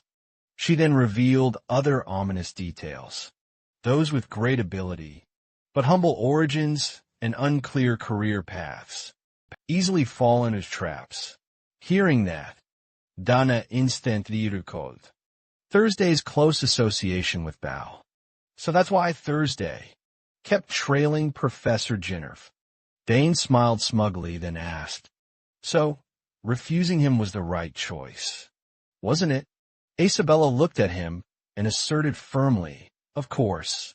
That professor is incredibly dangerous. Not only is he skilled, but he's a master at recruiting others to his side. If you get entangled, you'll become a compliant puppet, obeying his every whim. So be careful. Still unconvinced, she warned him cautiously. Whatever he offers, refuse it immediately. Dane listened patiently, then replied, I understand, sis. I'll be careful. Suddenly, the door burst open. Isabella, startled and on guard, exclaimed, what is it?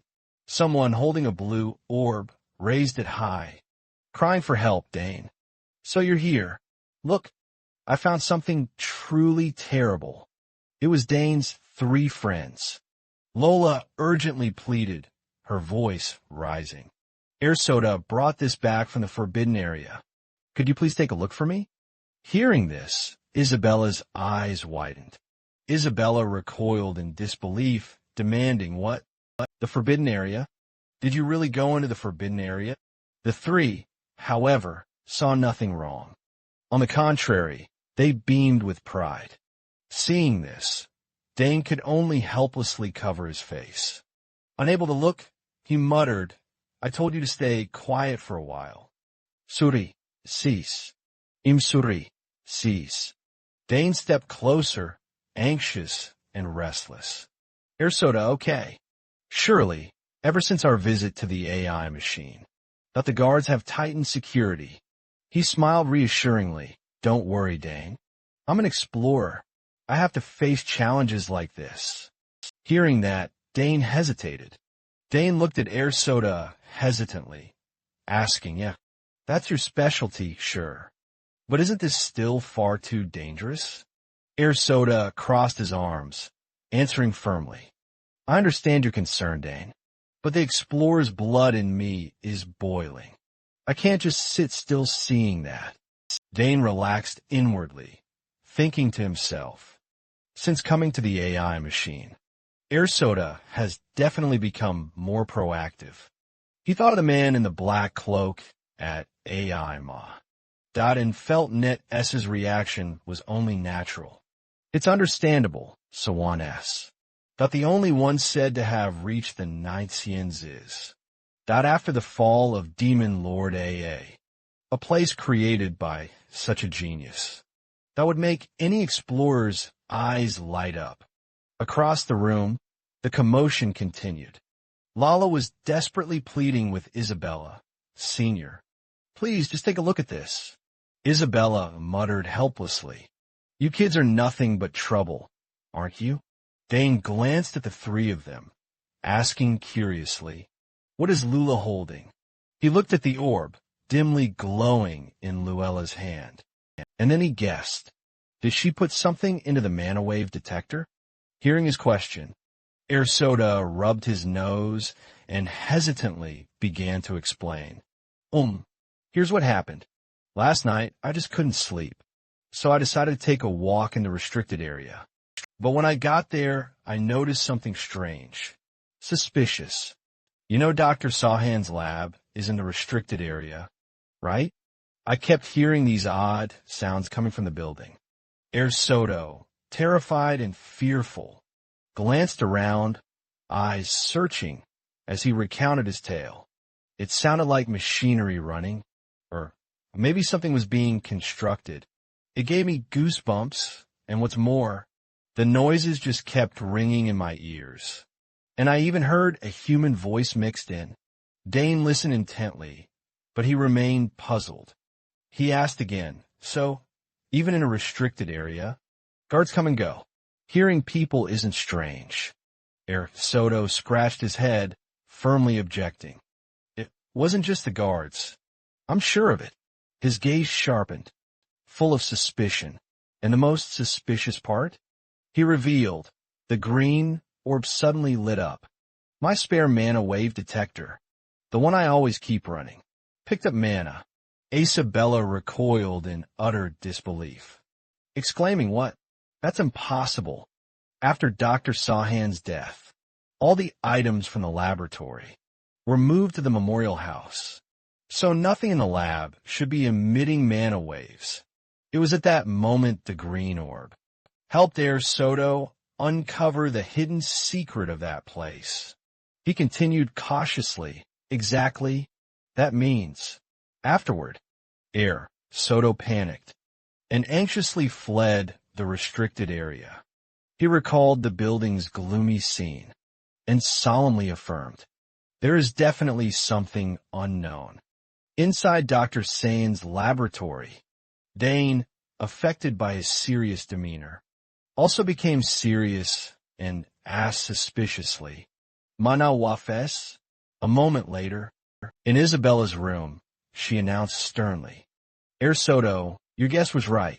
There really is something in there. Soto asked in astonishment, really? Senior Isabella? She placed a sheet of paper on the table and said, yes. And it's not ordinary. Here, look at the data I've analyzed. Reese and Lila quickly bent to examine the info inside. Soon after, Dane also picked up the paper and studied it intently. These oscillations, they're incredibly similar to the samples you've collected. Netsutu, of course. Not all of them match if you remove the ambiguous patterns. Hearing that, Dane looked at Isabella and calmly asked, "So what's the conclusion?" She smiled triumphantly and declared, "There is undeniably a gigantic something. In that building, the three Netsutu, Lila, and Risala, widened their eyes in horror and echoed in unison. A gigantic something?" Isabella looked down at the green orb on the table and asked, "That's right. This kind of oscillation usually comes from an object containing an enormous amount of mana. You said you barely managed to capture the oscillation, didn't you?" She looked at the three of them and explained confidently, "I think something is actively blocking the waves from leaking out." Netsutu went pale and was speechless. Isabella, unconcerned with his reaction, continued, "As for whether the one who hid the mana waves was Sahang, Sodong, or someone else, we don't know yet." Meanwhile, Dane looked at the figures on the paper again and said seriously, "The only sure thing is that whatever this is, it's valuable enough to hide its mana signature." Isabella nodded, agreeing with Dane's thought, folding her arms as she recounted, "That's the summary. And as far as I know, the guards hardly ever enter Sahang, Sodong's laboratory. Back in the day, I even snuck into the restricted area. When I was bored, Risala widened her eyes in surprise and asked, 'Really?' Dane, seeing the pride on Isabella's face, thought helplessly, 'Even you did that?' Indeed, I suppose no one could resist Sahang Sotong's allure.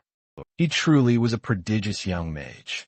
Finally, she concluded, "In any case, I don't know what they're hiding, but if it's related to Sahang Sodong, this would undeniably be a monumental discovery. It could be something infused with his mana, or even something far more potent." Right there on the table, the mana detector continued to pulse with a faint green glow. Upon hearing this news, Netsuto clenched his fists, bursting with joy. If that's true, it's absolutely incredible. Lola, still looking perplexed, asked, "But why would it be there, inside an otherwise deserted laboratory?" Isabella praised, "Netsuto is truly extraordinary. He discovered this purely by instinct." Seeing her appreciation, Netsuto immediately sobered and gratefully replied, "Thank you, Senior. You've helped me a lot." Isabella looked at him and wondered what exactly is that kid planning with something like this? Beside her, Dane, riddled with doubt, thought, "But it's likely not a true mana core. The previous dungeon expedition we four took showed absolutely nothing suspicious inside. I was on high alert the whole time, constantly sensing our surroundings. So I can assert, if it were a real core, I would have noticed it immediately." Upon entering the restricted area, Dane furrowed his brow, pondering silently. Then he stared intently at the light from the orb, letting himself sink deep into thought. What exactly is inside? Across from him, Netsuto prodded, snapping him out of his thoughts. "Dana, what are we going to do now? I told you to be careful for a while. Isn't this signal worth investigating?" Lola chimed in to persuade him, "Yeah. Even if you don't go, Netsuto will make sure he goes." He responded confidently, "Exactly." Dane looked at the three, pointing out the downside. "We might be able to avoid supervision somehow," he said, "but no one knows what could be in that laboratory. Is everyone really confident?" Lola held up 2 fingers proudly, replying, "Of course. Our club is strong." Netsuto affirmed confidently, "That's right, and Risala is with us." Risala crossed her arms and declared firmly, "I won't back down." Seeing their resolve, Dane complained helplessly, "Fine. With Netsuto and Lola, it's already a handful. But now Risala wants to join them too." I'm completely lost. There's no stopping them. There's really no way to prevent this, is there? Just then, Isabella pulls out a scroll and gives her instructions. Fine, if you won't listen. At least take this with you. Dane asks suspiciously, what's this? Isabella, with a serious expression, explains, this is a manuscript. You all know how to use it, right? Then, she points at the scroll and explains its use to the four of them. If you encounter danger, don't hesitate. Tear it, and it will immediately teleport you back here. Forced teleportation will shock your body and mana a bit, but it's better than dying, right? Lola, undeterred and cheerful, excitedly asks for confirmation. You're really giving us 3 precious scrolls. Rizicilia expresses her gratitude. Thank you, Isabella. She also carefully reminds them. Remember, you tend to forget. Restricted area violations lead to suspension, and 2 suspensions will certainly get you expelled. Understood? The 3 answer timidly and cautiously. Yes, Dana smiles, assuring her, don't worry, sis. Nothing will happen.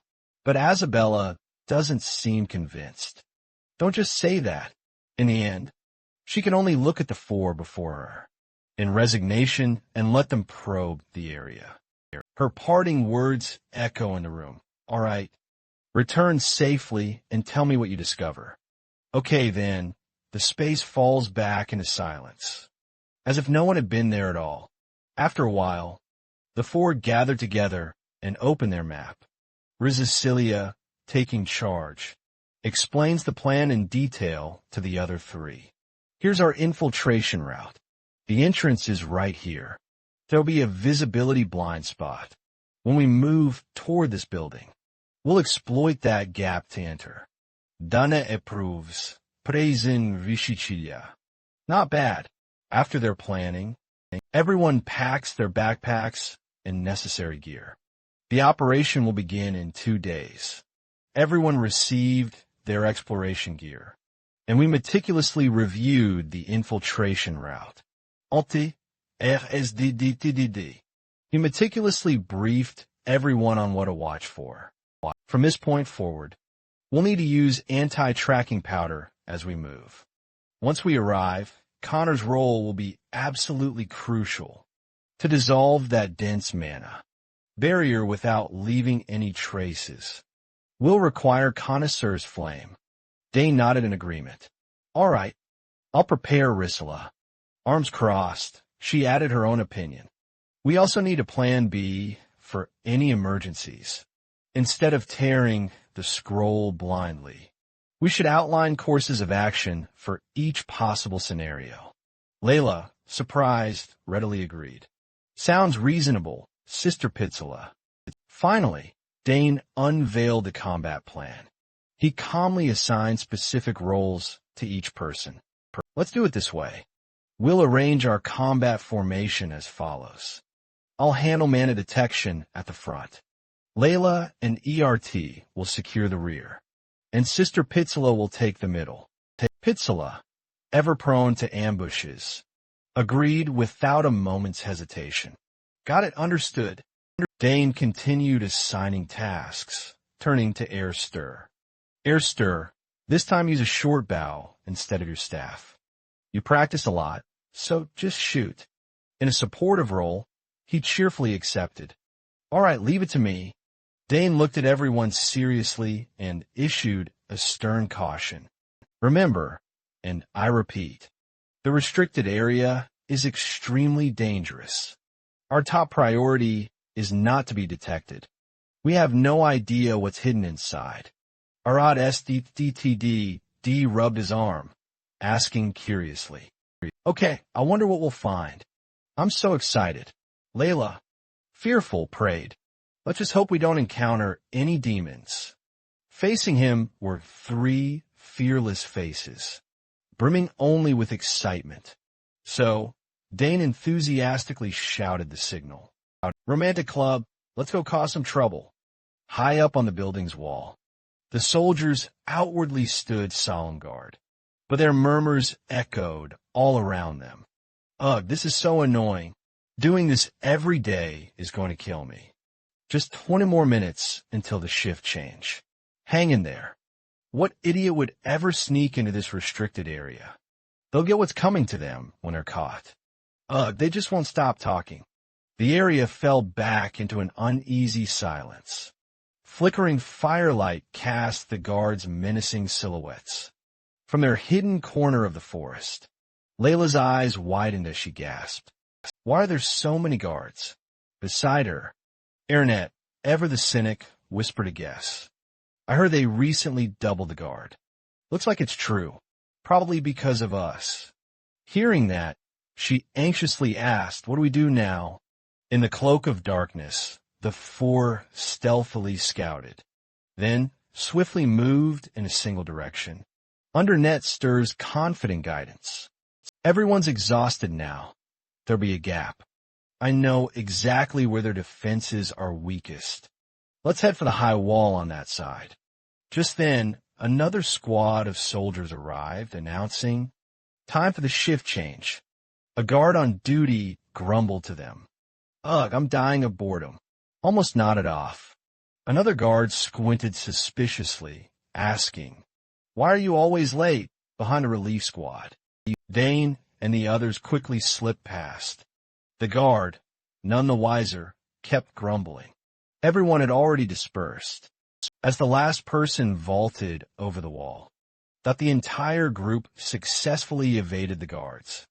However, the slight noise from the jump that caused one guard to turn and glance over. Noticing this, the guard standing nearby asked, what's going on? The first guard rubbed his head, muttering, did you hear something? The other guard, completely unconcerned, replied, nah, it's probably just the wind. The suspicious guard pressed, really? Luckily, that guard paid no further attention, and eventually the patrol moved on. From atop the wall, a guard's confident voice declared, I guarantee not even a mouse could get in here. The four knelt, steadying themselves on one knee. Dane reported calmly, good. We've successfully infiltrated. Under the pale moonlight, the large house stood utterly silent, without a sound. But at that very moment, a voice from the stairs suddenly warned, watch your step, everyone. You'll soon see the basement door. Soon after, Dane's group paused before a massive door. Priscilla gasped, it's here. Thanks to Nettie's knack, we got him pretty easily. Letting him lead was definitely the right choice. Suddenly, Dane noticed something and cautioned, wait. Is there a mana barrier here? He inspected the door's blue glow and muttered, the closer to the center, the stronger it gets. Estuo Hands is incredibly cautious about intruders. Then he contradicted himself. No, he's not like that. Dane approached, touched the magic circle, and assessed. This barrier doesn't carry Estuo Hands' mana signature. It's completely different. Layla looked puzzled and asked, really? How can you tell? Dana explained nonchalantly. Estuo Hands lived long, long ago. This barrier looks new. Nettie's, stroking his chin, said incredulously, that means someone got here before us and set up a new barrier to hide something inside. Dane said sternly, that's right. It could be hiding something incredibly dangerous.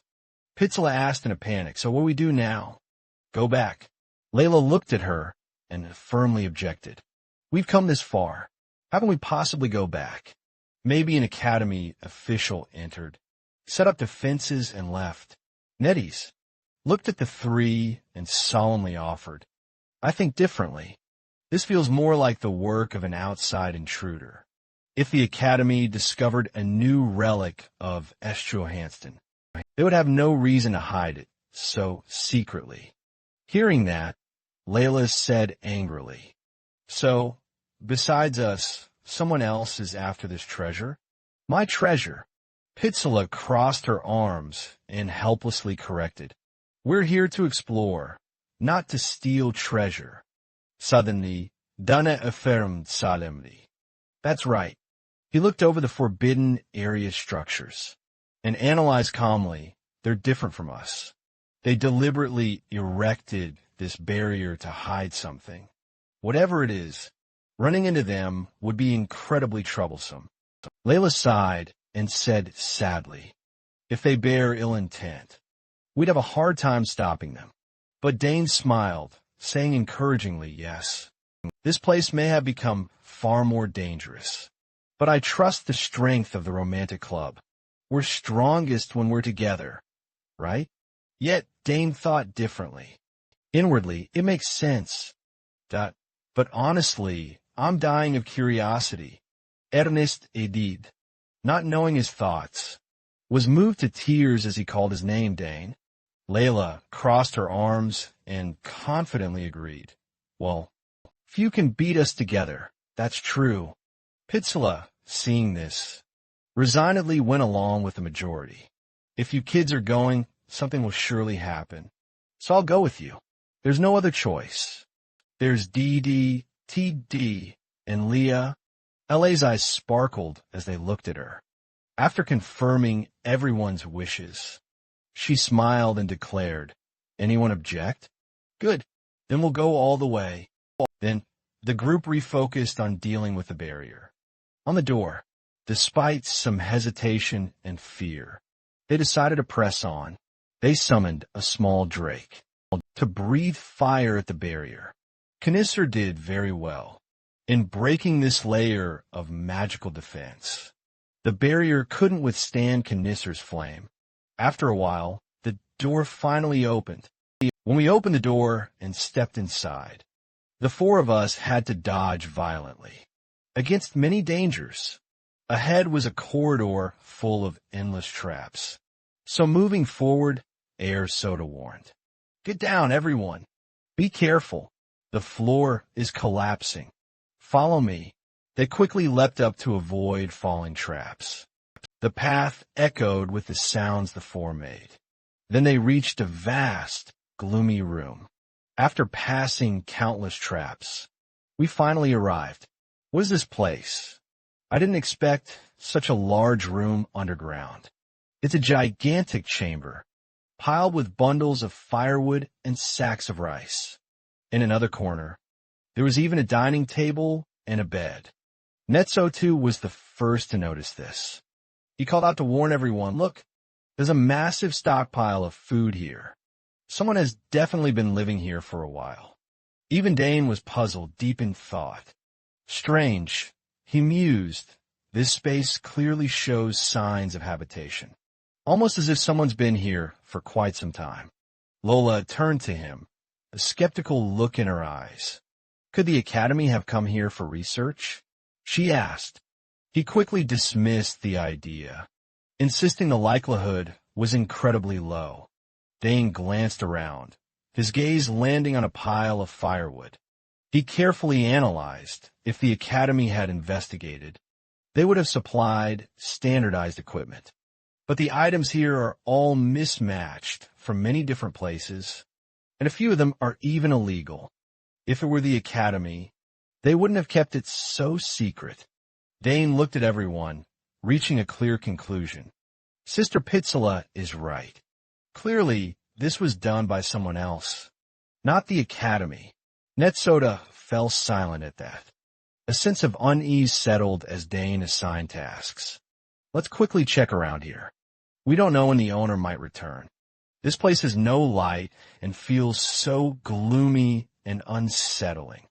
Following Dane's instructions, Lola examined the firewood carefully. Pitsula inspected the walls, while Dane knelt, examining the floor beneath. Suddenly, his hand brushed against something suspicious beneath the ground. What is this under this room? I sense a massive flow of mana here. Suddenly, Heir Soda called out, immediately drawing Dane's attention. Dane, come here and see this. Dane stood, asking, what did you find? He announced triumphantly, there's a staircase going down behind this wall. He hadn't expected the answer to come so quickly. So quickly. Now we can verify the source of the mana. The one we felt on the surface with our own eyes. The dim stairwell led them down to another, even deeper, subterranean level, even with torches hung along the walls. The vast space still couldn't be fully illuminated. Suddenly, a strange, pulsating purple light radiated from the end of the stairs. The four followed the passage into a room containing a huge, glowing blue crystal. The group stared upon the scene in terrified disbelief. Unbelievable. I've never seen a mana stone this massive. Was this thing hidden deep underground? Dane gazed up at the colossal stone, his thoughts racing. No doubt about it. This is the aura of Sahan Soten. It's an overwhelmingly potent mana. Then, he looked down at the complex magic circle at his feet, confirming other runes were carved around it. He examined the mana stone, radiating raw energy from the room's center, and grimly wondered, what on earth are they planning to do with this? Who and for what purpose? Suddenly Netso, behind them, shouted in alarm. Oh no, everyone! Someone's coming this way. He looked at everyone, panic etched on his face. Pitsala and Lila turned at the sound, only to hear Netsoa's terrified warning. The alarm devices we set around are going off. Everyone immediately grew serious and heightened their vigilance. Outside the building, a group of figures in black stealthily approached. One, who seemed to be the leader, ordered, "Hurry up." The other three responded respectfully, "Yes, Captain." The intruders broke into the house, their goal clear as they headed in one direction. Focus only on extracting mana from the essence of Sahan Soten inside. The captain ran forward, shouting fervently, "Glory will be ours." His subordinates replied respectfully, "Yes." Their voices echoed through the silent stairwell. After a while, they reached the bottom floor and opened the door to enter. The captain led the way, guiding the men into the room.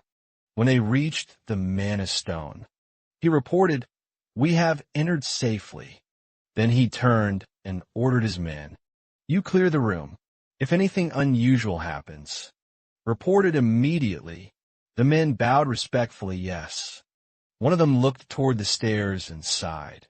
Finally, "We can rest a bit." The man beside him probed, "We have to stay here for the next 2 months." The first man nodded in agreement. "Maybe even longer. At least we have enough provisions." "So that's not a problem," he added. He ventured onto the stairs. But then, unexpectedly, a hidden mechanism in the stairwell wall sprang open, and dozens of deadly swords shot straight at them both. The first man's eyes widened in sheer terror as the deadly weapons screamed closer. In an instant, both men were blasted away, screaming in miserable agony, tumbling back down the stairs and into the room. The captain, hearing the sudden commotion, rushed out in a panic demanding what happened, but no one answered him. Only the ominous thud of a closing door rang out. Then a strange, purple gas began to flow in, quickly filling the entire room. One subordinate inhaled it and instantly trembled, asking in discomfort, "What is this gas? What gas is this?" The man beside him stammered in fear. The captain hunched over, sternly ordering, "Fall back." He desperately struggled to cover his mouth and nose, warning with difficulty, "This is a trap." A short time later, the four of them, Dane had tied up the black-clad group and began searching through their belongings. Ernet exclaimed in surprise, "There's more stuff than I expected." He picked up a sheet of paper, read it, and concluded a notebook. Lola added, plus a few coins and assorted trinkets. Curiously, she also pointed out, "There's also something in the back pocket." Dane silently observed the intruders. He frowned, thinking to himself, who exactly are these people? Clearly, they're targeting Sahan Soten's mana stone. He looked at the four unfamiliar faces and wondered, could they be from the academy? Or, suddenly, Pitzela brought a notebook to Dane, saying, "Dane, look at this record. It seems important, doesn't it?"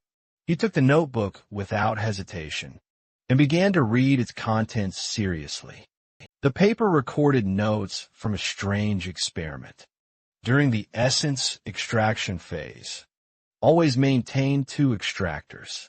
When progress reaches 60, add another. If the formation is damaged, stop immediately and inspect, using the attached formation diagram. Danepanderd, repeating aloud, extracting essence. Rissela commented, "That sounds dangerous." He agreed, "Yes, indeed. Extremely dangerous, even." Ernet also held out a long sheet for Dane to examine. And that's not all. These individuals even possessed a map of the entire continent. Dane gasped in surprise. "A continent map?" Pitzela's eyes widened as she exclaimed, "That item is strictly controlled by the Empire. It's never allowed outside." Ernet solemnly guessed. Could they be some sort of rebel group? Dane heard everything, but remained silent. Brooding, he realized there were far too many suspicious points. Suddenly, his eyes widened in pure horror. He noticed a strange liquid, oozing from a captain's mouth, and a faint flicker of light within it. Dane immediately reached out to check, a frown creasing his brow. Thinking sternly, just as I suspected, clutched in his hand was a small, purple vial, containing a suicide poison. This immediately reminded Dane of something his mother had taught him. When he was just a child, this is often used by assassin guilds or secret organizations to silence their members, to ensure secrets don't leak in an emergency. They're brainwashed to commit suicide and given poison. What kind of organization would do something like this? Suddenly, Pitzela discovered something else within the book. She warned everyone, "Look at this. There's a charter written right here." The 3 of them turned around, surprised. Then Pitzela began to solemnly read the contents aloud. For a new world, the rules echoed through the quiet room. Rule 1. Security must always come first, more important than life itself.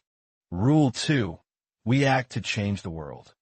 The book was filled with lines of cryptic, unsettling regulations. Rule 3. Do not investigate the identities of other members. We are one, yet also separate individuals. Rule 4. Reading to the end. Pitzela frowned and declared, "This part is the most suspicious." Dane asked doubtfully, "Suspicious?" She clarified, "There's a set of coordinates written here. I don't know the exact location, but it's somewhere near the academy." In the center of the room, the mana stone glowed, serving as their light, allowing the 4 of them to see everything clearly. Right at the bottom of the page, a mysterious number was scrawled. Parastursula eyed it suspiciously, asking, "Where exactly is 34 to 58 heir?" Soda stroked his chin, pondering, "Wait, if that's the location." Lola looked at him and asked, "Do you know the place?" He confirmed, "Yes. It's the supply route right by the back gate." Lola gasped. "So they entered from there?" She immediately grasped the implications. Dane eyed the black-clad group, calmly analyzing. "It's very likely. Someone within the academy must have helped them." After his words, Pitzela and Lula fell silent. Dane and Netzo also remained quiet. He looked at the large mana stone, then slowly spoke, breaking the heavy silence. "A secret organization is attempting to extract Sahan Sodong's essence. What exactly do they intend to do with that essence?" Finally, the 4 quickly agreed to return and leave. As they moved along the passage, each stair quietly flickered with a faint purple light, as if no one had been here in ages. Back in the room, a pitch-black circle, was sucking in all the assassin's belongings, gathering everything into a pocket dimension for later investigation. The four looked at the defeated assassins and agreed to report this to the Academy leadership and the guards. But before leaving, Dane eyed the Mana Stone and suggested it would be a waste to return empty-handed. The three looked at him, puzzled, and exclaimed in unison, "What?" He squinted, his gaze fixed on the stone, then boldly proposed, "Let's take this Mana Stone. If left behind, it will just fall into their hands, rather than let unknown hands use it for some nefarious plot. It's better we take it ourselves." On the wall, the eerie purple light still silently shone. Suddenly, a panicked shout rang out in the room. "Captain, wake up! It's bad, Captain!" The captain stirred at the noise, groggily demanding, "My head, what's all this commotion?" One subordinate stared at the Mana Stone in terror and reported the Mana Stone. "It's empty." Another subordinate gaped at the Mana Stone, eyes wide with terror, and reported on the Mana Stone. "It's empty." Two other subordinates also gazed at the ordinary blue stone ahead, realized the man's words were indeed true, and angrily cursed, "Damn it! These trap setters definitely did this." The captain's eyes widened, unwilling to believe it. Impossible. Suddenly, a squad of guards burst in from outside. The squad leader eyed the people in the room and barked warily, "Stay where you are." Another guard angrily threatened, "Anyone who dares violate this sacred academy, we won't let you escape." One assassin blurted out in panic, "How did the guards get in here?" A guard immediately ordered, "Seize them. Don't let a single one escape." The captain gritted his teeth, silently cursing, "Damn it! Truly damned."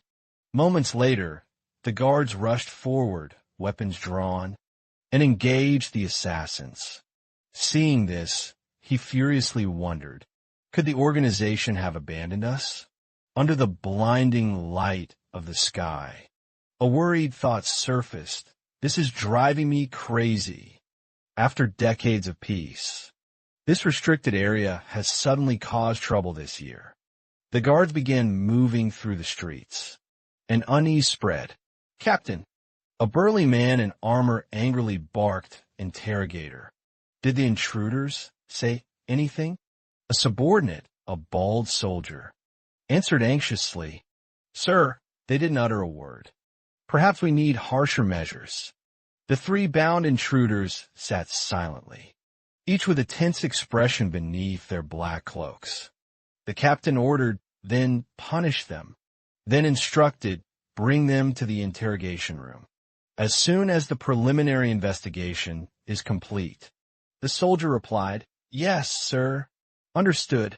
The captain wiped sweat from his brow, thinking this is serious. Even with double security, 5 intruders still managed to get in. The captain paced the street, his mind full of dread. Punishment is certain, and I could even lose my post. A hurried footstep sounded. Then a soldier's voice boomed, "Captain."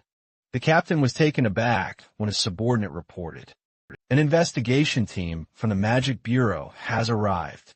He exclaimed, "What? Already?" The captain instinctively grabbed his head in frustration, muttering, "Damn it, I didn't expect this. That lazy professor to actually leave his chair and show up in person." The scene shifts to the breached building. The investigation commenced with a soldier reporting. "So, you came because of a noise reported at this building, and found Saul Hanston's mana barrier completely gone, with intruders discovered inside." Another soldier readily confirmed, "Yes, that's exactly right, Professor Drenevo." A stern, scholarly man then began meticulously examining the scene.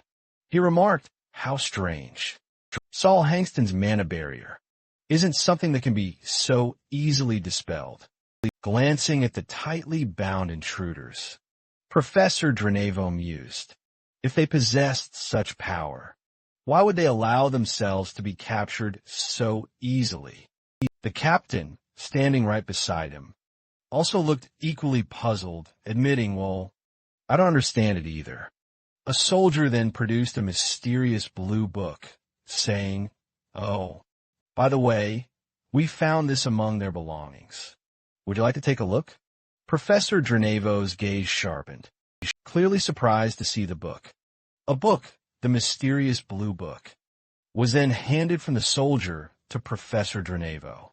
Professor Drenevo wasted no time, immediately opening the book, and began intently skimming through the pages. His sharp gaze quickly focused on the intricate content. Professor Drenevo then explained to the captain, this book has been sealed with powerful magic. Only authorized individuals should be able to open it. But clearly, someone deliberately broke that seal. The captain asked, clearly surprised. Excuse me, how? Professor Drenevo declared. I'll take this back and investigate it further. There may very well be other spells woven into it.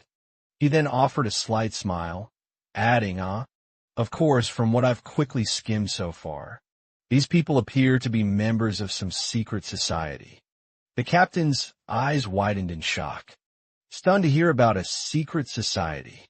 You mean Professor Drenevo kept reporting? They also discovered a mana stone in the underground chamber. It's huge, even taller than a person. The captain was utterly astonished. A mana stone? But wasn't that cellar supposed to be empty? The soldier continued to explain. We're baffled by it too. Why would such a massive mana stone be in a restricted area? Professor Drenevo smirked slightly, his shrewd eyes showing he had a clue. Wasting no time, Professor Drenevo ordered, let me there. I want to see it with my own eyes.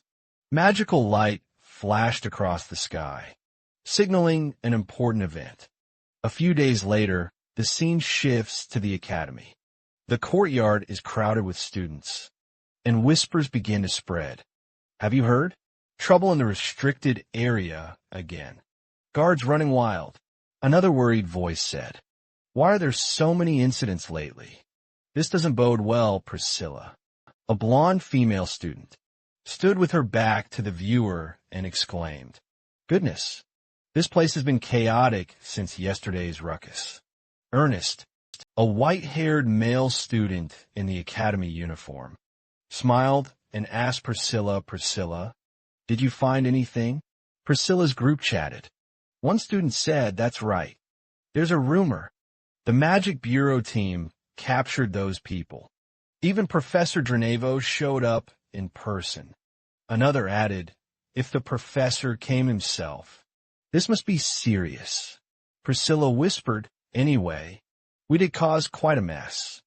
Layla, a red-haired female student, and a gray-haired male student with glasses were reading the academy paper. The gray-haired student said, it's already in the academy daily. Want to see? Layla gasped, what? It's already out. No wonder the rumors spread so fast. Sensational headlines. Restricted area terrifyingly breached. 5 unidentified intruders. Under Magic Bureau investigation. And guard captain, I take full responsibility. Ernest considered this deeply.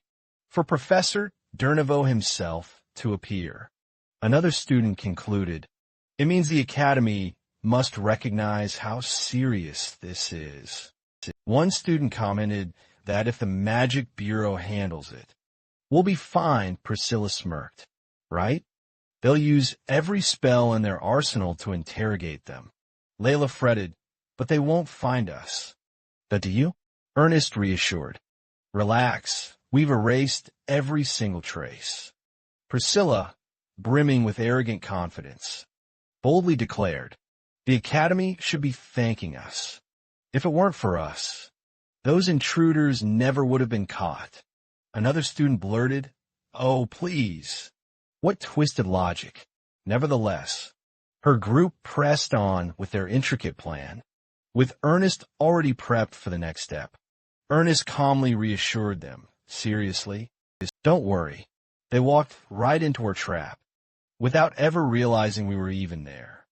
Well, he suggested, let's keep a low profile for a while, but we still need to analyze their belongings. Immediately, Priscilla turned to Ernest. Ernest, did you bring their stuff? Ernest replied, yes. I have the analysis results right here. Take a look. Ernest then speculated. Who knows?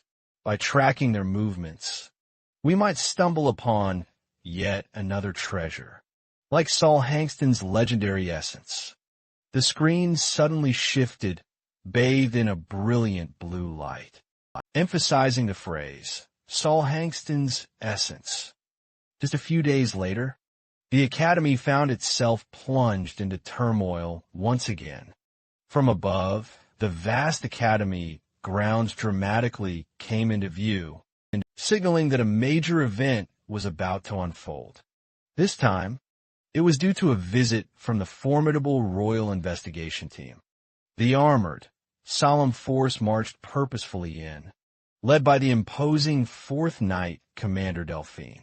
The soldiers of the Royal Investigation Team marched in perfect unison, their footsteps echoing ominously across the courtyard. The royal banners fluttered proudly overhead, displaying the force's undeniable authority. Students whispered anxiously as they bore witness to this unprecedented sight. Royal visits to the Academy are incredibly rare, but seeing them arrive with dozens of flag bearers, that was practically unheard of. A bird's-eye view revealed the Academy grounds, packed with countless students and guards. The screen turns blue, continuing our storyline. Standing tall, the Great Gate's 4th Knight Commander, Delphine, a burly man with long, dark hair and heavy armor, exclaimed in frustration, "This is absurd." Delphine continued, his irritation clear. We had an intruder in St. Amara Hall, but no evidence was found. And now, we found strangers, sheltering in Saul Hangston's laboratory. These puzzling incidents just keep piling up. Delphine looked at Professor Dranevo, still annoyed. This is genuinely strange. We followed countless leads, but nothing conclusive yet. Delphine then shifted his question. What about the barrier? A female officer in royal uniform answered, yes. We're still investigating, but so far there are no clear traces. Delphine exclaimed anxiously, this is truly worrying, especially since this is one of Saul Hangston's designs. Delphine's face showed seriousness and deep concern, reflecting the gravity of the situation. Delphine turned to a young, red-haired man in splendid royal attire, the third prince, Edward Dantera, and asked, Your Highness, what do you make of this? The third prince, Edward Dantera, replied nonchalantly, well, nothing comes to mind. Delphine accepted the prince's answer. I understand. Then, Delphine suddenly snapped awake. Wait, the third prince is here? He wondered in surprise. I mean, why personally? Edward Dantera narrowed his eyes thoughtfully, as if trying to perceive something deeper. Edward Dantera silently stared at the destroyed barrier, his expression turning grave and focused. He sensed something unusual, though barely noticeable.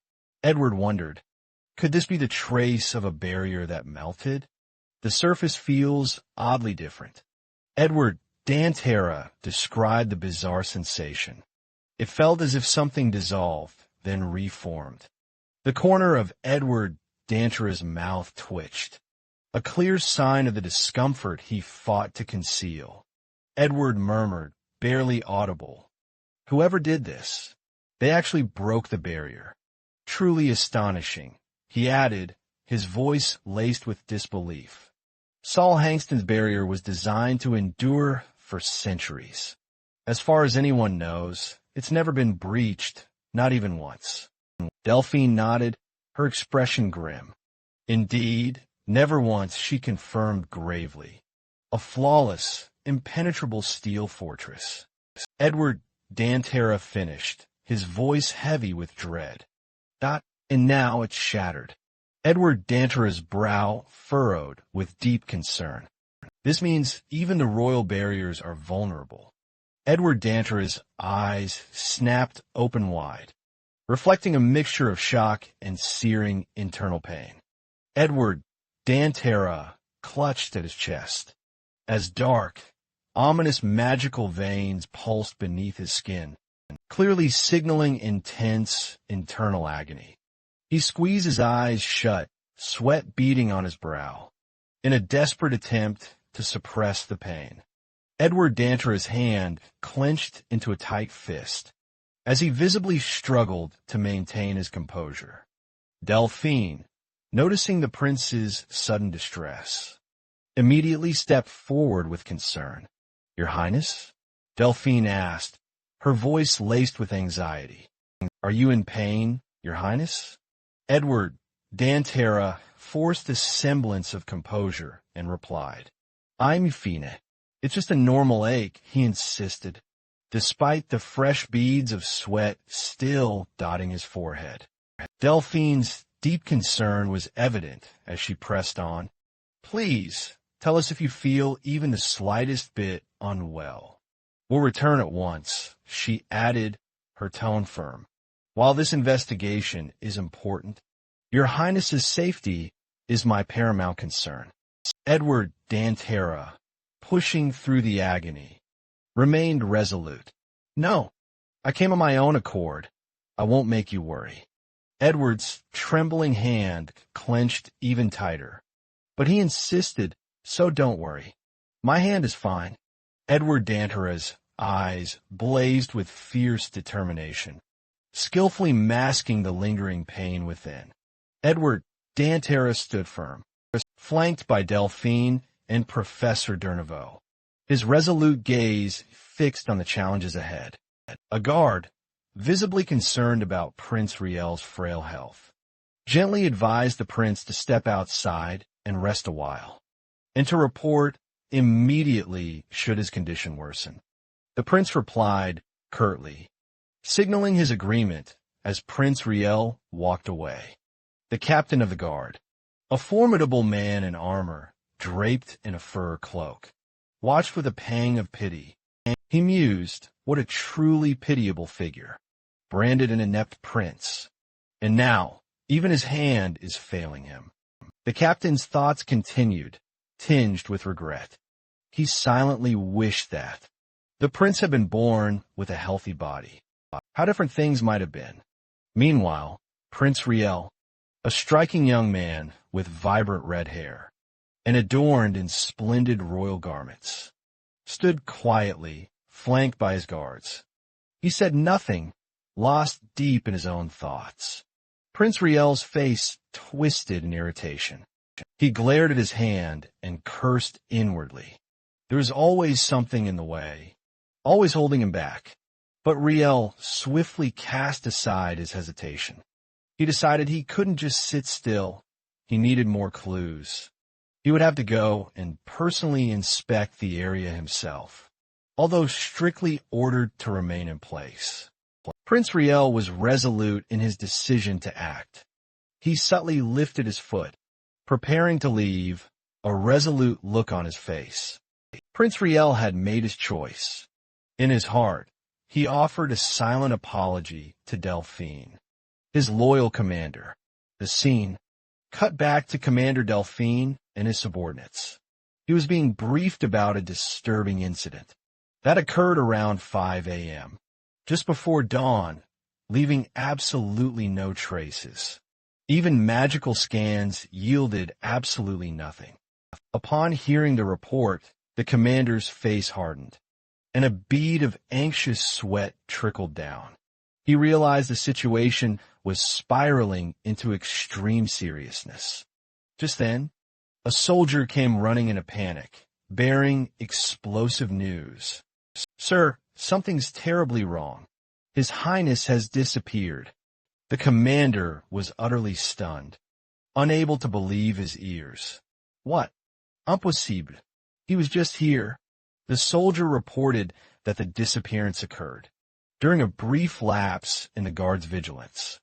Commander Delphine's eyes flared with furious anger. He gritted his teeth, seething about his useless subordinates. Immediately, he barked out orders, commanding all other operations cease at once. They were to suspend the current investigation and focus all efforts on finding the prince. The soldiers instantly echoed his command in unison, their faces tight with dread, as they grasped the true gravity of the situation. The commander's fury quickly melted into profound worry. He couldn't fathom why the prince would do this, especially with his body already so frail. Meanwhile, Prince Riel had ventured deep into the dense forest, all alone. He moved swiftly, completely disregarding his physical condition. Riel walked with a fierce, unyielding determination, telling himself that he absolutely had to make progress in the investigation, at all costs. His motivation was incredibly intense. He desperately wanted his father to finally notice him this time. He would prove himself through sheer, unrelenting effort, even without natural talent. Prince Riel simply couldn't, except being forever seen as a useless prince. A burning desire to prove himself consumed his very being. Riel's journey led him deep into the Bonia forest, a thick, verdant woodland. At the very same time, elsewhere in the forest, our protagonist, Dane Sagers, a white-haired genius, was coaching his friends. He pointed out that Ernest, the youth with the bow, had an unstable stance and asked him to try again. Dane smiled with satisfaction, pleased by his friend's quick improvement. He thought to himself that Ernest had truly grown accustomed to training here, and that Layla, the pink-haired girl, had helped him a great deal. Thanks to his two friends' self-driven practice, Dane could fully focus on developing his own skills. He began to channel mana, a strong blue energy, gathering it in his hands. He was ready for a new experiment. Dane released the mana, forming intricate, brilliant magical circles. It was undeniable proof of a genius's superior mana control, and the start of an imminent breakthrough discovery. Dane Sagers grinned with immense pride. He had completed 2 mana circles, and even successfully created a 4-chain code structure. He couldn't help but feel captivated by the wonders of ancient magic. A powerful new ability had just awakened within him. Dane's eyes now radiated a brilliant blue glow, a clear sign an extraordinary power had unlocked. However, something even stranger began to happen. Dane suddenly noticed that whenever he focused on 4-chain spells, he could see something truly unique. It was the intricate flow of mana surrounding his friends. This incredible new ability let Dane perceive mana flow within others' bodies with astonishing clarity. Ernest's entire energy system instantly appeared before his eyes. Layla, too, was enveloped in a vibrant aura of mana. She was utterly amazed by Dane's burgeoning power, wondering what other incredible sights he might soon behold. Determined, Dane decided to test an offensive spell. He channeled his mana, forming a small, potent wind orb. It was compact, yet absolutely brimming with raw energy. The wind orb shot off with incredible speed. Ernest and Layla watched in stunned surprise. Layla, full of curiosity, asked what kind of spell it was.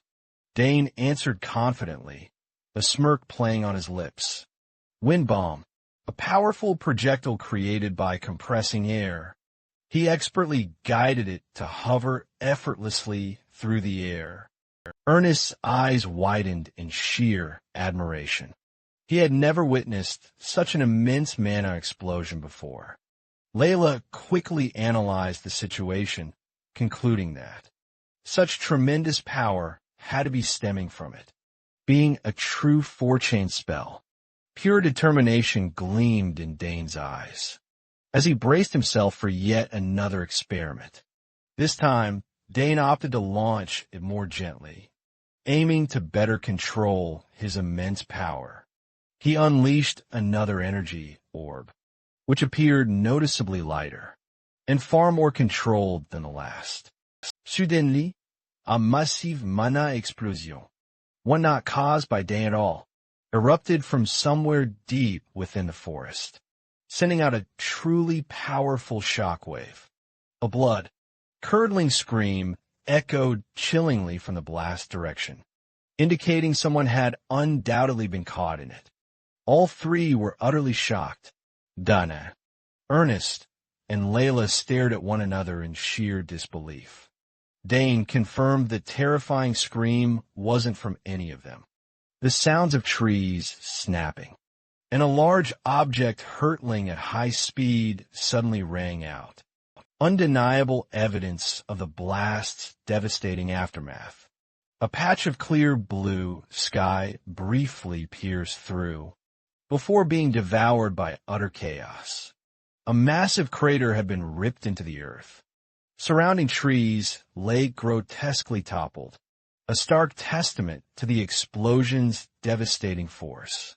Dane and Ernest snapped their heads toward the noise, desperately trying to grasp what had just transpired. Layla spun around, pure panic etched on her face. She was certain she'd heard something undeniable, insisting someone absolutely had to be out there. Dane confirmed he'd heard it as well. He cursed inwardly, a grim realization. He'd assumed they were the sole occupants of this place. Without a moment's hesitation, the group decided to investigate, worried someone might have been caught in the blast. The scene rewinds just a few moments earlier. Prince Riel was leisurely strolling through the vast Bonia forest, nestled within the academy grounds. Riel quietly mused on the lives of the academy students, a life brimming with laughter, friendship, and invaluable lessons.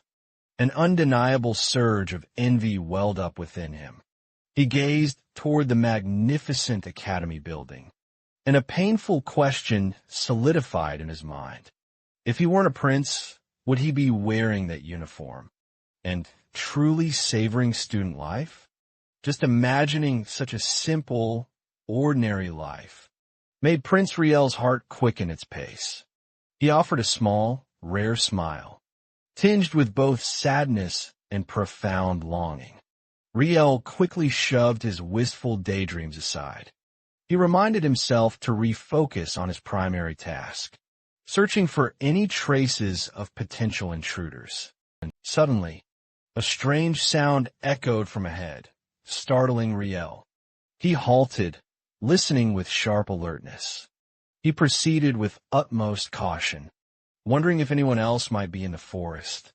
Brilliant light, and the clash of skills pierced through the forest canopy, instantly drawing Riel's attention. From a distance, Riel spotted a group of 3 practicing in a clearing. It was Dane's group, unmistakably. He surmised they were students deep in training. He noted they appeared to be about his age, and were already fairly skilled. Riel then heard Layla call out to Dane, asking him to check her sword form, as she felt awkward in her movements. Dane immediately pointed out a problem with her footwork, and precisely guided Layla on how to adjust. Layla immediately grasped it, and vowed she'd try again. Riel had witnessed the entire exchange. Still hidden in the bushes, Riel silently observed Layla as she prepared to redo her sword stroke. After Dane's guidance, the name Dane utterly stunned Riel. A spark of recognition flashed through his mind. Wait, Danisagis. Riel couldn't believe it. Could this truly be the freshman who was causing such a stir across the academy? Dane Sagers, a name known even to the royal family. A genius admitted to the autodidact department, with outstanding talent in 4 distinct fields, while Riel, in contrast, felt utterly worthless, unable to accomplish a single thing. Meanwhile, Dana, a bit farther away, was training with effortless skill and ease.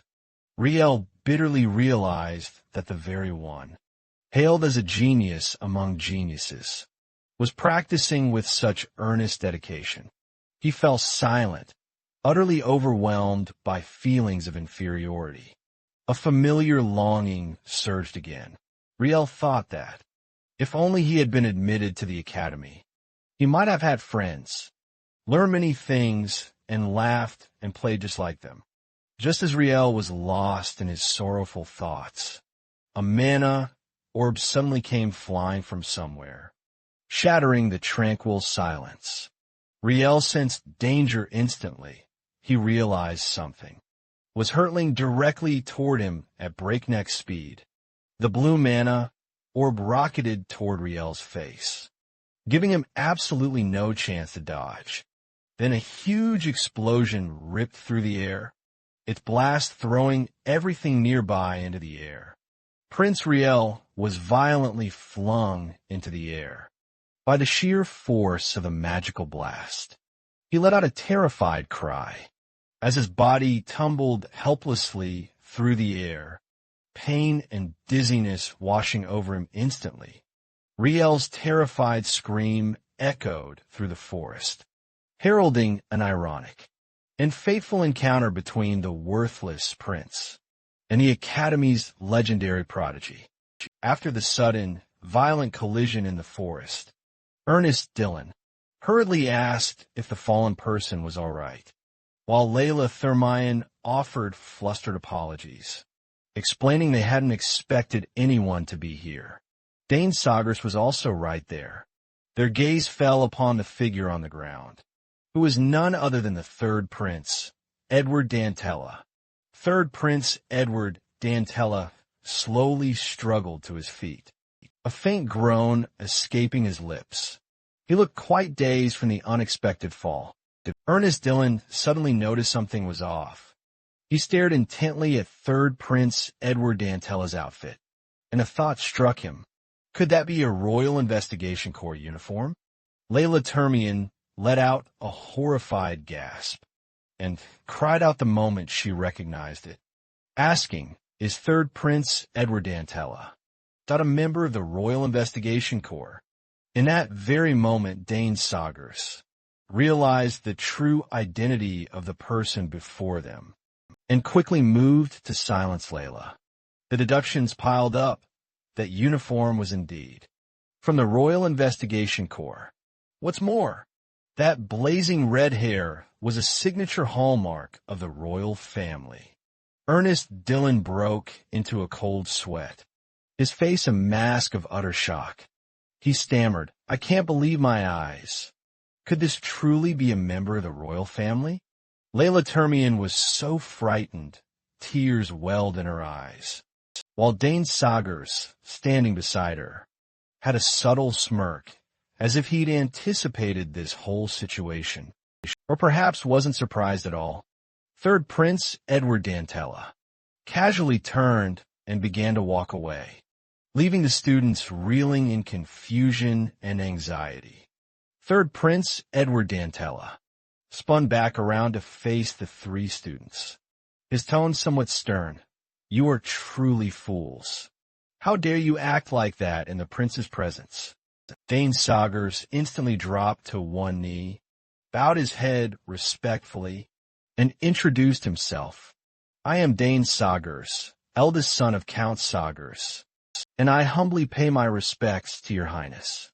Ernest Dillon was just as panicked, and quickly stammered an apology to Third Prince Edward Dantella, admitting he had committed a grave mistake. Following Ernest's hurried apology, he quickly presented himself as the eldest son of Baron Dillon and a first-year student in the exploration department. Then Layla Termian quickly introduced herself as the eldest daughter of Duke Termian, and a first-year student from the swordsmanship department.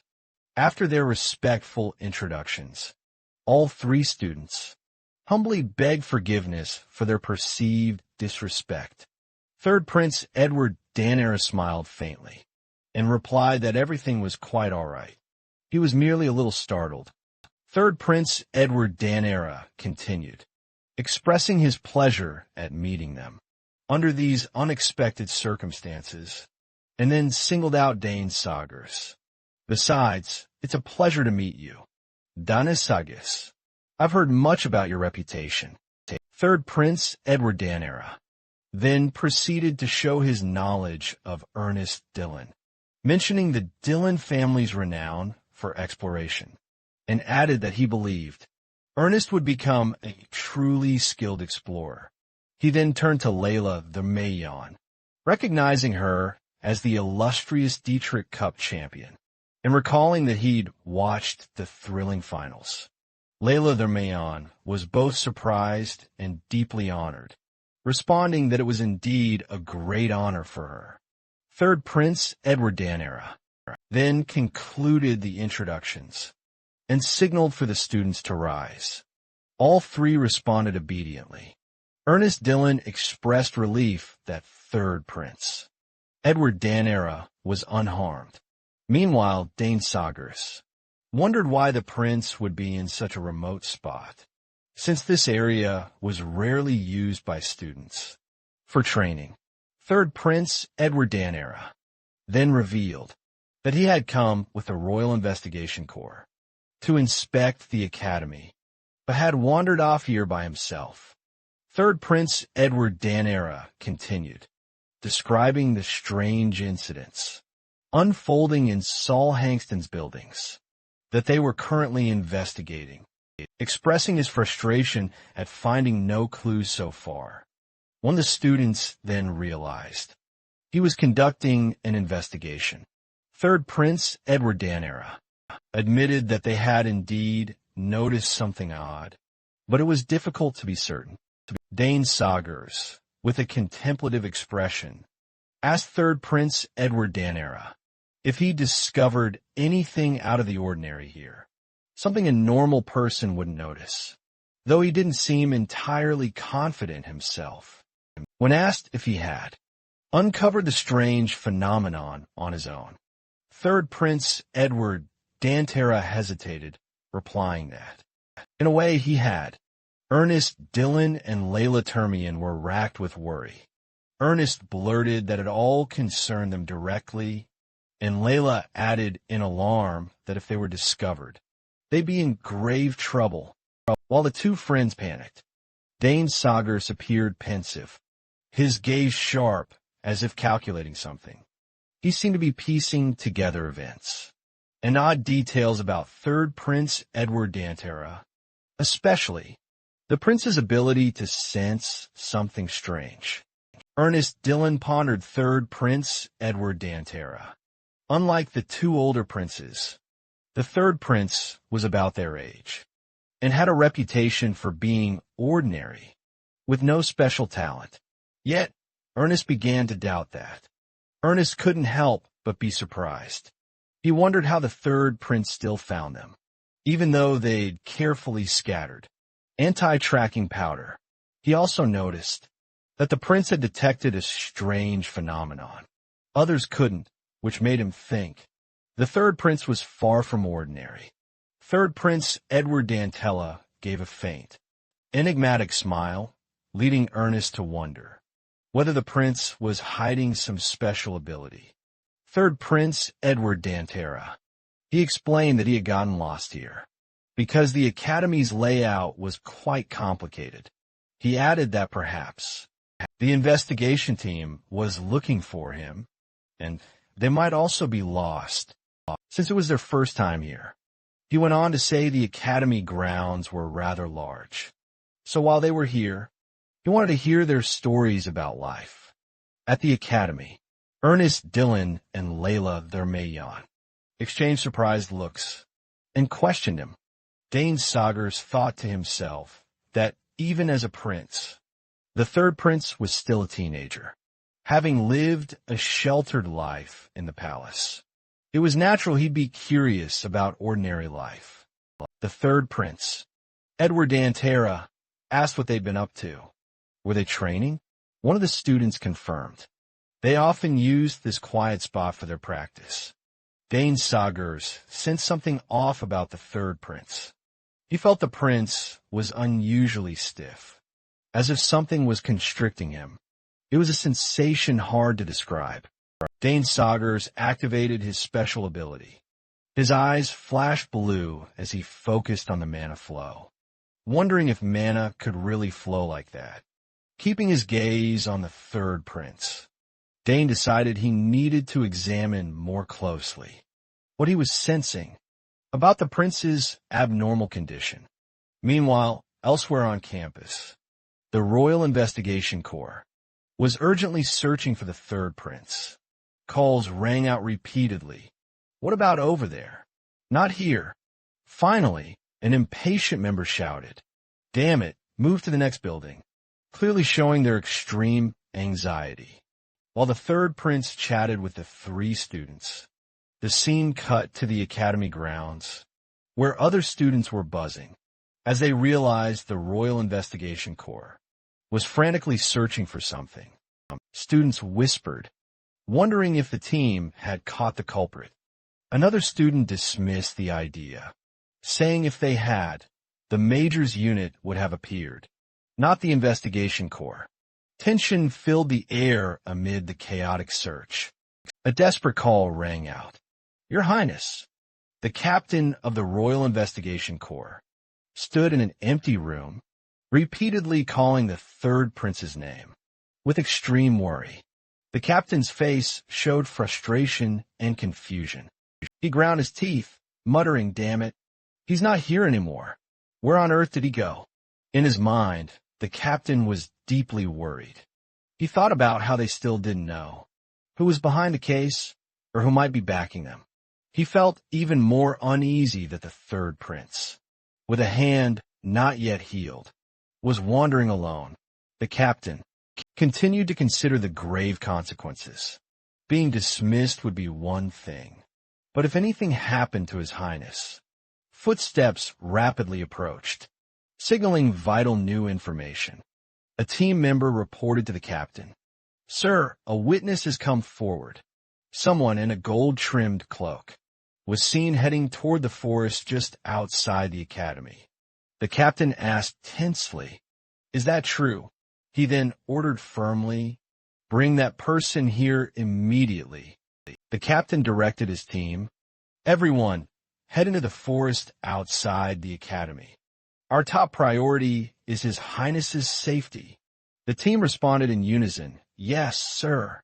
The captain pondered the third prince's movements, asking himself, "The forest?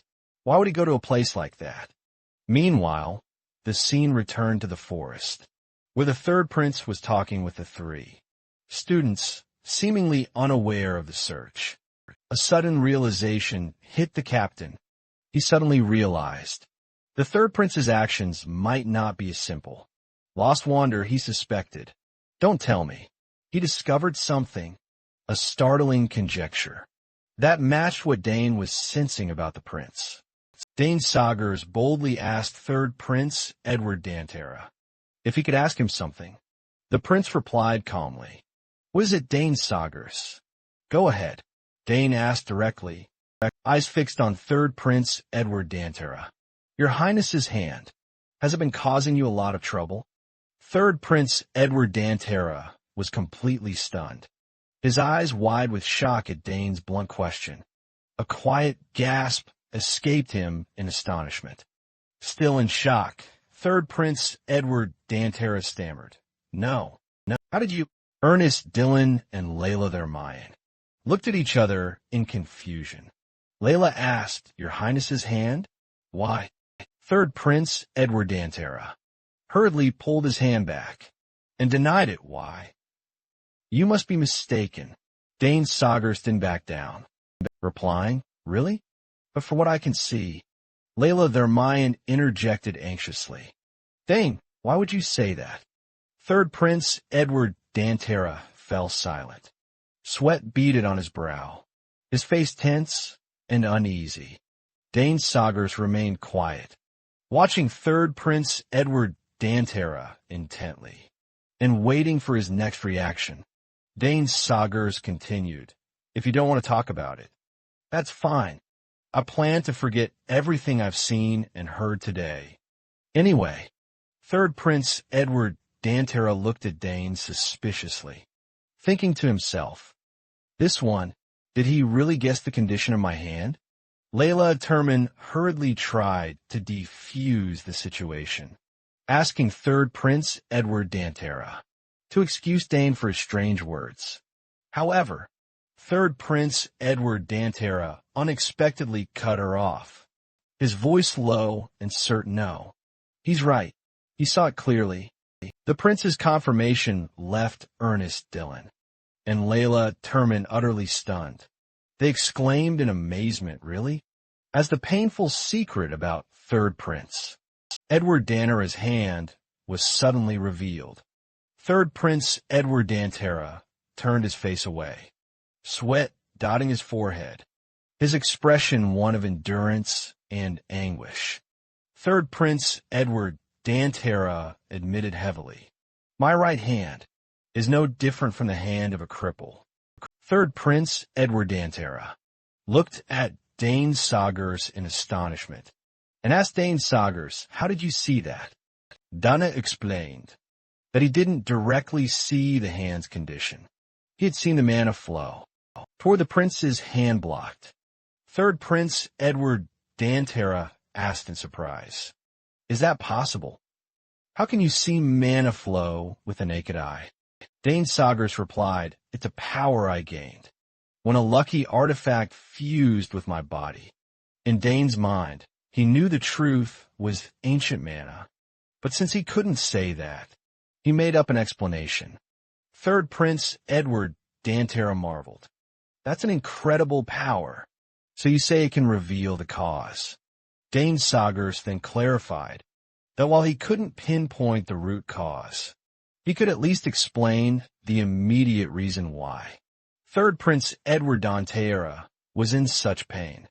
Dane continued elaborating that the mana meant to flow to the prince's hand was being completely blocked at his wrist, forcing it to flow backward. He grimly concluded about the prince's hand. A hand that mana cannot reach is a hand that is slowly dying, stunned by Dane's chilling prediction that the prince's hand was slowly fading away. Layla Turman gasped aloud in sheer horror. His Highness Ernest Dillon and Dane Sagers stood by, observing Third Prince Edward Dantera's reaction. Third Prince Edward Dantera spun around, his face contorted in a mask of shock and fury. He firmly demanded, "Allow me to ask, what exactly happened?" Third Prince Edward Dantera, his expression now grim, started inquiring about the sequence of events. Prince Edward Dantera began recounting his story, revealing it all began when he was around 1 year old. The scene then dramatically shifted to the past, to when Third Prince Edward Dantera was just a baby. He explained that he was born perfectly fine, but at some unknown point, his body simply became this way. Suddenly, a hand reached out, offering him a mysterious egg-shaped object. Prince Edward Dantera, now depicted as a 7-year-old child, struggled desperately to hold his utensils, showcasing the immense difficulty of simple movements for him. Even past the age of 10, Third Prince Edward Dantera still found it incredibly challenging to hold a pen and write, vividly demonstrating a significant delay in his physical development. As a lonely child, Third Prince Edward Dantera stood isolated beside a sword, lamenting that he couldn't learn swordsmanship, ride horses, or master any skills befitting a royal. Even magic was entirely beyond his grasp. A close-up shot of third Prince Edward Dantira's hand clearly showed trembling, faint lines, powerfully highlighting the severe physical limitations he had endured throughout the years. Another close-up of the third prince's eyes powerfully reflected the deep pain and unwavering determination buried within him as he laid bare his past, back in the present moment. Third Prince Edward Dantira stood between Dane Sagers, Layla Thermayan, and Ernest. Finishing his startling confession, he revealed he'd lived as a shamed prince, unable to show himself to others. Dane Sagers gazed at Prince Edward Dantira, finally understanding why he wasn't as widely known as his royal brothers. Layla Thermayan and Ernest, both shocked and worried, questioned if it was even appropriate for them to have overheard such a huge royal secret, one a prince should never reveal. Sensing their alarm, Prince Edward Dantira smiled reassuringly, assuring them it didn't matter. He trusted them completely and knew they'd keep his secret. Prince Edward Dantira declared he was overjoyed today because he had finally discovered the cause of his condition, something all the royal mages and physicians had completely failed to do. He then asked if his friends believed him. Prince Edward Dantira smiled confidently, stating, "I trust that Dane Sagers wouldn't lie to a prince." Dane Sagers looked visibly uncomfortable, remarking the prince's joke was a bit much. A close-up showed the third prince's hand. He explained the power was gradually leaving his hand, and soon it would be completely useless. Third Prince Edward Dantira looked straight at Dane Sagers, then asked, "Can you heal me?" Dane Sagers stared at Prince Edward Dantira, utterly surprised, as if an exclamation mark appeared above his head. Layla Thermayan and Ernest stood side by side, clearly anxious and bewildered by the prince's plea. A close-up on Dane Sagers' face showed him, carefully pondering the prince's urgent request to heal him. Dane Sagers then apologized to Prince Edward Dantira, explaining he wasn't a doctor, or anything of the sort. The third prince sat on the ground and listened intently. Prince Edward Dantira hung on every word as Dane Sagers continued. Dane Sagers said, "This certainly wouldn't be an easy feat for the third prince, but if that's what His Highness truly desired, Dane would give his all." Dane Sagers turned his face, a confident smile spreading across it, showing his undeniable readiness to embrace this daunting challenge. Third Prince Edward Dantira cheerfully questioned the truth of Dane's words, then eagerly pressed him to start at once. Third Prince Edward Dantira laughed heartily and promised that if Dane could truly heal his hand, he would grant Dane anything his heart desired. Dane gazed at him, an expression of surprise on his face. Dane Sagers' expression turned grave and stated that if this was truly the third prince's wish, he would attempt to manipulate the mana flow. However, Dane Sagers warned third prince Edward Dantira that if his efforts failed, the prince himself might perish. The third prince's face showed unmistakable shock and surprise at this perilous proposition. But Dane Sagers explained further, if the attempt failed and harmed the third prince in any way, he would undoubtedly face execution for attempting to assassinate a royal. An ominous image then flashed, showing him, Layla Thermayan, and Ernest bound and escorted by guards. Dane Sagers then informed third Prince Edward Dantira that he had many years of life ahead of him and countless ambitions he still wished to fulfill, implying he had no desire to take an unnecessary risk. A close-up of Dane Sagers' face revealed a calculating, cautious glint in his eyes. Meanwhile, A close-up of third Prince Edward Danner's face showed him listening with rapt attention, his expression a blend of deep contemplation and eager expectation. Dane Sagers then bluntly questioned third Prince Edward Dantera. What would he receive in return if Dane successfully healed his hand? Behind them, Layla Termayan and Ernest were utterly taken aback by Dane's sheer audacity. Dana Sagas boldly declared that he would not accept uncertain risks. As the group, including the third prince, lying injured, was viewed from above, Dane emphasized his point, explaining that everything would be completely different if there was a grand enough reward to truly entice him. Third Prince Edward Dantera listened to Dane's terms with attentive and thoughtful consideration, appearing to carefully weigh Dane's bold proposition. Third Prince Edward Dantera let out a hearty laugh and said Dane was the very first to ever dare propose a bargain to him, unlike the other princes who only grumbled for patrons. He declared Dane was truly different from them. With a resolute expression, third Prince Edward Dantera agreed to Dane's daring terms. Very well. Third Prince Edward Dantera looked at Dane seriously and reiterated the crucial condition. By any means necessary, Dane Sagers, if you can heal my hand. Third Prince Edward Dantera reached out his hand and promised to grant Dane any request he desired. Dane, taken aback by the generous offer, asked if third Prince Edward Dantera was truly serious. Third Prince Edward Dantera spread out his hand, explaining it would soon lose all function.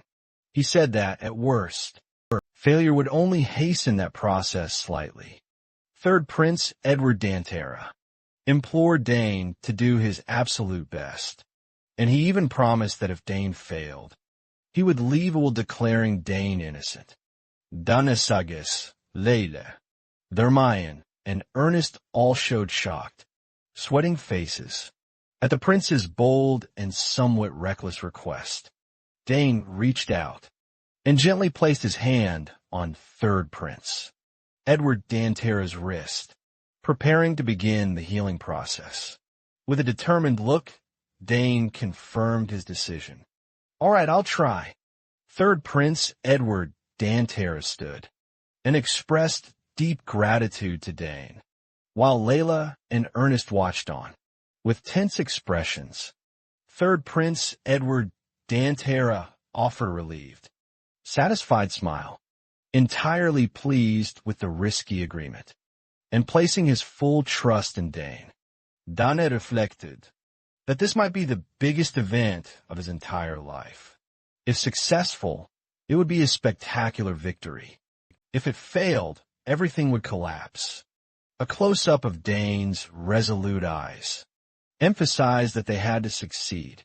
At any cost, Dane asked third Prince Edward Dantera to sit comfortably on a nearby rock. The prince agreed as Dane explained to him that he had practiced controlling mana since childhood, so he was highly confident in his abilities. The group, consisting of Dane, Layla, and Ernest, stood watching intently, with Dane positioned at the front, ready to begin. Dane then added to the prince that he also possessed an ancient stream of mana within him. Third Prince sat upon a rock, while Dane knelt before him and reached out to gently take the prince's hand. A close-up shot revealed Dane's hand, gently holding the prince's gloved hand, preparing to start the healing process.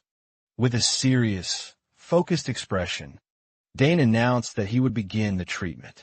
Third Prince Edward Dantera closed his eyes, seemingly steeling himself, as a brilliant blue mana energy began to spread. Brilliant blue mana poured forth from Dane's hand, enveloping third Prince Edward Donnier's hand. As he began the risky healing ritual, Dane's eyes glowed intensely with mana energy. showcasing his profound concentration. As he performed the complex procedure, the mystical blue light emanating from Dane began to spread throughout the forest, signaling a major event was about to occur. A powerful burst of blue mana energy erupted from Dane's healing magic, shining brilliantly through the air. The scene then shifts to another part of the forest, where two knights are deep in conversation. One asks about the other's status, and is told a steep cliff dramatically blocks their path, preventing any further advancement. Meanwhile, a group of knights, led by their captain, appears on the scene. One knight reports multiple branching paths ahead of them. The captain notes they lack the numbers to split up. A close-up on the captain's face reveals his eyes widening as if sensing a powerful, unusual surge of energy.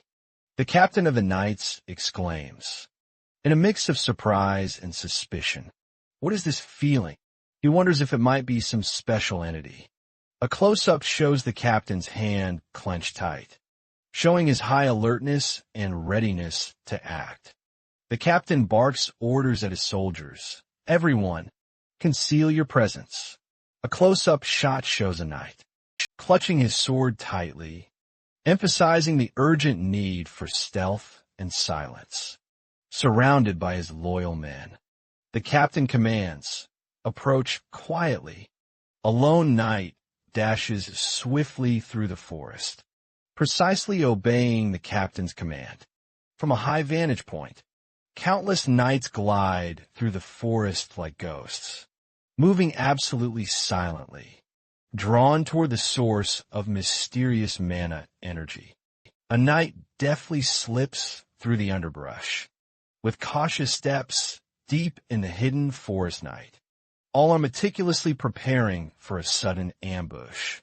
Suddenly, the captain strikes, unleashing a powerful, sweeping attack, sending a devastating shockwave rippling through the forest. The scene shifts back to Third Prince, Edward Daniera and Dane Sagers. Dane remains kneeling, holding the prince's hand intently, while Layla Thermayon and Ernest stand nervously nearby. All remain completely unaware of the approaching danger. We get a close-up of the Third Prince and Dane Sagers. The prince looks slightly anxious, his brow furrowed, while Dane maintains intense focus on the intricate healing process. Layla, Thermayon, and Ernest show shocked, even astonished expressions on their faces. Perhaps they've sensed the sudden, unsettling shift in the air, or the looming threat.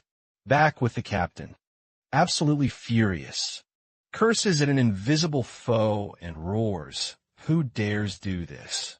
To Third Prince Edward Daniera, it seems he has completely misinterpreted Dane's healing ritual. What a chaotic scene unfolds in the forest. A knight dramatically collapses to the ground, while Knight Delphine shouts for the strangers to stay away from His Highness. The red-haired Prince Riel appears. Another imposing knight in black armor appears, looking utterly menacing, causing Layla and Ernest to cry out in sheer terror that they are completely surrounded by knights. Amidst this incredibly tense moment, Dane Sagers, with his distinctive platinum hair, looks utterly puzzled.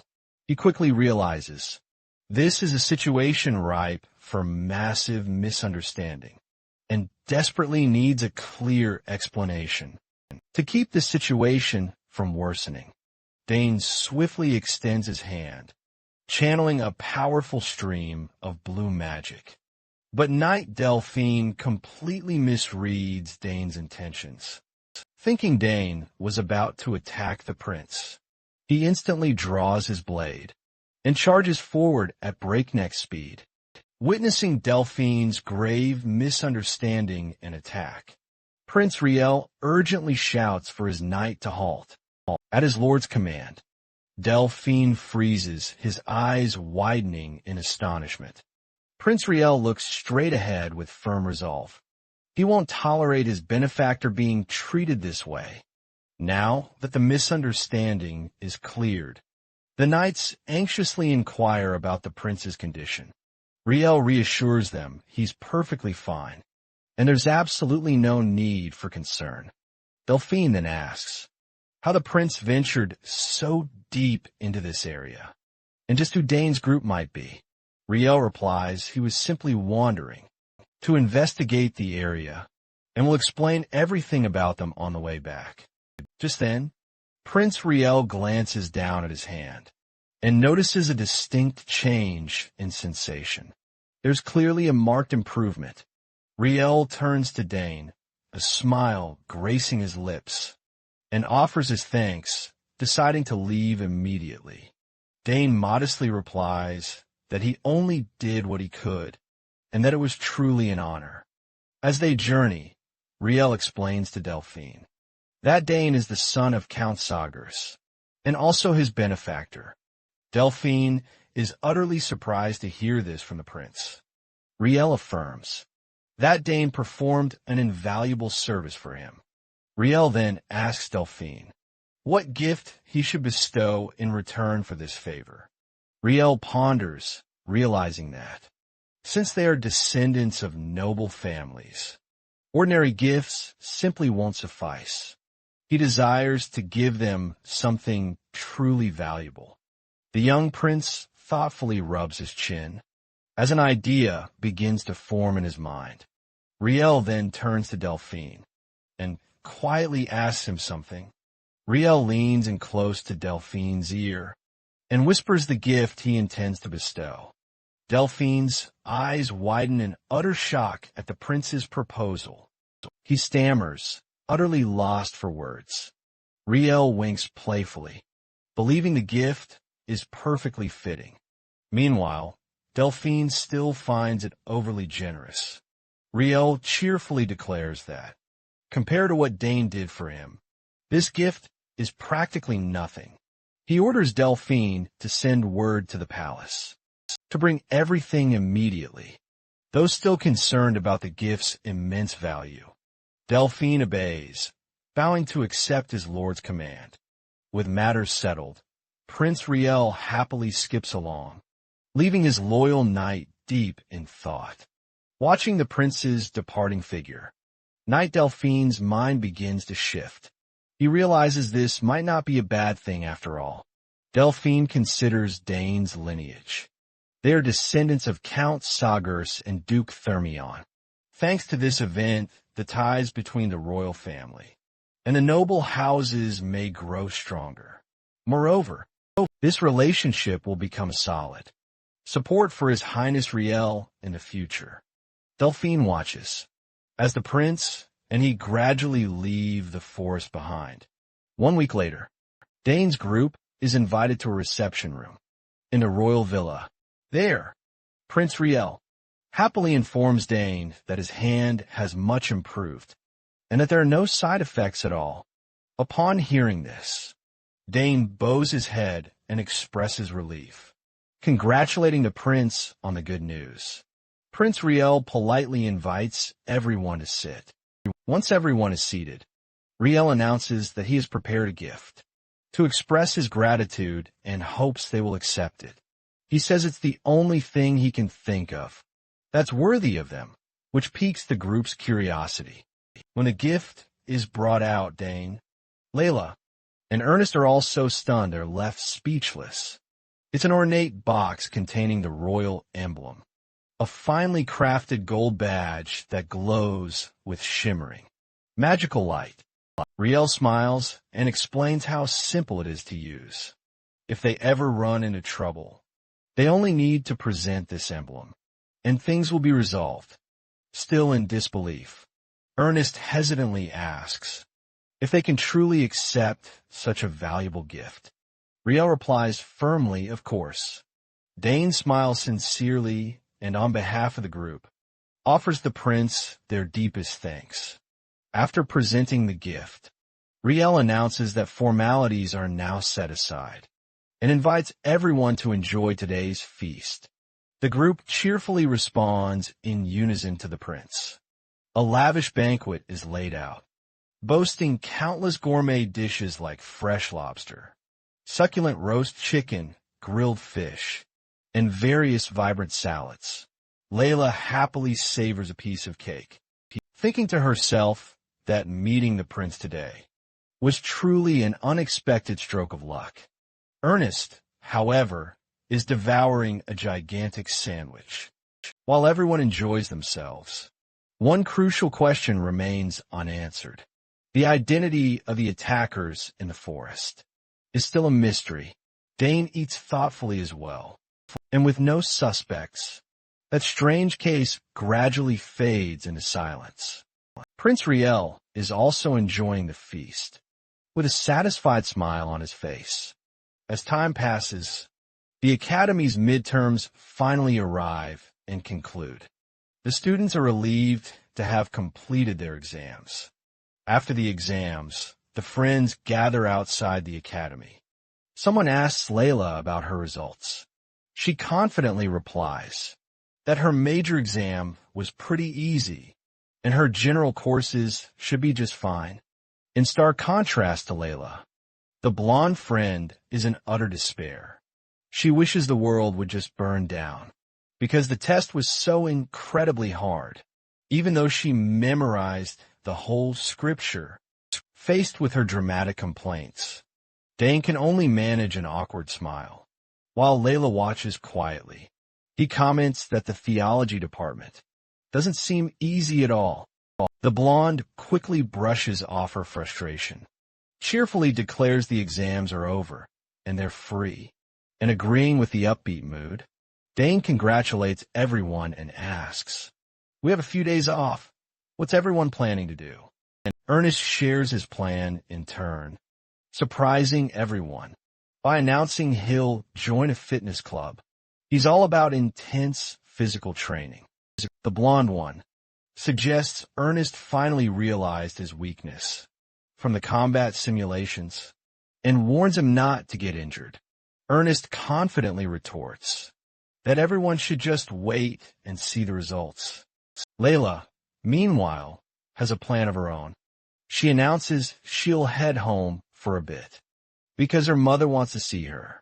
They turn to ask Dane, who lazily replies that he'll probably just bury himself in library studies. Ernest, completely astonished, asks, "Study after the exams?" Dane is about to say he has nothing better to do, when suddenly a thought sparks in his mind. Layla's words trigger a vivid memory for Dane. He recalls a specific scene from his childhood, when he was talking with an elderly man. It was when he was just 7 years old that the Duke of Thermion bestowed a gift upon him, the legendary Forge Badge of Thermion. Back in the present, Dane excitedly announces a new plan. He wants to forge a brand new sword, and perhaps even visit the Thermion Forge. Layla and their blonde friend are utterly stunned by this sudden change of plans. Dane turns to Layla and declares, "No, Layla, I'll go with you." Layla is utterly stunned and asks why he suddenly wants to visit her home. Dana beams, eagerly explaining that he just wants to take a look around her family's legendary forge. Layla can only sigh, exasperatedly saying that Dane is likely the only person in the world who would call that taking a look. At the mere mention of the Thermion Forge, Ernest and the blonde friend instantly perk up. Both immediately beg to come along, saying it would be an absolutely incredible experience. Layla happily agrees, exclaiming, "The more the merrier." On the way, the blonde friend starts to get anxious. As they near the Duke of Thermion's grand mansion, Layla quickly reassures her that she just needs to not touch anything. The friend quickly promises she'll only look. Layla regretfully comments, it would be better if Senior Priscilla could join them too. Dane answers, no way, since Priscilla has already been summoned to the temple. Ernest curiosity piqued, asks how long Layla's journey to the Thermine mansion takes. She answers, it's under an hour by carriage. Ernest is utterly stunned by its proximity, especially since he lives out west, and his trip takes him almost a month by horseback.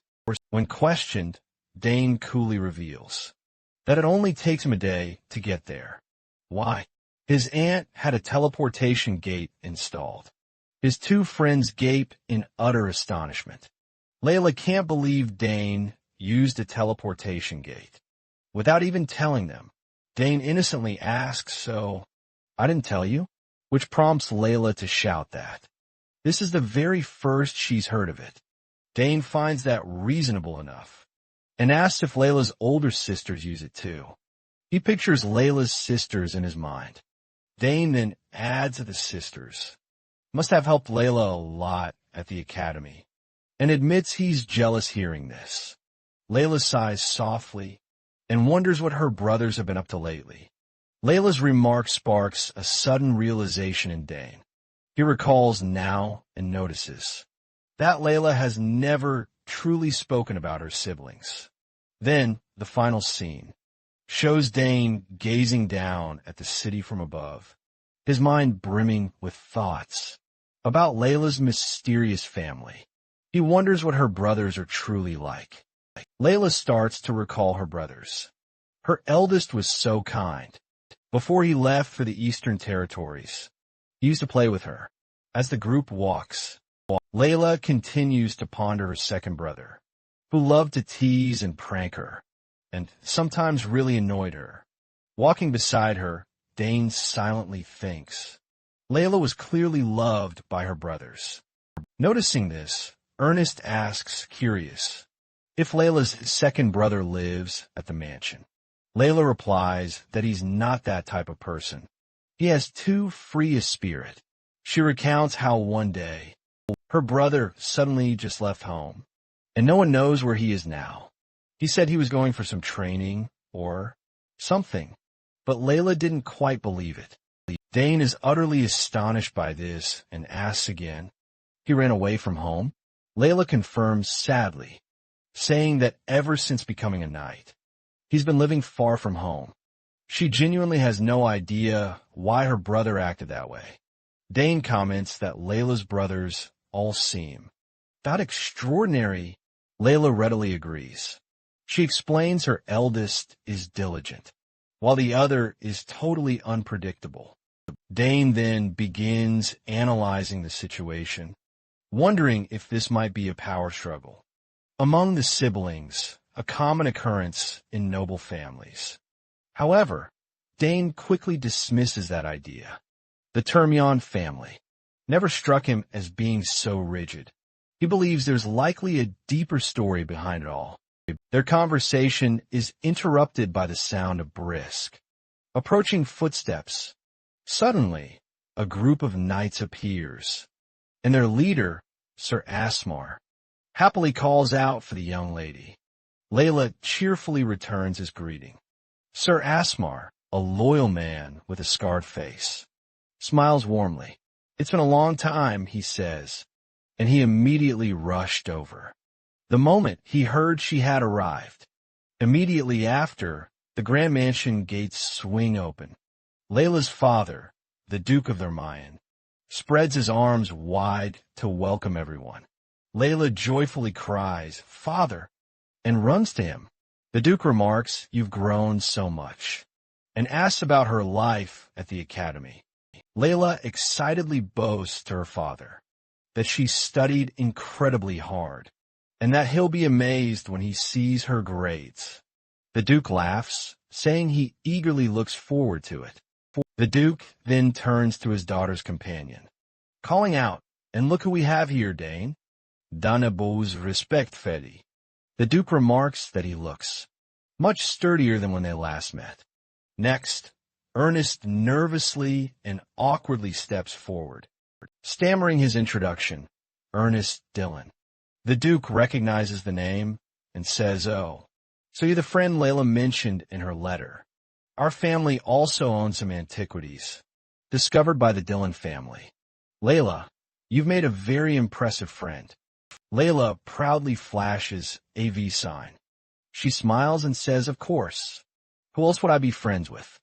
The Duke then invites the group inside, saying, a small reception had been prepared to welcome them. Layla happily thanked her father. Layla cheerfully led the way, eagerly urging everyone to follow her. On the way, Layla turned to Dane and asked, your family's tarts were amazing last time. Do you think I could have one again? This time Dane smiled and replied, I knew you'd say that, so I told them to prepare strawberry tarts in advance. Just wait and see. The scene shifts to an opulent banquet hall. Gentle music plays as nobles in splendid attire gather, converse and enjoy the feast. At the feast, Dane, Layla, and Ernest eat together. Ernest remarks, it's been a while since I've had anything this good, huh?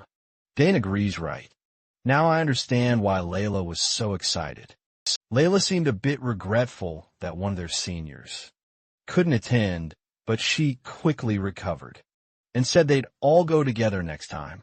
At that moment, their attention was drawn to a group just entering. In the center of the hall, a group of knights in formal uniforms stood together, drawing the attention of those around them. Dane asked Layla curiously who they were. Layla explained they were the family's knights, invited by her father, and she'd heard. More people showed up.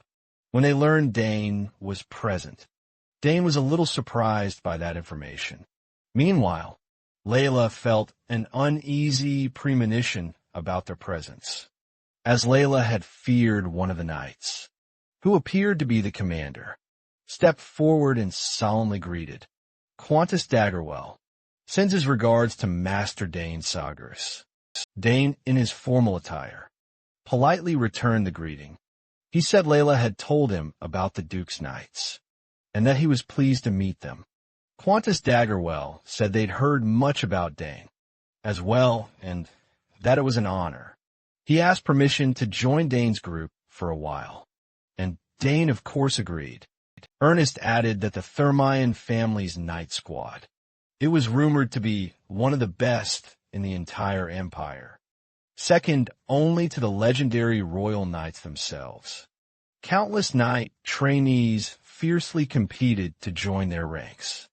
Qantas then added that he'd certainly heard of the Sagres, Knight Squad's impressive reputation. Dane confirmed this, explaining that his squad exclusively focused on spear tactics, mostly thanks to his esteemed father. Dane further elaborated, detailing how it all began when his father first taught spear tactics to knights, right there on the battlefield. Before long, it quickly developed into a formal knight squad. Now, they've become the Empire's sole spear knight corps. Qantas was absolutely fascinated. He admitted they were always curious about the Sagres, unique training methods, and then bluntly asked, "Are you, Master Dane, truly skilled with the spear?" Dane modestly replied, "Well, I suppose I am." Immediately, Layla proudly interjected, boasting that Dane was incredibly skilled at everything, and even if all the knights here attacked him at once, they still wouldn't stand a chance. The other knights exchanged doubtful murmurs, clearly skeptical of Layla's bold claim. Ernest hurriedly nudged Layla, reminding her not to blurt out things like that. Stirred by Layla's audacious words, Qantas and his knights immediately proposed an offer. "Then, Master Dane, we formally request a sparring match with you." All the knights bowed in perfect unison, respectfully asking Dane to show them a thing or two. Layla was utterly stunned. She hadn't expected her innocent boasting to escalate like this. She inwardly groaned, despairing. Why do my bad feelings always turn out to be true? Contrary to Layla's rising anxiety, Dane remained remarkably calm. He turned to reassure her that everything would be perfectly fine, and even encouraged her to show them what she could do. Qantas and his knights couldn't hide their satisfied, expectant smiles. Dane merely let out a soft sigh, his eyes gleaming bright with interest. He lightly accepted the challenge, stating, "If you insist." The knights were ecstatic and shouted in unison, "Then we ask you to teach us." "Young master." The scene quickly cut to an expansive outdoor training yard. At the training ground, Dane stood, spear in hand.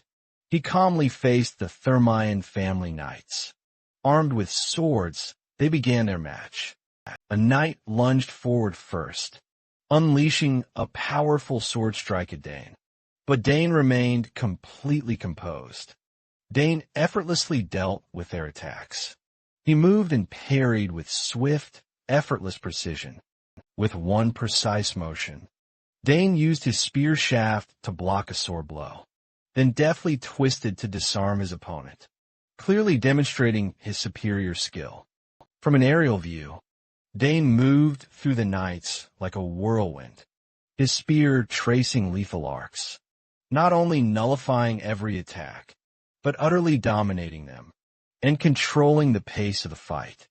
A close-up showed Dane executing a spinning strike. The battle continued with relentless intensity. Dane's gaze was sharp and utterly focused.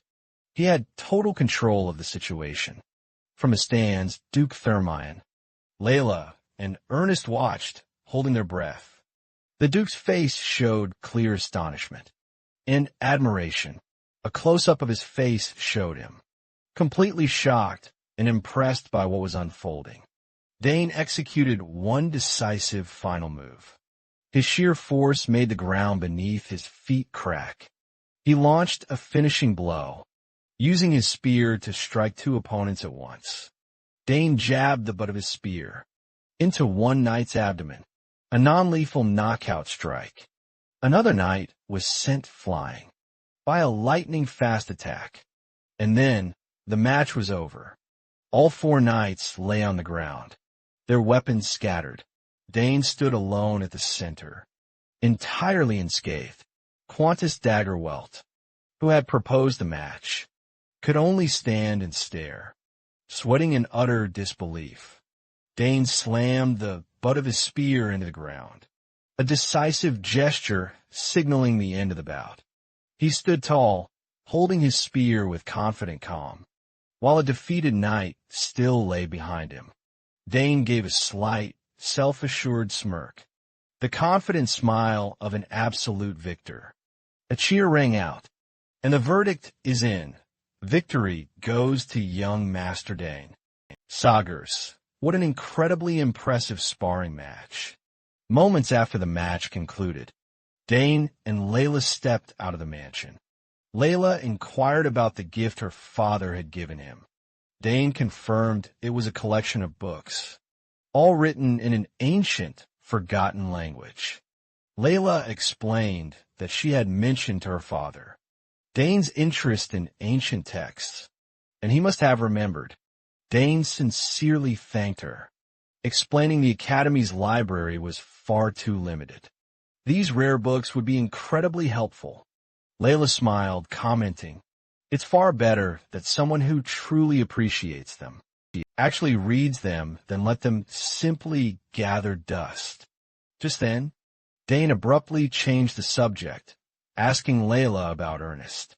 Layla replied Ernest had gone with the steward down to the relic vault, looking extremely excited. Dane admitted he was quite curious about that place too. Layla then began to playfully scold Dane, asking if he ever got tired, and advising him to relax during the holiday. But Dane simply replied he'd rest after visiting the forge tomorrow. As the sun began to set, Layla mused aloud that it felt wonderful to be home, after all the stress of the exams. She added that her father seemed utterly pleased, after watching Dane's impressive spear skills, almost as if Dane were his own son. However, Layla's mood suddenly darkened. She confided in Dane that her father's expression had completely shifted. When her second brother was even mentioned, she wondered What exactly could have happened? Dane said nothing. Layla bowed her head, her face clouded with deep melancholy. Layla then voiced her deep disappointment, explaining that her eldest brother still sent letters occasionally, but her second brother had been utterly silent. She continued, her frustration evident. My father won't tell me the reason, either. No contact, no explanation whatsoever. This mysterious silence left her deeply unsettled.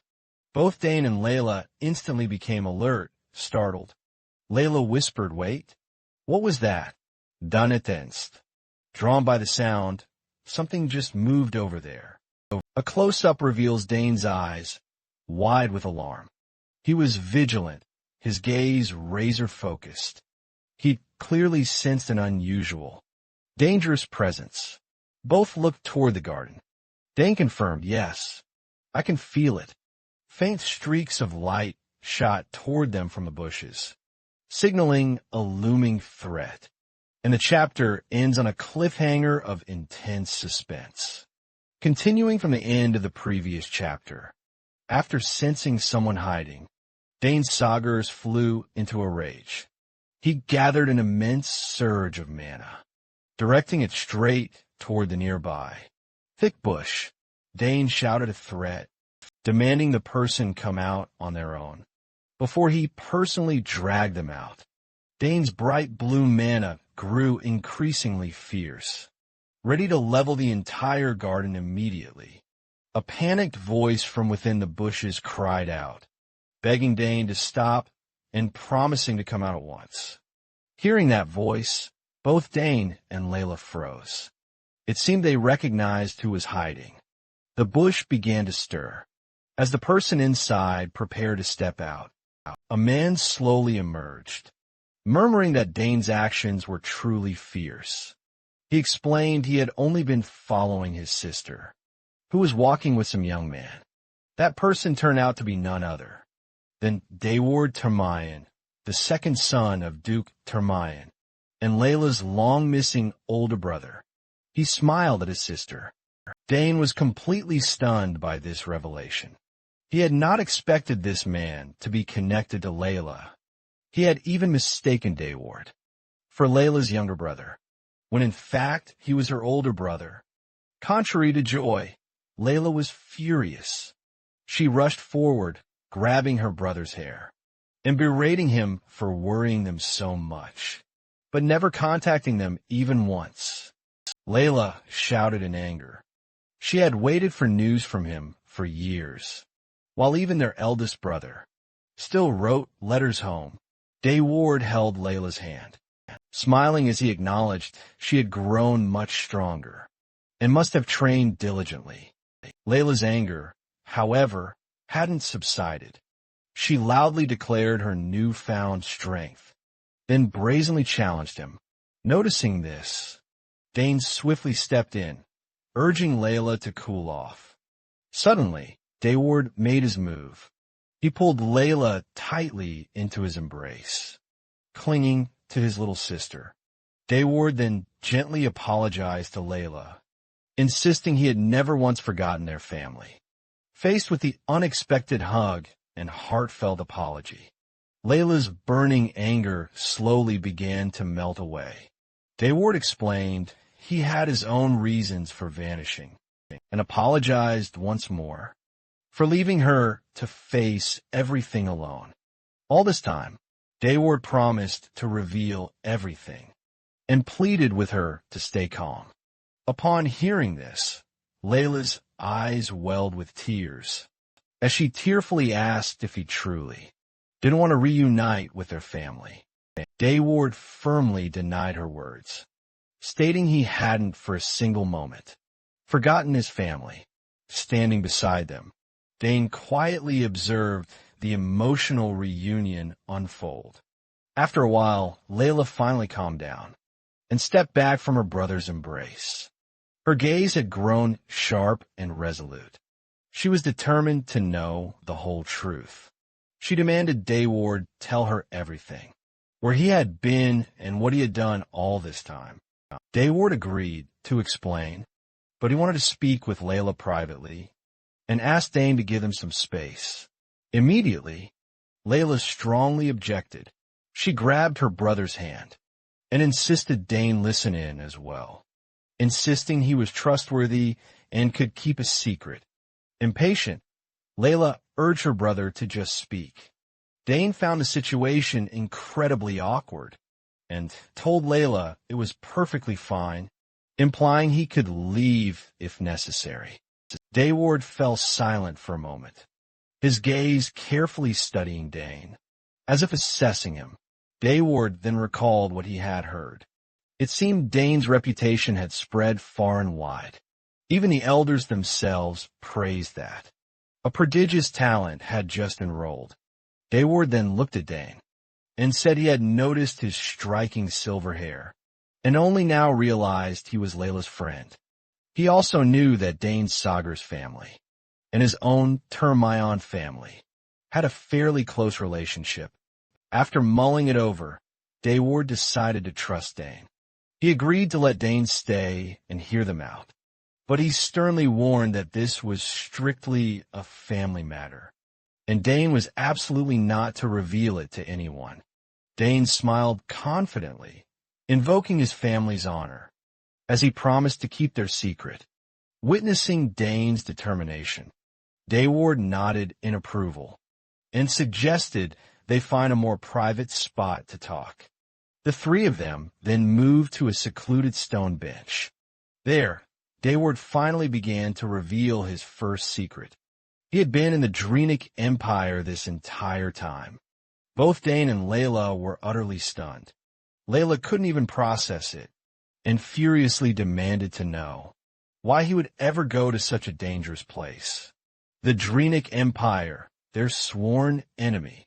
Dayward explained that he had risked absolutely everything to find a cure for their mother's terrible illness. A vivid flashback showed their mother, bedridden and racked with sickness. Dayward recounted that she had been gravely ill for so long, and ever since he was a child, he had traveled everywhere, desperately seeking clues about her condition. Following those faint leads, had ultimately taken him to the Drenic Empire. An image of a young Dayward appeared, backpack slung over his shoulder as he set off, showed his unwavering determination years earlier. Even after hearing his incredible reason, Layla still couldn't accept that her brother had actually snuck into an enemy nation. Dane also admitted this was an extremely grave matter. Layla's anger flared up once more. She shouted at him, demanding, "Why did you go alone instead of telling everyone? So we could search together?" Dayward explained that he truly had no other choice. At the time, he had an unexpected opportunity to infiltrate the Empire, and didn't want to put the whole family at risk. He tried to sound upbeat, saying he had returned safely. But that nonchalant attitude only made Layla angrier. How could he speak so lightly about something so incredibly dangerous? Dane gently placed a hand on Layla's shoulder and urged her to calm down and hear him out. Layla took a deep breath, barely tamping down her anger, and finally demanded, "All right then, why have you come back now?" Dayward's expression grew incredibly grim. He was about to reveal an even more shocking truth. He began. He had found what was needed to cure their mother. But those very materials, that couldn't be found within the Drenic Empire, which was precisely why he'd returned home. Layla questioned if the materials might be found in their own Altion Empire. Dayward confirmed he only had promising leads for now, and would diligently follow them to search. Dayward paused, his face darkening with a grim resolve. He revealed that beyond just finding a remedy, he had uncovered another horrifying truth. While he was in the Drenic Empire, he ground his teeth, his eyes hardened with pure hatred, as he finally revealed the earth-shattering truth. What their mother suffered was not an illness at all, but a curse, Dane and Layla were, got stunned into complete silence by the revelation. A curse? They couldn't believe what they had just heard. Dayward began listing their mother's telltale symptoms. Her strength had been steadily waning day by day, her limbs trembling uncontrollably. Not only that, she often felt dizzy, coughed up blood, and even more terrifyingly, bruises had begun mysteriously appearing on her back. He asserted that all of those symptoms that perfectly matched the harrowing signs of a curse. Layla cried out in utter horror. My God! Still reeling, she stammered, asking, Our mother's illness. It's a curse? Dayward nodded, confirming it decisively. He admitted that at first, he couldn't believe it either. But a curse doesn't just occur spontaneously. That meant only one chilling thing. Someone had deliberately cursed their mother. Layla trembled as she whispered, Who could commit such a cruel, heinous act? Dayward replied that he wasn't yet sure, since the Thermion family certainly had no shortage of enemies. Dayward quickly reassured Layla, saying finding the culprit could absolutely wait. The most important thing now was to break this curse. At that, a glimmer of desperate hope lit Layla's tear-filled eyes. She hastily asked, Is there a way? Brother Dayward answered firmly, Yes. He smiled with genuine relief, bringing the incredible news that he had found both the necessary materials and the precise method to perform the ritual, to finally break the curse. Most of the necessary materials weren't too difficult to find. They might be pricey, but certainly not impossible to acquire. However, one crucial item presented a major problem. A legendary artifact, the fabled Roxana's tear. Layla gasped, surprised, what exactly is that? Dayward explained it was a fabled, mystical ingredient, said to purify almost any curse imaginable. They say its location is deep within the Havrox Mountains, the perilous region that lies between the empires. Just the mention of the name, Havrox Mountains, made both Dane and Layla startle. Dayward then added that chilling rumors, said it lay hidden within an ancient, forgotten ruin, guarded by some terrifying primordial creature. At this, Dane's expression flickered, an idea sparking, a subtle corner of his mouth lifting into a smirk. He murmured, An ancient ruin, you say? Something about that just smells fishy. It seemed he knew more about this place than he let on. Meanwhile, Dayward's face showed ironclad determination. He told Layla he would personally go and find it, though he knew full well how dangerous it would be. There truly was no other viable choice. Layla panicked, desperate, and tried to stop him. She absolutely didn't want him going by himself, and suggested mobilizing the powerful Thermion Knights. But Dayward confidently asserted that his current power now equaled someone who possessed 4 to 5 mighty power cores.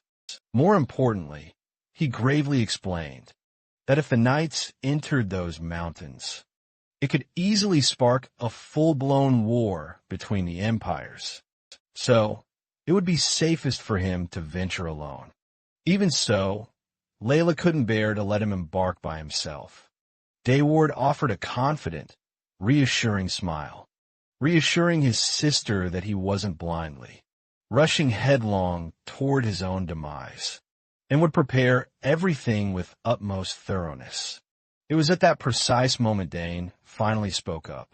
He looked at Dayward, a pointed glint in his eye, and said, If we're talking about an ancient ruin here, then someone knows them far better than anyone else. Dayward and Layla stared at him, utterly bewildered, unsure what on earth he could possibly mean. Dane then broke into a confident, mysterious smirk. He told Dayward, It seems, sir, that this time, you just might need the help of our club. The scene opens on a magnificent mansion bathed in moonlight. Everyone's buzzing about an ancient creature, and the ruins, hoping it's a major discovery.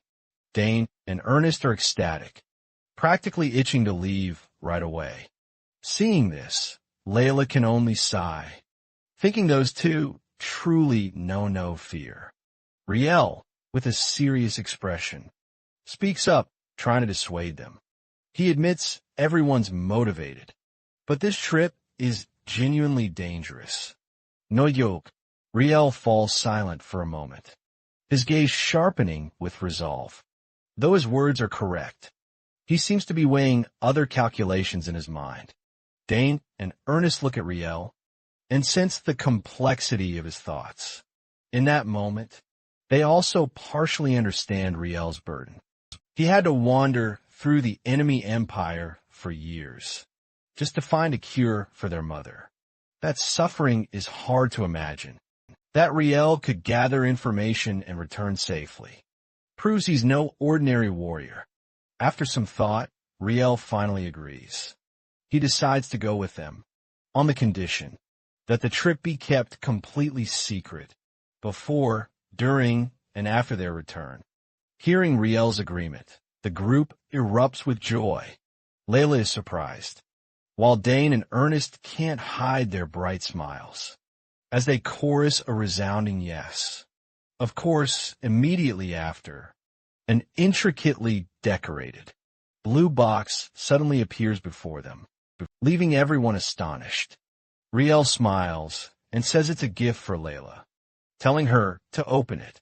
Layla is still puzzled, not yet understanding what's happening. However, Layla is still angry at Riel. She glares at him, thinking to herself, "Don't think one gift can buy me off. I'll never forgive you." Seeing Layla react this way, Dane and Ernest only whisper to each other. Riel remarks that she does seem genuinely angry, and Ernest adds that she used to be much scarier. Despite her anger, Layla is curious and places her hand on the box, slowly opening it. When a lid opens, Layla remains skeptical, wondering if it's something silly. "I swear I'll," but her words are suddenly cut off when a melodious tune begins to play from the box. It's a music box. Layla is utterly stunned. As she gazes inside, she recognizes the two small figurines, dancing gracefully to the melody. They are the likenesses of her and her beloved mother. Layla chokes up, exclaiming, "Mother and me." The little Layla figurine is carved, with a radiant smile, recreating a cherished memory. Riel smiles gently and explains that it's a moment when their family was at its happiest. He commissioned a master craftsman in the Drenic Empire to create it, crafting it with all his heart, feeling nostalgic for the time when her mother was still vibrant and healthy. The melodious tune continues to play as the two figurines reenact the mother and daughter, joyfully dancing side by side. Young Layla's happy smile is vividly portrayed, bringing a rush of warmth and deep nostalgia. The torrent of memories overwhelms Layla, and she can no longer hold back her tears. A single, shimmering tear rolls down her cheek. Layla clutches the precious music box to her chest, her voice thick with overwhelming emotion. It's so incredibly beautiful. Her earlier anger has completely melted away, replaced by the profound warmth of family love. Witnessing his sister's raw emotion, Riel quietly smiles to himself. His smile is gentle, tinged with a distant sorrow, but above all, peaceful at seeing Layla regain her radiant smile. Dane gives an earnest smile of satisfaction, witnessing this heartwarming moment between the siblings. Layla looks at Riel with tender, grateful eyes, saying the gift makes her feel as if their mother were vibrant and healthy again. Still with glistening tears in her eyes, she softly murmurs her heartfelt thanks to her brother. The tender image of the mother and daughter, dancing within the enchanting music box, dissolves into Layla's blissful, happy tears. Riel closes his eyes and smiles serenely. He softly replies that he is actually the one who should be thanking her. Layla, deeply moved, buries her face into her brother's shoulder. Riel turns his back and silently walks away. He's so grateful to Layla for truly understanding him in that moment. The heavy burden on his heart finally seems to have lightened. Dane and Ernest continue to smile radiantly, filled with joy, happy to witness this heartfelt reconciliation and the beautiful warmth of their family affection. The music box still sits open on the table, its little figurines, a sweet reminder of a happy memory, a memory they've just beautifully relived.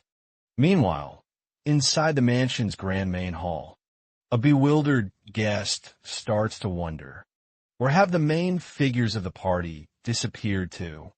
Another elderly gentleman looks equally puzzled. Just where did everyone vanish off to? He asks. The scene abruptly shifts outside the grand mansion. Night has fallen, and Layla tries to persuade Riel to stay and finally meet their father, but he resolutely refuses, unsure of what frightening consequences might follow. He promises to greet him properly another time instead.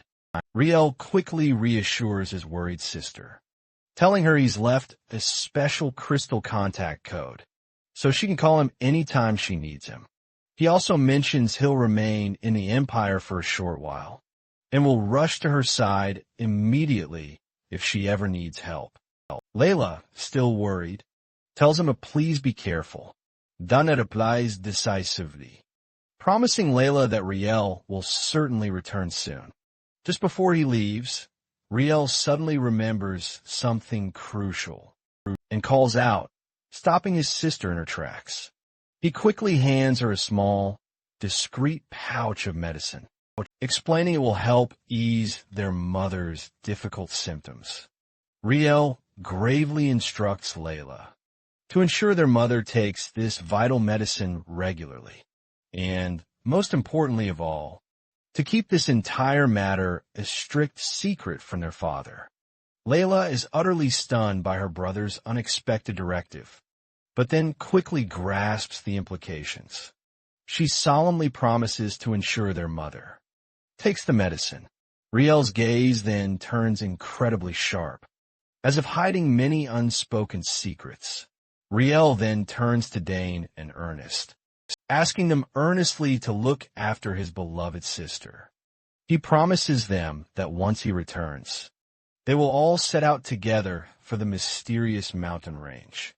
After a quick, final farewell, Riel moves with incredible speed.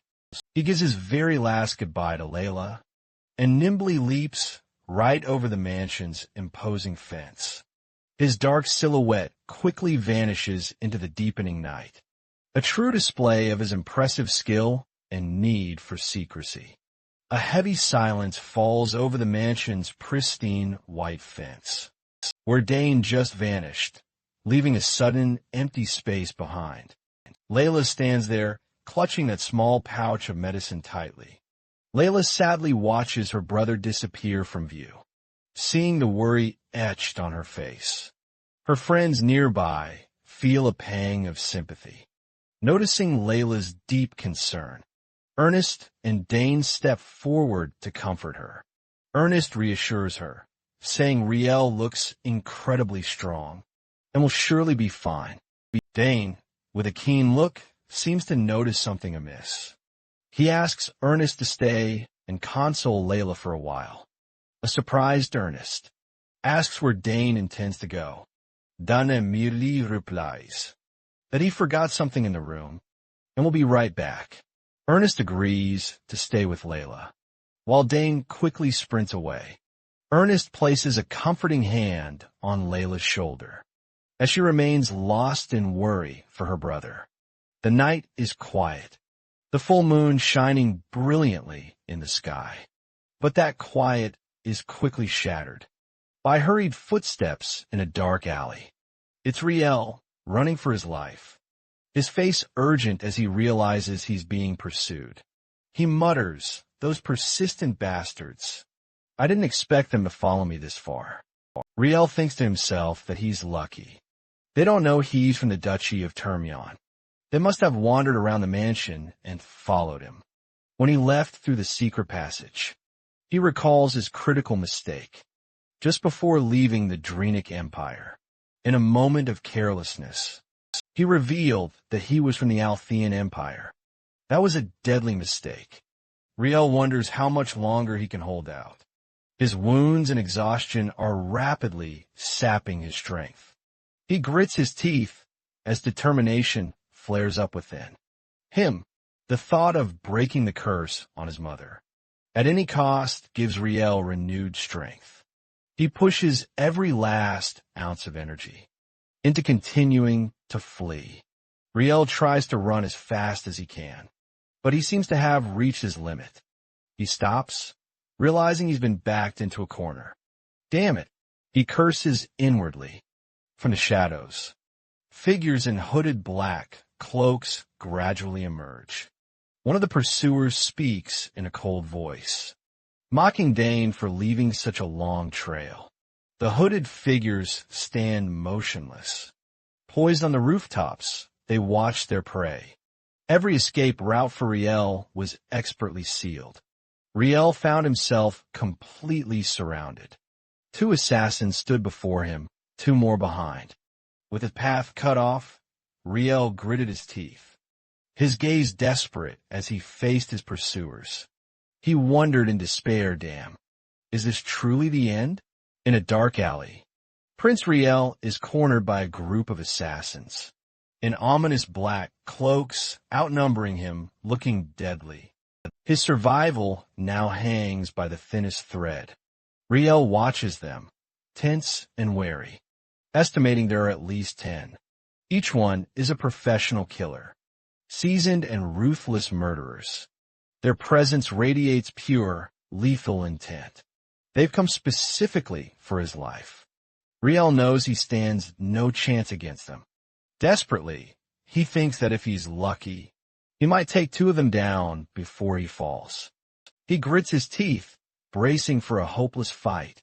With almost 0 chance of survival, Riel draws his sword, silently apologizing to Layla. He regrets that he may not be able to keep his solemn promise to her. An assassin lunges with a cold, sharp gaze, giving Riel no time to think. They attack in perfect unison, blades flashing toward Riel like a deadly storm. The assassins move with lightning speed, coordinating their efforts to corner Riel. With no escape against such an elite force, Riel is quickly overwhelmed. A blade pierces his body. In that life or death moment, Riel doesn't think of himself, but regrets leaving without apologizing to his father. A final determination ignites in his eyes. Perhaps he plans to use his remaining strength for one last fight. At that instant, a green mana bullet unexpectedly flies in, knocking the surrounding assassins aside. The other assassins are not spared. They're flung away, screaming in pain. The assassins are astonished. They recognize it as a mana bullet. The captain doesn't know who's helping Riel, since intelligence said he always works alone. From the shadows, a voice rings out, mocking them for their carelessness. The assassins are utterly stunned. They can't fathom who bypassed their trap and infiltrated. Panic grips the entire group. Their instincts scream that this newcomer is no ordinary person. That's when Dane Sagers makes his grand entrance. A 14-year-old boy with striking white hair and fiery red eyes. He's the one who fearlessly intervened. The trembling assassins demand to know his identity. Dane merely curls his lips into a confident, knowing smirk, and coolly declares they have no need to know. After Dane effortlessly handles the assassins, Riel remains utterly astonished. Dane explains he just followed a strange, unsettling feeling and suggests they clean up quickly to avoid any unwanted rumors. Riel can't believe a mere 14-year-old bypassed such intricate traps and managed to reach him. Dana modestly replies, these are just skills he picked up from his mother, including disarming traps and flawless infiltration. Riel laughs with genuine relief and sincerely thanks Dane, admitting he would surely be dead without him. Riel gazes ahead, contemplating that at last he's finally escaped those who have relentlessly hunted him. Standing on the rooftop, Riel explains, they've been pursuing him all the way from the border, and once again, he thanks Dane for saving his life. He marvels that Layla truly has an incredible friend in Dane, though he's still incredibly puzzled. Riel affectionately pats Dane's head, while still wondering how the assassins kept tracking him. He wonders what one does in such dire situations to effectively escape pursuit. Hearing Riel's question, Dane replies, drawing from his experience, that targets often unknowingly carry something hidden when they're being followed. His eyes light up as he begins using mana to actively scout. A gentle blue mana flow envelopes Riel as Dane meticulously scans his entire body for any anomalies. Dane's mana-sensing ability proves to be incredibly sharp. He quickly detects something peculiar near Riel's feet. Dane confirms, found it. He has located a tracking device, hidden cleverly in the sole of Riel's shoe. Dane then tells Riel he now understands exactly why the assassins could track him, and asks Riel to check the sole of his shoe right away. Riel, completely bewildered, doesn't quite understand what's happening, but does as Dane says, flipping his shoe over to look. Dane explains there's a tiny mana receiver hidden there. Riel is absolutely stunned. He can't believe he's been tracked with such cunning. Just as Dane predicted, a tracking device on his shoe sole is now glowing. Riel exclaims in sheer astonishment, really? Dane explains this particular tool is commonly favored by assassins. It's so tiny, it's incredibly difficult to detect, yet its tracking capabilities are incredibly potent. It was probably attached before Riel even crossed the border. Riel remains utterly stunned. He can't fathom how Dane spotted something like that, when he himself had absolutely no clue. He urgently pleads with Dane to remove it quickly. Once the device is finally removed, Dane reassures Riel that he can now relax, because they won't be able to track him for quite a while. Riel breathes a deep sigh of relief, vowing to be far more careful from now on. Dane falls silent for a moment, his gaze growing exceptionally thoughtful as he looks at his older brother. After successfully dealing with the assassins, Riel asks Dane why he went alone, when it's so incredibly dangerous out there. Dane wonders aloud if it wouldn't have been better if Riel had gone to see the Duke first, or perhaps told their eldest brother and asked for help. Hearing that, Riel falls completely silent, his hand clenching unconsciously. He sighs, sorrow and complexity etched across his face. Riel explains that their father probably thinks he's utterly pathetic. He wanted Riel to become the head of the family, but Riel just wandered off right after graduation. He believes their father likely wouldn't believe anything he says. The father-son relationship certainly seems strained. Riel then mentions their older brother, whom he considers even less ambitious than himself.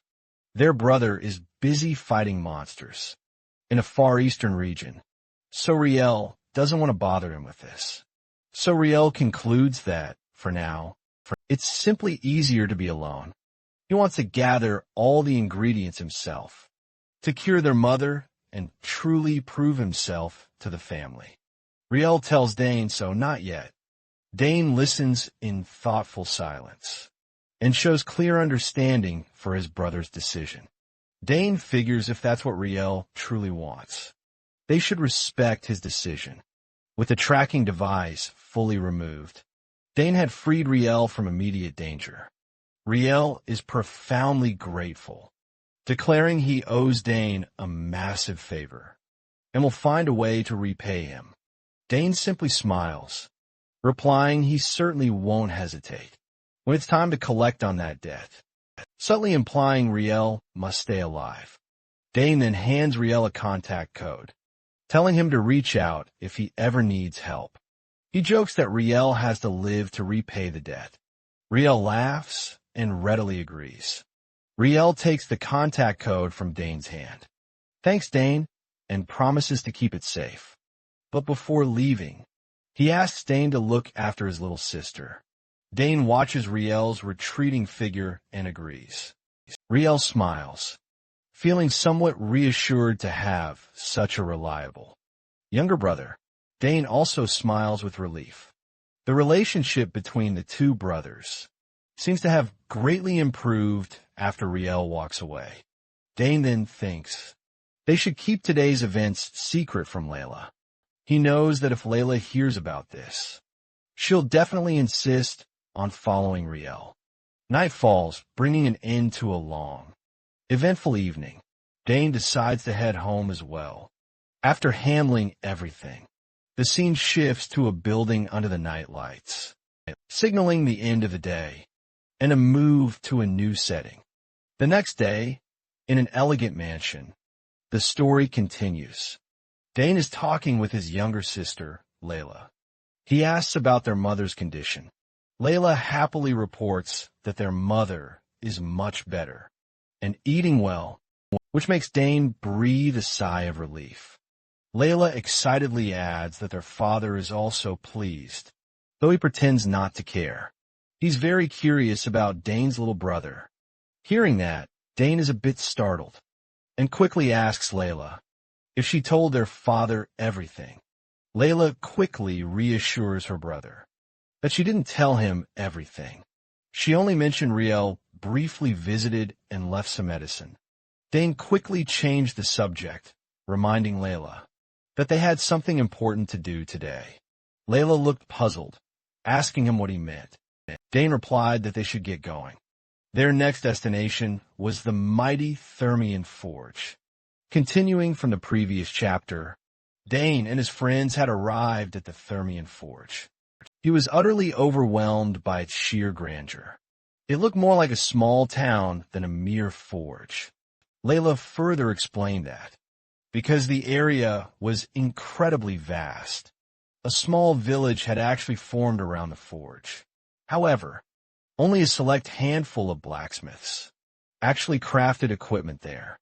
She went on to explain that, since the place was run by only a few master artisans, security was incredibly strict. Without a proper pass card, one absolutely could not enter.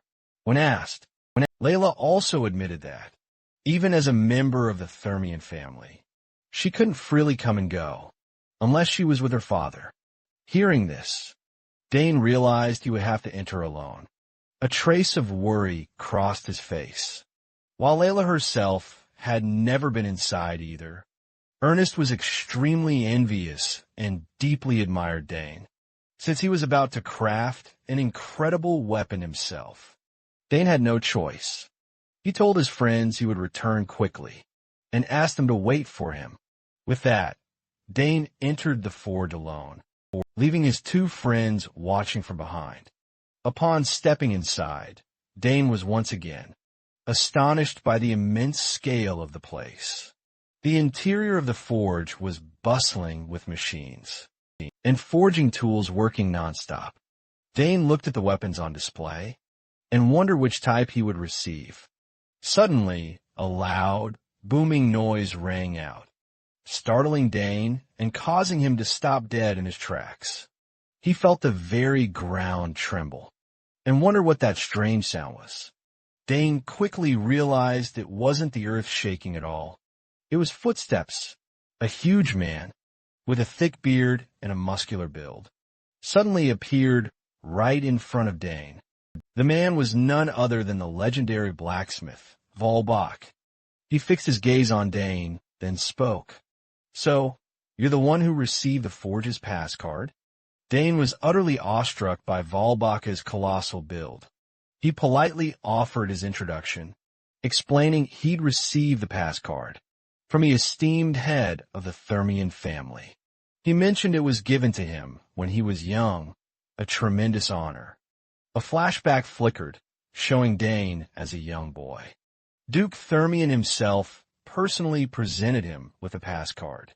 The Duke remarked he'd heard a great deal about him, adding that the Thermian family didn't simply hand out pass cards to just anyone. Back in the present, Volbach seemed somewhat taken aback. To hear Dane refer to the Duke with such familiarity, even as the young man himself remained quite humble, Volbach sternly declared that status meant absolutely nothing here. There were only blacksmiths and those who were not.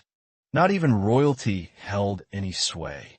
The Thermian family was the single, solitary exception. However, Volbach quickly added that even individuals born into the Thermian family still had to prove themselves qualified and skilled. Dane silently admired this master smith, whose immense skill meant he feared no royalty. Then, Volbach gestured for Dane to follow him inside. The two proceeded deeper into the vast forge. As they moved, Dane noticed something peculiar. The further they ventured, the more the interior space seemed to expand. It was quite contrary to what he'd expected. Noticing Dane's burgeoning curiosity, Volbach explained the entire place was built to accommodate his immense size. He revealed he was a hybrid, half-dwarf and half-human, and this unique mix gave him his unusually enormous physique. Volbach sternly warned Dane not to utter anything insulting about his appearance. Dane immediately agreed, privately thinking that the man had likely endured a great deal because of his unique appearance. Then, Volbach cut straight to the chase, asking Dane why he had come and what he hoped to obtain. Dane honestly replied he hadn't made a decision yet, since it would be a crucial weapon for him. He needed to choose with utmost care. Volbach conceded that was indeed a wise decision. However, he stated that from what he'd already observed, what Dane truly desired was already quite clear. Dane asked curiously, "What do you think I want?" Volbach then revealed a special ability. He could smell metal, and from its scent alone, he could discern how a weapon had been forged, and even its exact shape, he claimed. Dane, for instance, gave off the scent of a spear and a fine dagger. But what the boy truly wanted was neither a spear nor a dagger. Dane was utterly astounded by Volbach's extraordinary and uncannily precise ability to identify weapons by smell alone. Impressed, Volbach invited him into his personal smithy. Inside Volbach's workshop, many types of weapons were on display, especially swords. Volbach suggested that, since Dane already had decent spears and daggers, why not try making a sword instead? He even teased Dane, asking if he couldn't see, because the workbench was too tall.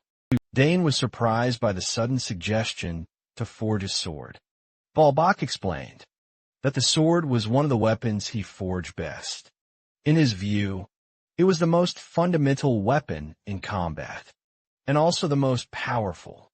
Dane voiced a practical concern. He was still growing, and if he had a sword forged now, would it become awkward to use as he got bigger? Volbach brushed that worry aside. With the confidence of a master craftsman, he asserted he could easily make a sword usable, even after Dane matured.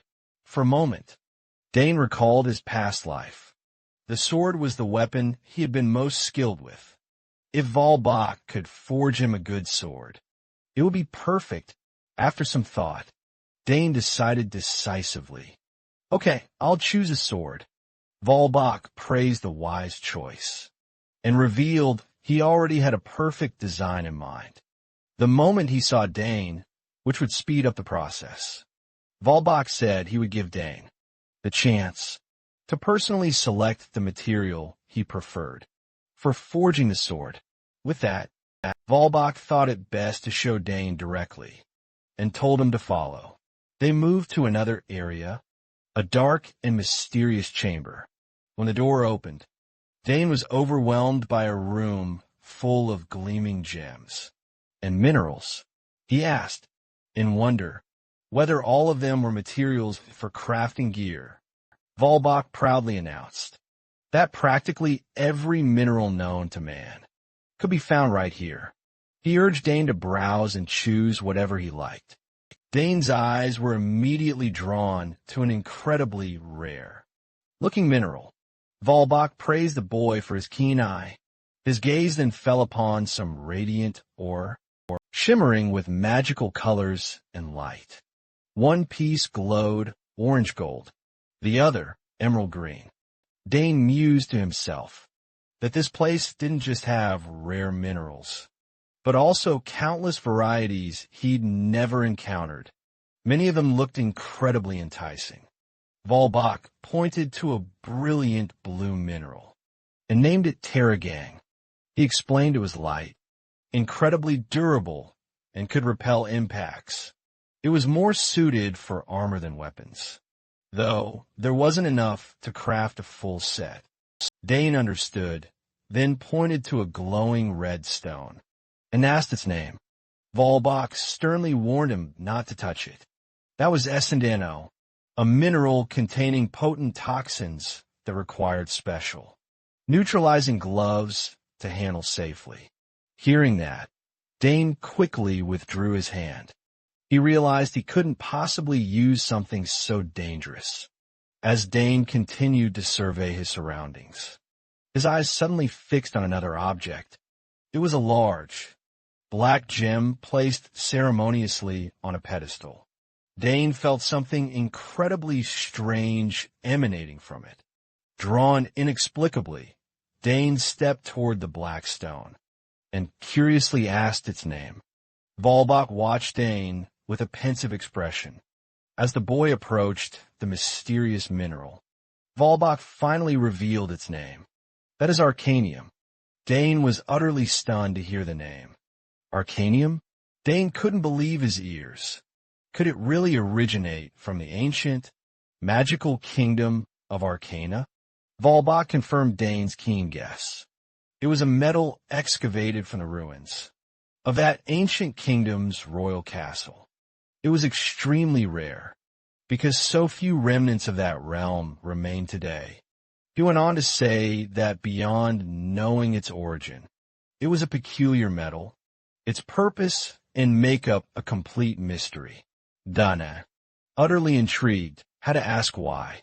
Volbach quickly explained the reason. With all our current technology, nobody can even smelt or analyze this, or it's basically seen as nothing more than a rare, high-end collector's item. Volbach then advised Dane to check out other materials, since Arcanium was, in his opinion, utterly useless. He even suggested another mineral called ARTMA, found exclusively in the deep veins of the Havarash range. But Dane didn't seem to hear a single word Volbach said. He was utterly mesmerized by the Arcanium, his mind blank, completely lost in thought. A strange sensation washed over him, a powerful pull emanating from the stone itself, as if it were calling out to him. The feeling intensified, growing ever stronger, like a voice whispering directly into his ear. Take me. Unable to resist its powerful allure, Dane instinctively reached out, his hand extending to touch the Arcanium. The very moment Dane's finger made contact, the previously dormant black stone suddenly flared. With an astonishing, brilliant blue light, the Arcanium pulsed, unleashing a powerful surge of energy. Volbach stood absolutely dumbfounded at the sight. He stammered in utter astonishment, Impossible. It's reacting to you. A fierce blue energy burst forth from the stone, completely enveloping Dane. Witnessing it, Volbach was frozen solid in his tracks, his eyes wide with sheer terror. The blue light intensified, raging wildly, fully engulfing Dane's small figure, causing him to vanish within that swirling sea of energy. Seeing Dane swallowed by the Arcanium's energy, Volbach shouted in pure panic, "Hey, kid!" Meanwhile, at the Thermian forge, Mr. Bulwark, a master blacksmith with an impressive, flowing beard, was utterly astonished. What on earth is happening? The Arcanium nugget, a metal that had never been forgeable, was reacting right there in his hands. The young man with his distinctive white and red hair thought to himself, astonished. It reacted just from me looking at it. Doesn't that mean it can actually be forged? Mr. Bulwark was so shocked he actually broke out in a sweat. Dane's extraordinary mana sensitivity had conjured an unprecedented phenomenon. From a stone, Mr. Bulwark could distinctly sense a metallic scent. In this state, forging it might actually be feasible. He still couldn't quite believe it. Arcanium was a metal no one had ever been able to use before. While Mr. Bulwark was still stunned, wondering who this child really was, Dane was visibly excited, as if he had anticipated the outcome all along. After a while, the Arcanium cooled and returned to its original solid state. You said you want to forge a sword, right? Then let's do it. I will forge it myself. Dane cheered with delight, expressing absolute trust in Mr. Bulwark's legendary craftsmanship. But that was the only time Arcanium reacted. No matter how many times they tried afterward, the metal simply wouldn't melt, and every attempt ended in a frustrating deadlock. As everyone fumbled, Karnas, Dane's companion, a small, dragon-like creature, also grew worried. Dane suddenly remembered what had melted the Arcanium. In that instant, it was Karnas's blazing flame. The tremendous heat from that fire was the key to solving the problem. Back in the present, Dane was talking with his two friends, Ernest, the bespectacled scholar, and Layla, the enthusiastic pink-haired girl. He explained, "We decided to seal Karnas's flame into an artifact. The artifact was a lantern, housing Karnas's powerful flame. With that heat source, Mr. Bulwark could continue the forging process." Layla said happily, "Wonderful. You got help from Karnas again. It would surely be incredibly powerful and beautiful." "How romantic." Dan nodded firmly, his gaze shining with determination and anticipation for the legendary sword to come. Once everything was settled, the group decided to head back to the academy. But first, they absolutely had to grab some lunch. Naturally, the crew cheerfully made their way into town. A week later, back at the academy, students were buzzing in front of the main bulletin board. A major event was about to kick off, an exclusive event reserved only for the finest talents, and even sponsored by the royal family themselves. It was the official announcement recruiting members for the Academy's periodic monster suppression team. The operation would be led by Night Squad number 4. With massive rewards and fierce competition, the event absolutely seized everyone's attention. Dane's group was, of course, right there too. The entire Academy was absolutely buzzing about this. Monster suppression, Dannesmerkt. He knew it wasn't just about the prize money, though. This was a major royal event, after all, and a prime chance for people to truly show what they've got. But Layla suddenly remembered something. Wait, Night Squad number 4. She squinted, trying hard to connect the dots in her mind. Isn't it the squad led by, but the man who accompanied the 3 princes last time? What coincidence! Priscilla, her blonde friend from the divine department, confirmed. You mean Sir Delphinonet, right? Layla teased, yes. Priscilla wasn't there for that, apparently. So then everyone went absolutely wild over the royal gifts. Another student asked curiously, has the suppression location been announced yet? The student next to them replied, I heard from someone in the divine department that it's a ruin located near the capital. At the very mention of the word ruins, Ernest's eyes immediately lit up with excitement. Dane immediately noticed. His expression had completely changed the moment he heard that single word, ruins. Ernest then eagerly explained. It was an abandoned relic site for some unknown reason, and now monsters have moved in to fully occupy it. Priscilla let out a dramatic sigh, complaining aloud that monsters were such a huge nuisance. She continued, the divine department will be automatically deployed, so I have to go too, probably to treat the injured, right? Layla then turned to Dane, her eyes filled with curiosity. What about you, Dane? Are you planning to go? Dane was silent for a moment, his eyes reflecting thoughtful calculation. Dane thought it over. Priscilla had to go, and Ernest would definitely join, just because it was a ruin. He turned to Layla and said, Layla, isn't this a great chance for you to gain experience? Fighting monsters? He continued firmly. There's no better way to get stronger than real combat. Let's sign up together. I'll go too. Layla agreed at once, hearing Dane's decision. Ernest's eyes behind his glasses hardened with resolve.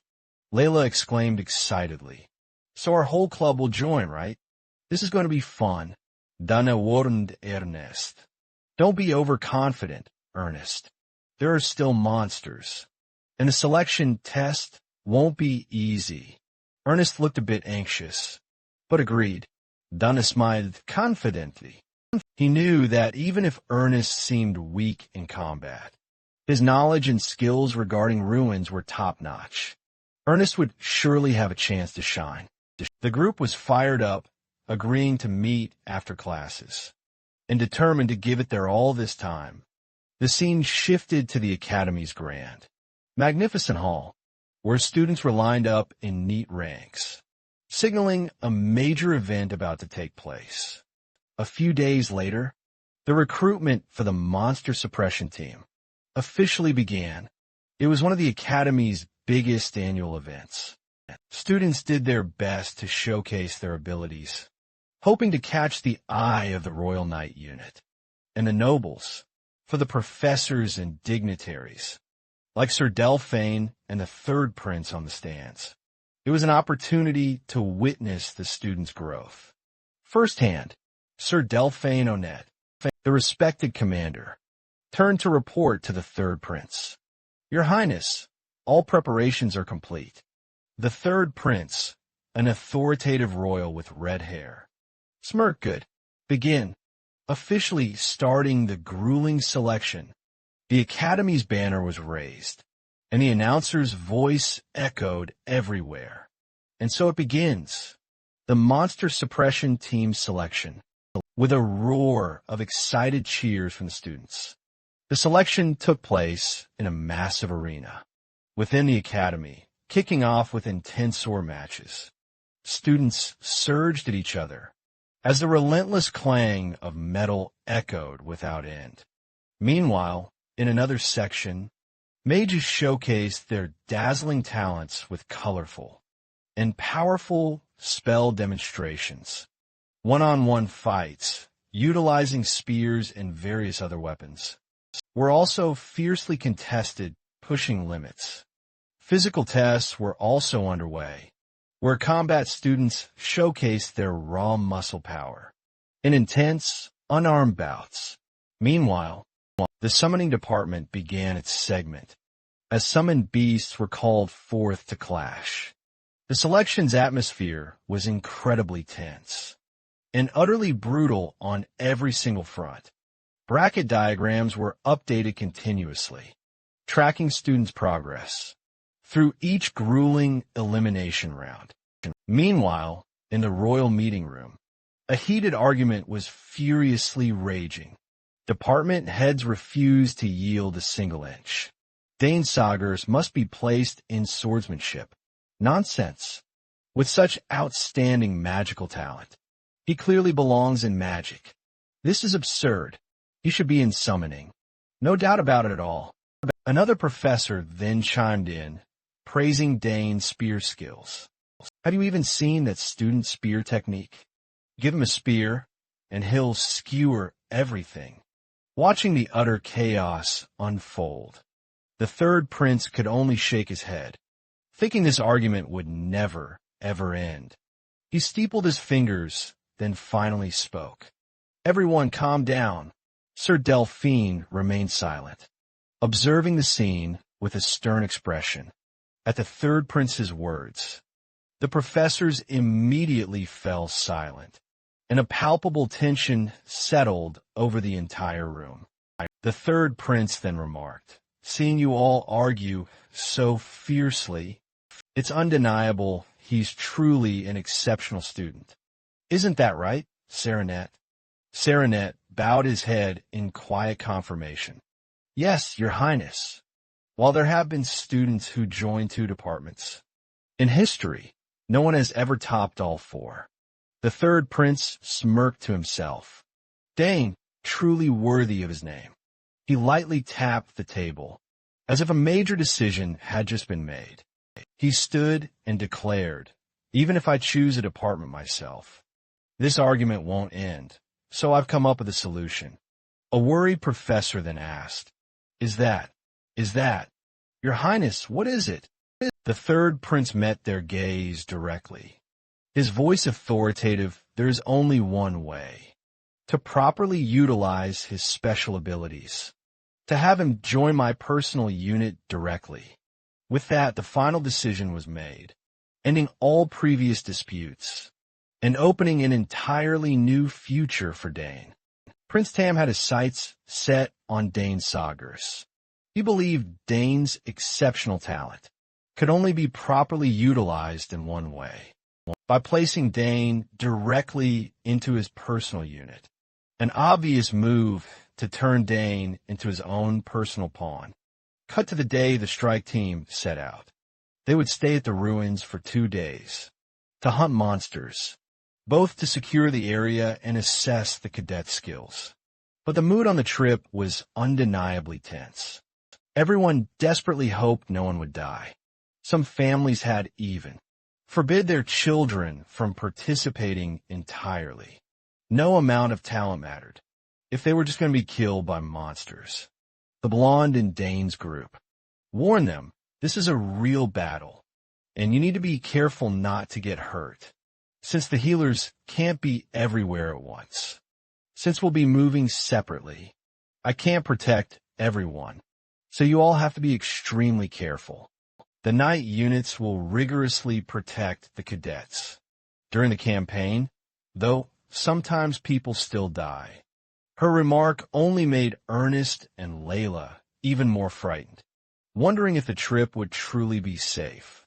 Dane advised everyone not to overexert themselves, or act alone if something seemed dangerous. Run immediately. Everyone responded in unison. A commander barked orders for everyone to gather and swiftly move to their assigned sectors. Another officer stepped forward, emphasizing they give their all in their assigned roles. And absolutely, positively do not die. That was all. Enthusiastically rallied everyone, shouting for them to go. Layla Thermion from the combat division cheerfully bid her goodbyes, wondering just how long it had been since he'd last had an adventure quite like this. Wished everyone a safe and swift return. All the cadets advanced together, embarking on their challenging journey. They soon reached the Ruezen area. Along the way, Dane sensed something was deeply amiss. He approached Sir Hilderin, one of their commanders, to ask a crucial question. To head west of Ruezen, he understood. They'd reached their camp in half a day, but now they were heading east instead of west. As originally planned, Dane questioned why the route had changed so suddenly. Dane's sharp attentiveness caught the keen notice of Roya's Hilderin, deputy commander of the 4th Royal Knight Unit.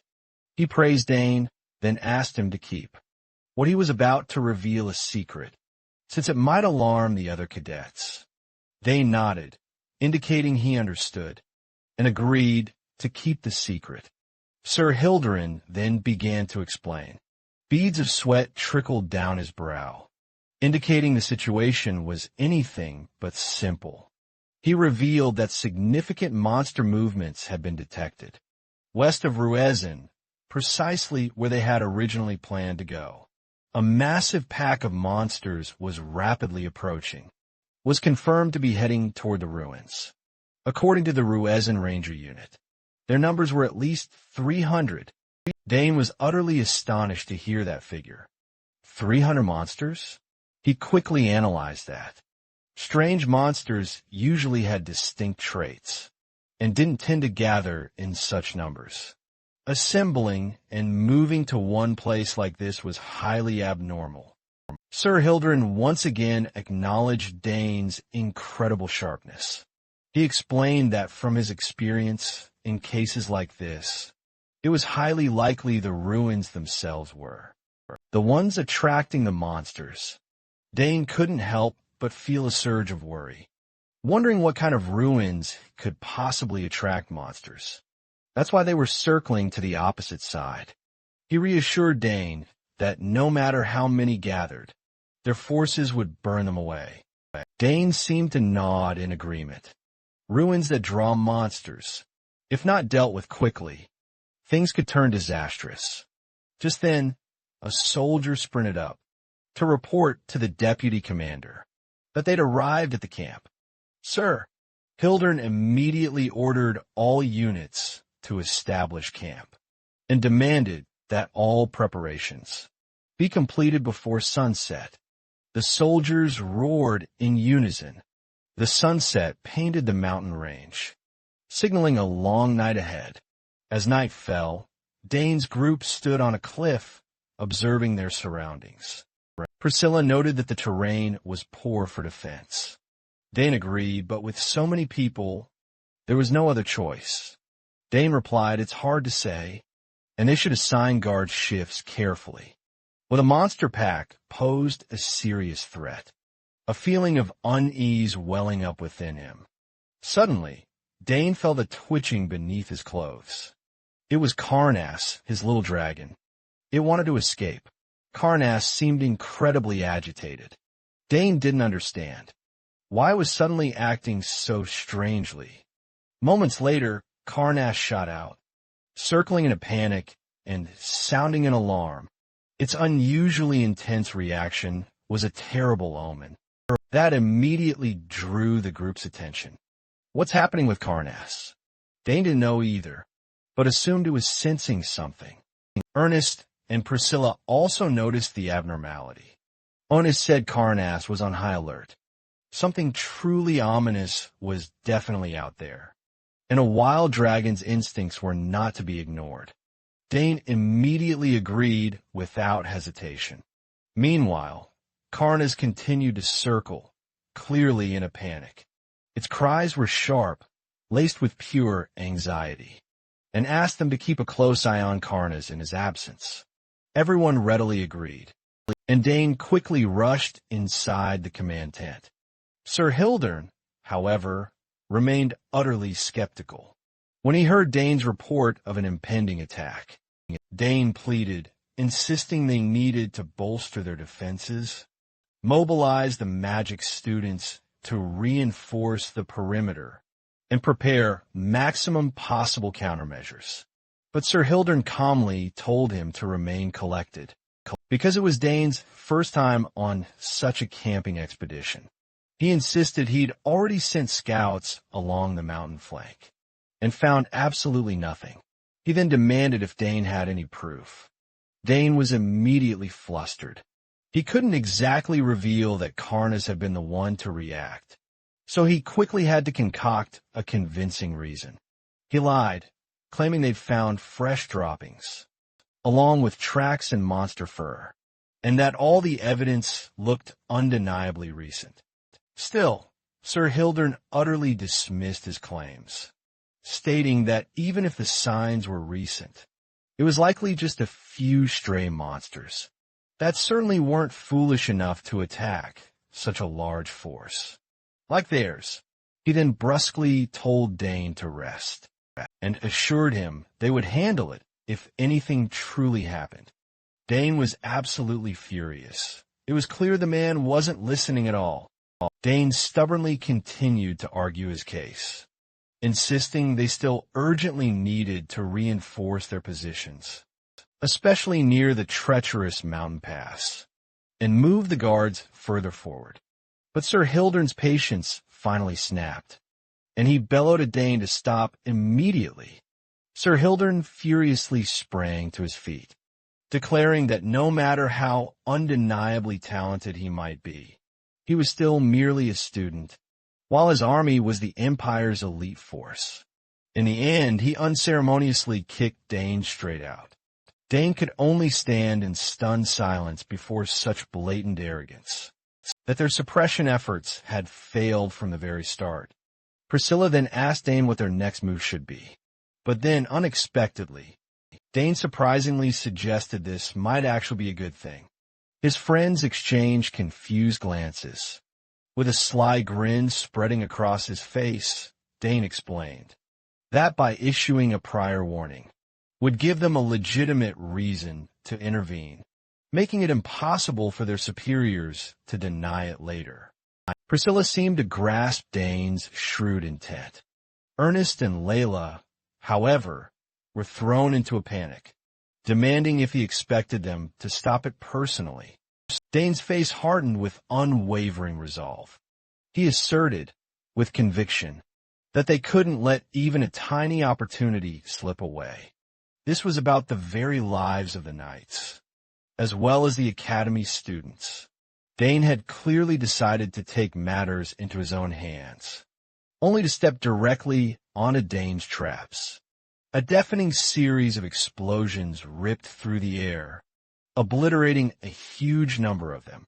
But more waves of monsters surged forward, only to be blasted apart by the hidden traps, thus halting their deeper advance. Back at the campsite, a soldier screamed in panic, sounding the alarm that the monsters were launching a full-scale nighttime raid. Command rang out, "Arm yourselves quickly and assemble." The camp instantly plunged into chaos. One terrified trainee screamed he had no combat experience.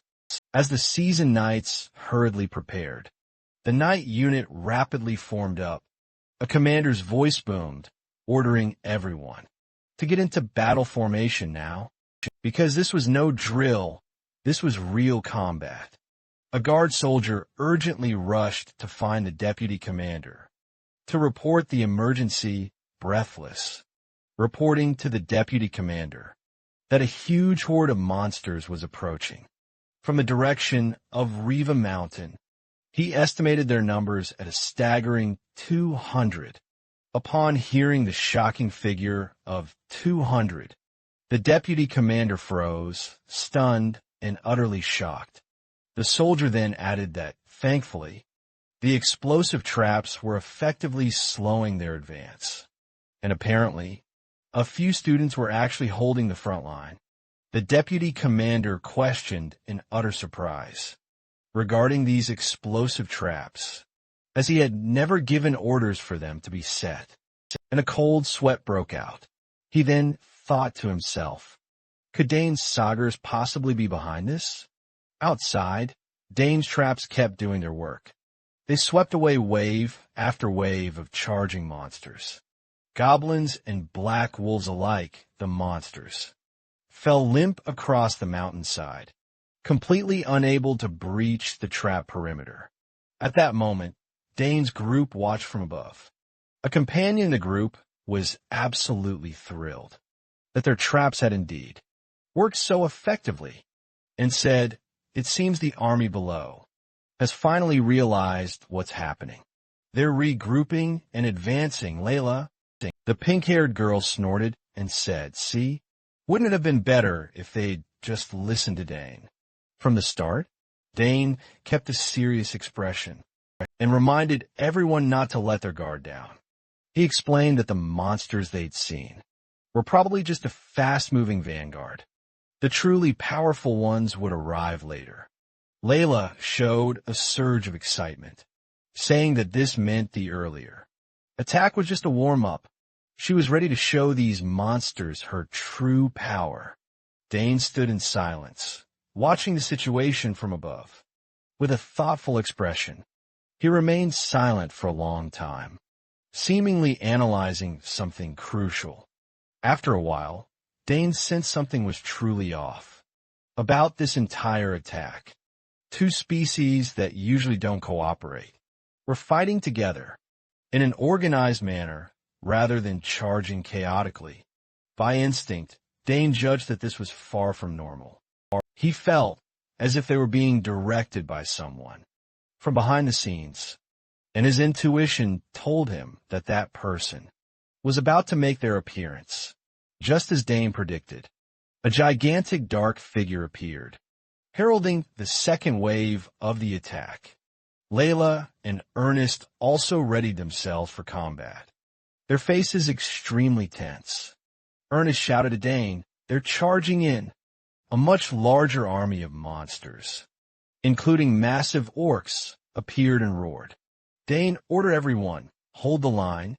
A massive monster horde surged straight toward Dane's group, stood ready, and declared that round 2 had officially begun. With a confident, decisive look in his eyes, Dane ordered his team to wipe out every single monster, preparing to unleash a massive ace up his sleeve. A massive pillar of magical light then shot into the sky, signaling that an incredibly powerful summon was about to appear. Dane commanded it, "Answer the call." In the distance, the Night Force and the other trainees felt an immense surge of mana that instantly drew their attention. The deputy commander asked in amazement, "What on earth was that?"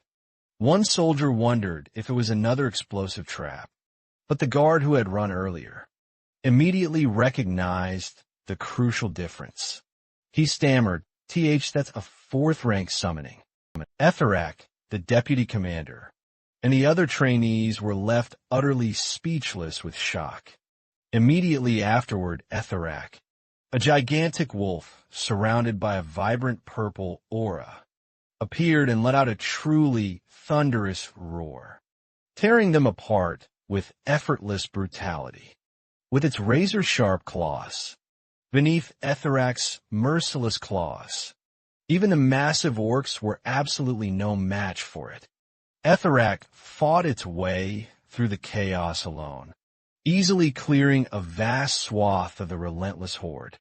Watching all this unfold, the purple-haired student exclaimed in astonishment, "The monsters, they can't even move." Ernest realized it was Dane's summon, and noted, "That thing is incredibly powerful."